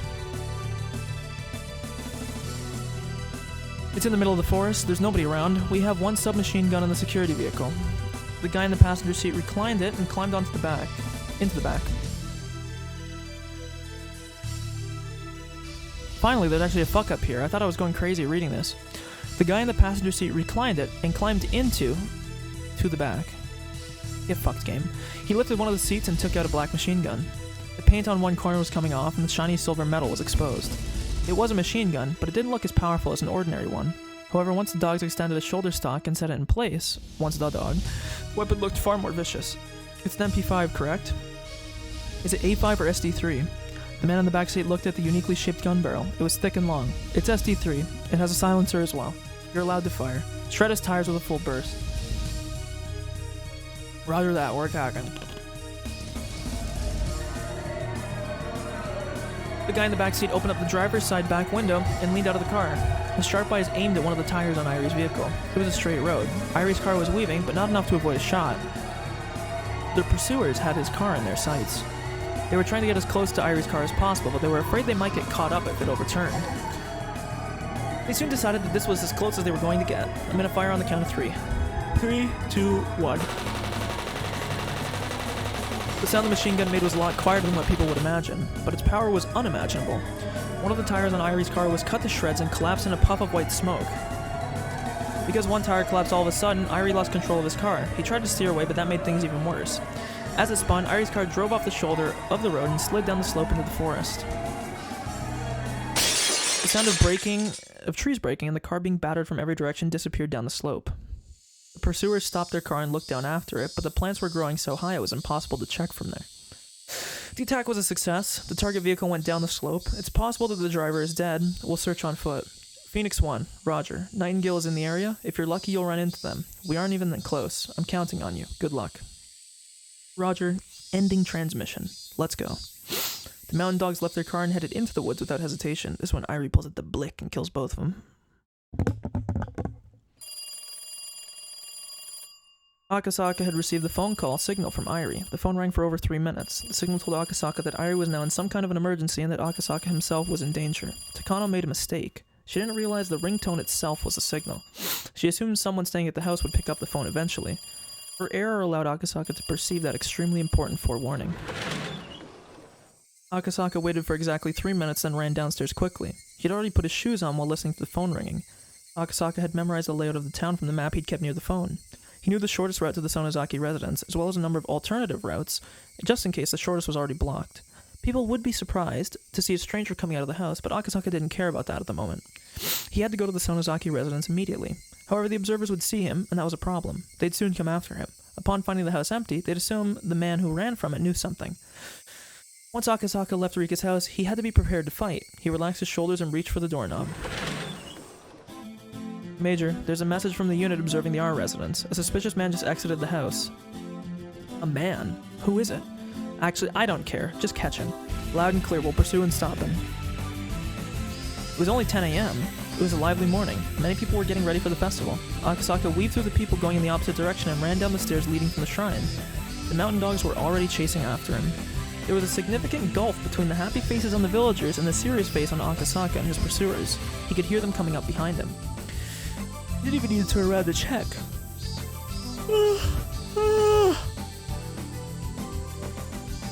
Akasaka held his breath, focusing all of his senses to their limits as he sprinted even faster than he usually could with all his might. The success rate of an escape depends on the distance between the pursuer and the pursued. Even a little distance makes a difference. Akasaka ran down to the bottom of the stairs like the wind, then headed in the opposite direction, away from the Sonozaki residence. Of course, this wasn't a mistake of his. He just wanted to lose them. Shit. What speed? Does he have wings on his feet or what? The observers weren't ready for this chase. They never expected a fast and fully grown man to run out of the house. They assumed it would be a little girl. That assumption was their mistake. Besides, Akasaka's locomotive-like power was nothing like that of normal people. There was no way they could catch him. The mountain dogs fell for Akasaka's trick. They called HQ, told him that he was headed in the opposite direction, and followed him that way. Akasaka was confident that he could have had them completely confused if he had a little bit more time. Not only that, he could have attacked them individually. Were there 3 pursuers? No, there were probably 4 of them. His mind, body, and skills were all in top condition, so it should be possible for him. Usually, overrating oneself is dangerous, but Akasaka was above such an immature level. Resisting violently at a place other than his destination might prompt him to waste manpower and time. But Akasaka wasn't sure of the real meaning of Irie's phone signal. They were at a severe level of emergency. Akasaka had no time to waste, so he had to get to the Sonozaki residence. As Akasaka ran as fast as he could, he tried to think about the situation calmly. Could he attack them first and then head to the residence? The pursuers were scattered about and running out of breath. It would not be easy to fight 4 men at the same time, but it'd be different to take them one-on-one. When Akasaka decided he had a high enough chance of winning, he took a deep breath and made a U-turn around a streetlight. What? The mountain dogs were surprised to see the man who was running away from them was now running towards them. They prepared themselves to fight, but before Akasaka even reached them, he already had everything all planned out in his head. He had calculated how many blows would be required to take them all out. But his calculations were wrong. Without even needing a second blow, the first pursuer dropped after one of Akasaka's legendary armor-piercing punches connected with his face. And while the first was still in the air, his second armor-piercing punch took out the second. This guy's got fucking Barrett 50 cals on his arms. Like, what's going on here? There was a chorus of cicadas, which woke Irie up. He needed a little time to realize what had just happened. His seatbelt had saved him from serious injury. However, it was sheer luck that the metal parts of the seatbelt didn't get tangled and that the door didn't become warped. He was on the bottom of the slope near a different forest road. Irie endured the pain and removed his seatbelt. He got out of his car soon after. He heard someone walking towards him through the bushes. A pursuer. He couldn't get caught just yet. If he was captured, it would be impossible to rescue Tomitake. Not only that, nobody would ever know that Tomitake was captured in the basement of the clinic. Even though Irie knew he was helpless, he couldn't falter here. The only thing he could do was resist them, and run for as long as he could. But as soon as he started to run, Irie realized it. He had no strength. His legs were shaking and he couldn't even see straight. He'd only been stepping on the gas pedal, but his lungs were about to explode, and his brain was lacking in oxygen. It had to be that certain type of exhaustion that came immediately after hyper-arousal. Irie understood that intellectually, but he still couldn't get his body moving. He tried to run, albeit in a wobbly way. He heard a noise coming down the slope behind him. This was it. But Irie still tried to run as far as he could. Security to HQ, we found him. He's injured, we'll capture him.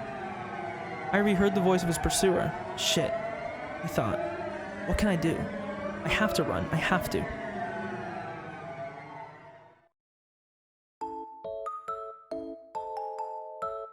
Shion.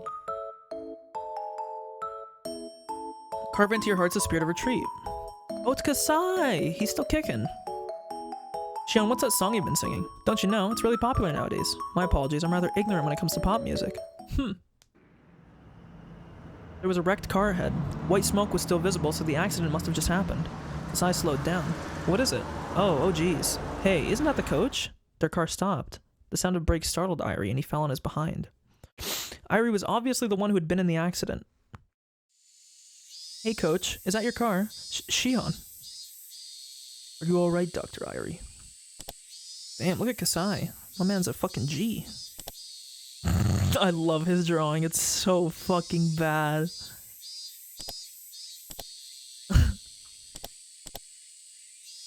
Are you alright, Dr. Irie? You should go see a doctor. Good one. We'll take the coach to the clinic so he can treat himself, huh?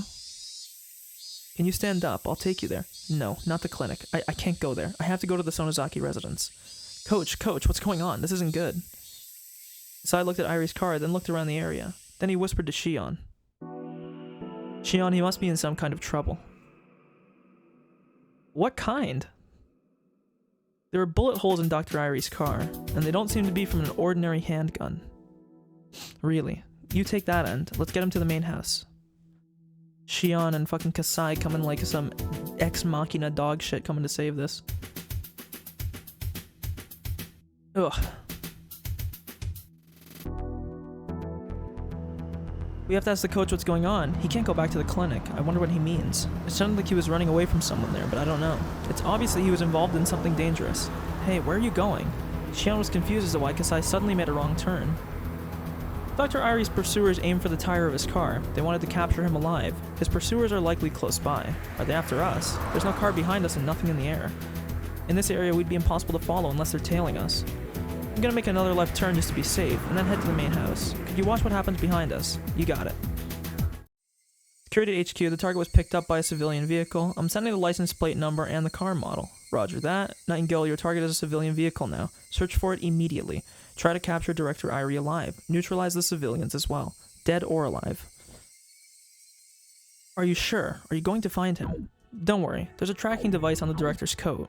Nightingale's vehicle can catch the signal, and they can pinpoint where he is. Ooh, that's really bad, actually. Irie was lying in the back seat wearing his white coat. There was a device on his collar. The security department put it there just in case. So no matter how hard Shion tried to look for anyone following them, the enemy knew exactly where they were. This is Nightingale 3. We found the vehicle. It just made a turn by the watermill. There was a map of Hinamizawa on the table in the security room. The path by the watermill led to a certain private property.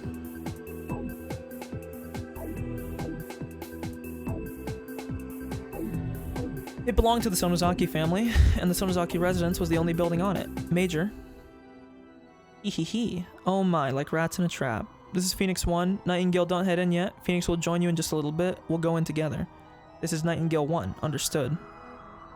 Okanogi, don't give them any time. Why don't you let Nightingale go in? Bad connection. Nobody listens to me.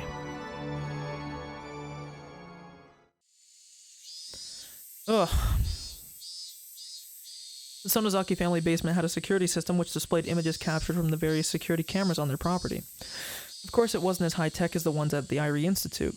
It was in the room on the second floor of a gasso house. Gasho? I don't know how you would say that. Gasho house? A Japanese-style room where you had to kneel to avoid hitting your head. With bundles of wires snaking away from the monitors, it felt like a hidden chamber. There was electricity and a phone nearby, and although it was in a basement, it had all of the basic amenities of the Sonozaki residence. At first, all the club members had watched the monitor curiously, but after a while it got too hot in such a tiny room. Mion and Rina stayed in the room to observe the monitor. Me, look, there's a car. That's Kasai's car. It's probably Shion. I bet she came here because the festival is today. Jeez, why did she have to come now? I don't have time for her. Their granny had been at the shrine since the early morning, so there was nobody upstairs to answer the door. And if Mion didn't answer it, Shion would think that nobody was home. Mion wondered if she should tell Shion what was going on. Shion could be helpful sometimes. Did I really look at... I hate Mion's fucking remake model. I don't know why she looks terrible. This looks a lot better, don't you think? I also love that Mion in this just has a fucking pistol strapped on her. Kasai's car stopped in front of the gate. Someone was getting out of it. Huh? Michan, look, isn't that the coach? What?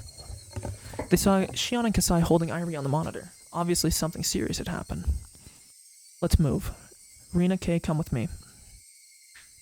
Totoko, watch the monitor. Rika, don't come up. Hanya, make sure Rika doesn't move. Leave it to me. I've got it. That's not fair. Your mom. Your mother. Oof.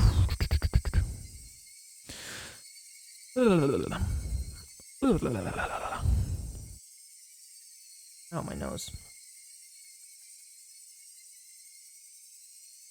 Maybe Okanogi had made the right decision. If he had let Nightingale go in as Takano had ordered, it would have been on the monitor, but Okanogi ordered them to stand by until another unit arrived, so they waited. So Mion didn't notice that the enemy was about to attack. By this time, there were many vehicles belonging to the mountain dogs parked by the windmill. Okanogi and Phoenix 1 had joined with Nightingale, and they were getting ready to head in. However, it had been a good idea to leave Satoko to watch the monitor, and if Mion hadn't gone out, Irie would have been killed. Mion didn't know it yet, but Irie was their only hope of rescuing Toмотake. So as a result, entirely by circumstance, they did everything correctly. Sis. I wonder if she's gone to the shrine already. Shion! Where did you come from? Ah, you were in the basement, weren't you? I'll tell the hag you were playing down there. Who cares about that? How is the coach? Coach! Is he alive? Huh? Are you all in trouble too? What's going on? She, listen well. It's like this. Coach, what happened? Oh, I'm sorry. The mountain dogs got Toмотake. He's in the clinic's basement. I got into an accident while they were chasing me. Irie explained everything he could while enduring the pain. Everyone was happy to see him safe, and Mion's expression quickly grew stern. Then she asked Shion a question. Is anyone after you? Nobody was following us. Come on, let's go in. I have a bad feeling. They heard the sound of a car approaching, and it wasn't alone. Who could it be at this time of day? It was a waste of precious seconds to even think that. You idiot, they are after you, Shion. I'm telling you, nobody was following us. So I picked up both sisters and ran through the gate. Let's go to the basement. It'll be safe there. Mion, there are a lot of strange cars approaching. I know. Go back to the basement. I'll shut the door. Where is Rika? She went into the secret room with Hanyu. This Nightingale 6, we found the target. Some of R's friends are there too. R is hiding there, I know. Right, Jiro. Toмотake was lying on the floor of the security room. His hands and legs were cuffed, and there was another pair of handcuffs to connect them, leaving him bent backwards on the floor. Owie! He couldn't get up or even turn around. Takano laughed and poked Tomotake's side with the toe of her shoe.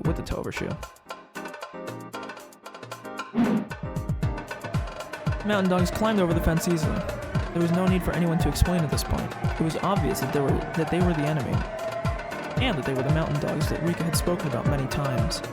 They went through the grove of trees and headed for the entrance of the underground storehouse. The first 5 mountain dogs were supposed to capture them all, but they fell down one after another. Just as the mountain dog started to wonder why they fell, he felt something on his leg. The next moment, he was flying through the air. As he stood up, his leg got pulled again. He realized then that there was a rope wrapped around his leg. Because of the way he fell, the rope was wrapped tightly around it and wouldn't come off easily. Be careful, there are traps in these bushes. Stoko had set up lots of traps in the bushes. After all, she wouldn't just sit around all day on an empty property. The club members had headed into the underground storehouse one after another. The mountain dogs couldn't do anything, although they did see them.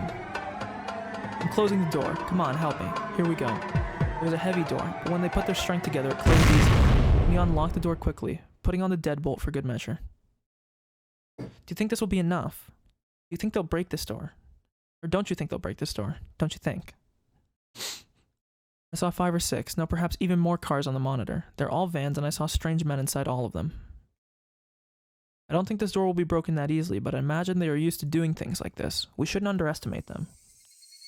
Before he could even finish speaking, someone pounded on the door. The second group of the mountain dogs had arrived. Although the heavy door was separating them, it was not at all comforting to know that the enemy was just on the other side.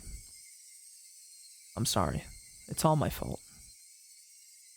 You haven't done anything wrong. Let's go farther in. Yeah, let's find out how many there are on the monitor. Okay, fine. Leave me out of this. I'm just an outcast. Oh, shut up. I'll explain when I have 5 minutes to spare. Nightingale 1 to Phoenix 1. The targets are in the basement. There's a steel door here and we can't break through. Phoenix 1, roger that. Shit, the Sonozaki family must be so rich. The property is too huge for us to surround, so we won't even try. Let's join Nightingale. Nightingale, knock some trees down. We'll use them to ram down the door. Phoenix 7 to Phoenix 1, we have some plastic explosives for indoor use. Do you want us to get them ready? Plastic explosives are explosives for military use. There are various different kinds, but he was talking about the type specifically made to break down doors, so these would be called breaches. Okanogi momentarily thought it was a good idea, but changed his mind right away. This was a small village. If there was an explosion, everybody would hear. It was daytime. They were on the surface. It was the worst time and place for the mountain dogs to do their job. An explosion isn't a good idea. Got a fucking breaching charge, boy. Let's go. Wait a minute. What time is it now? It's almost 10 a.m. I see. Phoenix 7 will do it. Get the fuse ready. Huh? Commander, what does 10 a.m. have to do with an explosion? Okanogi's mind was working sharper than ever. He was sure that this would work. Everyone gathered in the secret room. Is everyone okay? We were watching the monitor. There are about 30 guys out there. That many. That's not good. Can I see? Look, they don't even know what to do.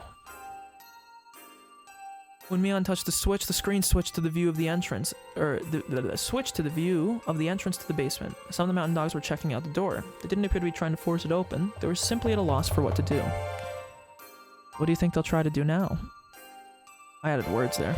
I do that a lot, sorry. They think we're trapped rats in here. So I'm sure they're gonna try breaking open the door. What the heck? What are they doing with that log? They must be thinking of using it as a battering ram. Stoko just said they're assuming we're trapped rats. We should get out of here while they're still trying to open the door. I agree. Besides, we have to rescue Tomatake. You're right. No matter how strong the door is, we'll be in big trouble if they find us. I think it's time for us to escape. Sis, don't you think we should call the police? Oh yeah, we completely forgot about that. Even if a spy at the police station overhears us, there really isn't much he can do at this point anyway. I'm sure Oishi will come right over. Mion picked up the phone. Why hadn't she thought about this earlier? What? Lines cut? What's the matter? Mion panicked as she tried to listen for a dial tone. The phone, what's going on? I don't hear anything. They must have cut the line. What? Suddenly, everything went dark. Is this a power failure? Sai lit his cigarette lighter, and Mion turned her emergency flashlight on. This is the drawback of a basement. But they won't be able to see either, right? I know, but they might have some kind of device that lets them see in the dark, don't you think? Mion, why do you think they cut the electricity? Are they just going on the offensive? If nothing else, it worked to turn the security system off. They were checking out the door. They didn't give up. They have a way to destroy the door, and they don't want us to notice it. That's why they cut the electricity. Oops. Are they gonna blow up the door? The door could be destroyed in a second, so we can't stay here, right? Me, let's get out of here. Show us the way to the hidden escape route. This way, everyone. The only problem is if Irie's wearing his coat, it doesn't matter. Mion was getting confused amidst all the chaos. She hadn't underestimated the mountain dogs. She even considered that they would have some explosives, but she didn't think they would use them in Hinamizawa in broad daylight. Somebody will hear the explosion. Is there even such a thing as a silent explosive? What a rough bunch. They're not even concerned with minor risks. This is a crazy situation, but the mountain dogs are always very, very careful. I don't know about Takano, but there is no way Okanogi would allow an explosion in the middle of the day. Yet they're still gonna do it, huh? They've got guts. I don't know much about them, but just like a silencer on a gun, aren't there like silent explosives? No. No matter what you do, an explosion sounds like an explosion. Oh, I get it. You're a staff member for the festival, aren't you, Coach? What time did let people know if the festival is going to take place? I'm pretty sure it's at 10 a.m. Ah. You think just like on track and field day? Fireworks or something? If you want to hide a tree, hide it in a forest, huh? Rika knew Okanogi well. He would always complain about how he had to guard her like she was a princess. Rika had never expected Okanogi to be so sharp. That was why she was more frustrated than anyone else. The mountain dogs had quickly set explosives on the basement door. Jesus, that's a long-ass chapter. Long wires were connected to the explosives and the mountain dogs were waiting on the other end. To be fair, I think this is basically the last chapter, so... One of the members was holding a detonation switch. All the wires were linked to it. It's almost 10. This morning I thought it was bad luck that this happened on the day of the Watanagashi, but now I'm glad about it. Okanogi had realized that he could use the festival effectively. He was going to make sure his enemies got what they deserved. On the morning of a village event, they used fireworks, to let everyone know that an event is going to be taking place that day. This method is often used for track and field days at schools. Since Watanagashi starts in the evening, the fireworks go up at 10 a.m. The fireworks, of course, make loud explosive noises. Since Hinamizawa is located in a ravine, the sound echoes, making it hard to figure out where it's coming from. And that was an advantage for the mountain dogs. Now. A loud noise and a shock shook the ground like an earthquake. The explosion must have warped support beams everywhere. There was a discomforting squeaking noise and dust fell from the ceiling. It certainly was powerful. The explosion must have blown the door wide open. Hello. Goodbye, bot. An explosion that took place without anyone noticing it. Come on, this way. Mion led everyone into one of the rocky caves. There was a well-hidden shaft in there. They called it a hidden well, but it was actually a very eerie vertical tunnel. They didn't have enough flashlights for everyone, so there was no way for them to see the entirety of this ominous hidden well. Are you telling us to go down there? How far does this go? There's a horizontal tunnel crossing it after about 30 meters. We can get into the mountains through that tunnel. Okay, then why don't you go first, sis? You know the way around here better than anyone. Huh? Do I have to? Who else? Kasai and I will be the rear guard. Come on, hurry up. Okay.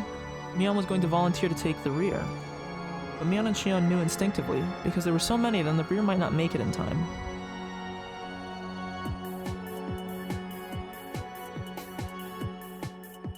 I think this should say Shion, not Mion, but... Unlike the iron door at the entrance, once the enemies were inside, all they'd have to do was to go through the inner doors, which were easily breakable. The route was basically a straight line. They probably wouldn't get lost on their way. That's why Shion took the rear guard position before Mion did. After all, she was actually the older sister. Shion wanted to protect her younger sister, who was playing the older sister in this real emergency. Mion intuitively knew what Shion was thinking. Mion understood well the relationship between her sister and herself. She wasn't the only one who felt guilty for taking the older sister's position. This was a big thing in Chapter 2 and 5, by the way, which is why Shion felt guilty for making Mion take on the responsibility of the family head, and here finally was a chance for Shion to atone. Mion, do you have the key to the armory? Now is the time to open it. Mion silently threw over the key. Kasai and Shion took it and ran deep into the rock tunnel. Listen everyone, it's about 30 meters to the horizontal tunnel. If you fall, that's it for you. It's dark, so be very careful as you go down. If you end up waiting, make sure to light the way for the others, okay? I think only one or two can go down at the same time. I'll go first. Come on, give me some light. Mion, be careful. The ones with the flashlights, you be careful too. If the lights were on, they could have gone down quickly. There were actually a few light bulbs inside of the well. Of course, Mion had already checked them. It was now certain that the enemy had cut the power to the basement. It was extremely dangerous to go down this well with just a little light from the flashlights. As one went down, there had to be people lighting up the way.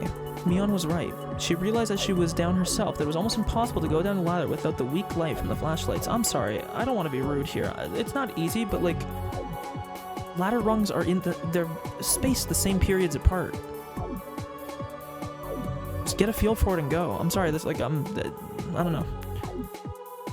You don't have to look at a ladder to climb it. Lights didn't reach all the way down. In the darkness, her feet suddenly became unsteady. Every step she took made her more nervous. It was about 30 meters to the horizontal tunnel. That's quite deep enough already, but the hidden well went deeper than that. If Mion fell, she wouldn't just injure herself. Hasn't it been 30 meters yet, she thought? She couldn't even remember exactly how long 30 meters was. And she missed the horizontal tunnel already. At that time, she felt a cool breeze on her body. She could sense a huge hole nearby, so she took out a flashlight to light the surrounding area. She saw the black tunnel yawning before her. Okay, here I go. Okay, I found the tunnel. Rika, come down. Mion lit up the way from below. Okay, you're next, Rika. Coach, you go next, then Hanyu, then Satoko, okay? Let's move. Irie wanted to say that he would go last, but Rina gave the order first. They couldn't get into the basement of the clinic without Irie. Without him, they couldn't rescue Tomitake.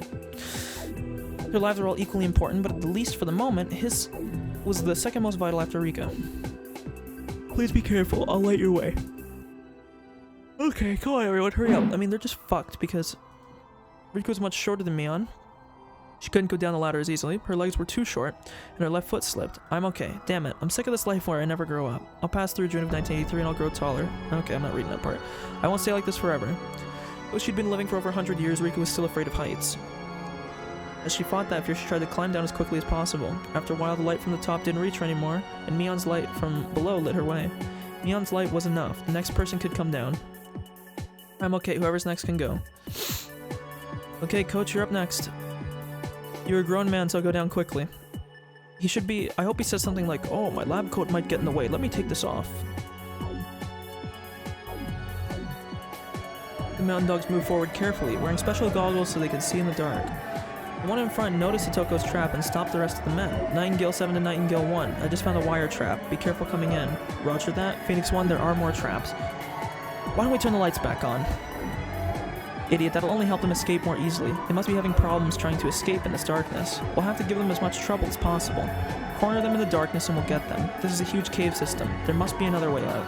They won't try to hide. They will try to escape. Give the assault units some firearms, bulletproof shields, and grenades. The Sonozakis are basically a major Yakuza family, assuming they can counter us with smuggled guns, which means watch out for those tripwires and claymores. Unless you want to end up with thousands of lead pills in your body, they'll shred you apart. Roger. Stoko's traps were effective only because they were professionals. Satoko had assumed any professionals would misinterpret her trap as more dangerous ones. That's why she ran wires everywhere. And Satoko was right. Although the mountain dogs were successful at breaking down the iron door, they hadn't even reached the torture room. However, the huge cave with the hidden well was just on the other side of the door to the torture room. It was just a matter of time before the enemy caught them. Hey, Arena, you're next. Yep, you come down in a hurry too, can't you? Okay, how is it up there? Rena's coming down right now. She's moving right along. Okay, don't fall. The rumors say that all the people who ever opposed the Sonozaki family were dumped into this well. It's a bottomless pit. But Shion, what the heck are you carrying around? Shion had returned with a big machine gun in her hands. What the heck, Keiichi thought? It's one of those machine guns they use in war movies. Its defining characteristic is the way the magazine is bent forward. What's it called again? Kasai had one in his hands too. He appeared used to handling machine guns. It almost didn't look real. But it seemed like a natural fit for the surreal world lit only by flashlights. Keiichi felt like the odd one out here since he didn't know how to use a gun. Shion and Kasai hid on opposite sides of the cave so they could see the entrance to the torture room. Not only Kasai, but Shion also seemed to be used to doing things like that. Shion, I'll do that. So why don't you go down next?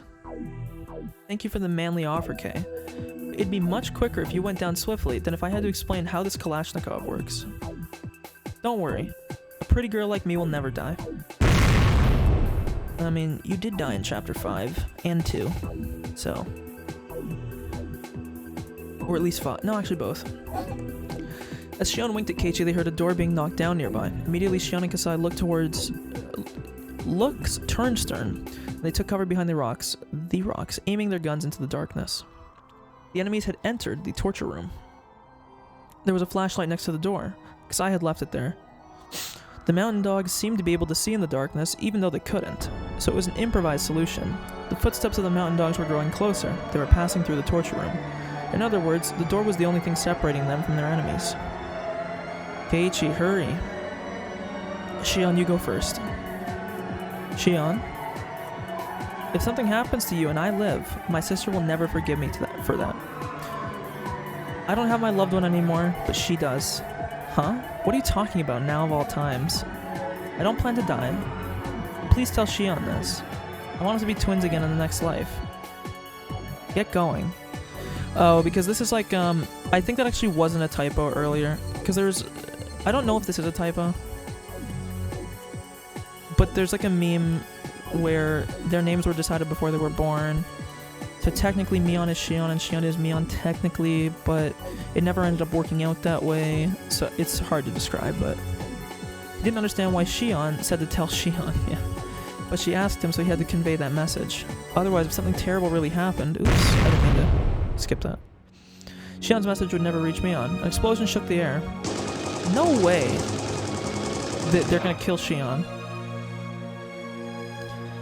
Something was thrown in from the torch room. The explosion from that and the noise from Kasai's machine gun sounded at the same time. The clamor echoed in the cave. All I can do is those violent flashes of light burn the series of images into my eyes. It shed tears over my intolerable powerlessness and climbed down the ladder. Mion quickly screamed from below. I descended and screamed up to the top too. Nightingale 1, they attacked us. The enemies are trying to stop us from the huge cave on the other side of the torch room. There were 2 muzzle flashes, probably AKs. Whoever it is, he's a professional. Phoenix 1, give us an order. Hahaha, there we go. Our opponent is a professional. Don't go in unless you graduated from the killing house. Nightingale 1 and 2, Phoenix 7 and 8, get ready to move in. How many firearms do we have? We have 4 MP5s and plenty of grenades. We can't trust our bulletproof shields, so we abandoned them. There's a flashlight on the right next to the entrance. I'm assuming they don't have a device to see in the dark. Nightingale 1 here, we're going in. Throw in some stun grenades when I give you the signal. Flashbang. While the enemies were quiet, Kasai changed his magazine. Shion, that's enough. Please go. If I go, they'll all fire at you while you reload. You can't do it by yourself. There was a contradiction in what Shion just said. According to her theory, the last 2 can never escape. Mion kept shouting from the tunnels below. These are like the only 2 that I have like any sentimentality over. Mainly because I think chapter 2 and 5 are the best 2 chapters in the whole thing. That's my bias. Damn it, Shion. Hurry up and come down. Everyone knows it wasn't safe to stay. And because now, finally, we're at a point in the game, like quick save real quick, we're at a point where this game isn't going to reset anymore. Right? This is the last chapter. Or sorry, this is the last chapter of the game. We're in the last 2 chapters, effectively the last chapter. If somebody dies, they probably fucking dead. But nobody could stop Mion from screaming. Mion and I will wait for Shion here. Rina, why don't you take everyone else and escape into the hills? Okay. No, I don't want to lose anybody. Rika, this is the final world. There is no more, that's what I was just saying, there's no more starting over. I don't want either Shion or Kasai to die. I don't want a future like that. I know we can't redo it, so no, I don't want it. Shion, please come down. As I looked up top of the well, they saw a violent flash and heard a roar.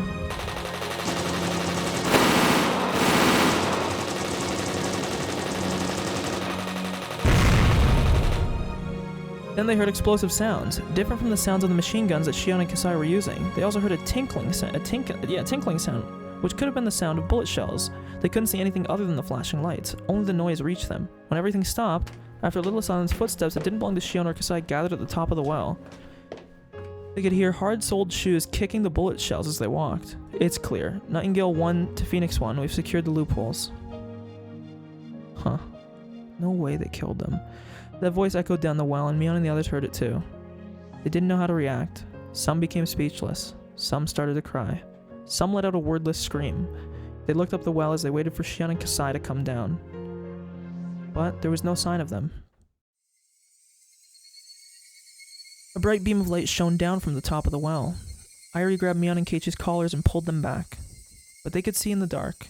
They might already know that Keiichi and the others were hiding in that horizontal tunnel. Roger, we'll try. Can you hear us?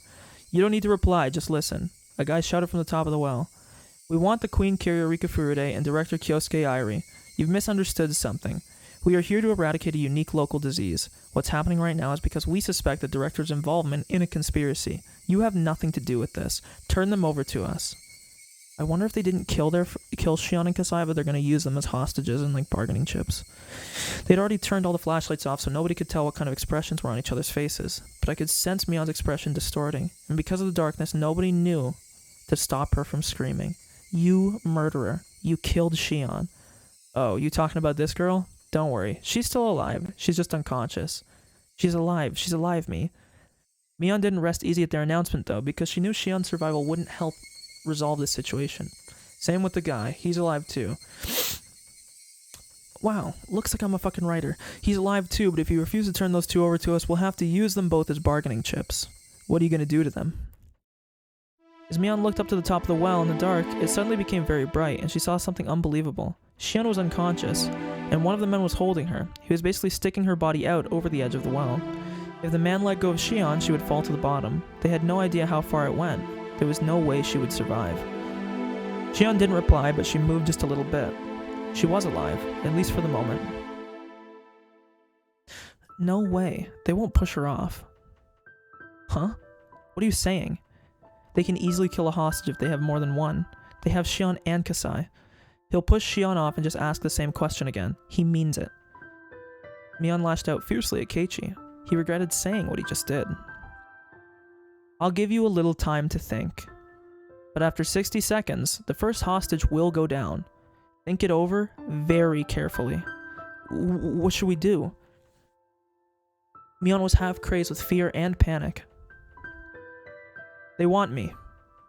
Let them think Rika has already escaped. I'll go. They should be satisfied with just me. That plan sounded like the best idea for minimizing damage, but Rina quietly spoke up. No. She and Kasai risked their lives to buy time so we could escape.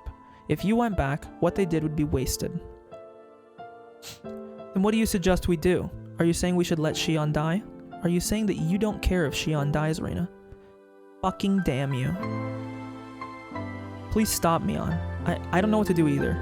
Because Shion... I'm not saying that. Mion started to cry as she held Satoko's head. The mountain dog's beam of light shone into the horizontal tunnel. Their eyes had grown used to the darkness, so even with a little light, they could sort of see one another. But so what? This was a desperate situation, and Mion and Satoko continued to cry. Rina bit her lower lip, trying to hold her feelings in. Airi simply looked down. As for Rika and Hanyu, they were restless. This is when Hanyu needs to go incorporeal. Go up the ladder. Become corporeal. Fuck him up. Go incorporeal. That's what I'm saying. What do we do, Hanyu? I don't know what to do. I don't know either. Hey, you're a god, aren't you? Do something. Something. Use your psychic powers to knock the enemies down. Help Shion. Only a miracle can save her. You're a god. Make a miracle happen. Slap. They all heard a strange sound. Everyone was surprised to see what caused it. Hanyu just slapped Rika in the face. Oh shit. Rika, listen to me. Hanyu. We both have experienced many worlds, and we have learned much. Sometimes you learned, sometimes I learned. We've learned so many important things, and now in this world, we have learned the most important thing. Something we've been pursuing, something we finally got. Do you know what that is? It's hope, it's belief. Yeah. It was how to make a miracle happen. A miracle is like a number you get on a dime. People think that the result of the roll depends on God's mood. God holds the key to miracles. Humans don't have the right to control them. But although humans don't have the right, they can perceive. They can perceive how to improve their odds and how they can make a miracle happen. How to make a miracle happen. Rika, you should already know. I mean, this has literally been the focus of this whole chapter. You learned it before I did. This world must be precious to you. Why don't you try it? This one last time. Ah. Rika's mouth hung open. That's right, she thought. I had forgotten again how to make a miracle happen. You all go ahead and escape. Rika stood up. Everyone was surprised to hear what she said. Irie, take them. I'll go out there. Takano means to kill us both, but she wants to kill me in a certain way. So she won't kill me for a while. Are you kidding? You'll end up dead anyway. If I don't go, she and Kasai will be killed. I'll let them capture me. The time it will take Takano to kill me will give you a chance to counterattack. Rika.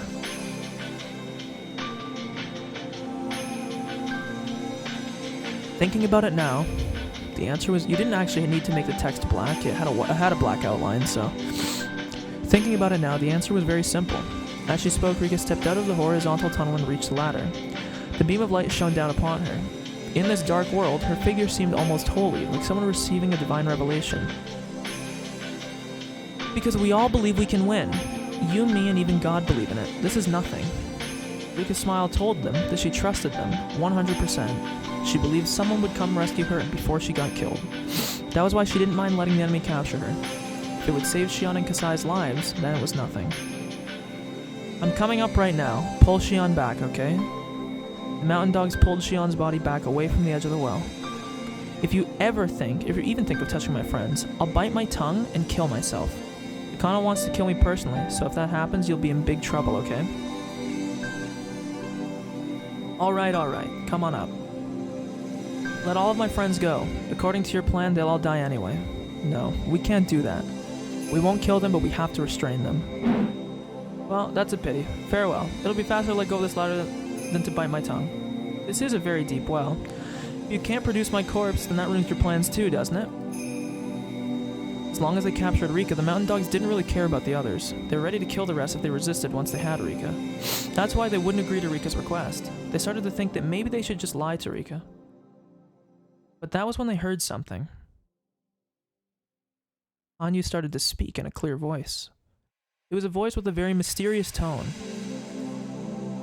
It sounded like it was coming from below the surface of the earth, but it also sounded like it was coming from heaven. Hanyu spoke.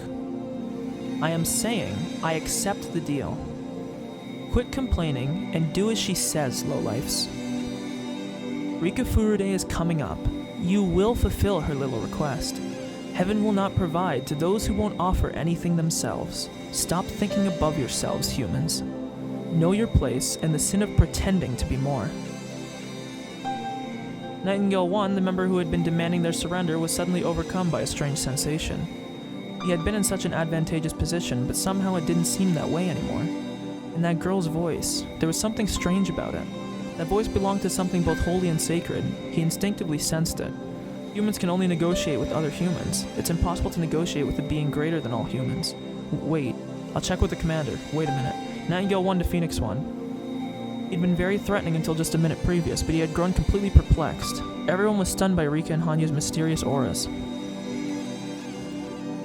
We will come rescue you right away, okay? Rina muttered as she tried to hold back her tears. Okay, we'll accept your request. We'll let everyone else go. Rika Furude, you come up. Major Takano says there's something she wants to talk to you about. Okay, I'm coming up.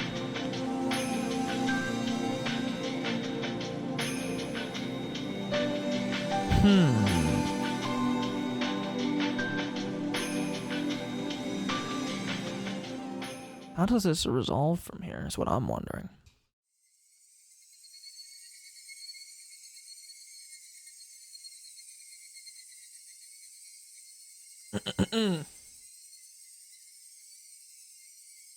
Oh. Ouch, my toe.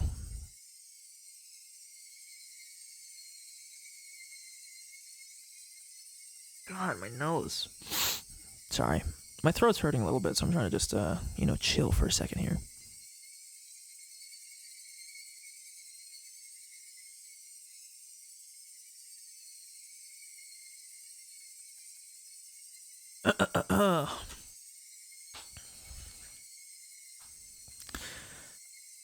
Have we ever been looking for you, Rika? You're such an important person, so you can't just disappear like that, you know? That's against the rules. Rika, we'll take you back to the clinic. Everyone else is free to go. The assault unit that led Rika away headed back into the basement. They were about to break the rules too. You aren't going to keep that promise, are you? Promise? What are you talking about? Whoa there. We don't want you to bite your tongue. Hey. As Rika tried to run, Okinogi grabbed her fragile arm. She fought back, but her resistance meant nothing against him. One of the mountain dogs took out a syringe from a case. It shouldn't kill her, but it would probably put Rika to sleep. Takano, after all, didn't need a chatty Rika. She just needed a live queen carrier. If Rika got that shot, that will mean the end of this world. Before Rika could scream, the other dog covered her mouth. Hurry up and give her the shot. Are we ready for Akasaka Ex Machina to come in? The dog with the syringe drew closer to Rika's arm. Rika was being grabbed from behind, and her mouth was covered. There was no way for her to fight. I believe even if I'm asleep. I believe. Rika kept repeating that in her mind. She believed that something would wake her up. And that the first thing she'd see when she opened her eyes would be her beloved friends. Here comes Akasaka Ex Machina, I can feel it. It happened all of a sudden. The man with the syringe spun twice in the air and dropped to the ground. Nobody, including Okinogi, could understand this sudden phenomenon. It defied the very laws of physics. Rika couldn't understand either. The man who was holding Rika from behind spoke up. I made it. His voice had such a heavy feeling imbued in it. I regretted it in countless worlds, whether I realized it or whenever I realized it. It was too late. Who are you? The others took a few steps back, away from Rika and the man holding her. There are many units within the Mountain Dogs, so often its members don't remember each other's faces. There were just too many units, so nobody really paid attention. All the Mountain Dogs were more or less well built, but this man had an excellent physique. Even Okinogi noticed that he'd never seen anyone like that in one of his units before. Rather, he actually wanted to recruit him. But... This is what I've been longing to tell you all this time. Rika, I came to help you. Wow. I gotta go pee real quick. Akasaka Ex Machina is here, so we're in good hands. He'll take care of you guys for like the next minute. Be right back.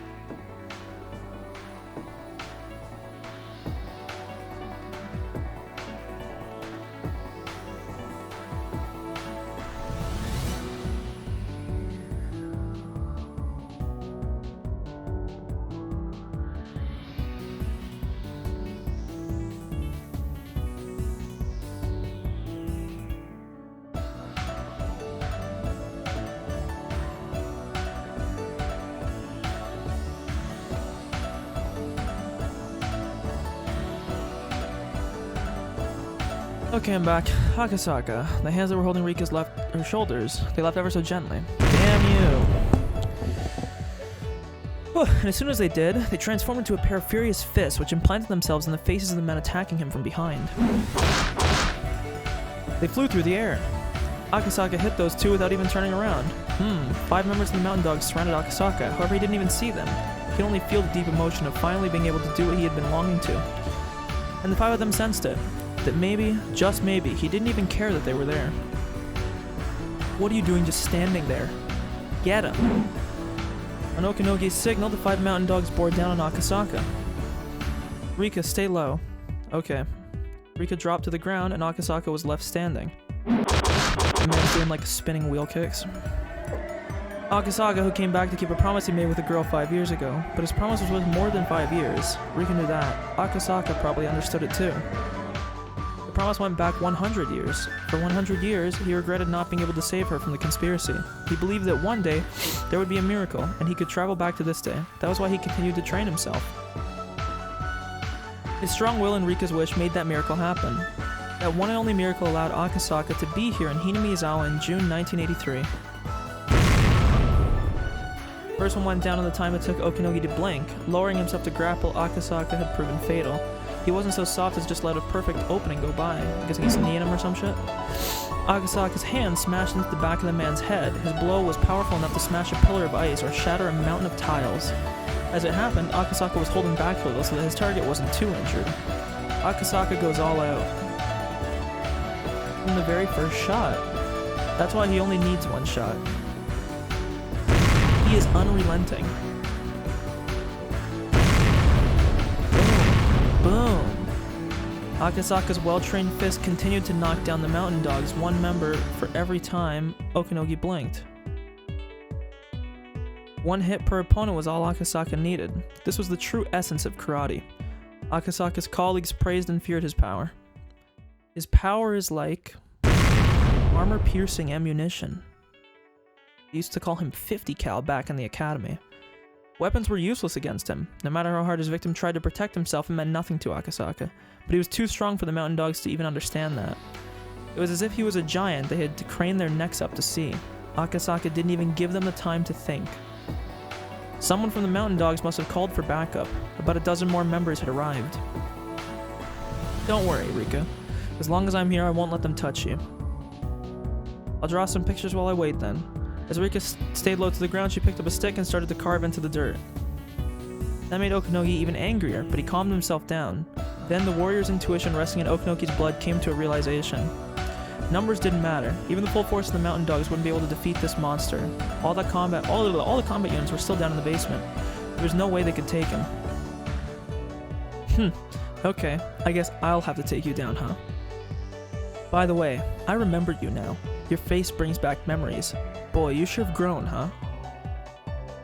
It can't be.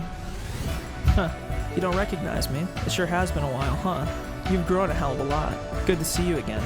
It had been 5 years. This was the man Akasaka fought when he was investigating the kidnapping of the minister's grandson. Yeah, he could have killed Akasaka and he didn't.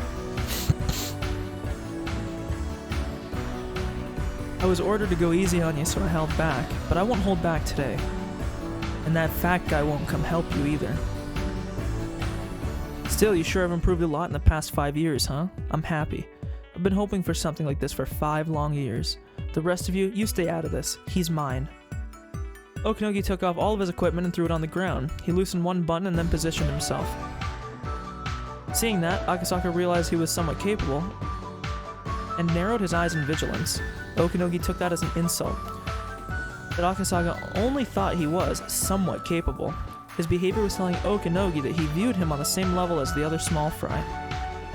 Damn, the fighting pose. Please tell me there's other drawings of this. Akasaka first moved to take up a stance and avoid getting Rika involved. Akasaka hadn't even moved one bit until just then. Okanogi could easily see that Akasaka was extremely strong if he didn't already know by the fact that he fucking pummeled about 10 of your dudes. But at the same time, he thought he would be fairly simple to take down. Karate may be a martial art, but nowadays it was just a sport. The army combat Okanogi trained in was completely different. This man knows Krav Maga. Obviously, Akasaka had studied a lot, It's all just child's play. All he had learned were routine moves and forms. Besides, karate moves are fairly straightforward. Okanogi was confident that he could fight any karate pro and win.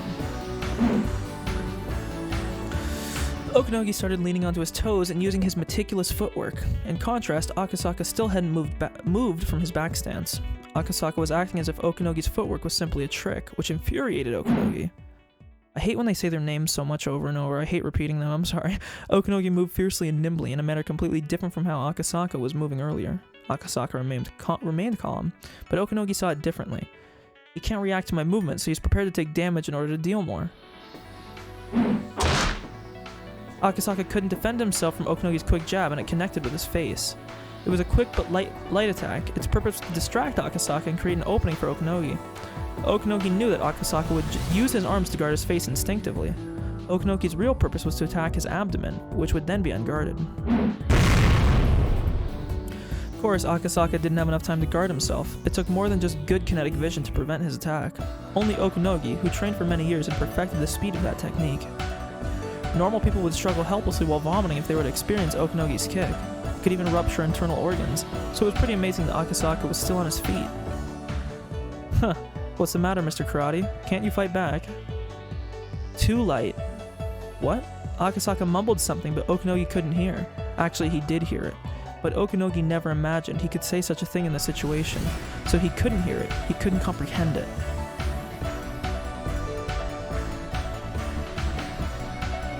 What did you just say? Your attack is only meant to defeat your opponent. That's why there's no weight to it. What are you talking about? Karate nourishes you spiritually. To attack others, you have to learn to be attacked.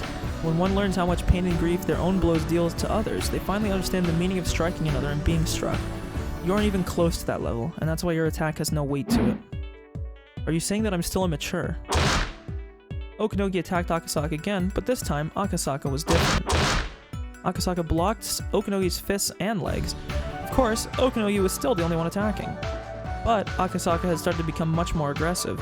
Now, as Okanogi attacked, his hands and legs were being injured. Okanogi instinctively sensed that he was in trouble. He thought Akasaka was just a police officer, but his movements were too dangerous. He was merciless. He was dangerous. So Akasaka's training and experience must far surpass Okanogi's. Wait, that dynamic heel kick isn't karate, is it? Akasaka's heel kick missed Okanogi's head by a millimeter. Man's a Muay Thai god. You do something other than karate, don't you? No, I only do karate. Don't lie, some of the moves you're doing aren't karate at all. Okanogi was starting to become impatient. The reason Okanogi ridiculed martial arts as sports was because they were all hard-headed and only used set moves. This is, not true at all. This is how you strike in karate. This is how you punch in boxing. This is how you throw in judo. It's easy to learn, and that's why it's easy to win. But Akasaka was different. He said that he only did karate, and that he must have spent unthinkable hours training, yet he was flexible enough not to be confined only by formatted moves. That was understanding at a spiritual level. The spirit of martial arts isn't just forms. One simply learns forms to reach that spiritual level. Therefore, for one who has reached it, there are no forms. What Akasaka had was a philosophical spirit. I'm disappointed in you. Akasaka stepped away from his original spot for the first time. He moved forward. He filled the space between Okanogi and himself with inescapable conviction. As Akasaka walked closer to Okanogi, Akasaka's assault radius tried to swallow him whole. To be within that radius meant death. Okanogi walked backwards to avoid being in that radius. That was the result of his clear-headed judgment, not because he was scared. You don't even know the meaning of an attack. I'll teach you just how significant it can be. As Okanogi moved backwards, his back hit the van he came in earlier. He was cornered. Having your back to a wall didn't mean you were at a disadvantage, but the more it was pressed against the wall, the further a disadvantage to be. Fuck, I can't read, I'm going too quick. The further a disadvantage it became. If Okanogi let Akasaka come any closer, Okanogi wouldn't be able to take a combat stance. Okanogi decided it immediately. Dude, I won't test this. But if I read this game in my head, bro, I would have been on this whole game like 20 hours shorter, I swear to God. Okanogi decided it immediately. The last chance he had was the moment before Akasaka took his next step. Akasaka's foot left the ground. He was taking another step. Now. Go to hell. No tricks, no feints. Okanogi lowered himself and attacked with everything he had. It's funny that none of these dudes, we don't need to get into the MMA conversation. You're fighting karate, effectively Japanese kickboxing. Take his ass down. Take him down. What are you gonna try and strike with him? Like...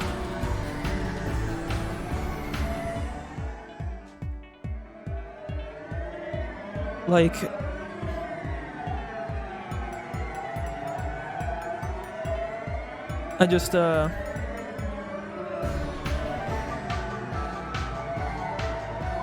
it's just like, shoot.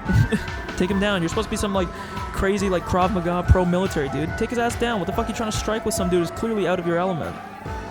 Whatever, bro. The attack was powerful enough to break Akasaka's ribcage and rupture his heart. I'm a professional, Okanogi told himself. I can't be defeated by this amateur. He's an Okanogi of the Mountain Dogs. Good for you. So how much did you get paid, huh? At that moment, Akasaka's eyes opened wide. That's gotta be racist. Whoa. All the Mountain Dogs heard a noise. It wasn't the noise of people fighting. It was Akasaka's head popping. Like we were playing Dig Dug. It was the noise of a traffic accident. Okanogi's blow missed by a slight amount, and Akasaka's fist struck inches away from Okanogi's face. There was a dent in the sliding door of the van. The windows on both sides had shattered, and it looked like the van was in an accident. Was it even... skip that, because was it even possible for a human fist to do this? Time resumed its flow, and Okanogi knelt down, falling to the ground. Akasaka didn't miss on purpose. Akasaka couldn't control his fist because he put everything into one blow. Okanogi should thank Akasaka. If Akasaka had been able to control his attack better, Okanogi's face would have ended up like the van. However, although it didn't hit Okanogi's face, it shattered his spirit. Good job, Akasaka. Rika applauded, but in this situation it didn't sound like an applause. It almost sounded like Akasaka's fighting spirit was popping like firecrackers.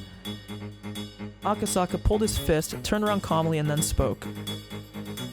Who's next? I don't want to waste time, so why don't you come at me all at once? They knew. Everyone knew that there was no way to defeat Akasaka with their bare hands. They realized they needed weapons. They also needed more people. There should be a better equipped unit in the basement. All of a sudden things began to move quickly. The remaining Mountain Dogs emerged from the basement. You are not permitted to fire on the surface. I repeat, do not fire on the surface. Phoenix 1, give us permission to collect our arm and retreat immediately. But the Mountain Dogs who just witnessed Akasaka's battle against Okanogi realized it was time for them to run. They didn't even care about Rika. Who would even think of taking Rika from him after seeing what Akasaka was capable of doing? When Okanogi regained his awareness, he jumped into a van with the Mountain Dogs as it drove away. Since Okanogi took off his intercom device to fight with Akasaka, he had no idea what transpired in the basement. After the Mountain Dogs broke their promise with Rika, they were supposed to round up the remaining club members, but when Akasaka showed up, the dogs had to be divided into a ground force and a basement force, which altered the situation. Kasai had gone on a counterattack, and the other club members somehow climbed up from the well and helped him. Since the Mountain Dogs weren't allowed to fire on the surface, they realized it would make the situation worse if Kasai fired his guns once he came up after them. Okanogi was unreachable, so Nightingale 1 had ordered the retreat in his place. Who would bear the responsibility for this? It was probably Okanogi's fault for taking off his intercom device to fight Akasaka, as he basically abandoned his job as commander. But everything happened in the first place because Akasaka showed up, so maybe it was his triumph rather than Okanogi's blunder. Either way, everything was miraculous. But the Mountain Dogs hadn't run with their tail between their legs. They had simply retreated for the moment. When they returned, they would have enough men and enough arms ready to kill all who stood in their way, and that would happen very soon. There was no time to waste. Rika, I'm glad you're safe. Yeah, I am. Thanks to a miracle. No, it wasn't a miracle. We worked together and one of us, Akasaka, came to help you. That's all. That's true. Something like this can't be called a miracle. Okay, now it's our turn to attack. Finally, fuck. In the basement, the club members were talking about their grand counterattack.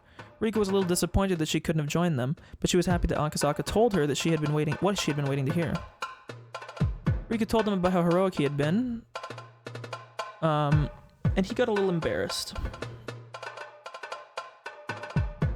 Kasai was doing alright, but Shion wasn't doing too well. Of course it wasn't life-threatening, but she couldn't hear well in her left ear, possibly due to being so close to an explosion. I'm sorry, again, if you're shooting guns in a cave, both of you are deaf. To test her hearing, Mia went around Shion's left side and whispered some dirty words. She seemed to be able to hear them fairly well. Of course, she might have been hearing through her right ear, though. Shion decided to lie down on a tatami mattress in the torch room while Irie kept an eye on her. Mion was very worried, but Shion told her that she was okay and forced her to go ahead with the next operation. Mion complained that Shion didn't understand her feelings. Now they would have to come up with an idea to rescue Tomotage from the clinic. They had Akasaka and Kasai on their side, both of whom were used to battles. Also, they had Irie, who knew about the secret basement of the clinic. They would have to get moving quickly, but they had to at least have a plan. It was almost 10:30 a.m. Because of what they had gone through, they were exhausted, and it felt like it was almost evening. But if they were at school, it would only be the second or third period. They had to pull themselves together. They had to regain their fighting spirit.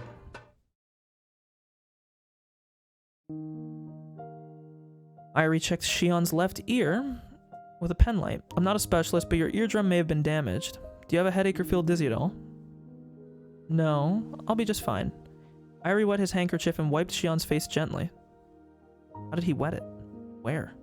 Are you surprised? That the manager of the Hidemizawa Fighters was in a gunfight, I mean.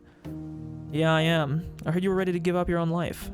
Maebara told me. Jeez. Things like that sound cool in the moment, but when you survive, they're pretty embarrassing, huh? Oh, man. If something happens to you and I live, my sister will never forgive me for that. I don't have my loved one anymore, but Sis does. Aww. Makes me so sad. Mion's like the only character I care about being happy. So that's the only way you're gonna pull on my heartstrings in this game. I don't mean to tease you, but you're talking about Satoshi, aren't you? Well, I don't know. Who knows where he could be? I don't even know if he's alive or dead. He's alive. Huh? We finally getting the Satoshi confirmation? Shion's thoughts stopped in their tracks when Irie answered immediately. Satoshi Hojo is alive. He developed terminal symptoms due to excessive stress last year. Mion and the other club members had already told Shion about the current situation, so she kind of understood what he meant. I thought I could treat him with the same drug I used on Satoko, but Satoko was one of the very rare and lucky cases. Satoshi's treatment has been very difficult. Still going on. Satoshi, he's still alive. I'm sorry for not telling you this until now. Satoshi is in the basement of the clinic.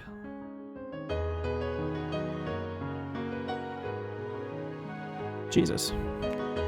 This still doesn't really answer the whole double body fucking double I don't know thing with Keiichi, but I'm sure I've either misunderstood something.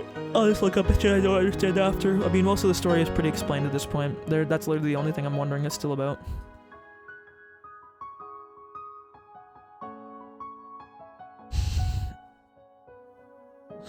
Sorry. Porter, I'm gonna send a meme in the Discord. I don't know why. I don't know why I randomly look at Twitter on my side monitor, but this popped up and I don't know, it made me laugh.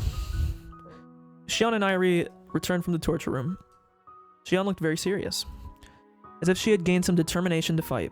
Keiichi and the others were just talking about how the enemy found where they were.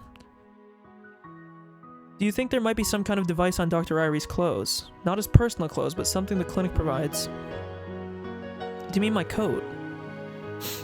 Excuse me, let me check. Shion checked Irie over like an inspector at an airport. Then she found a little button on the backside of his collar. It was a little round button. There was no reason why a button like this would be on the back of the collar.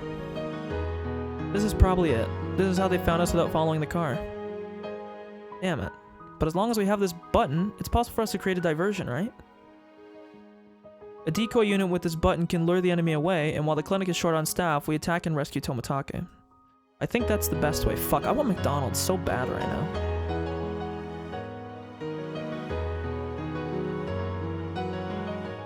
Porter, I don't even know what that is that you sent. It looks like fucking kid pics, and there's a fucking 3D models of organic molecules. I don't even know what the fuck that is. Oh ho ho. In that case, a decoy unit should bring our foes to my hills.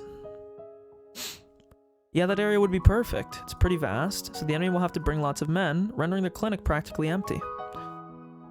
We'll have no way of knowing how many will stay behind at the clinic. Mr. Tomotage is there, so they'll probably leave an appropriate number of men to guard him.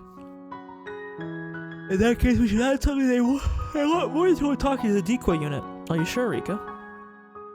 Yeah. As long as I'm with everyone else in Satoko's hills, I won't be caught. Only we club members know the hill well enough, so maybe it's a good idea to use us as a decoy unit. Yeah, that works. So the adult unit will attack the clinic while the decoy unit lures the enemy away. What's the chance of success? 100%. As long as Akasaka pretends not to see anything. Since I heard you're a policeman. Kasai spoke while loading his shotgun. I'm off duty now. Akasaka replied while checking an automatic pistol. He hadn't used this particular gun before, but he was used to handling guns.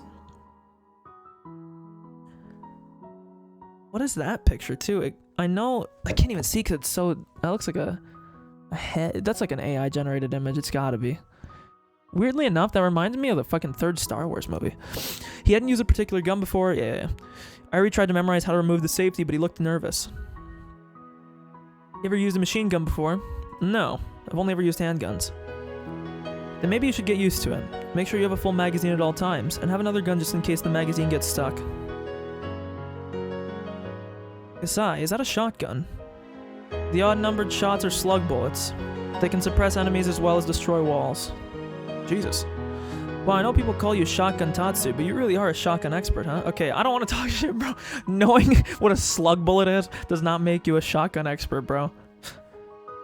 Fucking Gmod used to have the shotgun be able to swap between fucking pellet and fucking slugs. Or buckshot and slugs. I don't know what the fuck that's supposed to mean. Therefore, even without firing a shot, my opponents may surrender. By the way, I have some bulletproof vests. You should wear them. Kasai sounded very dependable, but at the same time, he reminded everyone this operation would be a very dangerous one. It wasn't a simple fistfight. Even a veteran soldier can die in a gun battle. There's always a chance of death, regardless of how well trained you are. In fact, Kasai and Akasaka were the only people who could be depended upon. Kasai talked Ari out of carrying a gun because it might be dangerous for him to have one. Someone could get injured by friendly fire. Mion suggested that maybe there should be more people on the team, but both Kasai and Akasaka refused because those who couldn't even handle guns at all might end up as dead weight. Well, then I have to go, huh? We lack firepower. I'll bring my Ingram to support you. But are you okay, Shion? How's your ear? Oh, it's all better now. I'm back to normal. Sorry to make you worry. Shion, what did I just say? Eh? Of course, I heard it. Mion had tricked her. Mion didn't say anything. Shion still couldn't hear out of her left ear. Shion, it's too dangerous. To be honest with you, you shouldn't even be in the decoy unit. You should just hide somewhere. Sis, listen. I now have a reason why I have to go to the clinic. But if I mention it, Satoko is going to want to come too. But she just can't. There will be an indoor fight. The enemy will fire at us. Do you mean... Mion sensed it. She sensed the reason why Shion had to go to the clinic. That was why she didn't say anything more. If she was in Shion's position, she would go even if neither of her ears could hear. It's too dangerous, Shion. Please think it over. Satoko, Shion will join the rescue unit. Satoko, the decoy unit is counting on you. Concentrate on your job. You know right, Rina.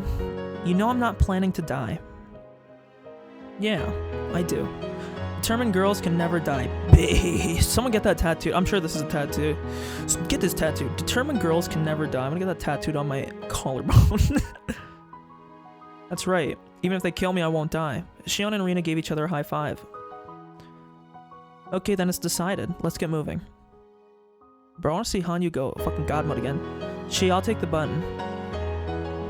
Here you are. Good luck, Rika. You too, Shi. You believe strongly in a miracle and now it's gonna happen. Therefore, this is a chance that God has given you. I think there were days I didn't believe. I think someone even admonished me for that. It's difficult to keep believing, isn't it? But you believed. You regretted not believing, so you believed. So please cherish this day. Your strong will brought about today, and you will no longer have to suffer what you have been suffering up until now. Hey, are you my sister's new friend? I don't know your name, but thank you. Yeah, I think it'll go well. Of course it'll go well. Oyashiro guarantees it.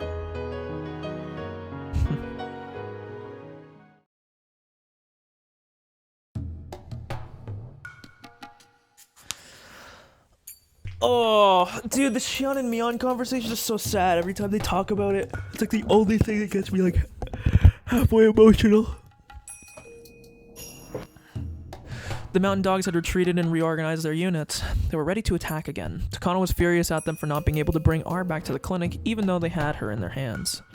She gave an order to capture her with all the mountain dogs' forces put together. Their vehicles were at the clinic, and they were all standing by for the order to attack. Takano wasn't the only one who was furious.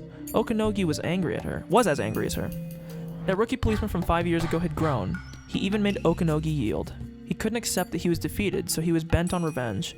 The reason why the order to attack was held off was because the signal from the transmission device on Irie was momentarily interrupted.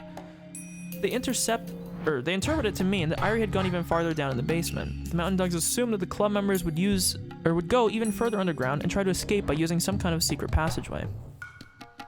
That passageway couldn't be that long. They'd have to come up to the surface eventually. The Mountain Dogs were planning to catch them as soon as they surfaced. The villagers were too busy with finishing setup for the festival, so they had no idea what was going on. By this time, the Mountain Dogs had shut down the telephone network. They were afraid the club members would call the police. The only way the town was being watched by the blockade unit... the only way into the town was being watched by the blockade unit, so the club members couldn't escape that way. Rika and her friends had to come up to the surface. They couldn't be thinking of staying underground until things settled down. Their lifeline, Tomitake, was in captivity. They couldn't be stupid enough to think of attacking the clinic to rescue him. More than likely, they would try to escape from the village on foot. They would probably call on the police to help them. The patrol unit had several cars driving around the village, their eyes peeled for the signal of the transmitter of those on the run. It was time to wait patiently. The battle had returned to the starting point, and the balance of power was even again. It's not. They don't know that. Scheduled report from Skylark 2, all clear. They can't stay quiet for that long. We have to be patient. They'll turn up. By the way, where's the princess? I believe she's interrogating First Lieutenant Tomitake. She's trying to talk him into joining our side. At this point, that may be the only way to settle matters peacefully. Good thing we captured him alive. With the princess gone and no phone calls from Tokyo, I can finally enjoy this cool, air-conditioned breeze. Commander, there's a radio call from Tokyo. It's from Nomura, and it's for you, not the Major. Good grief. If the phone's no good, they'll use a radio, huh? Well, I wonder what the Queen in Tokyo wants from me now. Okanogi of the Mountain Dogs here. Over. Ooh, I wonder if they're gonna try to usurp Tucano. Tomitake was being held in a small meeting room. He was shoved under a desk. He was restrained so tightly that he couldn't even turn around. Takano was sitting in a chair next to the table, staring at a whiteboard. It outlined the research plan that was to be shut down, but Takano wasn't really reading it. She was just starting. Neither of them said a thing. Silence filled the meeting room. It's almost 11 a.m. What a long day. I was woken up so early and it's not even noon yet. Tomitake didn't reply. I thought he was gagged. Assuming they ungagged him. Jiro, you think you can help me? I don't need the Mountain Dogs. I only want you. The Mountain Dogs can't comfort me. I finally realized that your insensitivity is the only thing that can. Jiro, you knew that, right? That was why you acted that way. You thought there was no use in trying to sympathize, and you tried to comfort me. That's what you thought, right? You only pretended to be insensitive to help me enjoy myself, didn't you? I'm not speaking to you as Major Takano. I'm speaking to you as Mio Takano. You still won't talk to me? A hostage may only give his name, rank, and identification number, as well as this sentence explaining. Takano hung her head. I don't have the key to those handcuffs. Sorry. That's fine. I didn't ask you to remove them. Would you like a cup of coffee? No thanks. I don't want you to have to help me go to the bathroom in this position. It was hardly a conversation, but Takano was happy that Tomitake had finally replied. However, that wouldn't solve any of their problems. If you must kill me, I'm alright with that. I made my peace when I was caught. Yeah. I was planning to kill you tonight. I'm glad you're prepared for that. Good. Then my resolve won't go to waste. Hey, don't you want to live? If you promise to join me, you won't have to die. My superiors say there's no point in keeping you alive, but I'll work something out. Who are your superiors? I don't know. The person who contacts me calls herself Nomura, but I'm sure that's not her real name. I really don't know. But you must have talked to her before you decided to do this, right? I've only talked to her a few times. When I think back, she probably just wanted to use me. Well, that's pretty rude. But at the time, I thought she was the only person who could understand me. I understand. I knew there was a time when you needed someone to help you. I wish I could have been there for you. Yeah. If you were there, that would have been so nice. Nobody has died yet. But I'm going to kill them.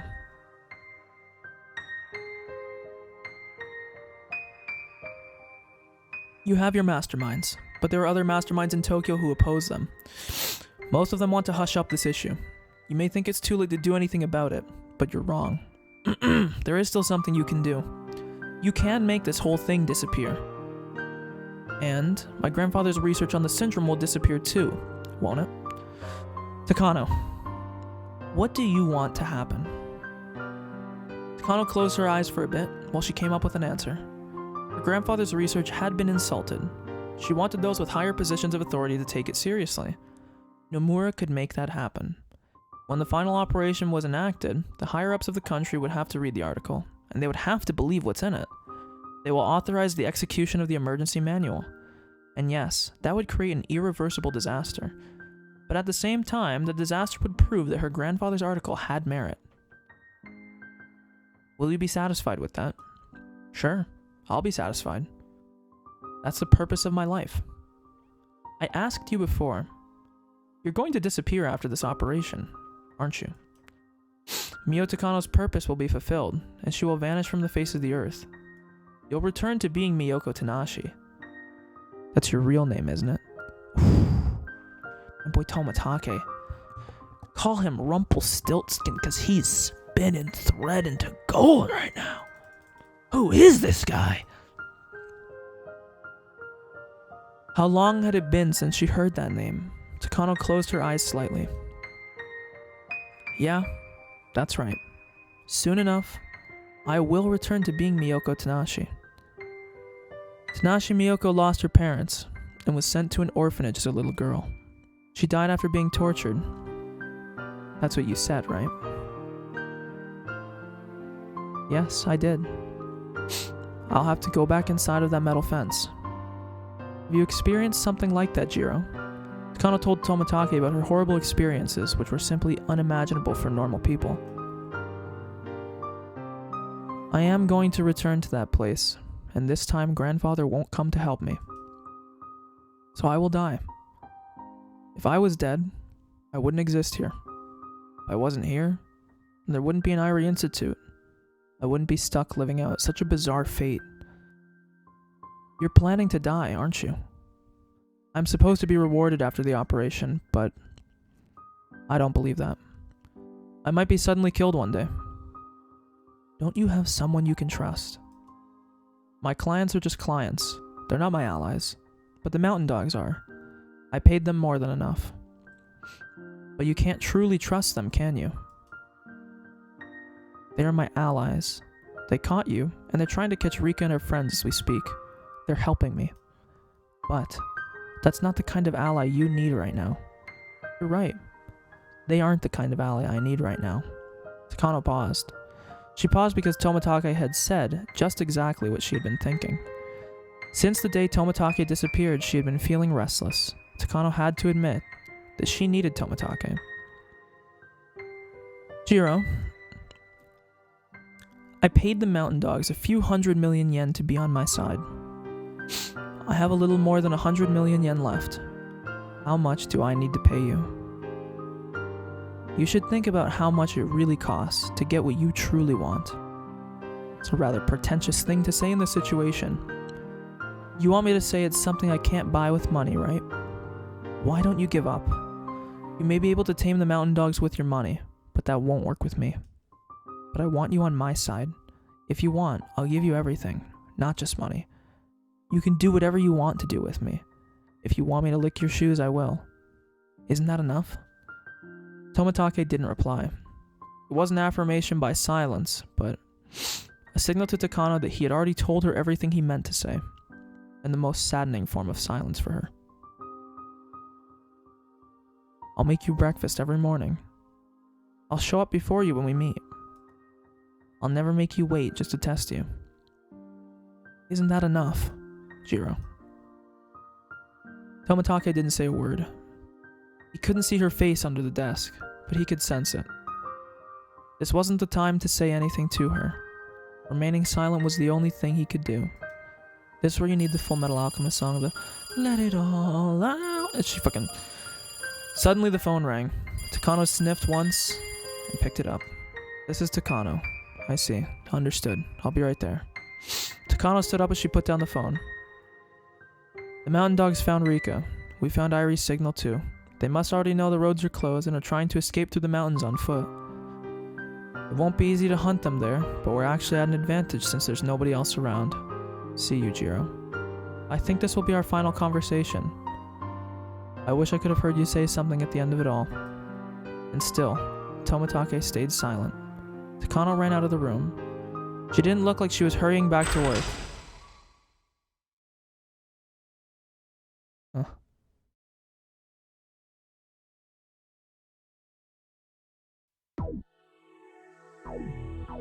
Now we're back to the serious stuff. I don't know. I'm crazy. I like the more emotional and like heartfelt conversations like that. They were more interesting to me. I don't want to say I like the more real stuff, but I prefer that over the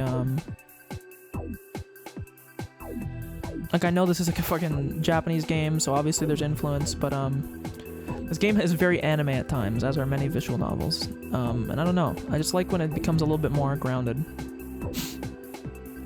It appears they came out above ground in the mountains. They might have tried to get some help from the villagers, but a patrol vehicle found Rika and some of her friends and started tailing them. For a time, Rika and the transmitter were operating separately, but they rejoined at the mountains on the map. Are you saying they split up then met back up? They must have planned their escape route, I guess. I'm sure they're confident that they know their way around the mountains well enough. If there are too many trees... Drink water. Why, thank you. I have a lot of water right... Actually, not that much left, but... Thank you very much. If there are too many trees, or if the bushes are too high, our weapons won't work as well as they should. That's what the karate guy would think, at least. Okanogi was determined to catch them this time. He kept saying how he was simply caught off guard before. They can't escape this time. We must catch them before they get to Okinomiya. Yes, I know. Since they know the mountains better than we do, we'll have to get serious. All our units will besiege and overrun them. All units, did you hear that? Think of this like a soccer game. Our opponents are going to try and score a goal. That goal is Okinomiya. Don't let them get there. The karate guy's mine, though. I will absolutely bring him down. Phoenix here, roger that. Nightingale here, roger that. Skylark here, roger that. Heron here, roger that. All units, move out. If we fail, it's game over. Quite so. We cannot fail. I'll take command of the corps from here. Do you think it'll be alright to leave Tomitake behind? Sure. We're leaving 8 armed security guards behind. Even if the enemy came at them with double that number, they'll be fine. That karate guy will be more of a problem. We simply can't underestimate him. The security unit guarded the basement of the Irie Institute, which was the heart of the organization. Therefore, they were armed more heavily than anyone else in the Mountain Dogs. Okanogi's confidence in the security unit and his newfound obsession with defeating Akasaka made the divisionary plan a success. But at the same time, that meant the decoy club members would have to deal with the full force of the Mountain Dogs. Bro, the Bloodhounds be slacking. Get their asses in here. Like, come on. The dogs' white vans ran through the village. While they couldn't fire shots outside, all members were carrying stun guns that fired electric needles. While poor on range, they could subdue a target instantly. Did not just call them tasers? Same thing, I guess, but... With the flip of a switch, they could change between merely stunning or killing their target. The perfect weapon for people like the Mountain Dogs. The vans separated into groups and headed for the mountains. They were planning to surround their enemy and then smoke them out. Guessing start a fire on the mountain. Commander, all units standing by in position. Oh, it looks like I dropped a lot of frames earlier. Too bad. Very well. Major, please give the order. Oh, she's in the bad bitch uniform. Oh! Hell yeah. This drawing is so bad. This one is so good. This is Takano. Make sure you capture Rika alive. I don't care if you kill the rest. Don't let them escape. Finish it right there. Nightingale, Skylark, Heron, start hunting. Phoenix will be the goalkeeper and we'll be the reserve. Be ready for anything. This is Phoenix 7, roger that. Let's begin. Yeah, I agree, Porter. One's bad and the other is bad. The Mountain Dogs started marching, spreading out in a line with a few meters between them. This mountainside was a savage land where not even the villagers would dare tread. There were some trails, but no paved roads for human beings. Human beings! It required an enormous amount of diligence and patience to hunt on a mountain like this. All the dogs were very nervous. They were told that most of their enemies were children, but there were a few well-trained adults with them as well. In addition, they were supposedly armed quite heavily, and they knew the layout of the terrain quite well. It was obviously going to be a tough battle. Probably need some fisherman friends after this. Okanogi, how many people do you usually need to search a mountain? It's hard to say, but I'm sure the more people we have, the better the position we'll be in. But all the mountain dogs put together won't even be close to enough. But our enemies are just a small group of people. Don't you think we're at an advantage? Well, you know what people always say. It takes thrice the force to break a defense. That's true. We have twice more than that on our side. Well, that theory works if we're talking about thousands of soldiers. It doesn't work in smaller scale battles. The US Armed Force proved that in the Vietnam War. Then in this case, how great of a force do you think you need to search this mountain? Probably like 10 or 20 to 1. Whatever works, I guess. I don't know what you mean by that. What would be an appropriate military force? Considering what happened this morning, we have to conclude that their commander is extremely brilliant. They also have at least 2 weapons experts, and at least 1 close combat expert. Okay, I see that, but the rest are all kids, aren't they? That's what I'd think too, but we're in their territory. One kid who knows an area well can be equal to a finely trained patrol unit. They are more troublesome than you think, Major. Then tell me how great of a force you'll need to actually suppress them. We'll need 1 division. Let me explain what I mean by that. 3 or 4 mountain dogs make a battalion, and 3 or 4 battalions make a regiment. And finally, 3 or 4 regiments make a division. So they're severely understaffed. Are you saying we need 30 times as many people? Of course, that alone isn't enough. We need to get in touch with an artillery base and request an advanced bombardment. If we could get help from the air, I'd want a Phantom to drop napalm bombs. Bro, this isn't Vietnam. You gotta be kidding me. We don't have that much force at our disposal. What do you think would happen if we tried to chase them down with our current manpower? Well, it won't be easy, that's for sure. Haha. Okanogi laughed boldly. He said it wouldn't be easy, but he also seemed to be implying that he was the only one capable of doing it. Although this is their territory, they just got there a little while ago. They don't have a base, and they didn't even have the time to set up traps. I don't think they've had enough time to use their knowledge of the mountains to their advantage. Oh, no. As Takano listened to Okanogi's explanation, she felt a little anxious. When she pretended to be friendly with Satoko a long time ago, she used to tell Takano all about her mountain. Takano remembered how Satoko told her about all kinds of traps she'd set up, but she couldn't recall which mountain Satoko was talking about. Skylark to base, we've located some of the targets. We can't see Rika, we're still searching. We can use them as hostages, capture them even if Rika isn't there. Nightingale, did you hear that? Gather up the nearby units and block their escape route. Roger, we'll back you up. We get back to the people at the clinic? Oh, my girl. Well, of course, they'd want to cut off the escape route, wouldn't they? Some fallen trees were leaning against a much larger pine tree, forming a natural scaffold. A small hut made out of plywood had been built on top of them. It was one of Satoko's many secret bases. It was in a perfect spot since Mion could see the foot of the mountain very well. Wow, this went just as well as me expected. Well then, we'll see what they've got, huh? Can we win? Can we? What are you talking about? Our enemy's commander is worthless. They need at least 1 division, but they're trying to attack us with just a single company. What are they thinking? We'll see just how many of them will be able to go back down the mountain in one piece today. Damn it. This is Skylark 4, we've been attacked. Shit, don't let them get away. We let loose tons of logs, we got like a fucking Ewok trap here. Skylark 6 sprained his ankle, unable to pursue. We'll go on without him. Don't let them escape. Keep chasing them until the end. Don't even give them a chance to rest. This is Skylark 11, we've encountered a trap. Skylark 12 and 13 probably have concussions. We would have been dead if we weren't lucky. This is Skylark 16, a trap got me. I'm tangled in steel wires, unable to escape. I can't cut them with my knife. Somebody bring a wire cutter.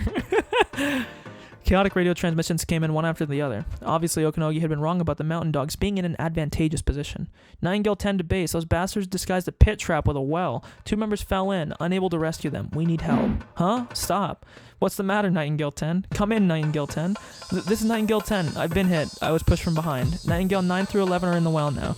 We're unharmed, but unable to escape. Shit.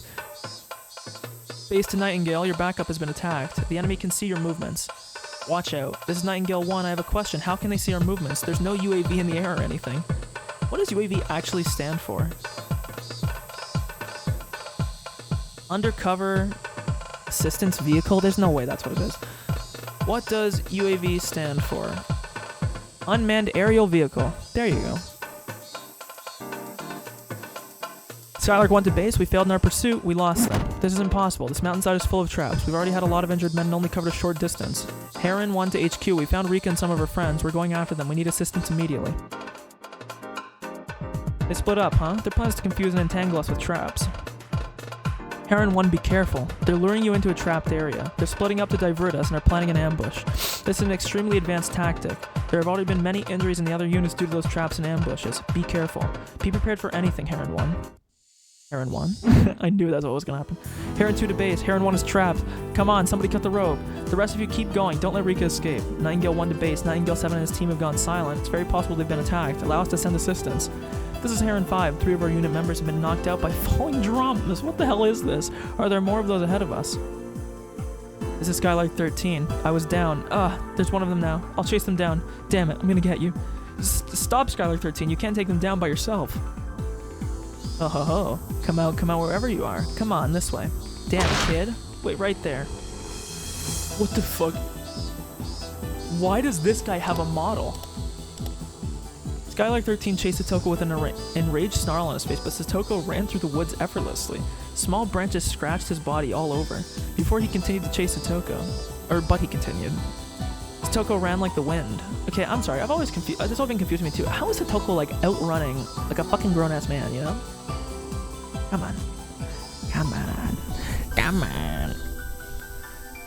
Satoko ran like the wind. To her, she was simply running in her own backyard. Who wouldn't get injured in a place like that? Or who would get injured, I think is what it said. I mean, a lot of people. As Skylark 13 ran after her, he passed many mountain dogs who couldn't even move because of Satoko's traps. The more of his trapped fellows he saw, the more he wasn't sure if the girl he was after was really a girl. She was just something that looked like one. That's quite rude. He reached an area where logs were stacked up in piles. It seemed like the trees in the area were being chopped down. It was a rather strange scene.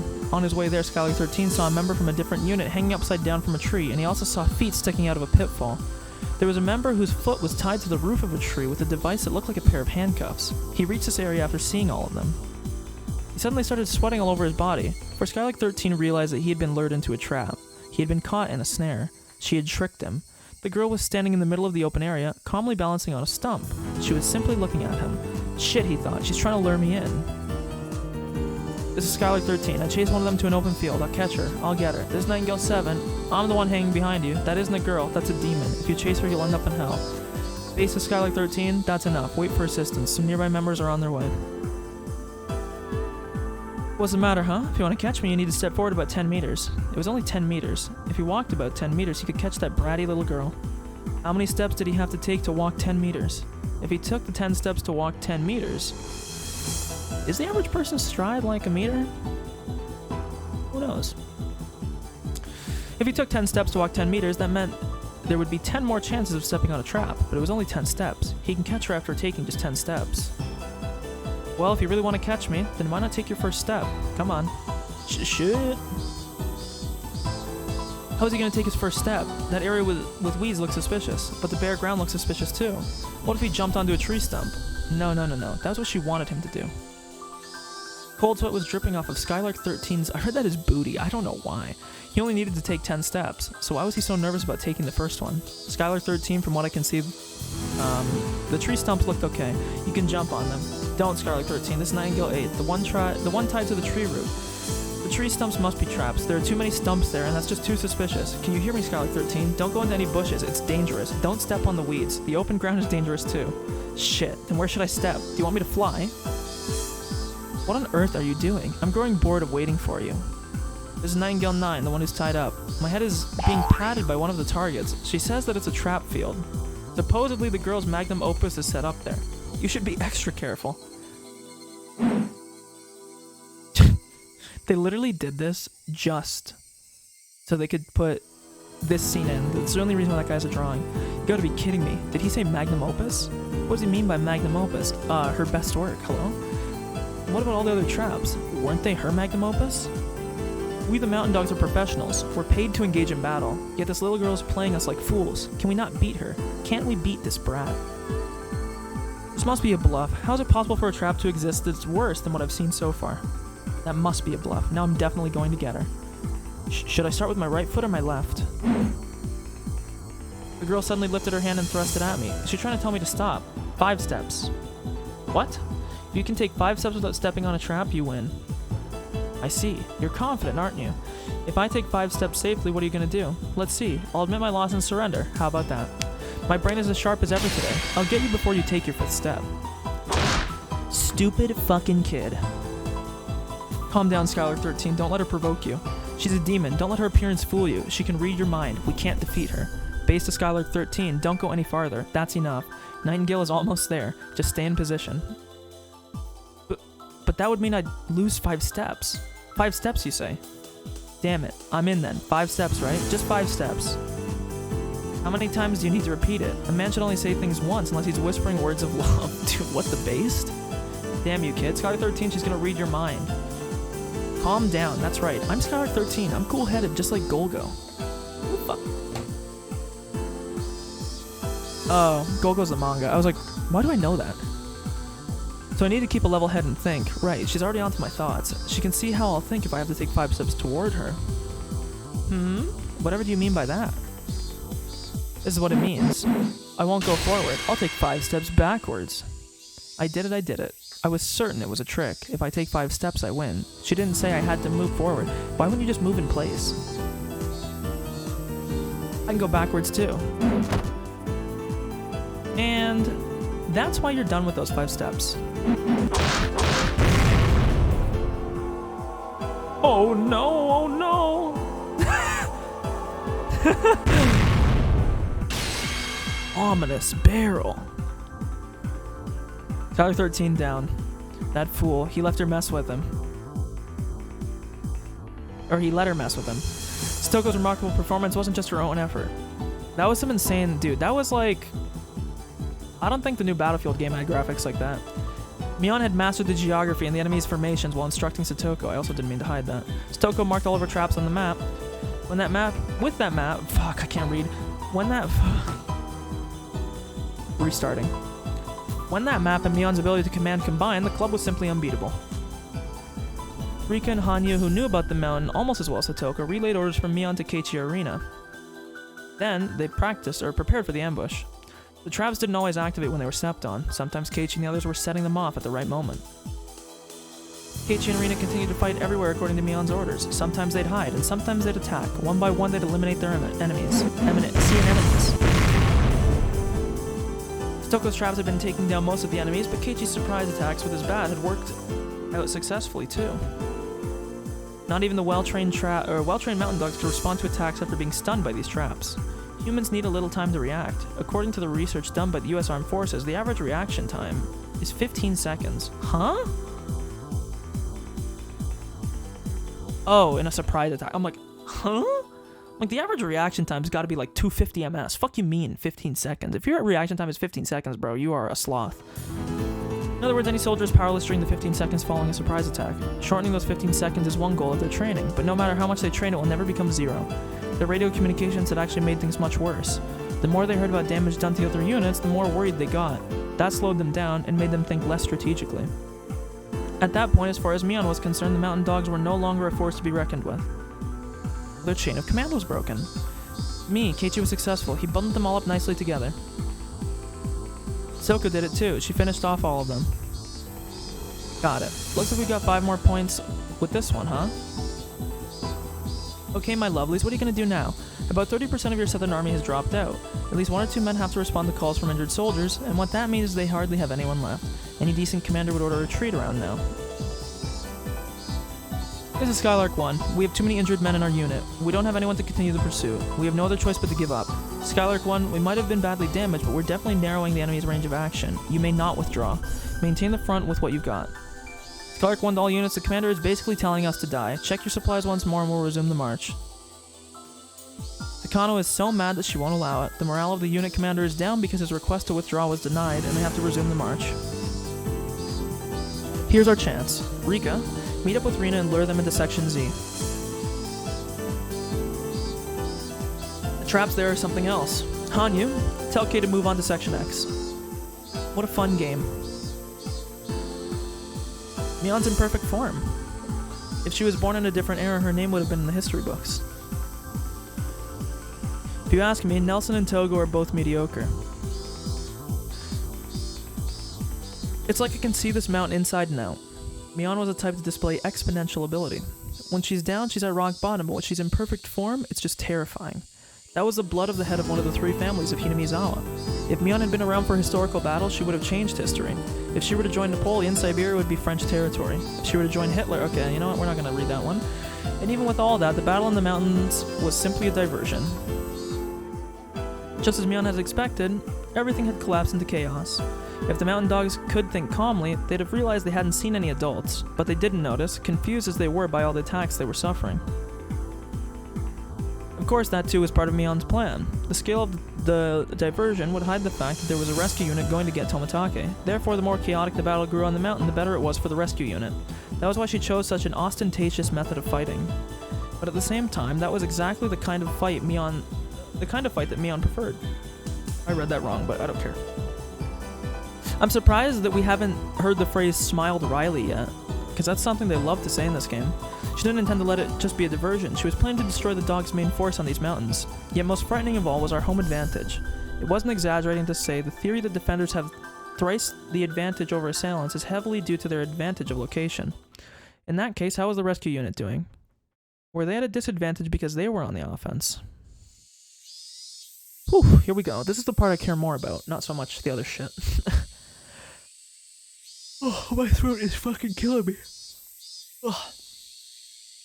I can feel my throat muscles fucking going crazy. They're going ham.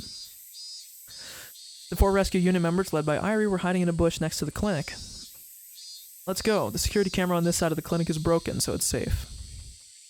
You want to attack from this side. Are you sure?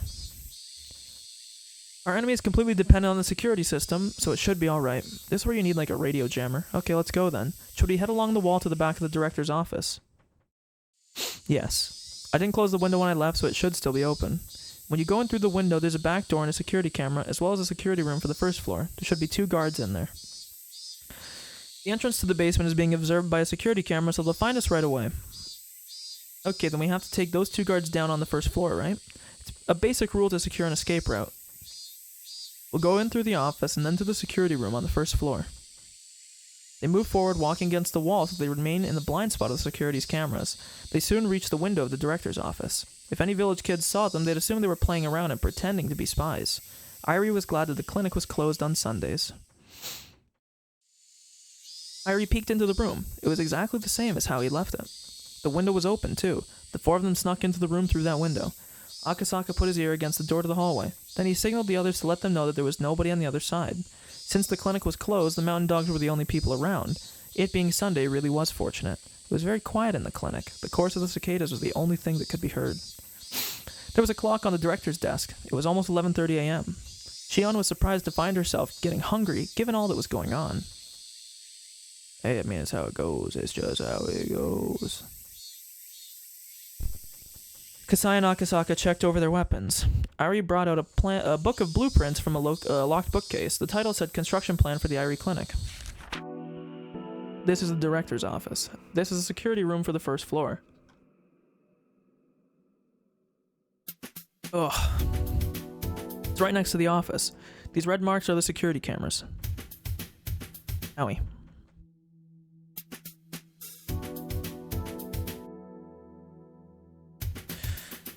It's right next to the office. The security room. Dude, my throat's dying. The security room on the first floor shouldn't be a problem at all. The basement will be a lot more difficult. This is the underground research section. This is the entrance to it here. It appears as a stairwell to the second floor. Sorry, brain now giving up on me. It appears as a stairwell to the second floor on the blueprint we gave to the regular workers, but there's actually an entrance to the basement hidden there. And this is the staircase to the basement. That's quite the basement. It's actually bigger than the section above ground. That proves the basement contains the real identity of this clinic. And this is a door that requires Coach's security access card to open, huh? Is it possible for them to revoke your access card? Is there a way to break through the door just in case we can't use it? It's a strong door. When destroying all the evidence, we're supposed to shut the door and pump water into the place. So it's an airproof door, huh? If it can endure that much water pressure, it must be strong. There must be no other way in other than by using the access card. It's possible to block individual cards, but the access cards that Takano and I have are special ones for commissioned officers. These special cards require an 8-digit password set by the owner, so in practice they can't block my card. In other words, I don't expect commissioned officers to use them with ill intent, right? But if that doesn't work, we'll have the guards in the security room on the first floor open it. Their cards should work fine. I doubt they'll let us use their cards, though. If they don't want to help, all we need is a card and a finger, right?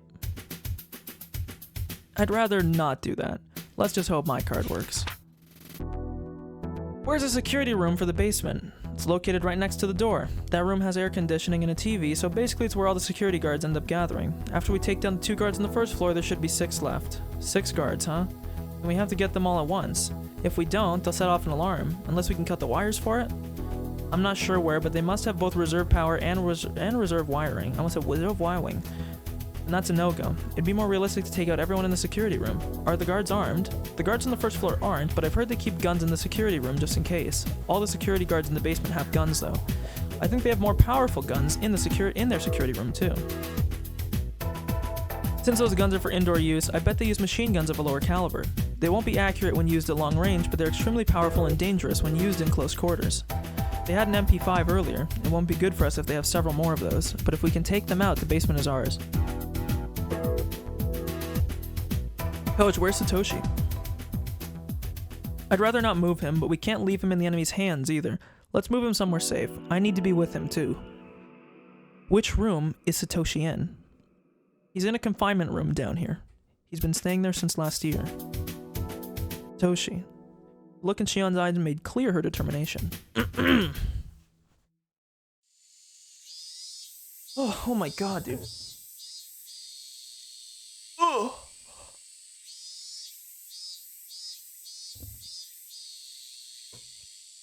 The security guards who chased after Irie were in the security room on the first floor. They had resumed their game of poker.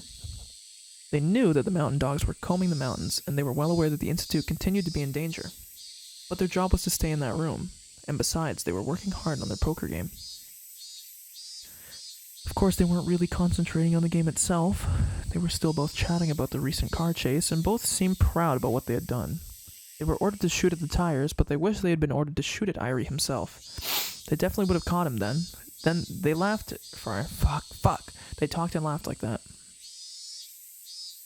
When people stopped being on edge, that left them all the more vulnerable. This was a perfect example. That's why it only took 2 seconds to suppress them. Put your hands on your heads. The security guards were professionals. They immediately realized the guns Kasai, Akasaka, and Shion were holding weren't toys.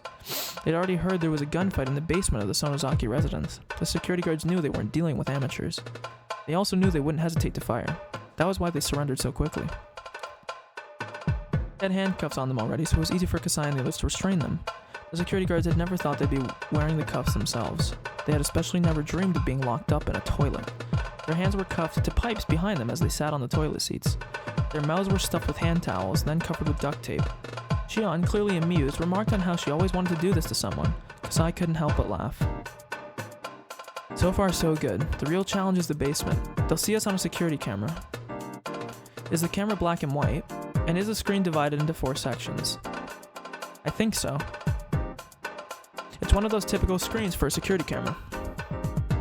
That means its resolution isn't that great, huh? In that case, I have an idea. Shion, maybe they've suffered enough. I'm guessing they're gonna try and walk behind them. The mountain dogs weren't only locked in the bathroom, but had to go through extra humiliation. Oh, they're gonna wear their armor. They're gonna wear their armor. The resolution isn't good enough to make out the faces, is what she's gonna say. Radio calls continued to come in from the mountain dogs who were fighting up in the mountains. The security guards listened to them intently over the speakers. From what they could hear, it was obvious the mountain dogs weren't doing well at all. They kept falling into traps, suffering heavy losses, all of which they had never expected. It was clear that the mountain dogs were trapped, but they even started to think that they were being lured into something bigger than a simple military maneuver. The mountain dogs had made a mistake. They assumed the club members went to the mountains to escape from Hinamizawa, but they were wrong. They were simply being lured to their enemy's carefully prepared territory. The panicked lure of the planet Omicron, The panicked voices of the mountain dogs, Takano's yelling, and Okanogi's reprimands could be heard through the speaker. It certainly sounded like a war zone. Phoenix 1 to Phoenix, break time's over, we're moving in, we'll take over Heron's positions. We've already suffered critical casualties on our side, but the enemy has steadily retreated and we almost have them surrounded. We're almost there. We'll use Phoenix to overpower them. The Major will take command. I'm going in too. We'll finish them off. Hey, the Commander's going in as well. Phoenix is going in too. It's an all-out attack. I can't believe this. Have most of our units been defeated? Who are we up against anyways? What kind of special unit are they? The security guards listening to the battle reports over the radio fluctuated between dismay and rejoicing. A cute chime rang suddenly. It was a warning chime that rang automatically when someone went through the entrance to the basement. When the chime rang, the guards were supposed to check the screen to see who was coming through. The one who looked at the screen needed a moment to comprehend what he was seeing. Hey, it's Director Irie. What? They could see the two security guards on the first floor restraining Irie and some girl. This is Director Irie, right? What's going on? I get it. The unit fighting against the mountain dogs are a diversion. Those two are here to rescue Tomatake. Call the Major and let her know we have the Director. A buzzer sounded and a computer panel displayed information about the card being used to enter. Commissioned Officer Pass, ID 0001, Special Grade 1. Lieutenant Colonel, Kyosuke Irie. Password, 8 digits. Match, fingerprint confirmation. Match. How strange, the security guards brought Irie down. That made sense. But why were they using the Director's security access card?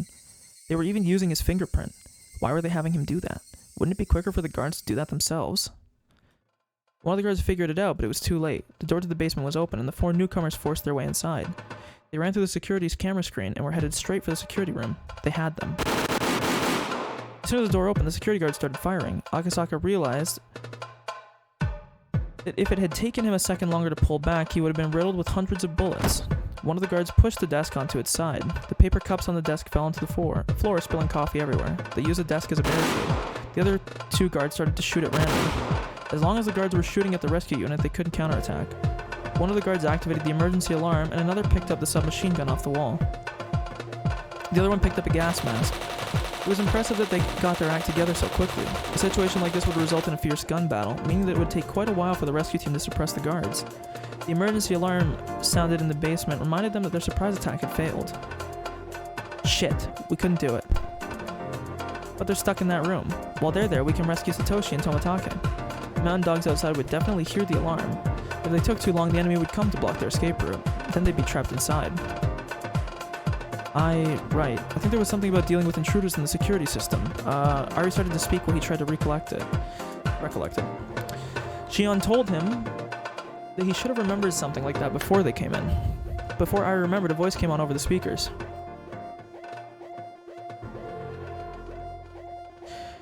There has been an emergency in the entrance block. There has been an emergency in the entrance block. All areas in the research center will be shut down as an emergency measure. All entrance area staff are to gather in the security room and put on gas masks. Please follow the security guard's instructions. The gas will be disseminated automatically in the entrance area within 2 minutes. I repeat. So we'll have to take them down and cancel the alarm within 2 minutes or we'll be in big trouble. What kind of gas are we talking about here? Is it poisonous? No, it's probably just knockout. I think it's diphenyl cyanoarsine. Okay, no, that'll kill you. To my understanding. Diphenyl cyanoarsine. So it either has cyanide or arsenic in it. If you inhale a lot of it, it's dangerous, but it's not deadly. Oh, never mind. It only takes a few seconds to take effect. There are many symptoms, but the most common one is to sneeze for about 30 minutes. Isn't that also called red agent? The military used it to secure enemy territories. They either had to run out of there immediately or take over the security room, but since the area had been sealed off, they couldn't escape. But there were armed guards in the security room, and if the rescue unit members even peeked around the corner, they'd be shot at mercilessly.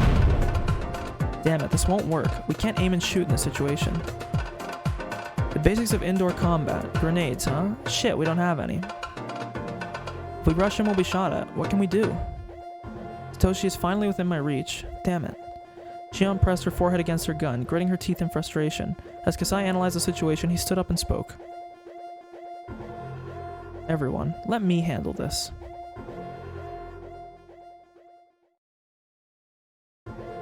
The guards in the security room were on edge too. Once the gas was flowing everything would come to an end, but the guards knew their enemy wouldn't just sit and wait for that to happen. They'd come rushing in regardless of the counterattack they'd face. Although the guards would still have the upper hand, it'd be a point-blank gunfight. They wouldn't come out of it unscathed. Therefore, as the deadline approached, their tension increased. The guards never even considered that the door they opened would be shut again. They fired at the door, leaving many small holes in it. After that, it all went quiet. What were they thinking? There was nowhere to hide. The gas was about to be released. Why did they close the door? For what reason did they do that? That was when a loud explosion punched a hole in the door the size of a fist. Not only the door, but the wall in the security room had a similar hole. Is it a magnum? No, that's a slug. A calm voice echoed out from the other side of the door. Correct. This weapon isn't meant to be fired at a person. You know how powerful it is, right? The power of a slug bullet is limited to extremely close-range battles, but it is also incredibly powerful. After all, it's fired from a shotgun, but it doesn't scatter. I was about to say, that's the biggest thing with slugs, is that they don't spread. The shotgun is meant to fire scatter shots, but it can be used to fire only one huge, incredibly powerful bullet. That's a slug. It's usually used for hunting. It's used to shoot at animals, not humans. If it was to be used on a human, their arms and legs would be shattered, and nothing would be left of the head. It shouldn't even be called a bullet. It should be called a cannon. It would easily pierce through the door, the desk they were using as a barricade, and any guards hiding behind the desk before slamming into the wall. The guards understood very well just how powerful it was. The kind of gun they had shot out many small bullets, therefore it didn't work as well through a door. But their enemies didn't care about the door at all. Their weapon could easily pierce through anything. Hiding behind a desk didn't mean anything. You understand how powerful my weapon is, correct? If you don't want to die, please turn the alarm off. Calm down, the gas will be released any minute. We have to hang in there just a few more seconds. Don't you realize your guts will be scattered all over the floor before that happens? Kasai's voice was extremely intimidating. Only one who truly understood the power of the shotgun could talk that way. This is so dumb. Only he, the master of the shotgun, could bend the bullets in such a way. We don't have time. But we do have money. And time is money, friends. I'll give you 5 seconds. If that alarm isn't turned off in 5 seconds, well, be prepared for that. Hey, what do we do? There are about 60 seconds left before the gas is released. Calm down, he's nervous too. Don't let him take control of the situation.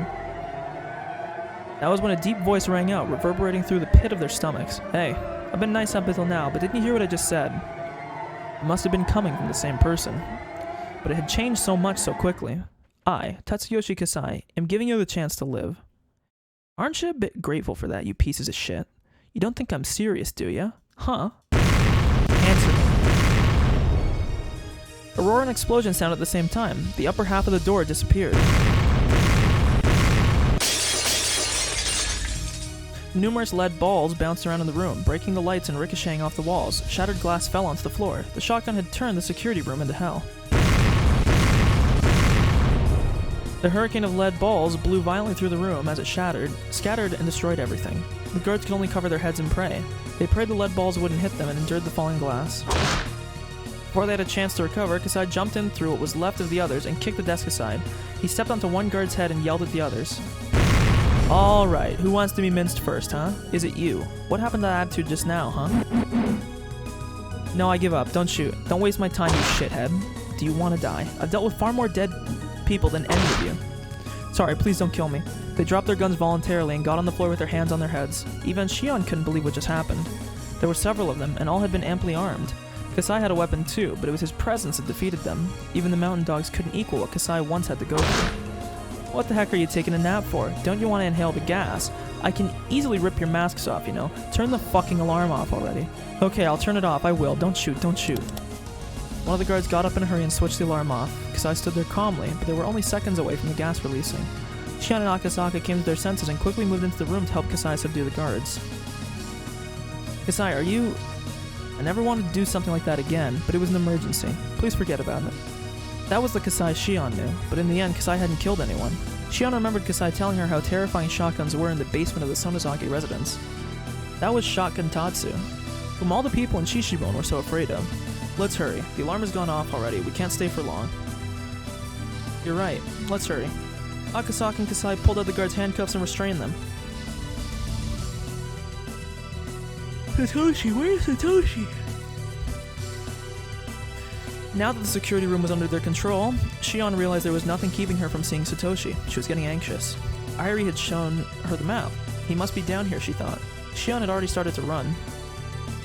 I'm going to. We have to evacuate Satoshi and Tomitake. Alright, go ahead. 1, 2, 3, 4, 5. So there's one missing. Irie said there were 6 security guards. Shion wasn't paying attention to anything else. She was only thinking about a reunion with Satoshi.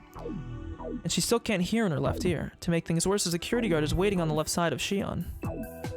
Shion had to regret letting her guard down just a bit too early. The mountain dog jumped out and grabbed Shion. He choked her neck with his thick arm. There was no way Shion could get out of the situation alone. Irie saw what happened. Fortunately, their backs were turned towards him. Here was Irie's chance to attack the enemy. But today, Irie had lost a lot of confidence in himself. He felt he hadn't done anything right all day. Fighting wasn't his expertise, so there really wasn't anything he could have done, but he was disappointed in himself for not being able to help just the same. But in that moment, he was the only one who could do anything. If possible, he wanted to get Kasai or Akasaka. They were both very reliable. They could take out this man in an instant. Also, what fucking HLTB lied to me, bro? Beat this in 14 hours? I'm at 21, bro. 21. There's just no way. The completionist says 18 hours. Bro. We're at 21. Even if you cut an hour for the fuckery, like, that is ridiculous.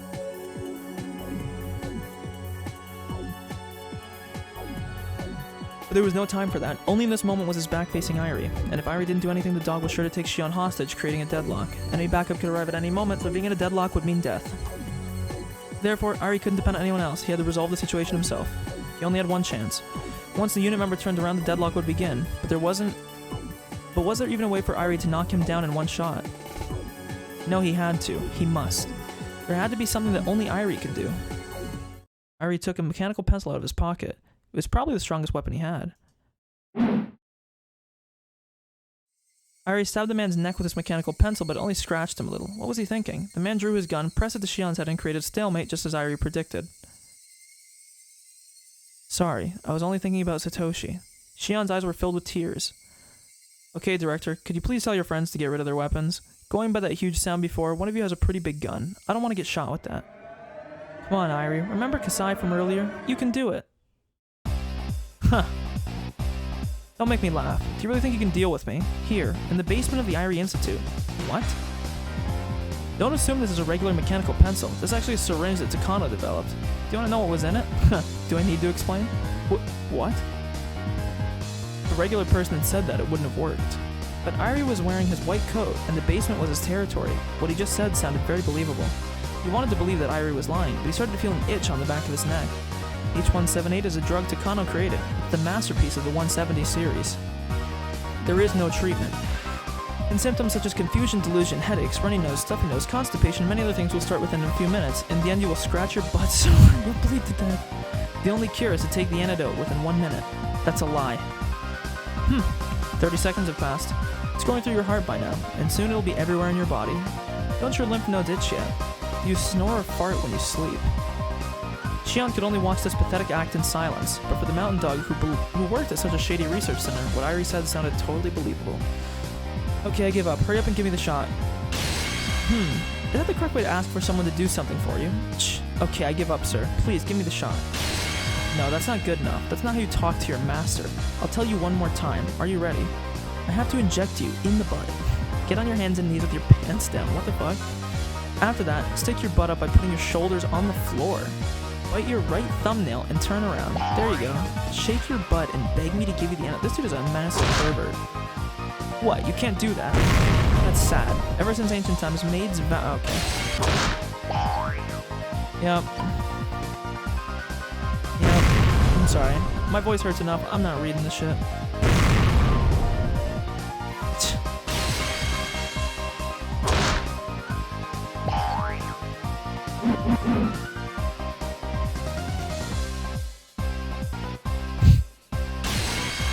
This guy's a turbo coomer.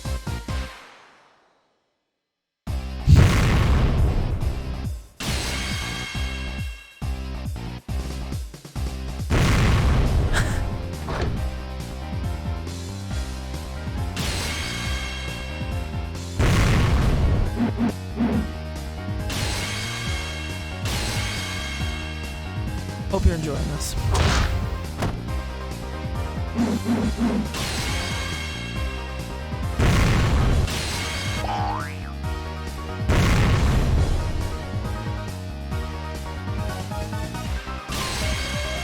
Oh my god, it's a fucking JoJo reference.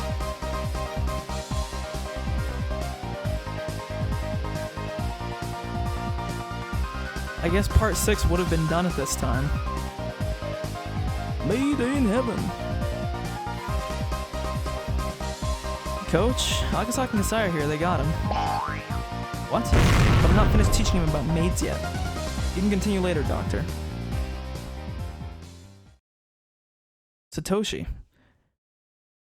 Yeah, you know, I'm at that point right now. There really was nobody left to stop her. Shion ran down the hallway at full speed. It was right there. There was a huge window in front of Shion that allowed her to look inside. Shion threw herself at the window. Satoshi was there lying on a bed. He was sleeping with an IV connected to his arm. There were some wires attached to his forehead and chest to observe his brain waves. Waves of light displayed on the machine that connected to prove that he was at least still alive. But he might be sleeping very deeply. His face was pale and he looked like there was barely any life left in him.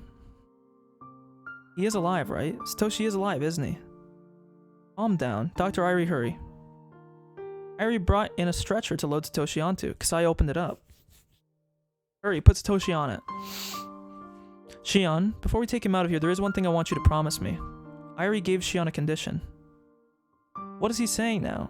Shion angrily thought. I'm gonna move him onto that stretcher, but don't try to wake him up. Do you understand? I want you to promise me.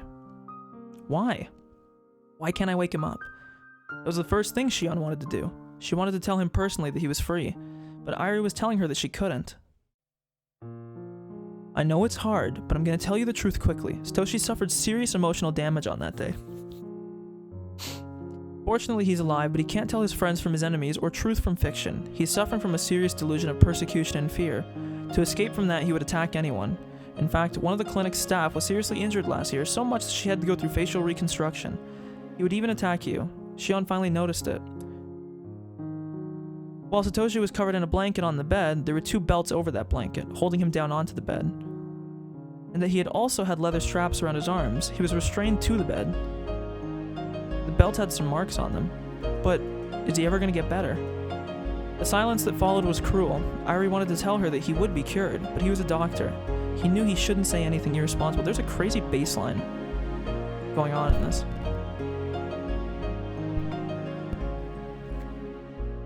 And so that was why he couldn't say anything. What is it? What the heck is it? Are you saying Satoshi will never say anything anymore? He'll never rub my head ever again. Why? Shion cried as she pounded on the glass. Stop. If you really care about him, please don't wake him up. That's what he wants too. If you wake him up, he will likely hurt you. He doesn't want you to see him like that either, so please try to understand. Shion slid down the window and hit the floor, crying uncontrollably. She scratched the floor. The sad reunion in her anger made her claw at the tiles. If Satoshi's smile was there, under the floor, Shion would scratch until all of her nails were gone. But Satoshi wasn't under the floor, he was right there. He was sleeping on the bed, and he wasn't supposed to be woken. But there is some good news too. It was a very small change, but his brainwaves improved just a little in the past year. Human bodies are strong. The same can be said about their brains. There have been cases of people who received fatal injuries to their brain yet recovered completely.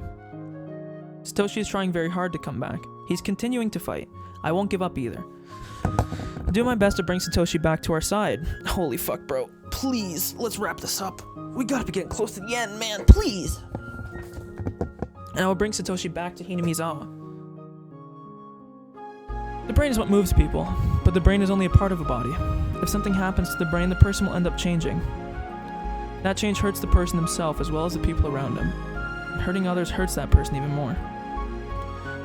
Irie recalled his parents, the abnormal change in his father. His mother was not able to understand that it was caused by a brain disorder. That was enough. That was sad enough.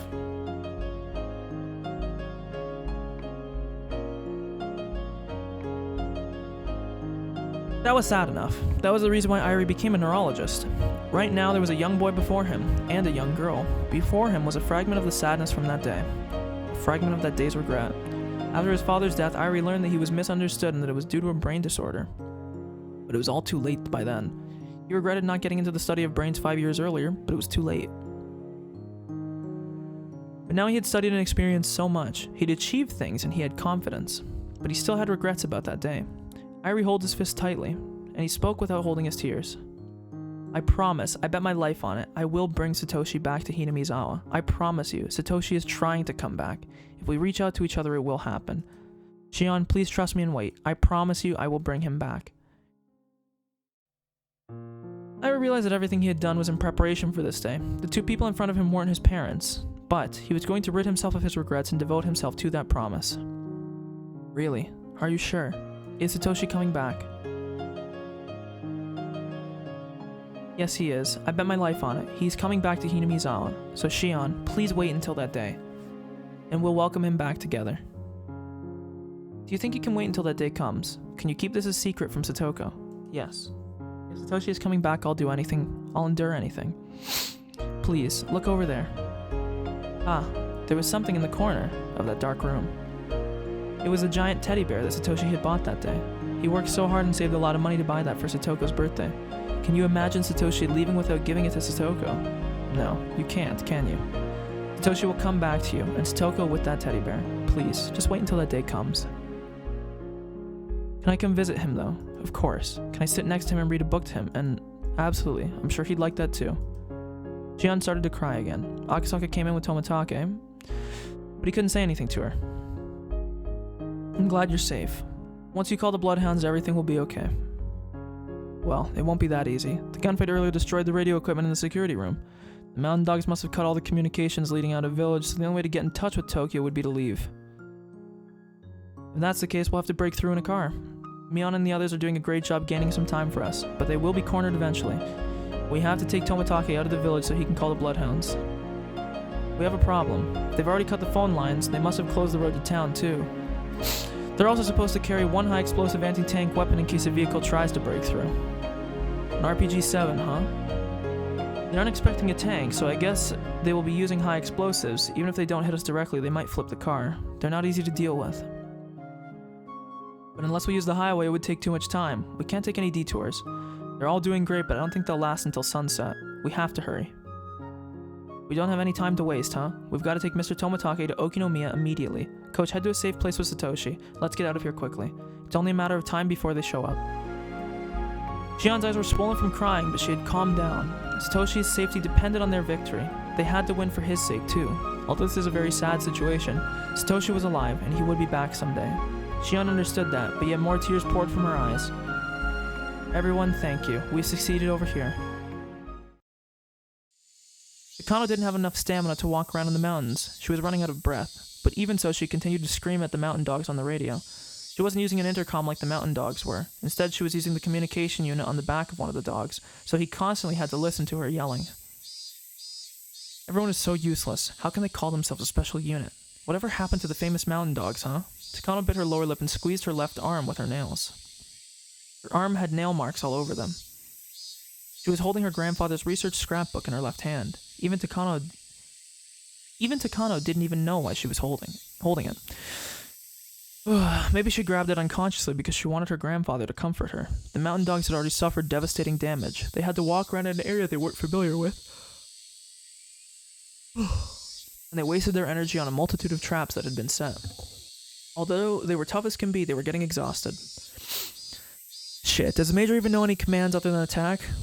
Nightingale 1, Nightingale 13. Watch out, your left wing is down. You're next. You've got to be kidding me. Why me, damn it? He panicked. The same thing kept happening. His team members had been going down one at a time, starting from the left flank. And he was next. Did that mean the enemy was coming from his 9 o'clock? No, those demons didn't think normally. On this mountain, being aware of 360 degrees around yourself wasn't enough. Even being cautious of the ground below your feet and sky above your head wasn't enough. Where are they fucking coming from? Those bastards. Come here. I thought that said, come fuck at me. I was like, huh? Nightingale 13 held his taser in front of him as he looked around timidly. This taser could have been a powerful weapon, but it was far more effectively used indoors. On this mountain, it was almost worthless. Nightingale 13 heard a noise behind him from a bush. He thought he saw something, so he fired his taser. The electrodes flew out into the bush. Did he just imagine it? He felt a tug on his taser. The cord from the taser was stuck in the bush, and he couldn't rewind it. If it wasn't useless before, it had certainly become that way. Then he heard a noise behind him again, and this time he saw someone coming at him. But his weapon was useless. The newcomer growled at him. Damn you. That was all it took. Because he was so scared he didn't think. That was exactly what Satoko expected.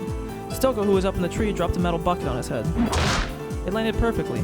What the heck? What is that? The bucket had some drawings on it. What were they? They were drawings of strange unknown creatures. They somehow resembled those strange creatures you see on educational TV programs. Aren't they just so cute? Take it home with you. As Rena jumped up from another bush, she hit the bucket with a stick. No, maybe it should be described as a strike instead of a hit. The man flew backwards. Keiichi was ready for him. The stance he was in looked a bit like... That's it.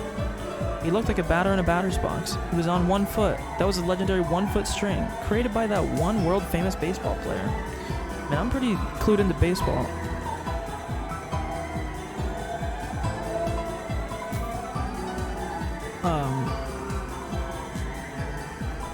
I guess it's just a meme. Destructive force can't be measured from just one direction. It's just a function of both speeds added together. Both Keiichi's strike and the speed of his opponent created a truly amazing destructive force. Home run bunt. With an exhilarating and magnificent sound, the mountain dog flew into the air in the opposite direction. Then he rolled down on the ground and stopped. There Rika awaited him. It was almost as though they calculated that he would end up there. Poor thing, poor thing. Rika patted the bucket happily. This comforting moment for Nightingale 13 only lasted for a second. Mion shot her taser at his butt. He jerked for a moment, then went limp. Another one down. Let's tie him up. Keiichi and Rina jumped on him and tied his hands behind his back with wire. That was great. What a team we are. That was perfect. We shall do combination 7 next. Holy fuck, can we wrap this up? I want to do 5 again. Oh, you liked that one, didn't you? You might have a hidden talent for using traps on you. While Keiichi and Rina tied Nightingale 13 up, Rika tried to sense something in the air. Meep meep. Man, there really can't be that much left, right? I feel something coming towards us from that direction. There are 2, and they are both very scared. Rika reported to Mion. She was a bit like a radar. Mion didn't even care about the guy they had just knocked out. She was already trying to figure out their next move while looking at Satoko's map and using info Rika gave her. Everyone eagerly awaited Mion's next order. Why are you looking at me that way? You haven't had enough fun yet. Yeah, I guess we're just getting warmed up, huh? Shall we continue? Let's get them all. Yeah. Mion was a great leader. She had both leadership skills and tactical ability, but more than anything, she was great at encouraging people's spirits. There are no cowardly soldiers under a brave general, and brave soldiers fight like 1,000,000 men under Mion's command. Nobody could stop Mion and her club members. Both Mion and Okanogi's original estimates were too low. Now Okanogi was thinking something else. Before they started the siege, he likened one of them to a well-trained platoon, but that didn't fit anymore. They were on pier with an elite armored division. Foot soldiers couldn't beat an armored division. What Okanogi had was just a company. Where was the air support, or a bombardment from a warship, or an artillery base? Okanogi needed someone to pump the mountain full of holes. If he couldn't have that, he needed a submarine to fire a nuclear weapon. If he couldn't have that, he wanted to retreat. Okanogi no longer doubted it. The enemy commander was a genius. Under a mighty commander, all soldiers become heroes. He wanted to see the face of the commander, or at least he wanted to know their name. But then Okanogi remembered the demons used to live in Hinamizawa. He also realized the commander had to be a demon. She's actually the demon. Nightingale 13 is down. Phoenix 4 is down. This is Skylark 10. I can hear the voices of children. I'm surrounded. Help me. Skylark 10, fall back. To where? This is Phoenix 9. I found Rika. I'm following her. I need assistance. Phoenix 9, where are you? I don't know where you are. Give me your current location. There is a fog. It's cold. Is this a riverbank? Phoenix 9, there are no rivers anywhere near us. Calm down. Where are you? What? I can see my dead sister on the other side of the river. Sis! Phoenix 9, answer me. Phoenix 9 is down. This is impossible. They must be the demons of this mountain. I know they're all being demoned away. None of us are making it out of here alive tonight. Stop saying things like that. All unit leaders conduct a roll call and give your members some encouragement. Our enemies aren't demons, they're just a bunch of damn kids. Show them what we got. I hear that. Whose intercom is that coming from? Not mine, it's coming from mine. A bear. This is Phoenix 3. Are there wild bears here? That wasn't in the briefing. Phoenix 1, let's fall back. Give us approval to use firearms. Don't be stupid, there are no wild bears around here. It's just them, don't let them fool you. You foolish humans. Know your sins for stepping onto this sacred ground. Be grateful to me for I'm giving you a chance to atone. Damn it, she has one of our intercoms. Don't let the enemy fool you. You fearless humans, if you can only learn by making mistakes, then I shall teach you. I'm resting my voice for a minute. You can read along.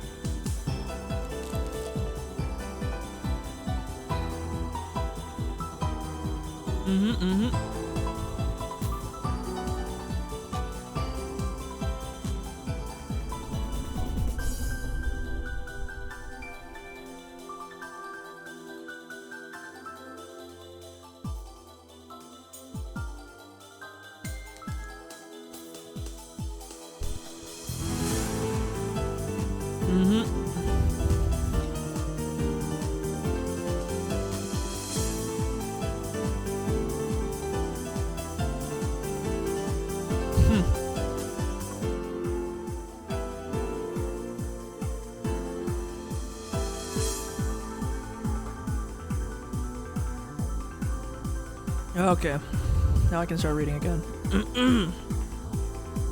Nice to rest. I also realize even more so how much quicker I can read without talking.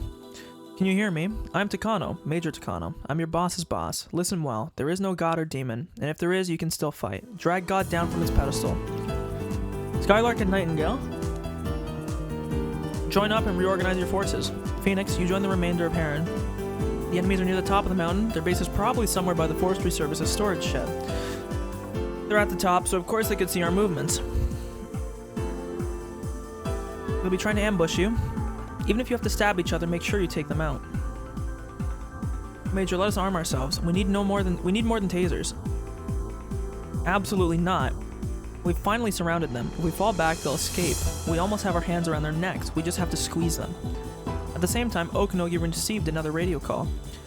Using that line meant his caller didn't want Takano to hear the conversation. Okanogi understood the meaning of that, so he walked away from Takano and answered quietly. Command vehicle to Phoenix 1, there's been an emergency. The research area of the clinic has been attacked. We received the intruder alarm from the entrance area, but it was turned off. But whoever turned it off didn't follow the false alarm procedure. We've been trying to confirm the situation, but there has been no response as of yet. All of the security unit members in the basement have gone quiet.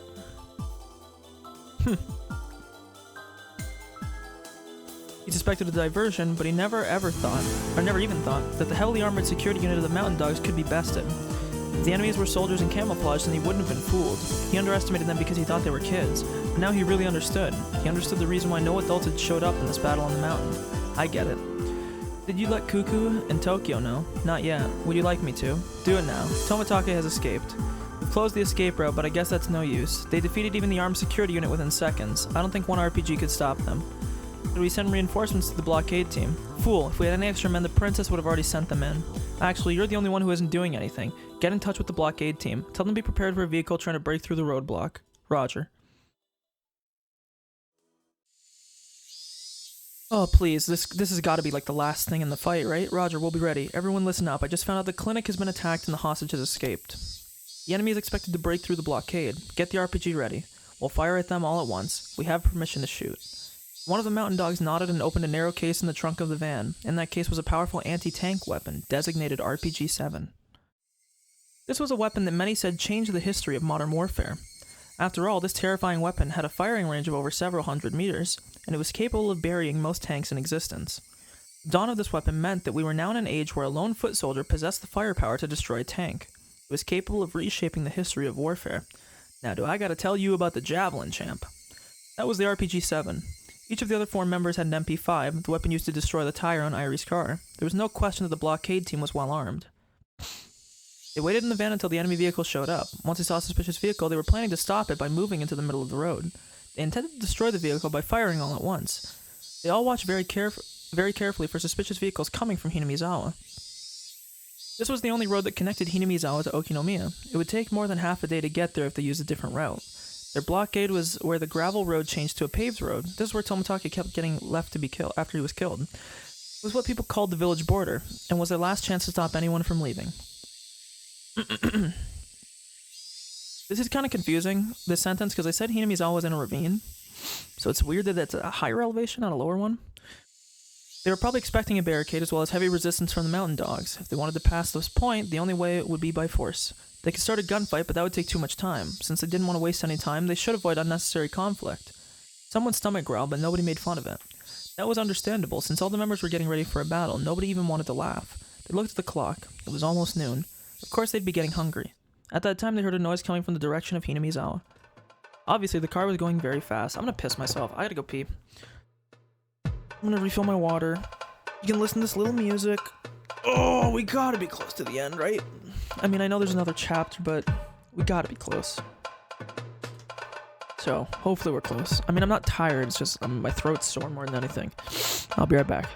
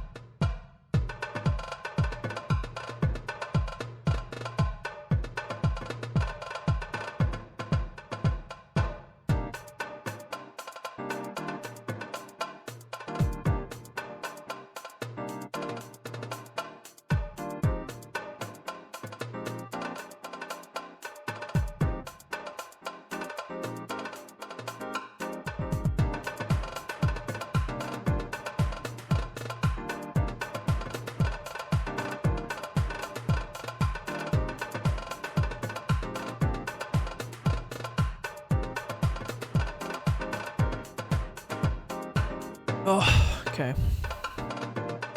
Knocking on wood. Hopefully not more than like an hour or two left. The conflict has got to be basically it. Once they're through, they're done. Obviously the car was going very fast. Here they come. The van moved to the middle of the road and stopped there. Some of them hid behind the van and some hid in bushes on the side of the road. They pointed their guns at the suspicious vehicle coming towards them. The car must have been going very fast, but this was a straight road. No matter how fast it was going, it couldn't escape. That car happened to belong to Kasai. The shining black paint and the sound of the engine made it clear that it was a very nice car. Wait until the last possible second. We can only fire once. Make sure to get them in one shot. The RPG-7 fires unguided rockets, therefore hitting a quickly moving target is extremely difficult. In this case, however, the target was straight ahead. If the car tried to swerve suddenly, it'd flip. If that was the case, it wasn't necessary to shoot directly at it. Besides, according to what Kasai said, its power can easily flip a car without a direct hit. Even if there was only one chance to fire, the mountain dogs were definitely in an advantageous position. Tomitake, a suspicious van is blocking the road. Please stay low. Careful. Try to hit the nose of the van. I know. I've done this before. Mountain dogs aimed at the vehicle. It was coming right for them. Not yet, not yet. Wait until it's within 100 meters. I know. Just range me. Mountain dogs in the bushes laid in wait, ready to fire. The rocket on the tip glinted eerily, like it was waiting for its prey. 200 meters, 150, prepare to fire. The soldier put his finger on the trigger of the RPG-7. Akasaka, prepare for impact. 100 meters, fire. What happened? Didn't the RPG-7 fire? That was when the one measuring the distance next to the shooter noticed something. The shooter's shoulder had been hit, and he was tumbling to the ground. Was there a sniper? I didn't hear anything, so it must have been from over 400 meters away. Who cares? Fire, fire, fire. Only the regular guns could stop the car now. The other mountain dogs fired all at once, but immediately they realized something. The car had been hit by a hail of bullets at close range. Any normal car would have been on fire in short order. But there was nothing. This wasn't a normal car. Of course it isn't. That's the Sonozaki family's specially made bulletproof limousine. Aside, the spotter picked up the RPG-7. Or the RPG, don't let him fire. Huh. You think I'm gonna miss him at this distance?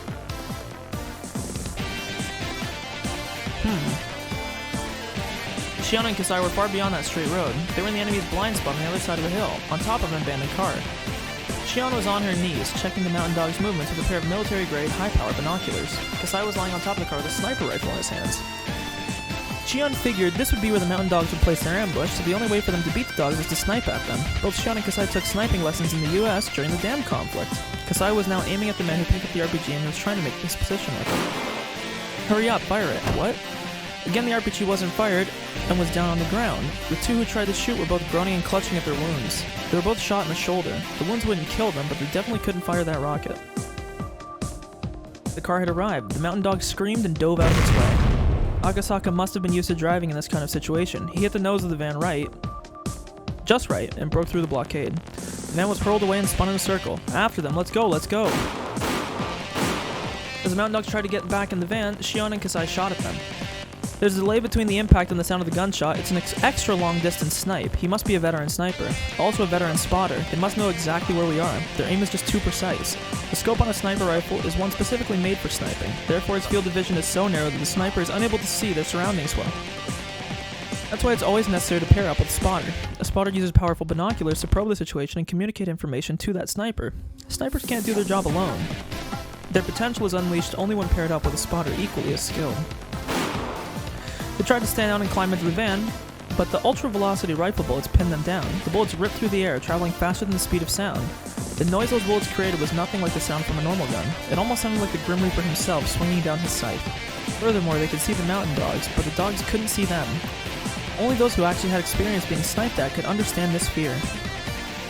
We can't even go near the van. Forget about us. Just go. Okay, we'll go after them. There was a driver and one mountain dog in the van. They had to leave, otherwise it would be too late. The driver made a snap judgment and slammed on the gas pedal. Are they after us? Yeah, they're after us. Boy, he drives well. He's catching up in that van. That's worrying. Please, fend them off.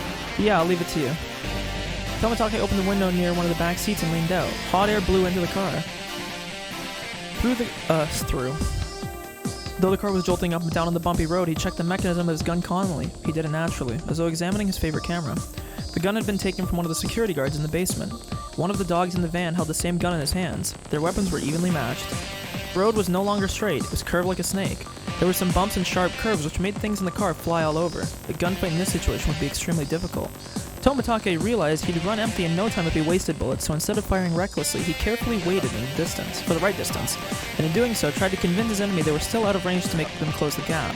On the other hand, the mountain dog couldn't take it any longer. He fired, wasting his bullets on the bumpy road. Some of those bullets hit the body of Kasai's car, making a nasty metallic noise. Tomitake, it's not safe to lean out like that. Don't worry. A shooter that clumsy can't hit me. If he was my student, he would have to start all over. In a situation like this, it's safer to wait and see for a moment. You predict their movements and barrage that prediction with bullets. Don't try to shoot the target. Try to let the bullet find it. Just like this. Tomitake fired for the first time after cautiously waiting for the perfect moment. Those who understood guns would be fascinated with his shooting form. His stance was so firm he didn't lose control, even in the violent bursts of shots. Yet there was no unnecessary tension and just enough slack. Despite being in such an anomalous position as leaning out of the car, Tomitake was shooting very precisely. It was nothing like what the Mountain Dog did earlier. He shot at just the right time so his bullets went where it was supposed to go. It was hard to believe that they were using the same gun. Nasty metallic sounds etched themselves into the body of the van, which made the Mountain Dogs realize just how good Tomitake was. Shit, he's a crazy good shot. He isn't just some office worker in Tokyo. I heard it once before. First Lieutenant Tomitake was transferred to the offices after an accident, but during his instructor years he taught marksmanship for unconventional warfare units. What are you saying? Are you saying he's a... Tomitake started to aim for the driver's seat to pressure them to give up. The Mountain Dogs could tell they were in a predicament. Tomitake was capable of hitting his targets easily even on such a bad road. Furthermore, they were in a bulletproof limousine, while the Mountain Dogs were in a regular van. The van, which incidentally was facing the limousine in pursuit. All of his shots had just been warning ones. Unless the Mountain Dogs called off the chase, Tomitake would start shooting at them soon enough. They had no chance of winning. Phoenix wanted the pursuit vehicle. If the blockade was broken through, that's enough. Don't go too far. Tomitake is an expert sniper. Don't throw away your lives. What do we do? Can we let them go? Roger, this is the pursuit vehicle. Abandoning pursuit. We're falling back. Ha ha ha, looks like they finally gave up. They're slowing down. Even after such a gunfight, you're still so calm. Bet you've gone through quite a bit, huh? It's all thanks to my training. Tomitake, having slid back into the car, raised his fist in victory. He was as easygoing as ever, even after a gunfight. Akasaka felt like he was finally getting to know Tomitake for the first time. Are we finally gonna get to the PD? Yes. Yes. First time, Tomitake, I'm glad you're safe. We were so worried that we couldn't get in touch with you. Tomitake was making call from a telephone booth outside Okinomiya. The phone lines around here were on a different network than the ones the Mountain Dogs had sabotaged. That was why he could make the call. Tomitake had called Tokyo immediately. He told Tokyo there were some spies from the Mountain Dog within Tokyo's research division, which is how they found out where he was. He also told them that he was captured but that he had escaped. He told them they were fooled by the diversion and that they were on the mountain as they spoke. While he was captured, Major Takano, the ringleader, had hinted at the existence of the mastermind she was working for, etc. He explained everything that he had learned thus far. Please take control of the Irie Institute immediately. They've already fired repeatedly and will only be a matter of time before the villagers find something out. I urge you to give the command for the Bloodhounds to take action. Hello, this is Oka?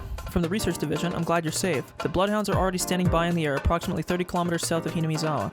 We've been requesting an order to move in, but the higher-ups are stubborn and don't want any problems, so they've been hesitating. But if you're safe, then that makes things simple. I'll tell them what you just told me now. I'm sure they'll approve the operation immediately. The Bloodhounds will arrive within 20 minutes.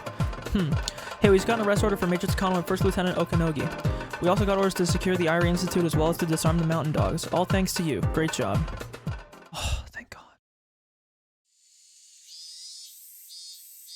Also, sorry if you see, I've noticed I do this a lot when I play VNs. If you see my cursor doing this pattern, it's because my hand's on my mouse and I'm in my chair and I'm like rotating it left and right. So this is just like the range of motion, you know?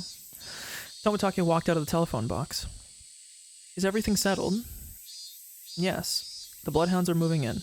They're already standing by in the air and should arrive within 20 minutes. How powerful are they? These Bloodhounds, that is. The Mountain Dogs are a multi-purpose unit, largely deployed to preserve secrecy, but the Bloodhounds are elite units specially trained to do battle. Both their skills and their equipment are far superior. Things will be taken care of very quickly. Akasaka looked at his watch. It was about 12:30. The Bloodhounds would arrive in 20 minutes. Akasaka remembered how hungry he was. It was lunchtime already. If he was brave enough, he would head to a noodle shop, and by the time he was done, everything would have ended. For the Mountain Dogs, who fought well until the last possible moment, it was ending rather too soon. They were in an area where rice fields and a residential area mix. It was the border of Okinomiya. The sun was covered by a thin layer of silver clouds, and a cool breeze was blowing. It looked like it might even rain a little. The two of them couldn't even remember how many times their lives were threatened that day. They wanted nothing more than to let the rain soak their bodies. After a while, Akasaka spoke. So what do you think, Tomitake? What do you mean? I think I'll go back to Hinamizawa. They're still fighting. Yeah, that's true. But are you sure? We are safe here. Rika's waiting for me. I haven't kept my promise yet. Okay, then let's go back. I actually have something to take care of too. I was thinking of going back anyway. Akasaka, have you been on a helicopter before? I have a permit for one. They watched the breeze blowing over the rice fields for a while, then returned to the bullet-ridden car. The car started up quickly and they drove it back the way they came. Fuck, I can't even read anymore. They drove it back the way it came. It was only noon. There was still plenty of time before the Watanagashi began. I was really hoping for a chapter close there. Clouds covered the sky and it suddenly grew cool. It was going to rain a bit, according to Okanogi's intuition. He already knew about that their enemy had broken through the blockade, but he hadn't told Takano about it. By then, it didn't really make any difference if she knew or not, and he also wanted to reach the top of the mountain. Okanogi was only thinking about one thing. He was thinking about the enemy's commander, who made the day so horrible for him. He couldn't accept his defeat until he saw the enemy's commander face to face. The battle was already lost. They just had a princess who didn't think they had yet. With the rest of the mountain dogs fall into the traps and ambush, as Okanogi had ordered all units except his own to fall back from the front line and into vehicles. The only ones left to go were on the very determined... Sorry, can't read. The only ones left to go on were the very determined princess, Okanogi himself, and a handful of exhausted members of the mountain dogs who could barely walk.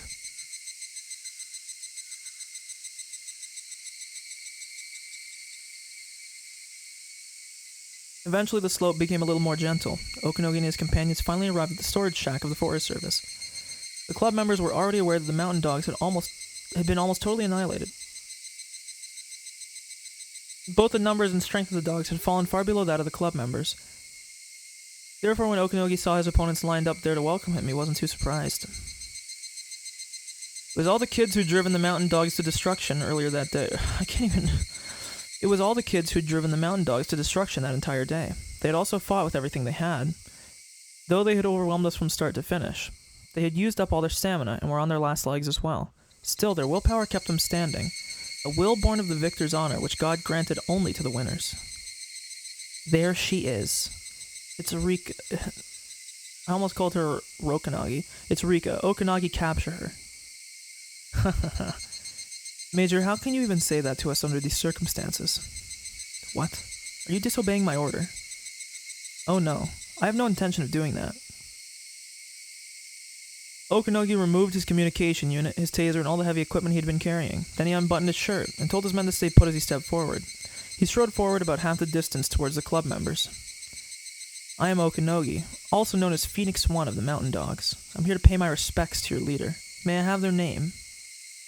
The club members looked at each other. One of them was a girl taller than the others. She couldn't be that old, but her hawk-like eyes were as sharp as a veteran soldier's. Wait, I need to check something real quick. I'll be right back. I'll be like literally 30 seconds.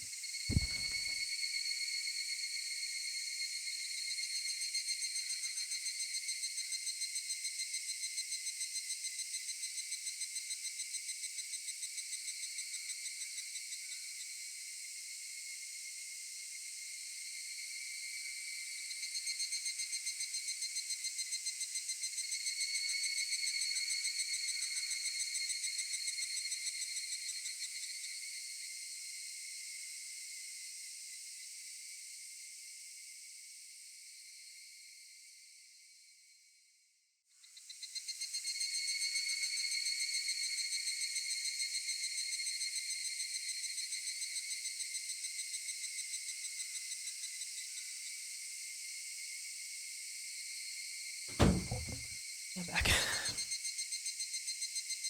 Okanogi didn't know her circumstances, but only those whose lives were threatened on a daily basis had eyes like that. I'm the leader of this club. My name is Mion Sonozaki. How old are you? No, your age doesn't matter. See, they had to preserve the fanfic writers here. From the turmoil at the police station this morning to the Battle of the Mountain, were you responsible for it all? The girl didn't answer, but her silence confirmed it more strongly than anything she could have said. You've won this battle. Our princess is the only one who can't understand that. There's nothing else we can do at this point. Tomitake broke through the blockade. I'm sure he's already called Tokyo. I don't know when the suppression unit will arrive, but it's just a matter of time, I'm sure. If you want to laugh, go right ahead. Okanogi, what are you doing? That's the enemy commander. Take her down. Don't pay any attention to her. What do you want? You're a leader, and so am I. You understand, don't you? Is he surrendering? I can understand. He was in charge of the whole army, and all his men are down, so he can't just nod his head and accept defeat. The defeated general can only requite himself by sacrificing himself, huh? Fine. Do what you need to satisfy yourself. I appreciate it. Is he gonna kill himself here? Mion took a stance. Okanogi took a stance too. Although Okanogi was nothing like Akasaka, he was still a close combat specialist. Come on, Mion. Pop off time. Even when exhausted, there was no way Mion could defeat him.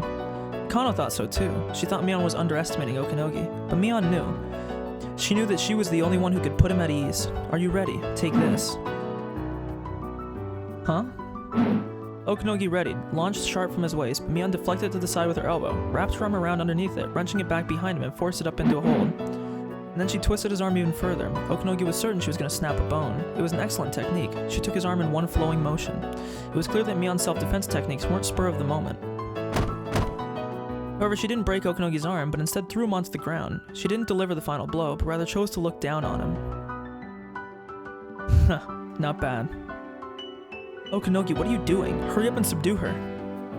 Shut up. You just shut up and watch. This is a battle between leaders of men. Okanogi got up quickly, took a stance once again, and then swung his arm down. But Mion avoided it effortlessly, just like she did before she grabbed his arm and turned it around. They were in the same position as before. And just like what happened then, she didn't break his arm, but threw him onto the ground and looked down on him. A rotation throw, huh? The way you move. It's not the Yoshinkan technique, is it? Is it that classy Kobukan one? By the way, when you take your opponent's arm, you can knee him in the face if you want. I see. I'll try that next time. Oh wow, Mion is incredible. She's actually standing toe-to-toe with her commander. Okanogi, use your weapons. What do you think you're doing? Here I come. He had a stronger drive this time. He tried to kick right through her from a step and a half away, but this time Mion stepped in to launch her own attack. Jumping right towards the foot, trying to hard to kick her. Mion kept herself low as she entered close range with Okanogi, shutting out his leg trying to kick her. So of course, he went after her head. Okanogi raised his right arm to elbow her in the skull, but this time Mion rose up, using both hands to keep his arm from swinging down. Unlike the flowing motions from earlier, this was simply a contest of strength. His physique was overwhelmingly superior to hers, so she couldn't win that test of strength. But suddenly Mion let go and allowed Okanogi's elbow to come down. Then she stepped to the side. It's another repeat of before. Okanogi's arm was held to his back and he ended up in the same position. But what came after was different. Okanogi's face lowered as Mion lifted his arm up. Then she swiftly brought her knee into his face. It was exactly the technique that Okanogi told her about just earlier, and once again he was down on the ground. That's it. You learn quickly, don't you? You know, strategies, tactics, and combat. You already have everything you need to be an effective commander. You should have been in my position. You should have been the one to lead those shitty mountain dogs. Huh. Sorry. I never want to be a leader of a shady unit like yours. Mion scoffed. Okanogi took it with a smile too. He wasn't trying to be humble, it was just his pure reaction. Huh, you're right. You shouldn't waste your talent on Japanese unconventional warfare units. I bet you could lead in the SAS, Delta, Spetsnaz. Whatever you joined, you'd be one of their best. In any case. Huh. SAS. Delta Force. Lame. All that's just way too boring. Yeah, I guess you're right. You're right. Then tell me, what kind of folks do you want? Do you want to be? Do you want to be CO for? I'm guessing commanding officer? I'm not interested in being in charge of any units at all. Being a leader's fine. Leader? The leader of the British Intelligence Service, huh? That's fitting. No way. Listen, there's only one club I want to lead. That's the club in our Hinamizawa branch school. I'm not interested in games without penalties. Magician of Words Keiichi Maebara, Seeker of all things adorable and cute Rina Ryugu, Trap Master Satoko, and the charming enticer Rika. And last but not least our newcomer, Hanyu Furude. I'll never find anything more fun than playing with them, even if I search this entire world. No wonder we couldn't win. With her as their leader, there was no way we could have won. Okanogi, get a hold of yourself. Tsukano yelled at him, but Okanogi didn't hear it. Are we finished with the warm-up? This next one is for real. You're going to die. Be ready for that. Come on, I'll give you a fitting end. Something you've been wanting all this time. Good enough. Okanogi took about 5 steps backwards and breathed deep. His body twisted as he gathered all his spirit into his right fist. Just as he said his next attack would be for real, he was putting everything he had into this final blow. Mion narrowed her eyes, preparing to parry the blow with her side. The sky began to stir. They both felt raindrops on their foreheads. Here I go. I'm going to kill you. So come get me, okay?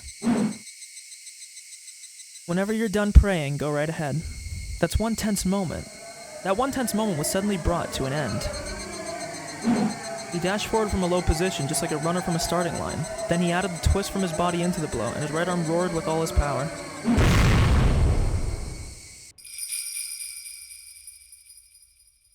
A bolt of lightning punctuated that moment in time, burning the moment into our eyes. In that moment, Mion's stance hadn't changed at all. No, maybe she moved like lightning in the moment it struck. We had to recall the moment burned into our eyes to review the scene. Okanogi had swung with his right fist, which had enough power to shatter Mion's bones. So what if 100% of his power was directed back at him in a counterattack? When the lightning struck, Okanogi's body had been flying through the air. It was a legendary technique in Japanese martial arts, passed down in judo and aikido, the air throw. It looks as if one is being thrown without his opponent even touching him, a miraculous technique that occurs at lightning speed. Of all the techniques Mion possessed, it was the most sublime, advanced technique she could administer on the defeated General Okanogi. That feeling of freedom while flying in the air is more memorable than the impact of hitting the ground, supposedly. When Okanogi hit the ground behind Mion, a heavy rain suddenly began to fall. And just as it did, a massive helicopter appeared from the other side of the mountain. The helicopter's rotors stirred up the air and blew away the raindrops like a tornado. The rotor sounded much like a tornado, too. A rope uncoiled from the rear of the helicopter, and soldiers came sliding down it one after another. The onlookers were stunned for a moment before realizing what they were seeing. It was the Bloodhounds. The Bloodhounds that Tomitake had called in. Having realized how bad the situation had become, Okanogi returned to the other members of the Mountain Dogs. Nothing was going their way anymore. The Mountain Dogs ran down the slope and disappeared into the woods. They dragged Takano with them, who couldn't understand what was going on. A voice echoed from a speaker attached to another helicopter circling around the mountain. To all staff at the Irie Institute, today at 12:30 p.m. the Institute's independent authority was frozen and is now under control of the Bloodhounds. As of the same moment, HQ has ordered complete disarmament of all Irie Institute staff. All Mountain Dogs need to disarm themselves immediately and gather at the parking lot of the Irie Clinic or at the storage shack at the top of the mountain. Failure to respond accordingly will result in discipline under not only civilian law, but under self-defense force rules as well. Bloodhound members continued to slide down the ropes from the helicopter. Even at a glance, they were very, very different from the Mountain Dogs. They were armed more heavily, and the guns they had were much larger. Such things clearly differentiated the two units. Does this mean that we've won? I don't know. I've never seen this before, so I don't know if we really did. Totoko and Rika sat down and hugged each other. They were both soaked in rain, but they still sat down in the mud. Mion stood solemnly in the rain as the leader of the winning team. The Mountain Dogs had abandoned the field. They all ran away with their tails between their legs. Fitting that their names are dogs. I mean, I guess they're all named after dogs, because Bloodhounds are dogs as well, so it's not really... But, you know.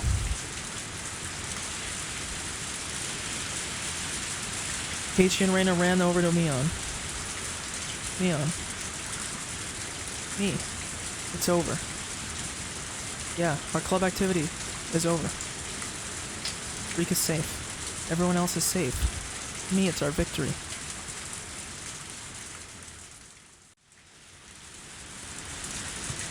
You led us this far, Mion. It's all thanks to you. But Mion didn't seem to be listening to Keiichi and Reina.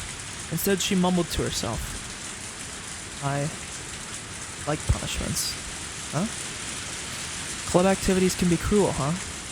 We fight to decide who's the loser.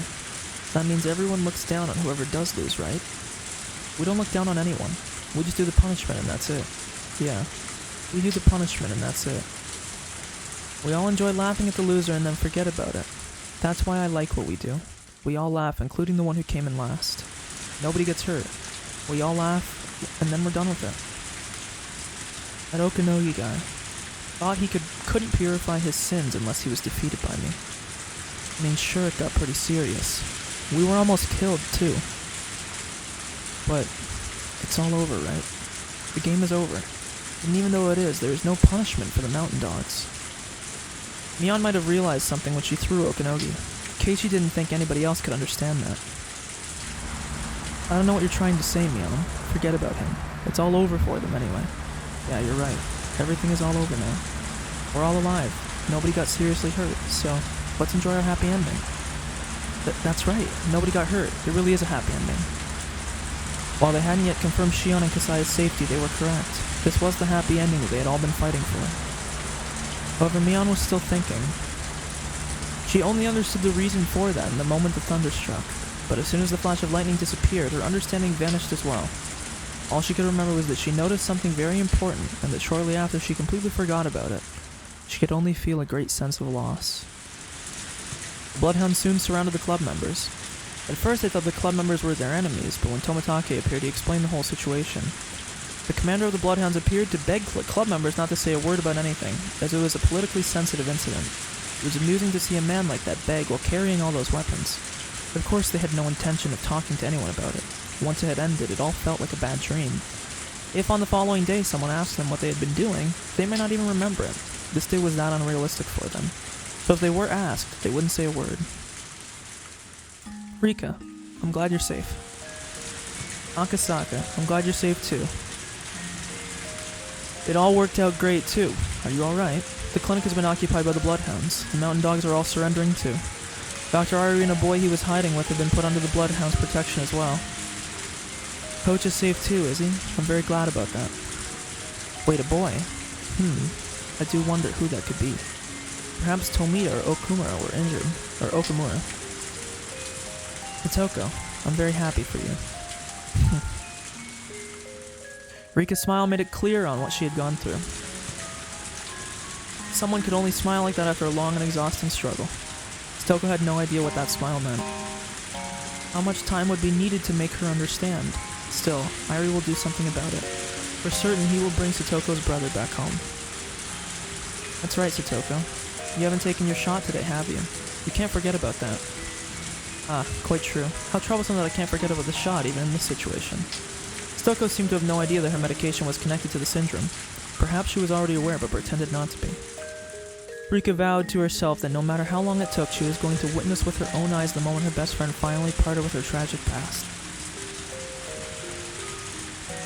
At least I only need to take this shot twice a day. It was 3 times for the previous.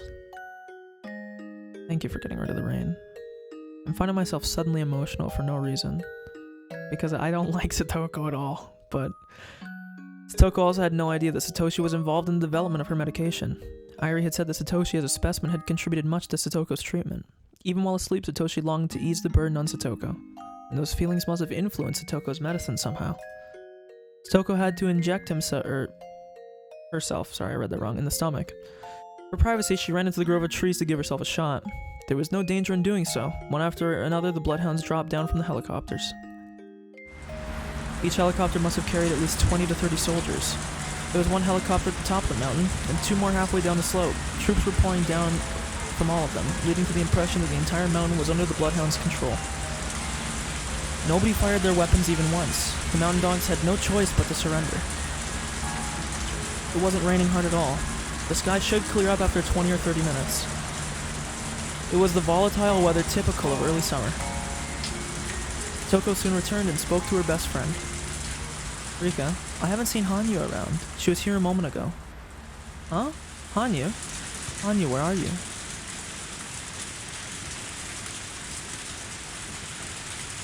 It was stupid of me to think that Tokyo had sent more support.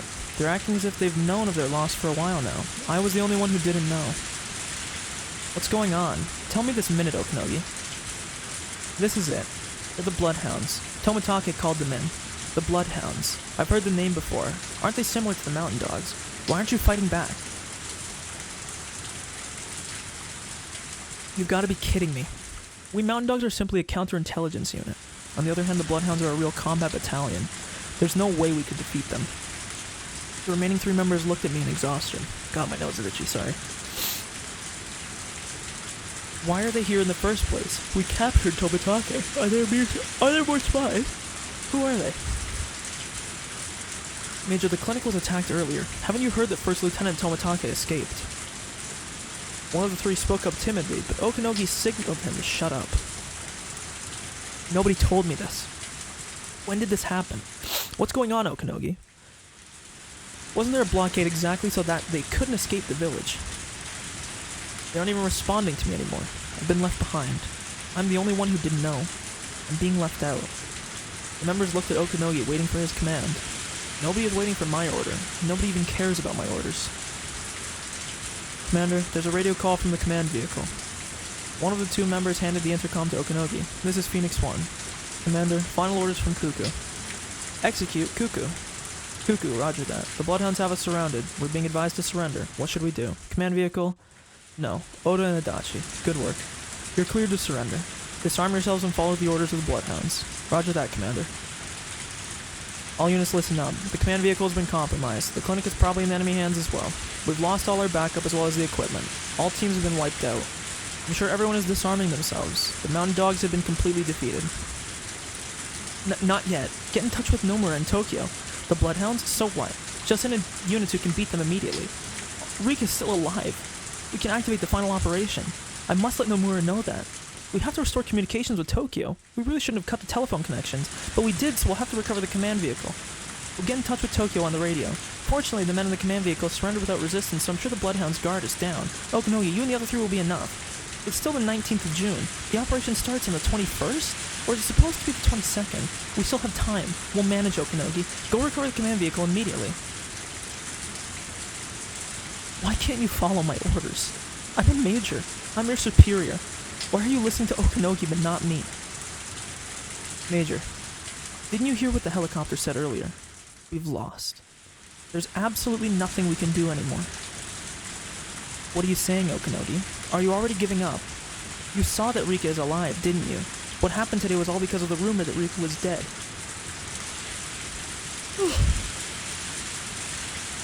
But she's alive.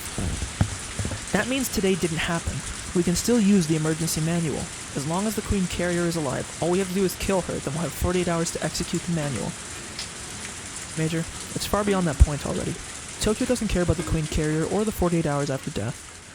Our final operation is a complete failure. Our clients must be running around desperately trying to destroy evidence. Our job here is done. I commanded the Mountain Dogs for about 10 years. It was a valuable experience, but it's all over today. And Major, your job is over too. What? What do you mean my job is over? What are you talking about?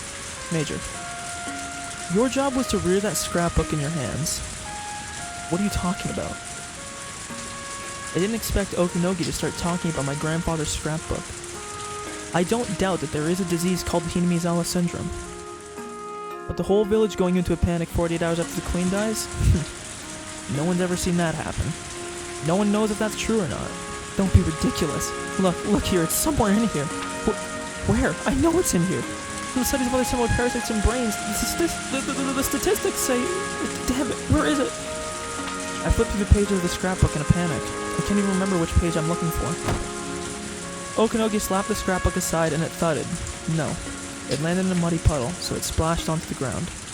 The open pages of the scrapbook were face down in the muddy water, and already turning color as they soaked up the mud. What are you doing? This is the most important...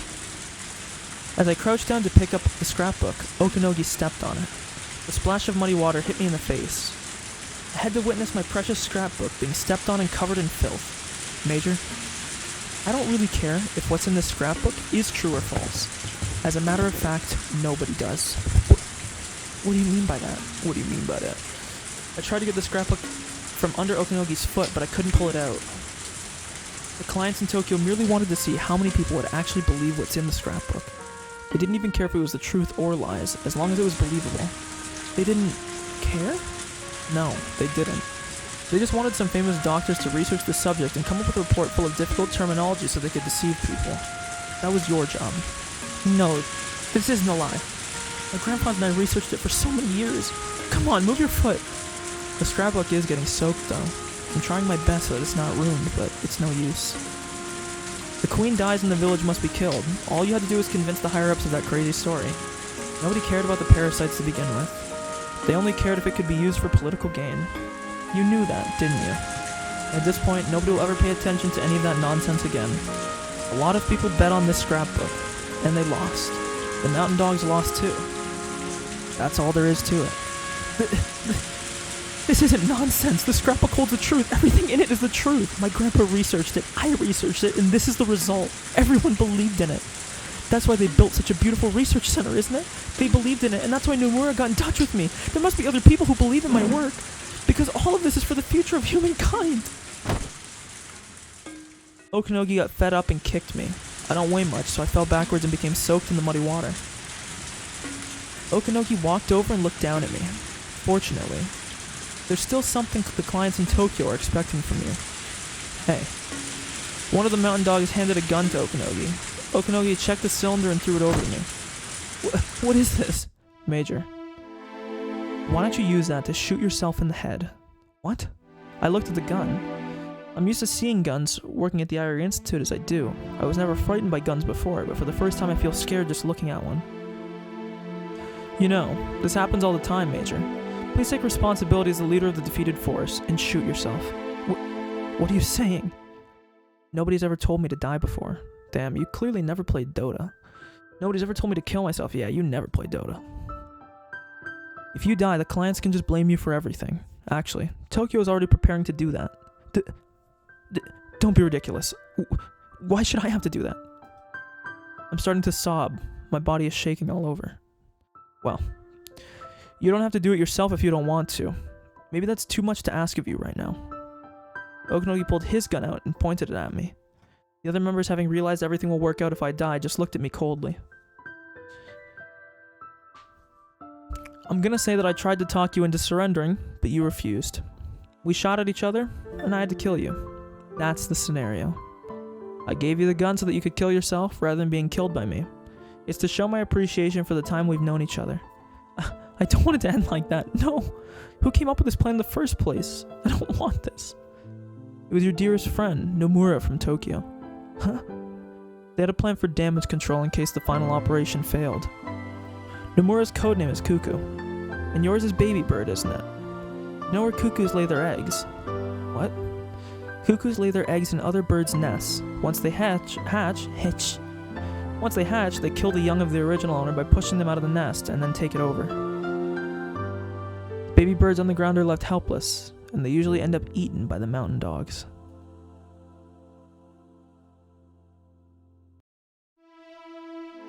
I used the memory I got from Uncle Koizumi to pay the mountain dogs. The money, I think I said memory. The money I got from Uncle Koizumi to pay the mountain dogs, thinking I had gained a reliable ally. I always thought that, although Okanogi was barbaric, he was very reliable. But my nest had been taken over. Major, you never had any allies to begin with. All you had to do was exactly what the clients in Tokyo wanted you to do. But now it's over.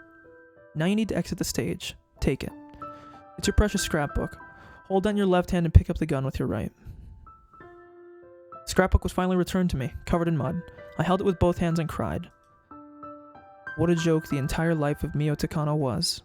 Right now is when I should just go back inside that chain link fence. My shaking hands held the ice-cold gun. There's only one bullet in there. Sometimes a bullet can ricochet on the scalp, so that's why people usually put the muzzle in their mouths. Come on, hold the gun, point it like this, and die.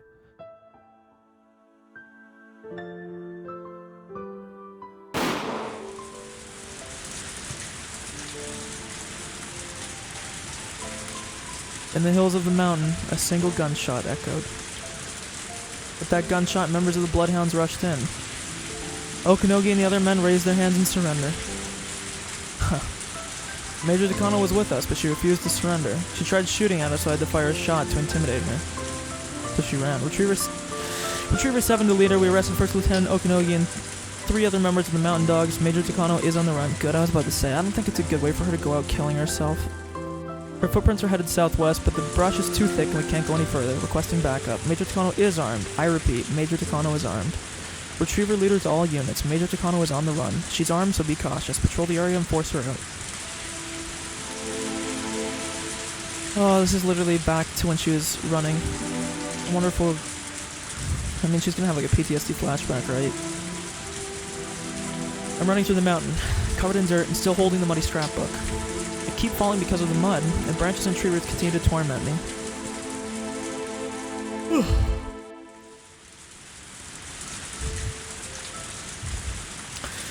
I lost one of my shoes, so I decided to get rid of the other 2. This isn't the first time I had to run like this. This isn't the first time I've ran barefoot.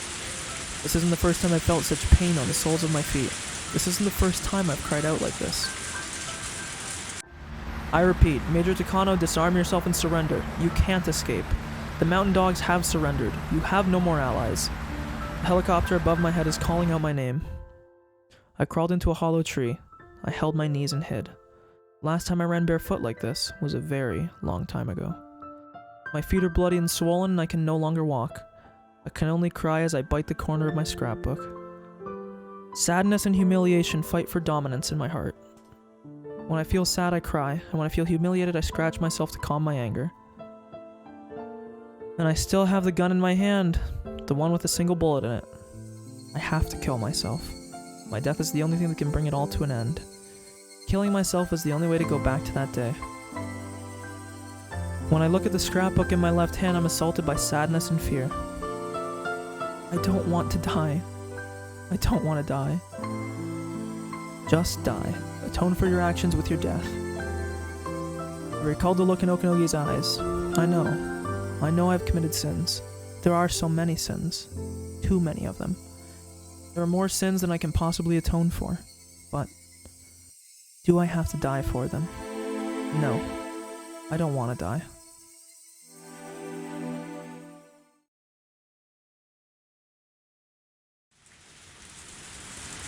I cried again, and then noticed someone standing nearby. It's gonna be Rika. Oh, it's Hanyu. It's the girl. The girl whom I met when I came to Hinamizawa when the Irie Institute was first opened. I met this girl at the shrine when I declared war on God. This girl is the god of this place. The god looked at me and sneered rather than sympathizing. Are you still trying to take God's place? Do you still deny that you're human, child of man? Long time no see. I lost. I lost this game. This is what I get for challenging God, I guess. Child of man, are you still after the position of a god? Are you still willing to endure for the sake of opposing the divine? No way. Taking God's place really is impossible. Child of man, listen well. I will show you the way to godhood. With the gun in your right hand, end your life. The position of a god requires no flesh. Don't expect people to recognize your existence. Being a god is lonesome. You foolish child of man wanted to become one. Is that still what you desire? Are you telling me to shoot myself with this? That's it. Something that simple would make me a god. That's so simple. Then what is this? What have I been doing all this time? You shouldered the sins of many others. Oh my god.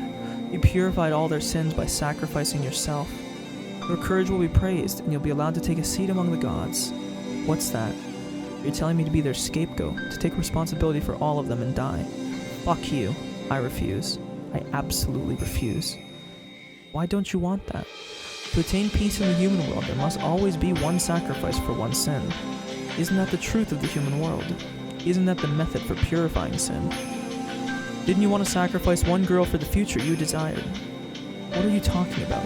I don't understand anything you're saying. You don't, because you are a human. You don't even know how stupid you were to even want to become a god. I do. I don't want to die for other people to become a god. No way. I don't want to become a god at all. I am fine with being human. I just wanted someone to forgive me for being that way. That's all. But, why is this happening? Then how will you purify this stain? How will you pay the price? Why? Why does someone have to take the blame? They're all pushing responsibility onto other people. They maneuver this way and that, just so they don't have to dirty their own hands. Is that just what happens in the human world? No, that's not. Because when my parents and grandpa were alive, things like that didn't happen. We were all happy. Nobody blamed anyone else. How did I fall out of that world? Why am I wandering around in the mountains alone in the rain? Why? Why me? This is the punishment for my sins, isn't it? I knew it. I had noticed. I made a huge mistake, but I didn't want to admit it. And when it was too late, I regretted it for the first time. So this is the punishment for my sins. The human world will want you to purify your sins. They'll be purified when you sacrifice yourself. That's the way of the human world. However, I'm not a human. I am a being above man, a being which fills in the missing gaps in harmony, a being that forgives human sins. Man cannot forgive the sins of man. I am the one who forgives the sins of the children of men.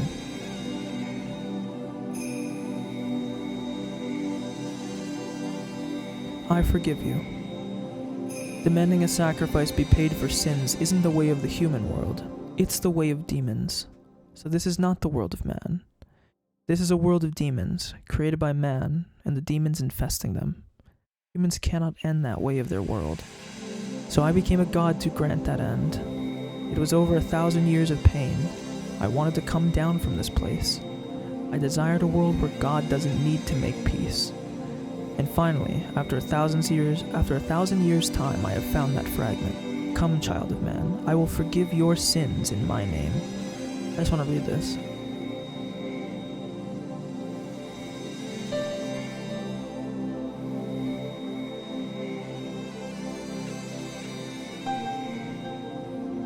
So this is not the world of man, this is a world of demons, created by man, and the demons infesting them. Okay, so the demons within the humans. Humans cannot end that way of their world, so I became a god to end it. Okay, so she's finding again. Kneel and repent, ask for forgiveness, then you shall receive it. God will forgive you. God will forgive your human sins. The god in the form of a little girl walked up to me and reached out. As I knelt and looked down, she touched my head.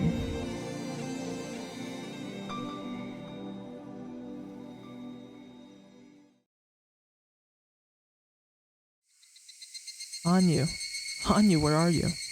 Hanyu, answer us if you can hear us. I heard voices in the distance. Then I saw a girl standing in front of me. She's one of Mion's club members, my most hated enemies. Shit, she's found me. The rain had already ceased. I decided to come out of the hollow tree. After the rain had grown so humid, I was starting to sweat all over. I'm soaked in sweat, mud, and rain. I feel filthy.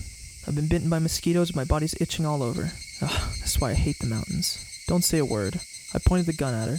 The girl looked at me calmly as if she didn't see it. At the very least, she did follow my order. What should I do? Take her as my hostage? I only have one bullet. How long can I keep running for? Hanyu, where are you? Damn, she really is lost. Ah, there she is. Hanyu. Hanyu, where have you...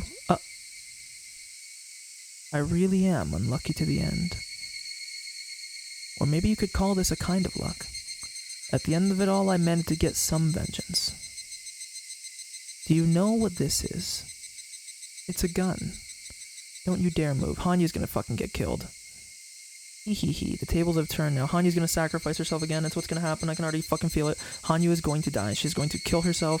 She's going to eat the bullet, thereby purifying the sins, because Takano will have no means to reach it. The tables have turned now. Damn it, why now?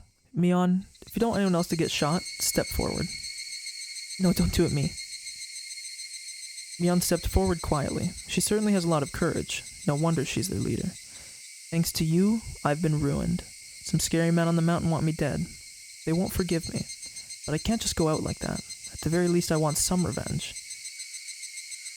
Huh. I know you only have one bullet in that gun. That's right. But that one bullet could kill Mion, couldn't it? Takano, are you going to shoot her? Don't move. If you do, I really might just fire this gun. Don't any of you move. Just stay behind me. God, she's such a Chad. She's the best. How courageous. Is this some spirit of self-sacrifice? Rather be shot yourself than letting your friends be shot. Well... it's not that easy to kill someone with just one shot. Of course, it depends on where you hit, though. I'm surprised. How can you be so brave? You want me to shoot you for all the others? Just so you know, if you think that I'll hesitate to shoot because they'll rush over here once they hear it, you're sadly mistaken. Go ahead, shoot me. But after you do, my friends will rip you to pieces. Let them try.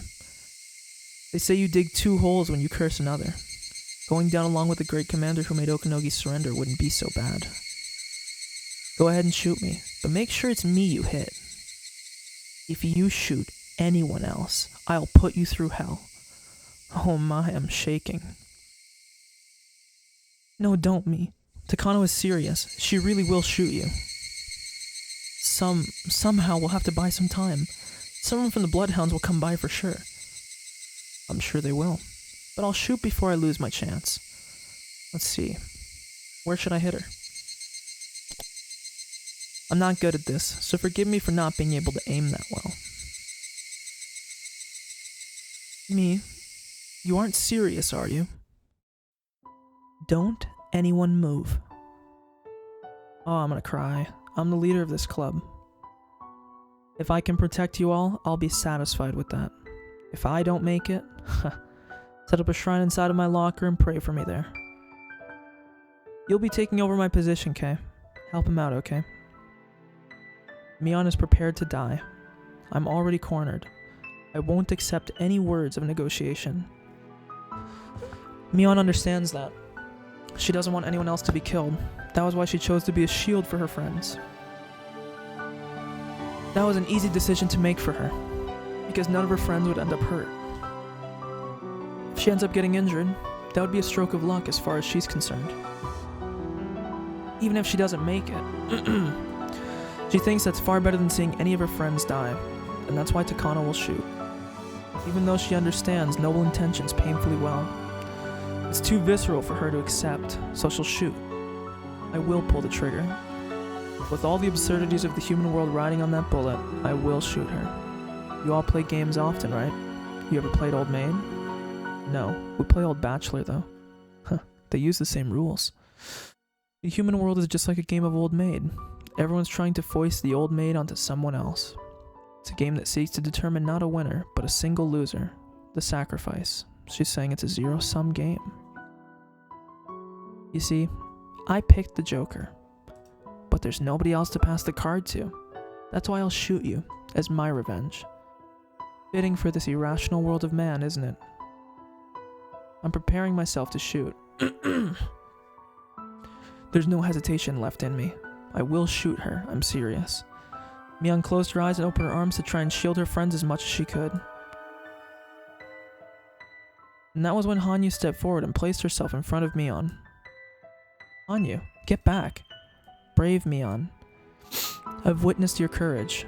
That's more than enough. If the Joker can't be passed to anyone else in this human world, then it's my job to accept it. Hanyu, what are you... Rika, I had a lot of fun in this world. Thank you for letting me join the club. I knew this was coming. It was so much more fun to be in it than just to watch, so thank you. I enjoyed myself. I was so happy spending time with all of you. In that moment, Hanyu glared at me adamantly. Now shoot me, child of man. With that sin you must foist onto another, I will accept it. Okay. Fine, die. The club members must have thought I was joking, or bluffing. They didn't think that I would actually shoot. There was a noise like something exploding. In a world where time became as sticky as syrup, we saw it happen. The silver bullet hitting an invisible wall in front of Hanyu, as though the wall was protecting her.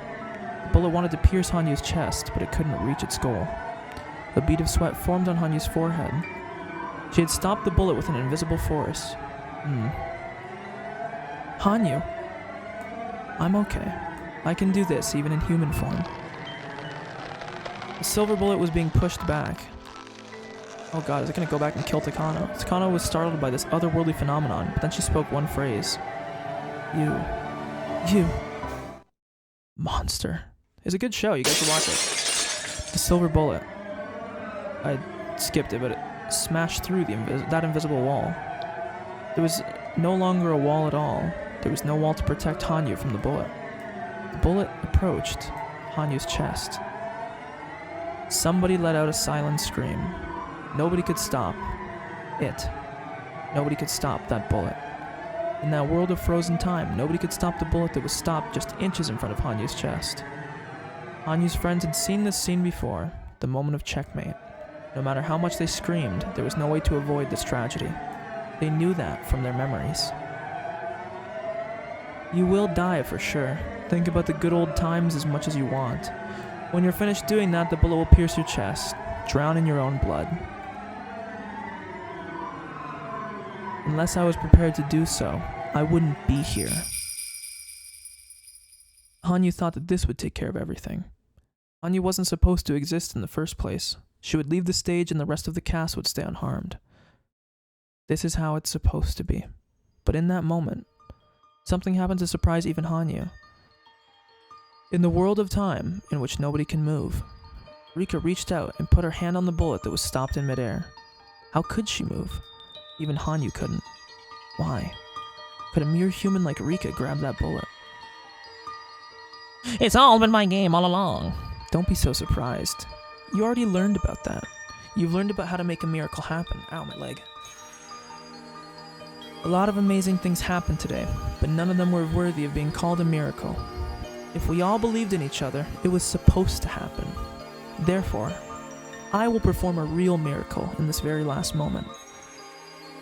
I am the reincarnation of Oyashiro after all, so let me make a miracle happen at the very end.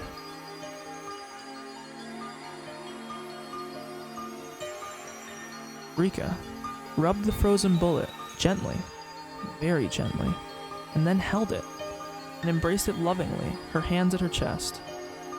In that world where not even Hanyu could move. Now, I realize that neither Takano nor Hanyu listen when other people talk. Didn't you hear what Mion said? We don't play Old Maid. We play Old Bachelor instead. Takano laughed and said they were basically the same game, but they're totally different.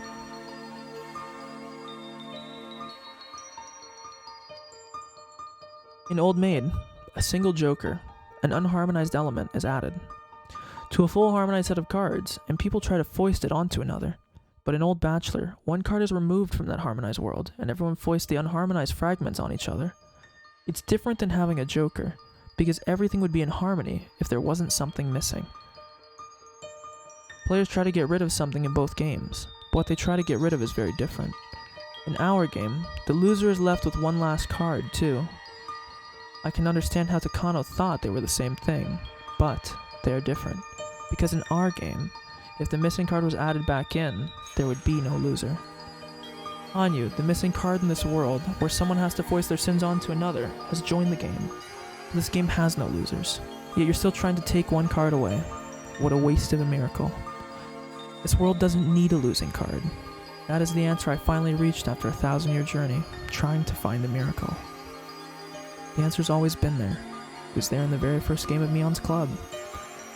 It was always a loser because we were playing a game of cards with one missing. If we could fill in for the missing card by believing each other and helping each other, then it would complete a full deck of 52.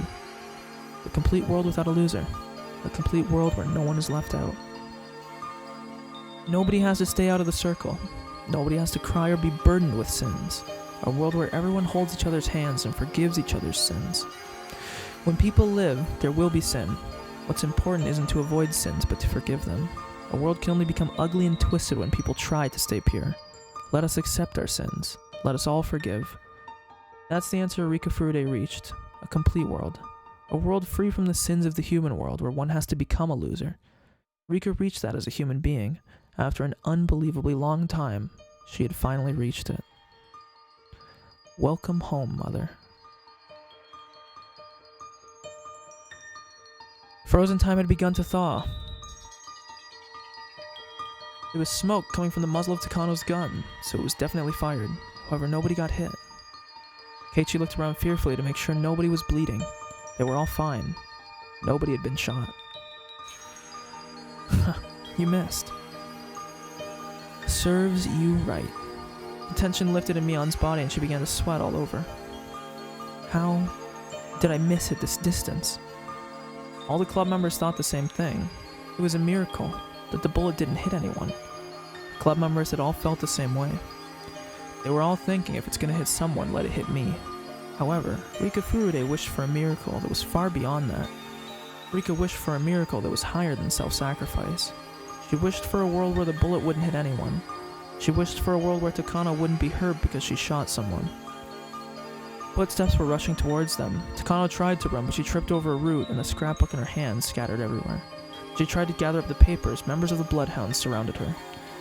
All the Bloodhounds pointed the guns her way, and some even poked her with them, but Takano still didn't stop gathering up the papers. Some of the men stepped on the papers, and Takano tried to pull them out from under them. She tried to pull them out, begging them in tears not to step on her precious papers. Major Takano, you're under arrest. So, It's all my fault, is it?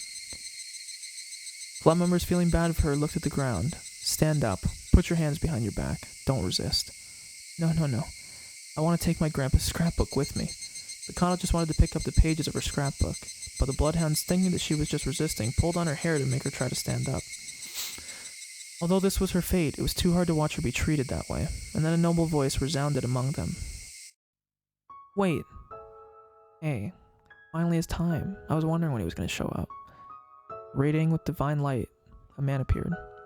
They all knew this man very well, but they had never seen him look so determined.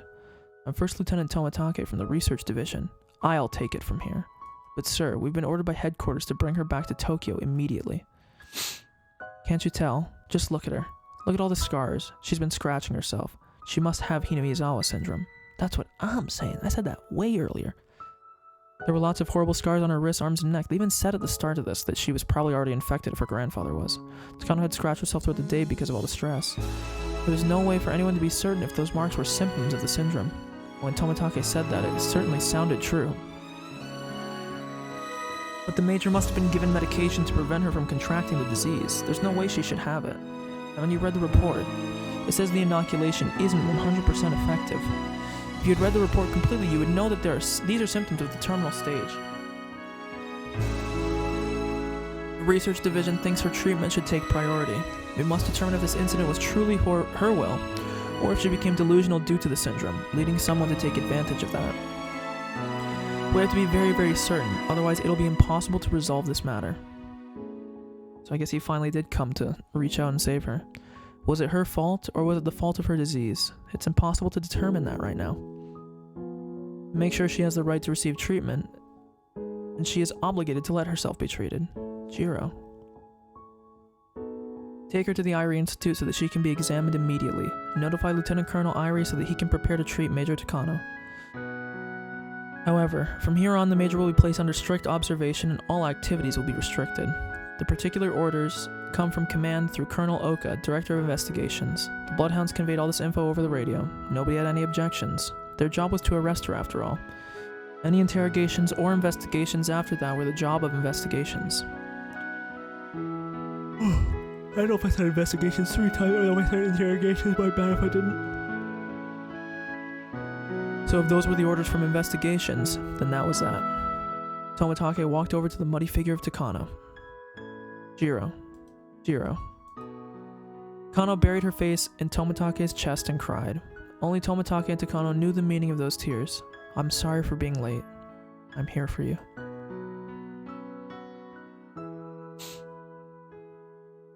You're not as bad as you think you are. You can start over. You can start your life over as Miyoko Tanashi. I can't.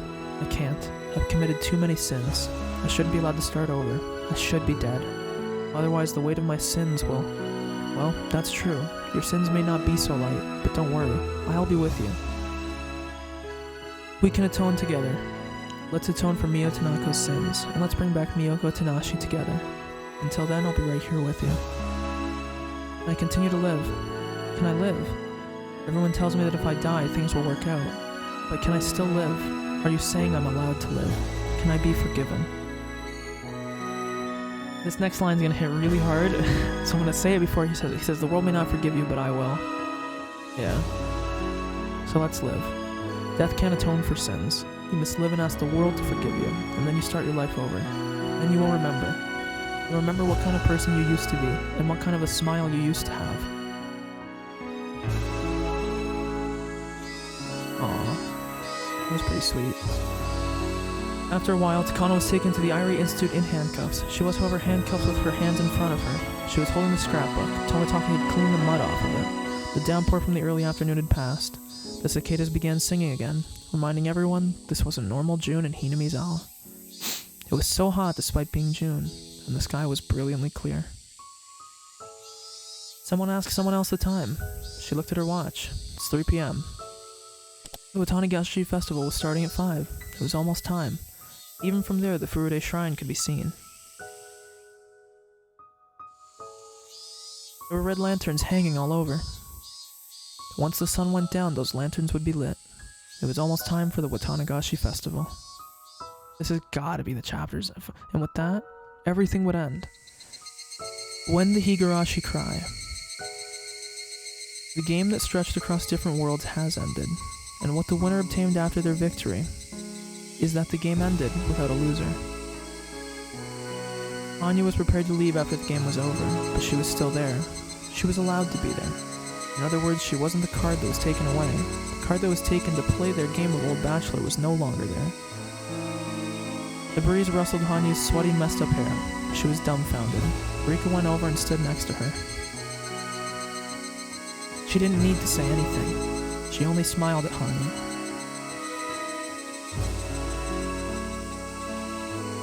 That girl had pretended to be a bystander, but decided to step onto the stage. And then she thought that was enough, and tried to step off of it. With those memories of her bright time on stage, she tried to step off, but someone grabbed her sleeve and stopped her. She was told she could stay. Then she realized she was still on the stage, and she didn't have to leave after all. There was a spot for her on the stage, and she was no longer a bystander. And that was an unbelievable miracle. She didn't even exist in the script. Nobody needed her to be there. But the miracle had allowed her to stay. You suffered so much during your journey. This miracle isn't even enough to repay you for what you've gone through. This is more than enough. This miracle is more than enough. Rika smiled at Hanyu one more time and passed her what was in her right hand. Hanyu felt something cold and hard. What was it? It's a fragment, right? Hanyu slowly opened her hand and looked at it. It was the bullet. I knew that she had grabbed it. It was the bullet Takano had fired. This was the proof of their miracle. It was the proof that Hanyu could exist there. It was the proof that they could be together forever and ever. It'll be dark soon. It's time for the festival. We'll have so much fun together. You can't just watch us anymore. I'm sure there will be plenty of punishments to torment the poor, poor newcomer. You don't have to just watch the Watanagashi festival, huh? That's right, because you don't watch a festival. You enjoy it. Were they testing the speakers? It was still bright outside, but there was music playing already. The cheap, dubbed background music collection of festival music could be heard. Is this like a shot at the... Is this like a comedy meme here? The cheap dubbed background music collection of festival music could be heard from the Fruity Shrine in the distance. It sounded so exciting to hear. This was what she had wanted to join in on all this time.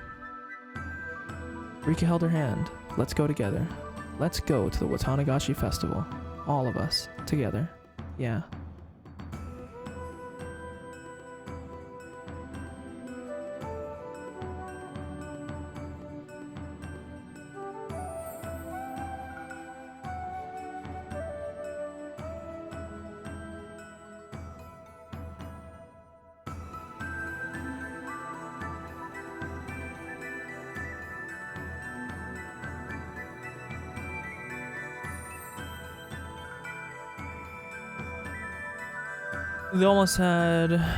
They had almost too much energy left. It had been a long day and many things had happened, but they still had the energy to go to the festival. It was, after all, the special day of Watanagashi. The curse of Oyashiro had been lifted, and no tragedy would ever occur again. It was the first peaceful Watanagashi, the first one without a tragedy since the damn conflict. The villagers had noticed that the phone lines were disconnected during the day, but it was fixed so quickly they didn't pay much attention. They heard the SDF helicopter near the mountains, but rumor had it they came to the wrong place for their training. The elderly villagers laughed and said that the young men of the National Defense Force need to pay more attention. Some people say the SDF even came to the IRE clinic. The villagers didn't even get suspicious about that. They assumed the IRE clinic had started doing physical checkups for the SDF. There were pieces of broken glass on the roadside near the village border as if there was an accident. Some people wondered how anyone could have had an accident where there was no obstruction on the road. The elderly people said to each other that they always had to drive carefully even on a familiar road, but it looked like a trace of a normal accident, so they didn't get suspicious. The rest was a ghost story. The villagers heard an extra firework to signal the festival taking place. It wasn't an echo. People in charge of the fireworks were puzzled. When Rika said Oyashiro must have shot the extra firework, the villagers simply believed that was true. It was the night of Watanagashi, the biggest festival of the year. The villagers forgot their worries and enjoyed themselves. The club members were doing great as usual.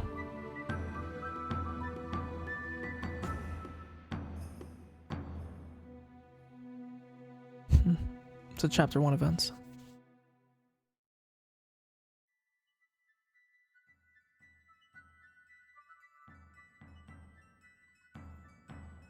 Chie. I remember Chie being there. They were doing so great they were all taken to the main tent and yelled at by the mayor. That was a normal Watanagashi night for the villagers. But there was one thing that was very different. The girls fought for an unimaginably long time in many different worlds for the sake of this night. However, nobody would ever know that. Oh. There was another big change too. Rika Furude said that she wants to go to a pool in the summer. It's unusual for her to say she wants to do something. She wants to see the stars. She wants to go on a camping trip. She wants to look at the sunflowers. She wants to make the school into a haunted house, etc. There are so many things she wants to do over the summer break. Right, Rika Furude for the first time is making plans for after June 1983. Because this is the first summer break she's going to experience after 100 years of repeating the same life. She will now experience an all-new summer vacation. Who would stop her from getting excited about that? Rika Furude is looking forward to waking up before Satoko to rip the page off the calendar at the end of June. Rika Furude's infinite future has begun. There are infinite possibilities, yet she can only make one choice. But that's why this is a great world. That's not what it said, but I think it said that's why the world is great. Oh no, maybe that is what it said. Let's talk for a moment about the people who fought with Rika. Mion has vowed to study hard so she can continue her education after the summer break. According to Keiichi, even that may not be enough time for her. However, how can the legendary club leader, Mion, fail an entrance exam? She will more than likely find a way to get into the school she wants to go to. Hopefully it isn't an illegal one. Anyhow, she's looking forward to enjoying her final summer break, so she has tons of plans. The club members can't get away from Mion, even during the summer. Once you're involved with her, she'll always find a way to get at you. No matter how much you want to be alone, you'll never go back to spending a boring summer by yourself. Keiichi has been asked by Mion and Chie to be the next class president. He was also asked to be the next club leader too, but he declined immediately. Keiichi likes the club because Mion runs it. He continues saying that it's Mion's club until she got mad. Keiichi can't understand why she's so angry. Well, Keiichi wouldn't be Keiichi if he wasn't dense. Based. So things are rather lively around him again today. His good name continues to spread, even Okinomiya. Marina's growing more energetic every day too. Just killed 3 people, just so you should know. Stoko, Rika, and Hanya spend every day in fear of being abducted by her.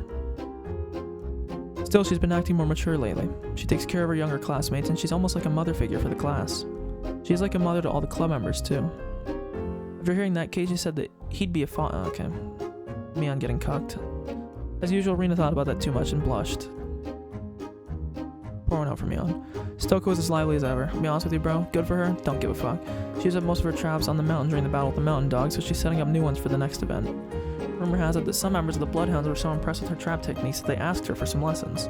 There's supposed to be a training area near Mount Fuji, and they asked her to set up traps there. That's not a very good idea. The Sea of Trees really will become a forest of no return. Either way, Satoko keeps saying how she wants to fight against the Bloodhounds next. She's invincible. Also, she's become a great cook. That's because Hanyu has been teaching her. According to Hanyu, Satoko is a quick learner, as compared to Rika. Toko's dream is to master fried chicken, which is her brother's favorite, and welcome him home with it. I'm the only one who knows this, but her dream may come true very soon. As for her brother, Satoshi has yet to return home. His condition is unchanged. If there's been any change, it's in Shion. She goes to visit the clinic on her days off. Nobody knows why she goes there, but she seems to be very happy, so nobody pays much attention to it.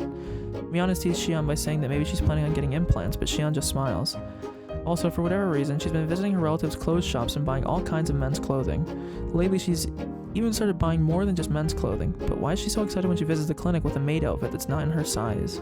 The truth is shrouded in mystery. The biggest change is probably that Shion babies Satoko nowadays. She tries to make Satoko call her sister, which only annoys Satoko. Irie is dead. I don't know why. Yosuke Irie has 2 jobs now. On one hand, he's a respected doctor, on the other, he's an evangelist for maids. The Irie clinic was supposed to be closed, but the villagers pleaded with the authorities not to shut it down. While Irie isn't originally from the village, he and everyone else feel that he's one of the villagers now. He is an indispensable part of the village life. The conservative attitude toward Hinamizawa syndrome is gone, and now it is being researched very proactively. The syndrome is being researched so passionately that hopefully in the near future, all the victims of this disease will be freed for good. Later on, Ira will publish an advanced article about the influence of the brain on human behavior, which will surprise people in the medical world.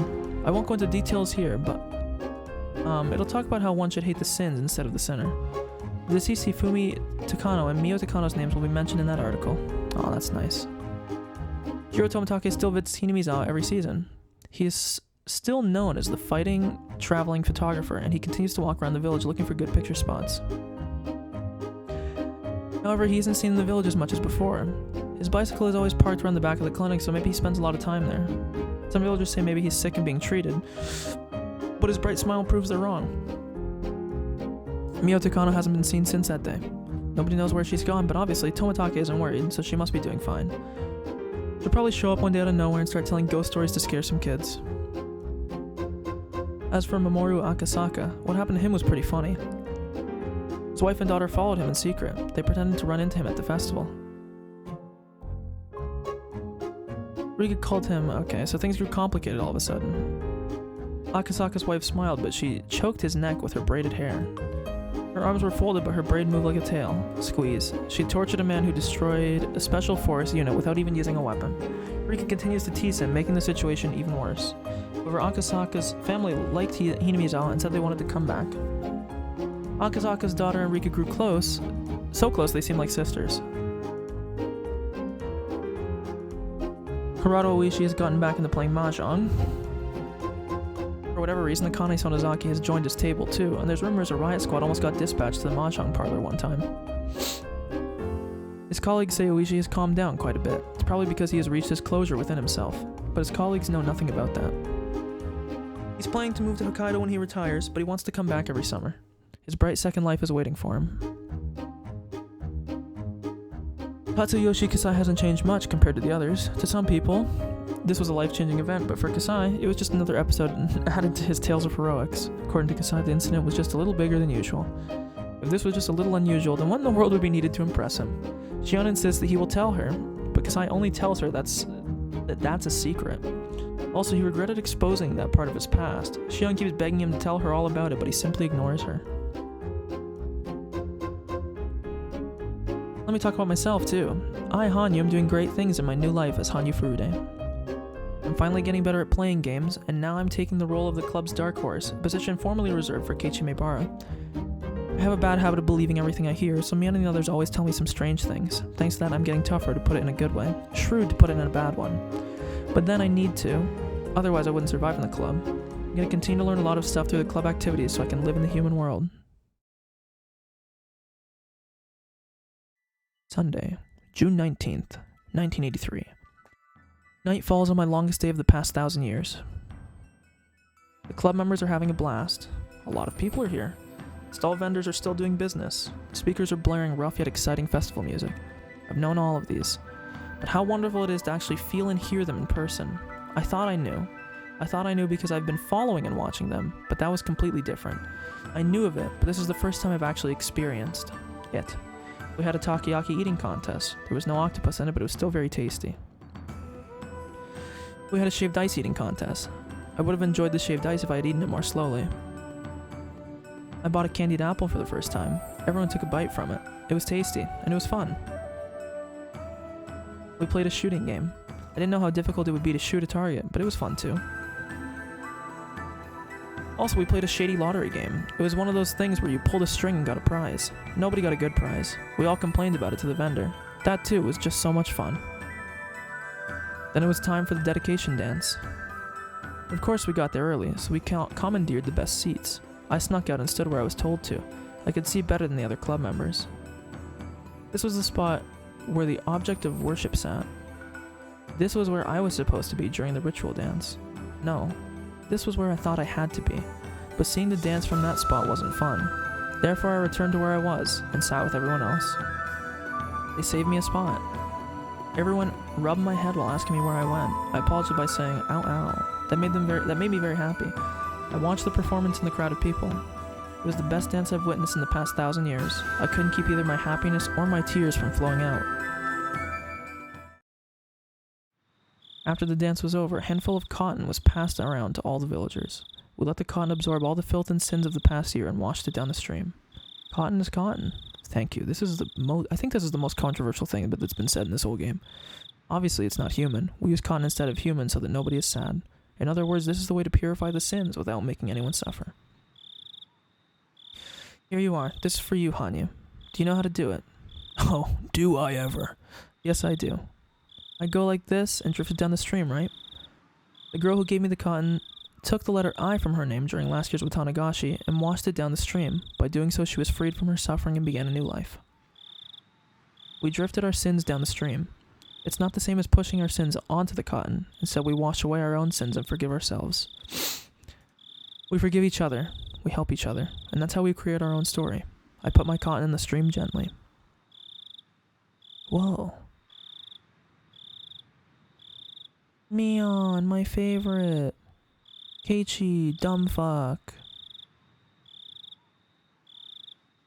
Satoko actually looks presentable here. Rika, always wearing like the weirdest shit ever. Hanyu, based. Shion, kind of a cunt. The cotton went down the stream, into the world where sins are cleansed. I let my bare feet soak in the clear stream. Is there a different art for this, by the way? Okay, no.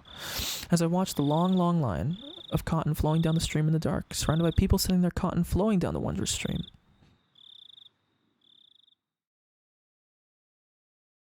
And we slowly fade to black. Mion, no.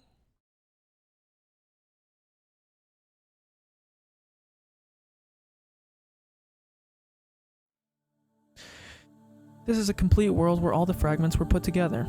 This is an ideal world. What else is there? What else do you need? Hanyu Furude still wants more, because we can be even happier than this. We can be happier if we wish to be. Not a long time from now, but in the near future. Then when is it? I told you it's in the near future. We will be happy then too, see?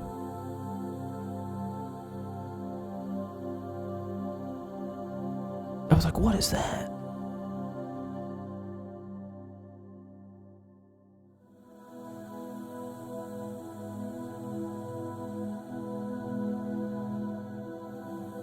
Everyone is entitled to happiness. The difficult part is accepting that. Everyone is entitled to happiness. The difficult part is fulfilling that. I too am entitled to happiness. The difficult part is working out a compromise. Because from now on, I'm going to live a much happier life. I'm not going to compromise with just this. We'll retrieve all the happiness that we missed. 100 years worth for me, 1,000 years worth for you.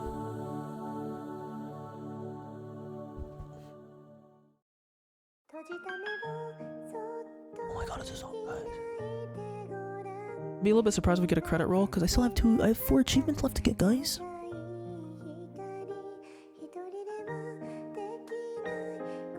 I will not click, because I don't want it to do something bad.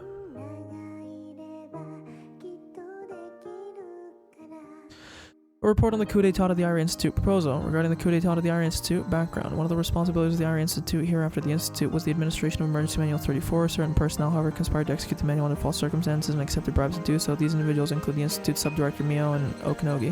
Authorities of the Institute were detained immediately. An emergency response unit was sent to attack the Institute and detain all inside. The workers of the Institute all surrendered and they were promptly secured to headquarters. Regarding the commission officers, the Inquiry Committee has confirmed that Lieutenant Colonel had nothing to do with the incident. However, due to the responsibility to supervise the Institute, he was handed over to the disciplinary committee, which would remove him from the official capacity as director. However, he was instructed to remain. I gotta read in my head, sorry. She is infected, her condition becomes severe. He's accomplice. He accepted bribes. For the original plan, the research project he needs all conclude within 3 years. New director of Center of the Hardcore. Additional information. Some members of the Inquiry Committee have raised concerns about the management of the investigation. The right personal opinion. It's acceptable if I may obtain your approval. Nomura.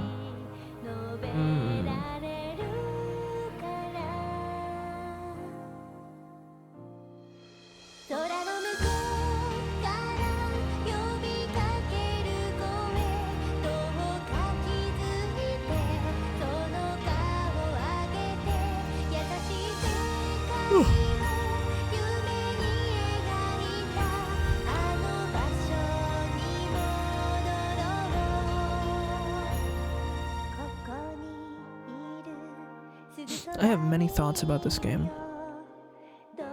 Almost too many, because this game was literally like 140 fucking hours long. So I don't think it's even possible to summarize all of them at once.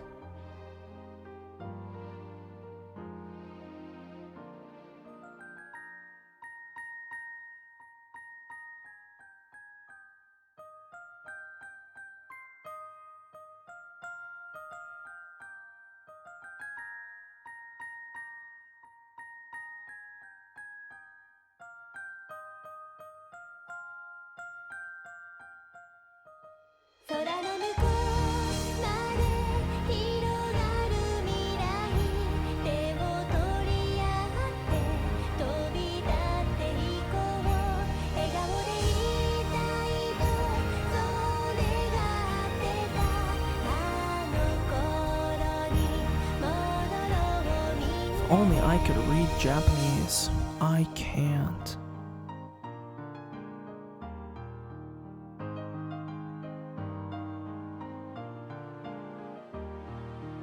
This part of the VOD will probably end up getting muted because it's probably a copyrighted song, so enjoy it while you can, fuckers.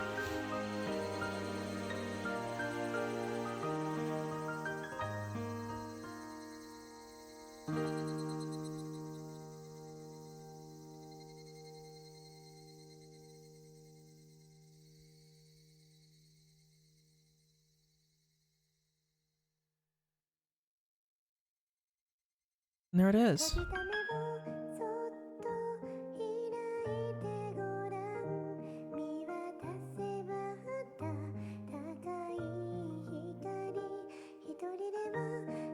I need to click?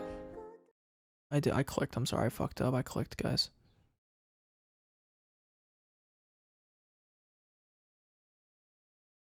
Clicked again. Waiting.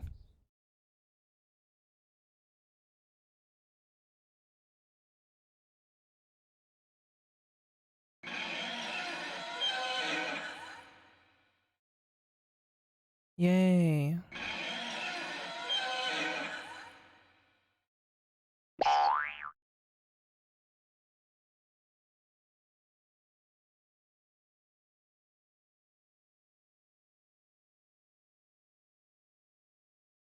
And so the Shining Future. Finish the final battle. Wait, we gotta get the possibilities of forever, guys. There's still another last achievement.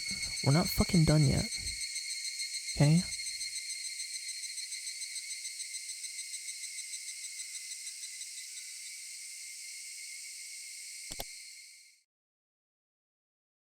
Tips. Forbidden Treasure. Onigari no Ryuo. Ryuo? I don't know how you say that. The Forbidden Treasure. Onigari no Ryuo. It's the most valuable asset of the Furude Shrine that's kept in the ritual storehouse. In ancient times, when this place was a chaotic world of both humans and demons, this precious sword defeated the demon god. However, nobody's seen it for 1,000 years. According to the legend, it is sealed in the statue dedicated to Oyashiro in the ritual storehouse. Because of its structure, as long as the belief in Oyashiro-sama continues, I said Sama! Fuck dude, I try so hard not to say them, I said it. Continues, it will remain a forbidden tool forever sealed away. Also, it is only mentioned in the Forbidden Scrolls of the Furude Shrine. Therefore, only a handful of the Furude family heads have ever known about its existence. According to the several of these Forbidden Scrolls, the sword is shaped like a willow branch. Compared with odd. There are some ink paintings of the sword made by a few Furude heads, but none of them match that description. That means they drew these pictures from their imagination. The legend says there was a girl named Ouka, who received a divine message that commanded her to defeat the demon god. However, neither the sword of humans or demons could conquer the demon god. It would require a blade that was neither a human sword nor a demon sword. Only a sword that mixes human and demon qualities could defeat the demon god. It has been said repeatedly that the ancestors of Hinamizawa are half demon and half human. Ouka Furude, dates unknown, is said to be the first person whose blood was mixed in that way. This description is what conveys that. Heaven gave Ouka a precious sword, or Ouka, I don't know how you say this, Ouka is how we're going to go with it. The precious sword was shaped like a willow branch. Its tip split 3 ways, which symbolize heaven, earth, and people in unity. It also symbolizes the harmony between heaven, demons, and humans. Ouka headed to the swamp where the demon god hid and defeated him with his treasured sword. Each Forbidden Scroll describes how she defeated the demon god differently. Some say she disciplined him, some say he ran away, some say he surrendered. What happened to the demon god afterward is unclear too. The Old Scroll says the precious sword destroyed the demon god's horn, but other books don't mention that. The precious sword that defeated the demon god was then enshrined and was named Onigari no Ryuo. Ouka sealed the precious sword in the deepest place of the shrine to hide its existence forever. Even if it was created to slay the demon god, the sword didn't belong in this world anymore, and shouldn't exist on the face of the earth. Some said that was why it was removed from the human world. But some said Ouka was a daughter of the demon god, and that she wanted to banish the sword that killed her mother. The ancient cult of Oyashiro suggested Oyashiro was the demon god, the source of the chaos, the source of all that was evil, and the source of all friction. To prevent the demon god from returning to the human world through worship and comfort is the root of that ancient cult. This may be a type of cult devoted to an evil god. This is the idea that it's not worshipped for protection but to stave off a curse, linked slightly to the modern worship of Oyashiro. It seems slightly distant from the modern worship that asks for Oyashiro's blessing and sees him as a god of marriage and good relationships. It fosters the argument that humans are good by nature, saying that all discord is the work of Oyashiro, and there are no demons in the world of man. After that, the legend continues on what we know today, the harmony of humans and demons. But in this era, all the scrolls on the origin of the belief in Oyashiro and the scrolls of the matriarch of the Furude family have been sealed due to being forbidden. That happened probably because the new image of Oyashiro, that of a loving and affectionate god, and the ancient image of Oyashiro, the source of all evil, didn't match. It became too difficult to explain the faith's doctrine. Also, if one believes the forbidden scrolls, the Furude family has descended from the one who killed her own mother. That would mean their blood was cursed. If all of that is true, then today's faith is very different from the one that was started by the matriarch. Of the leaders of the Furude family from the hundreds of years ago, one of the leaders of the Furude family from hundreds of years ago wrote this. The Onigari no Ryuo, the legendary precious sword, is a symbol of both the Furude family and the sins of the human world. It was an era where people pushed the source of their evil onto others and could only purify their sins by killing one another. The matriarch took in the root of all evil herself and let her child murder her. That was how this place was freed from chaos. Matriarch usually means Ouka Furude, but sometimes it means her mother.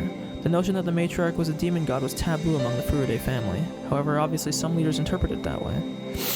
When the Furude family, or when the world of man commits the foolish act of seeking to blame others and tries to return to the world of demons, that is when faith will disappear, and the statue's head will shatter. That's when the Onigari no Ryuo will reappear to us. The second coming will once again revive the memory of the Furude family's forgotten sins. He is the demon god of fictional legend, or someone who actually existed. In some rare cases, babies were born with horns, but they were called children of the demon god. Descendants of the Furude family who will read this, the myths passed down by our forbidden scrolls are numerous and their content vastly differs. But don't get caught up in the smoke. No matter how different all these scrolls are, there is one thing they all want to convey. Search the heart of Ouka Furude, the one who sealed the Onigari no Ryuo forever. That is the fate that all the Furude family leaders must understand.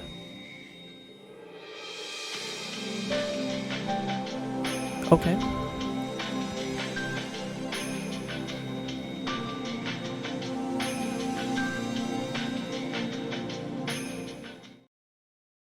Wow, I got an achievement for reading all the tips, and so I'm guessing this achievement will be to hit continue, right?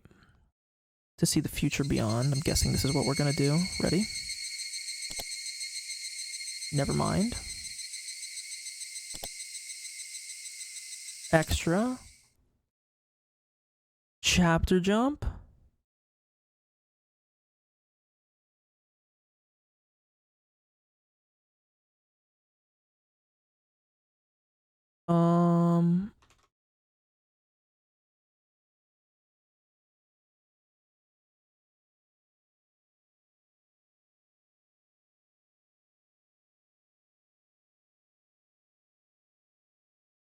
Oh, it's a secret achievement. Oh, I see. Oh, Peter.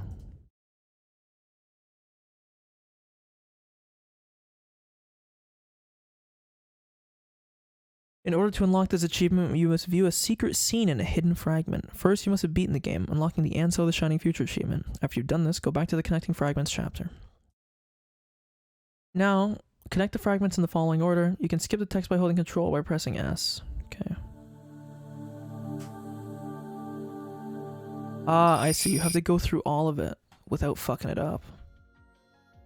Ah, haha. So if you were a good old gentleman, you would have got it. Okay. So, we're just gonna skip all this because we've gone through all these. Get ready, folks. We're gonna be here for a hot minute. There was Uno. Dos is this one.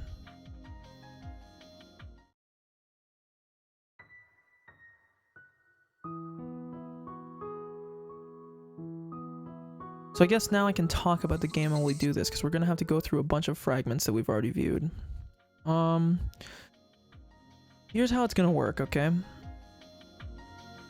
I'm not gonna explain my whole thoughts on this because I think I need time to rest on it. This game is so fucking long that it'd be like very impossible to get all my thoughts on the game succinctly in like any reasonable period of time.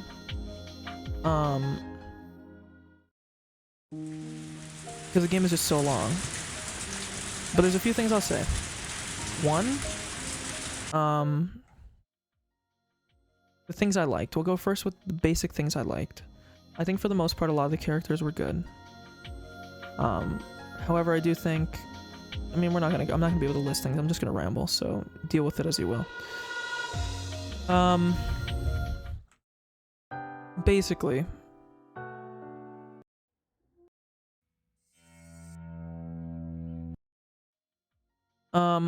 one, I really thought the ending would be more satisfying, to be honest with you. And not that it wasn't satisfying, like I do think the final ending was okay. But,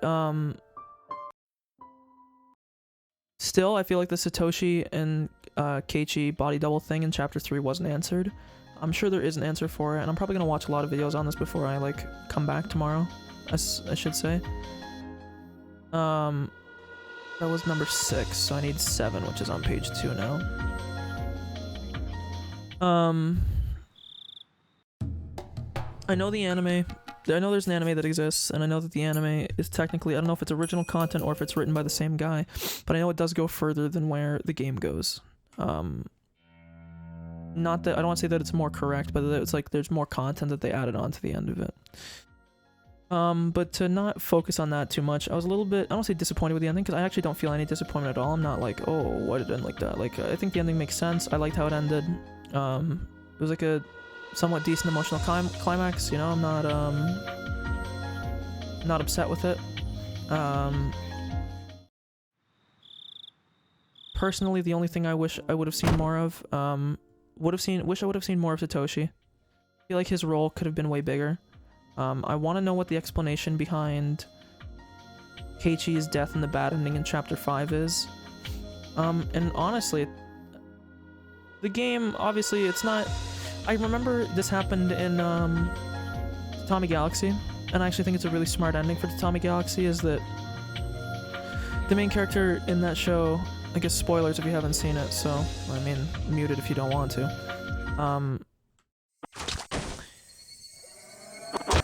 A lot of the show is focused on like his internal strife, and a lot of part of the internal strife is the fact that there's this girl that he likes in this repeating time period that he's living through, and he can't ever seem to like break through to her. He doesn't seem like he can ever like put the things together to make it work out. And eventually, after everything lines up right towards the end, and he, kind of similar to this, like has a big epiphany and does what he needs to do, they end up getting together in the end. But I like that in that show, once it happens, they don't dwell on it, because their actual, like, the events of their relationship is not important. It's more so the outcome that was important. My only thing with this game is I feel like after all the suffering, I feel like Mion went through like so much dog shit. I feel like it would have been nice to see a more resolute, like, actual specific end for... One, I'm just a Mion simp, so I just want to see a better ending for her. Again, the game already clearly implies, with the whole thing with Shion, with Satoshi, and with Mion and Keiichi, that that's kind of the writing on the wall. So it doesn't necessarily need to play out in events. Like, you can make your own headcanon and it kind of fits, and I mean, it's clearly what was intended, at least in the way that it was written. So I'm not necessarily upset that it wasn't shown out, but I at least would have liked to get a confirmation of it. I feel like my biggest criticism of this game is my criticism of almost all VNs. And whenever I get around to playing Yumi Neko, which actually isn't as far off as you might think, it will not be right after this, but I will probably be starting it sometime this year. Not very long either, I would assume sometime in the summer. But my biggest problem with a lot of VNs is they're just exceptionally long-winded. And it feels like they pad a lot of their dialogue when it really doesn't need to be padded as much as it is. And that becomes really frustrating at a certain point. Danganronpa, that is like my #1 criticism of it. And I understand for these games. With this game, I won't give Danganronpa a pass for it. With this game, maybe I can give it a little bit more of a pass, but with the length of this game and the fact that Actually, no. I won't give either of the games a pass.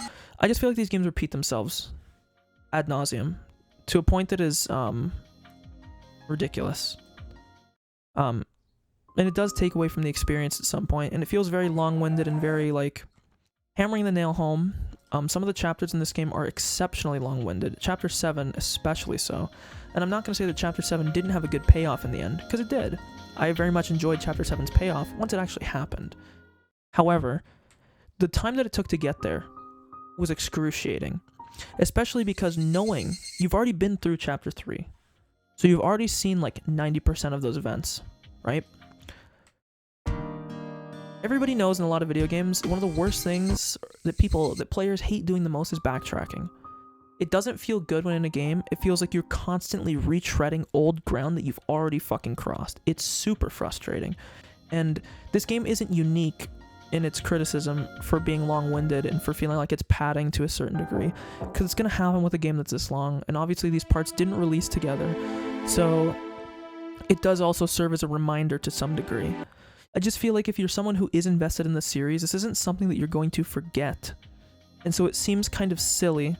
Like, realistically, if someone's playing Chapter 7, they're probably going to play the whole series, right? Even if they were playing it while it was releasing. Somebody who is playing Chapter 7 is probably someone who is devoted enough. If they make it to Chapter 7, regardless of whether they're playing it all in one sitting, or I should say sequentially because everything is already out, or whether they were waiting for it on release, there's clearly someone who's invested in it. You don't need to constantly berate me with details that I already know and tell me shit that's new or shit that's not new, shit that I've already known over and over and over and over. At that point, it just becomes infuriating.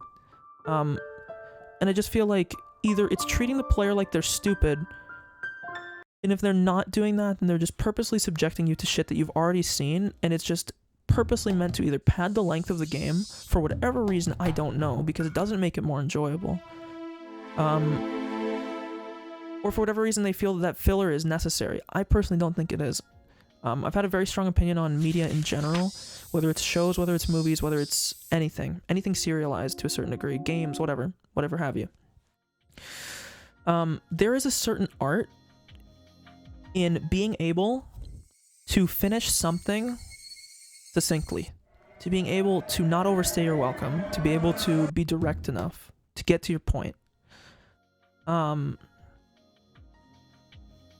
Not to use this as an example, because I haven't seen the show, and as much as I meme on it, I don't know whether I would like it or not. I don't think I would, because I don't think it's up my alley. But, for instance, I've always memed that a show like One Piece, or if you want to be more specific, I guess we can use a Eastern animation stuff, something like Grey's Anatomy, something like General Hospital, something like The Young and the Restless. The fact that these shows still exist after thousands of episodes, this isn't some credit that you should be giving the writers.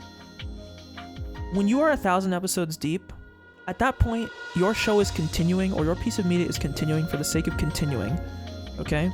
And I say this maybe more so as someone who, if I were to write something, or if I were to make a product of something, I would want it to be more remembered than I would want it to be, I would want it to be viewed as a work of art, in a sense, and not so much just as a product to sell to people. And I feel like when you're 1,000 episodes in, or when you're however many seasons long, you've abandoned the goal of telling a story, and you're just there for profit, or for some other ulterior motive. Something that isn't just telling the story or the vision that you had. And I feel like that you lose something when you do that. So regardless, I don't need to get into too big of a spiel on this, but it's something I have a really huge problem with a lot of fucking media, is not knowing when to end. I don't want to say stopping while you're ahead, because there's a certain implication with saying that, but knowing that you don't need to run your show into the ground, or beat it to death, or milk it for every fucking drop that it has left in it. And that oftentimes, it's probably better just to leave it as a nice, better, completed package with a good bow on it, than to,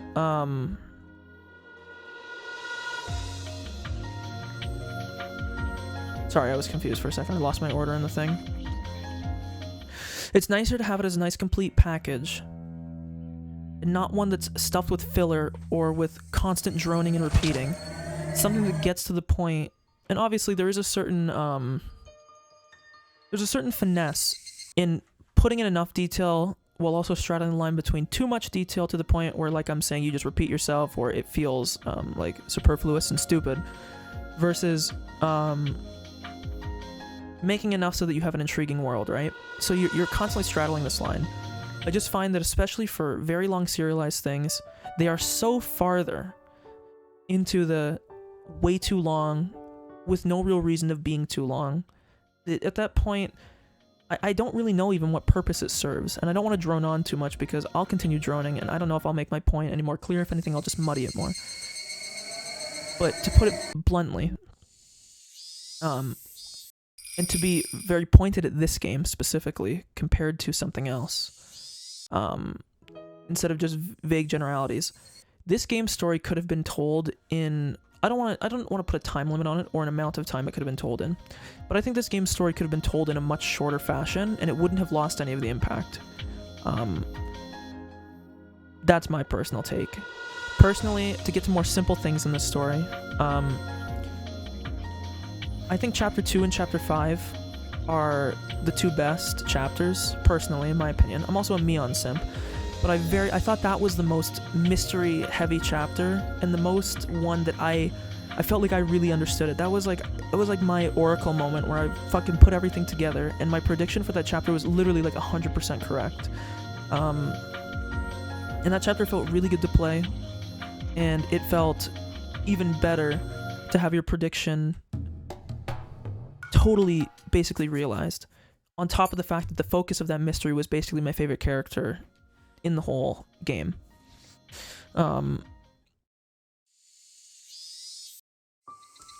My other criticism I have of this game is the first 3 chapters or so, you get a very clear idea of like the game, and you feel like you kind of grasp like where the game is going. And then it feels like starting with chapter 4, you kind of jackknife, and you start to go down like a different path. And chapter 5, put it this way, I just feel like a lot of characters got thrown to the backdrop as the story progressed. Like, realistically, every character has their big moments. Mion and Shion's big things are in chapter 2 and 5, and of course they exist in the other timelines, but we all know that their biggest shining moments are in 2 and 5, and there's other like tiny things. Like, I thought Mion had a really good showing towards the end of this chapter. There was a big focus on her, I thought, which was kind of nice. But for the most part, especially like Keiichi is forgotten as a character. Keiichi literally after chapter 3, Keiichi is basically not even the main character anymore, like at all. And not to say that's a bad thing, because I'll be honest with you, I don't really find Keiichi like a super exciting or interesting main character. He ain't bad, but he's not good either. He's just not very exemplar. He's just a very typical, like, I hate to like pigeonhole everything to like anime, but he just feels like a very typical like anime, like, believe in my friends, like the power of friends. Like, okay, whatever. I don't really find him very interesting as a character. My favorite characters in this game are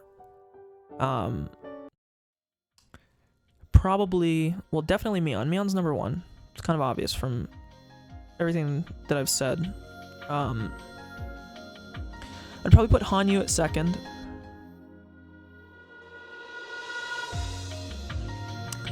I would put probably Takano at 3rd. And then like Rika and Shion probably tied for 4th. And after that, it's kind of just a display of characters I'm not really too fond of. I don't really care about them all that much.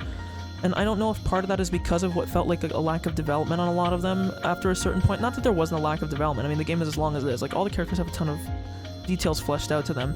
It just feels really weird how... And I know obviously Rika is kind of the real protagonist of this game, and I think that's maybe why Keiichi got abandoned.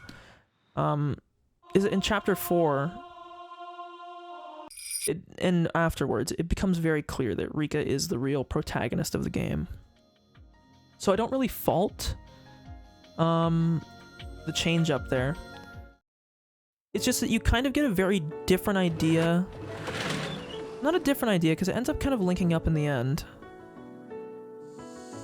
But the way that I thought the mystery was going to play out after the first 3 chapters, or the way that I thought the mystery of the game was going to work, did not really end up being true at all.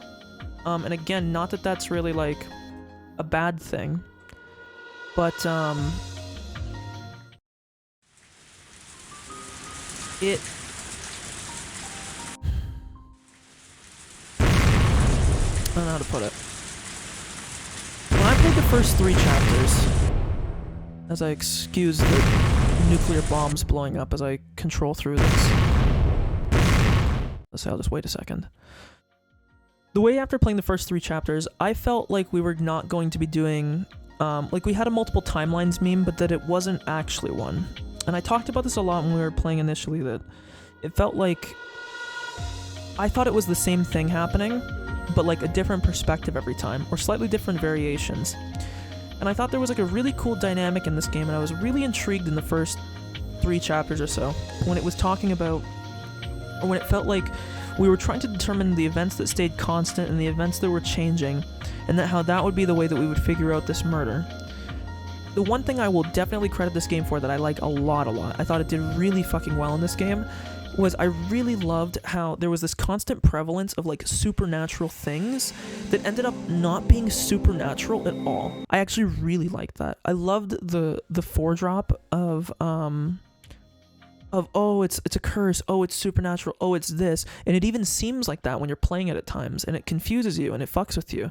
But then later on, it reveals itself, and it doesn't actually end up being like that. You find out that everything does have a real reason behind it, and I really like that a lot. I just thought it was a really clever thing, and they weaved the folklore of the village and the reality of the situation very well within each other.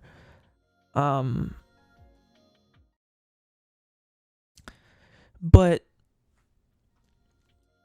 I don't know, there's just a lot to think about with this game, especially with the large break I took with it.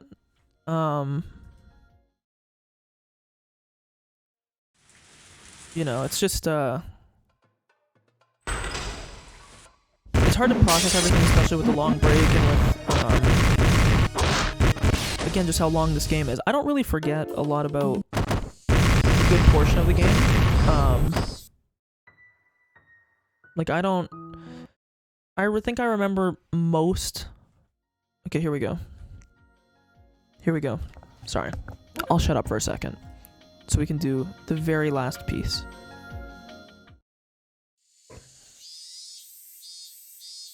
I'm gonna play outside.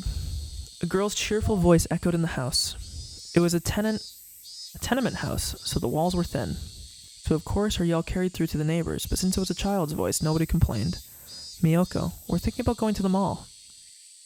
Her father's voice didn't reach the girl because all she was thinking about was making a new secret base with her friends in the field. Her father knew the girl had been looking forward to going to the mall, and that if they went without her, she would be upset.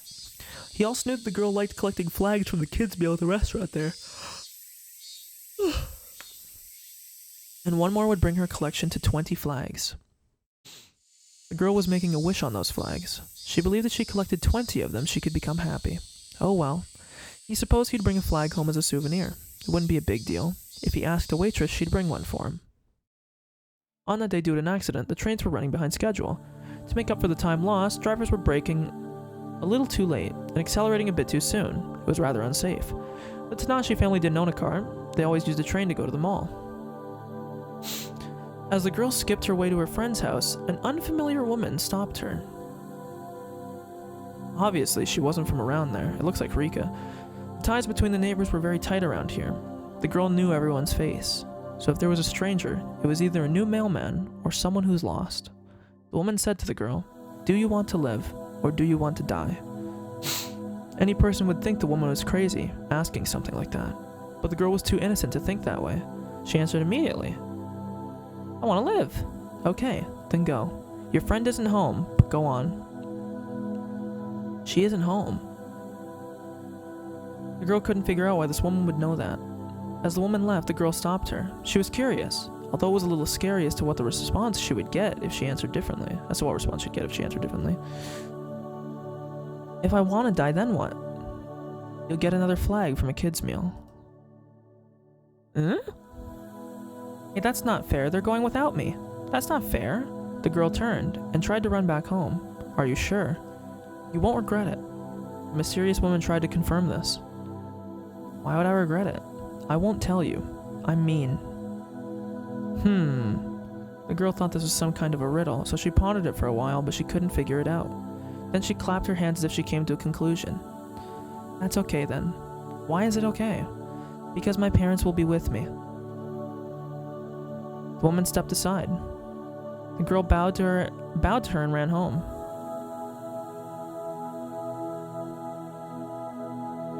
She saw her parents locking the door to leave. The girl jumped on them and nagged them that she wanted to go too. The girl was going to go to the mall with her family. Family headed to the train station, waited for a train to arrive, and got on it. The driver was feeling the pressure to make up for the delay, and the passengers could tell that from the way he was driving. The girl noticed the unusual swaying of the train. She stood on her knees and looked out the window. Her mother told her to sit down because it was dangerous. The girl stuck her tongue out. Then, the train reached a very big and very sharp curve. The train tilted in that direction, and all the people were shoved to the side. They were all squished together and grumbled about it. Then, the train continued to...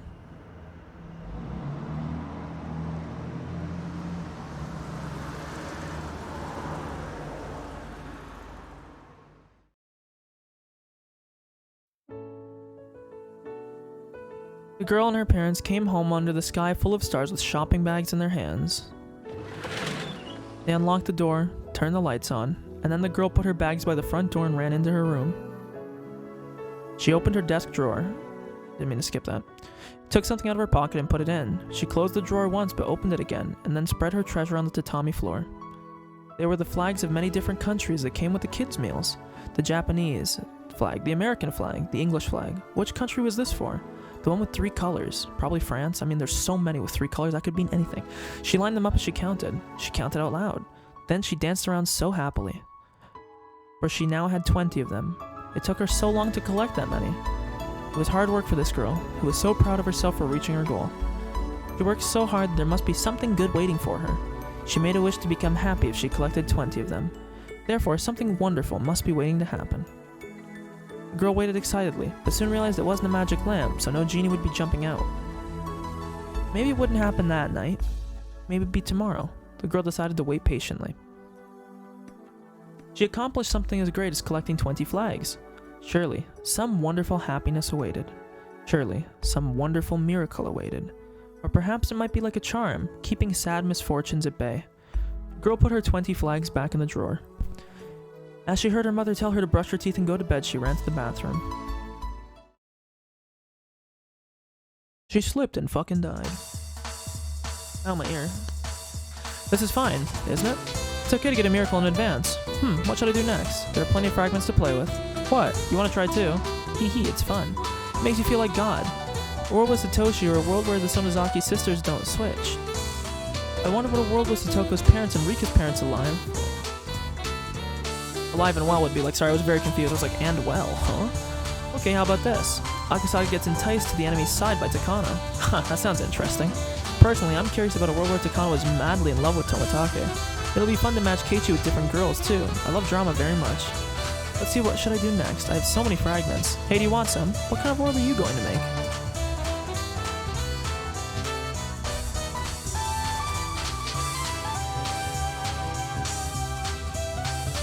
The world of Higurashi, when they cry, will move on even without us. There are many dreams, possibilities, and miracles in that world. There are innumerable fragments, all interweaved with another. I've shown you a small number of those fragments, but it's up to you to play with the rest of them.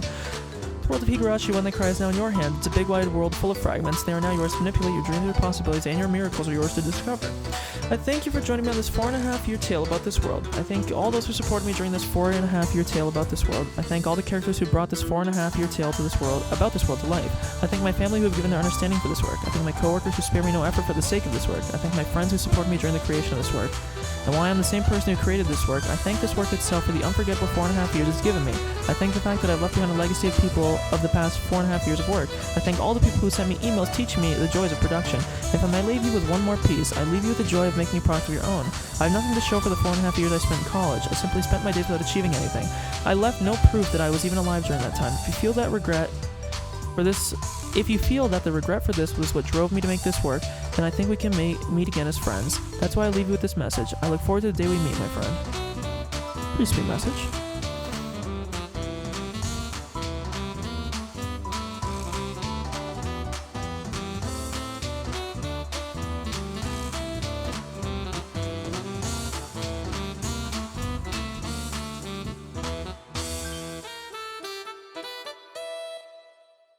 Do do do.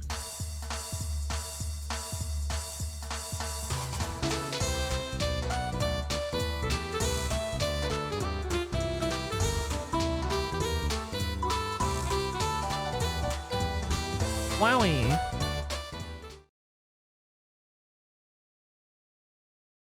Possibilities of forever. Now we'll do the staff conversation, folks. We're done. I'll say this now. Or in the future, whether or not, whatever it might be. Whenever I start the next stream, I will give my opinions on the game at the start of it. And I'll try to do so in a more succinct way instead of just the rambling that I did. Just so that if my opinions on the game want to be known, because I am kind of tired, my throat is very sore, I don't really want to talk anymore tonight. It's been 2 days, 12 hours back to back of basically fucking reading out loud, which is not only much slower, but much more annoying. I'm gonna do the staff room reading now. I'm gonna close the game. I'll play the same song I did yesterday because it's still stuck in my head. That'll be the last thing. Hello, this is Ryukishi07. Thank you for playing. Thank you very much for playing Higurashi When They Cry Until the End. Such a long name is in a way the solution episode for the situation with Takano and the kids starting from halfway through Higurashi. Higurashi, which one was that? That was chapter 7. How can they defeat Takano's conspiracy? How can they reach their ideal ending? I wrote this episode as a duel between you, the reader, and me, the writer. So if you think you created a better resolution, world, than my Matsuribayashi, that means you've defeated Ryukishi07 in this duel. I can't say it, I'm sorry. I, Ryukishi07, have provided 2 resolutions. One is how to fight against Takano. First, here's a hint from the Higurashi chapter. You find out about Takano's conspiracy, which relies on Emergency Manual 34. Next, here are hints from the Watanagashi and Miyakashi chapters. It has been 48 hours after Rika's death, yet the village is peaceful. If you put those 2 things together, obviously the basis of the emergency manual which Hifumi Takano wrote, that everyone will develop terminal symptoms within 48 hours, isn't true. That's actually cool. When you put these 2 together, you can recognize that if Rika's body was discovered 48 hours after her death, then it's possible to prevent the final operation. If the Matsuribayashi chapter, in the Matsuribayashi chapter, or Matsuribayashi, I wrote about an attacking side and defending side like a novel. If I were to simply write about the resolution, all I had to write was for Oishi to announce that Rika died at least 48 hours ago, and Takano's conspiracy would fall apart once the news reached Tokyo. This was rather an easy resolution, like a puzzle, so I'm sure many of you got this right. The other resolution was the ideal ending for this world. To answer this, I have to explain the worldview of this story first. There are hints all over, but the crucial ones are in the Higurashi, I don't know how you say these fucking words, man, I'm sorry, in Higurashi chapters. Toko's uncle comes home and Toko's life becomes miserable. How can she be rescued from that situation? If this story was an exercise in murder, then the Higurashi chapter is the correct answer. Keiichi kills Teppei and hides his body well. That's a happy ending. But it didn't end the episode that way, instead it denied it with a bad ending. The resolution the worldview of Higurashi When They Cry advocates is a non-violent one, with everyone united together.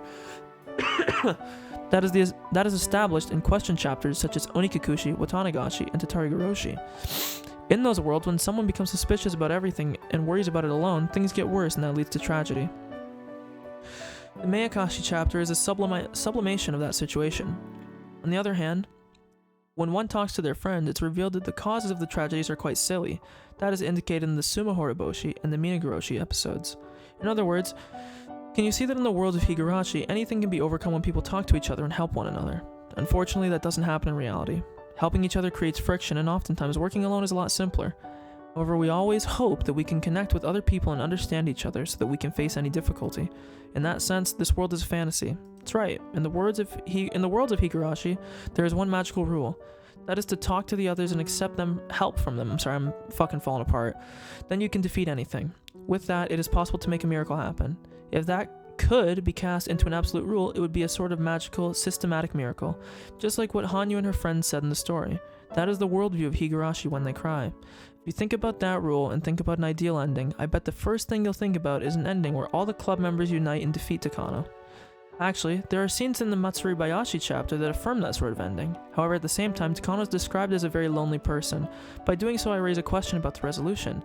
Everyone else unites, defeats Takano, and makes her into a sacrifice. This is a happy ending for everyone except Takano. It is a very popular style of story for the protagonist to unite together and sacrifice the antagonist.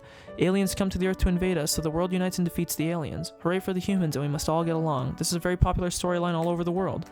There are plenty of stories that use aliens, devils, or monsters as clear bad guys and make them into sacrifices. Two parties fighting with each other become allies once the third party shows up. Storylines like these are indeed exciting. By adding a sacrifice, differing parties unite and become allies. To create this situation, there has to be always the third party, the sacrifice as well. I'm sure many of those who created such stories must have already noticed that. We always add a third enemy that can't possibly unite with us. To make up with each other, we try to find a common enemy. Am I the only one who feels that describes our world today? In reality, this world belongs only to humans. There are no allies, aliens, or devils, or monsters. So for us to find an enemy, we'll have to fight each other forever. To make up with each other, we need a new enemy, so we just end up fighting someone else. In this chapter of Higurashi, I declared that to be the demon of the world of man.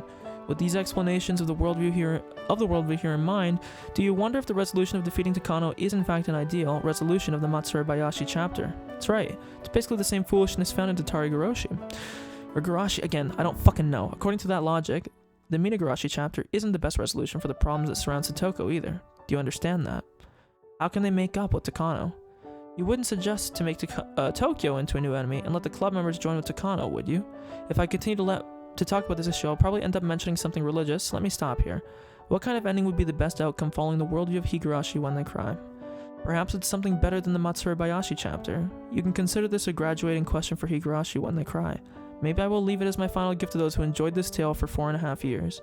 Thank you for reading this extremely complicated story. Yeah, no fucking kidding. In the end, what was all this for? I don't know. If I were to put the answer to that question in one word, it would be entertainment. It's not important if you were able to answer the riddles. After all, if you enjoyed yourself, you won. Ryukishi Yosef will continue to challenge you. Higurashi When They Cry ends here, but I hope I get to see you again in a different world. What kind of work do I want to create next? Maybe it's fitting to choose my next work from an infinite number of possibilities while listening to the chorus of the Higurashi.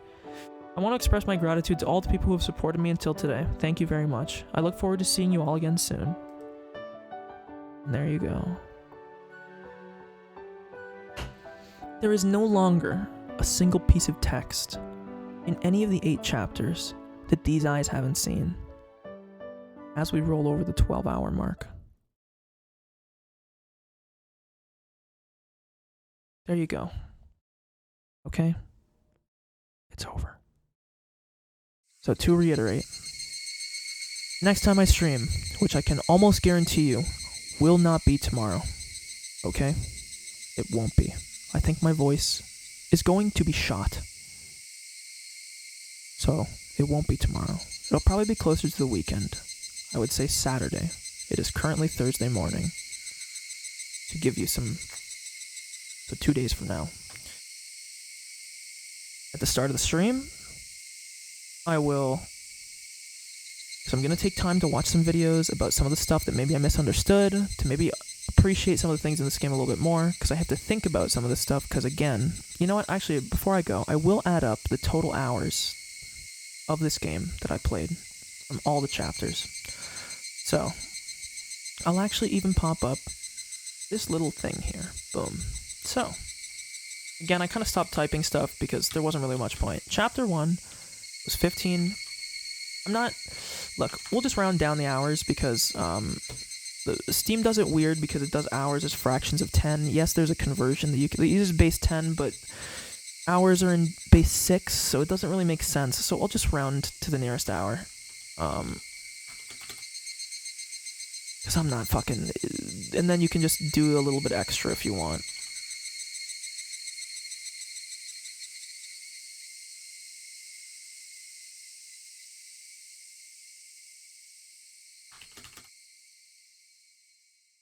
Almost all of these have been rounded down. Actually, all of them have been rounded down so far, so... This is the first one that's rounded up.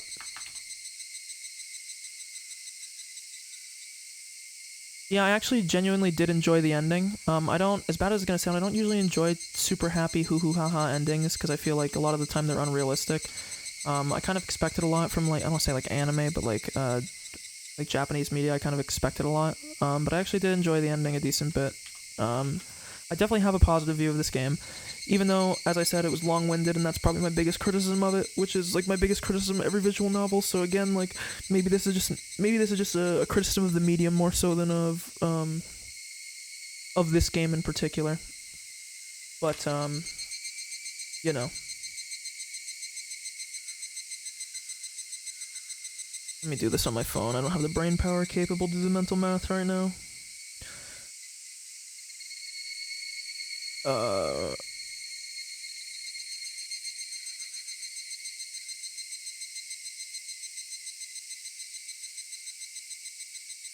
139 hours, and if you include all the leftovers that I rounded down for, it's probably approximately 140 hours of gameplay.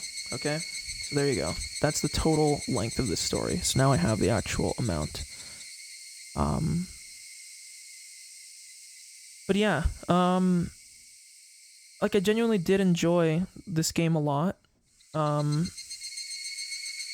I'll save my thoughts because again, I'm just gonna ramble. I've been up for way too long. I'm not gonna make any coherent points at all. We'll just leave it at that for now. The game was definitely good. We'll just put it at that. The game was good. I'll give you a provisional rating. The provisional rating, and I'm not gonna say this is, would be around a 7.5 to an 8. I have to think about it more because I know there is intricacies and fine details I missed. So I'm not gonna sit here and I'm not gonna sit here and say that's what my final rating will be because it won't be. Could go higher, could go lower. It will most likely go higher because I know there's stuff I've missed. I will probably expect it to finish around an 8.5 or a 9 after I comb through shit, whatever. But it was definitely good. I don't regret playing it.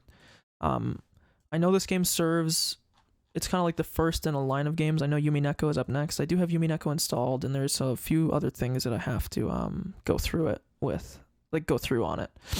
I know Yumi Neko is longer, or at least generally is considered longer.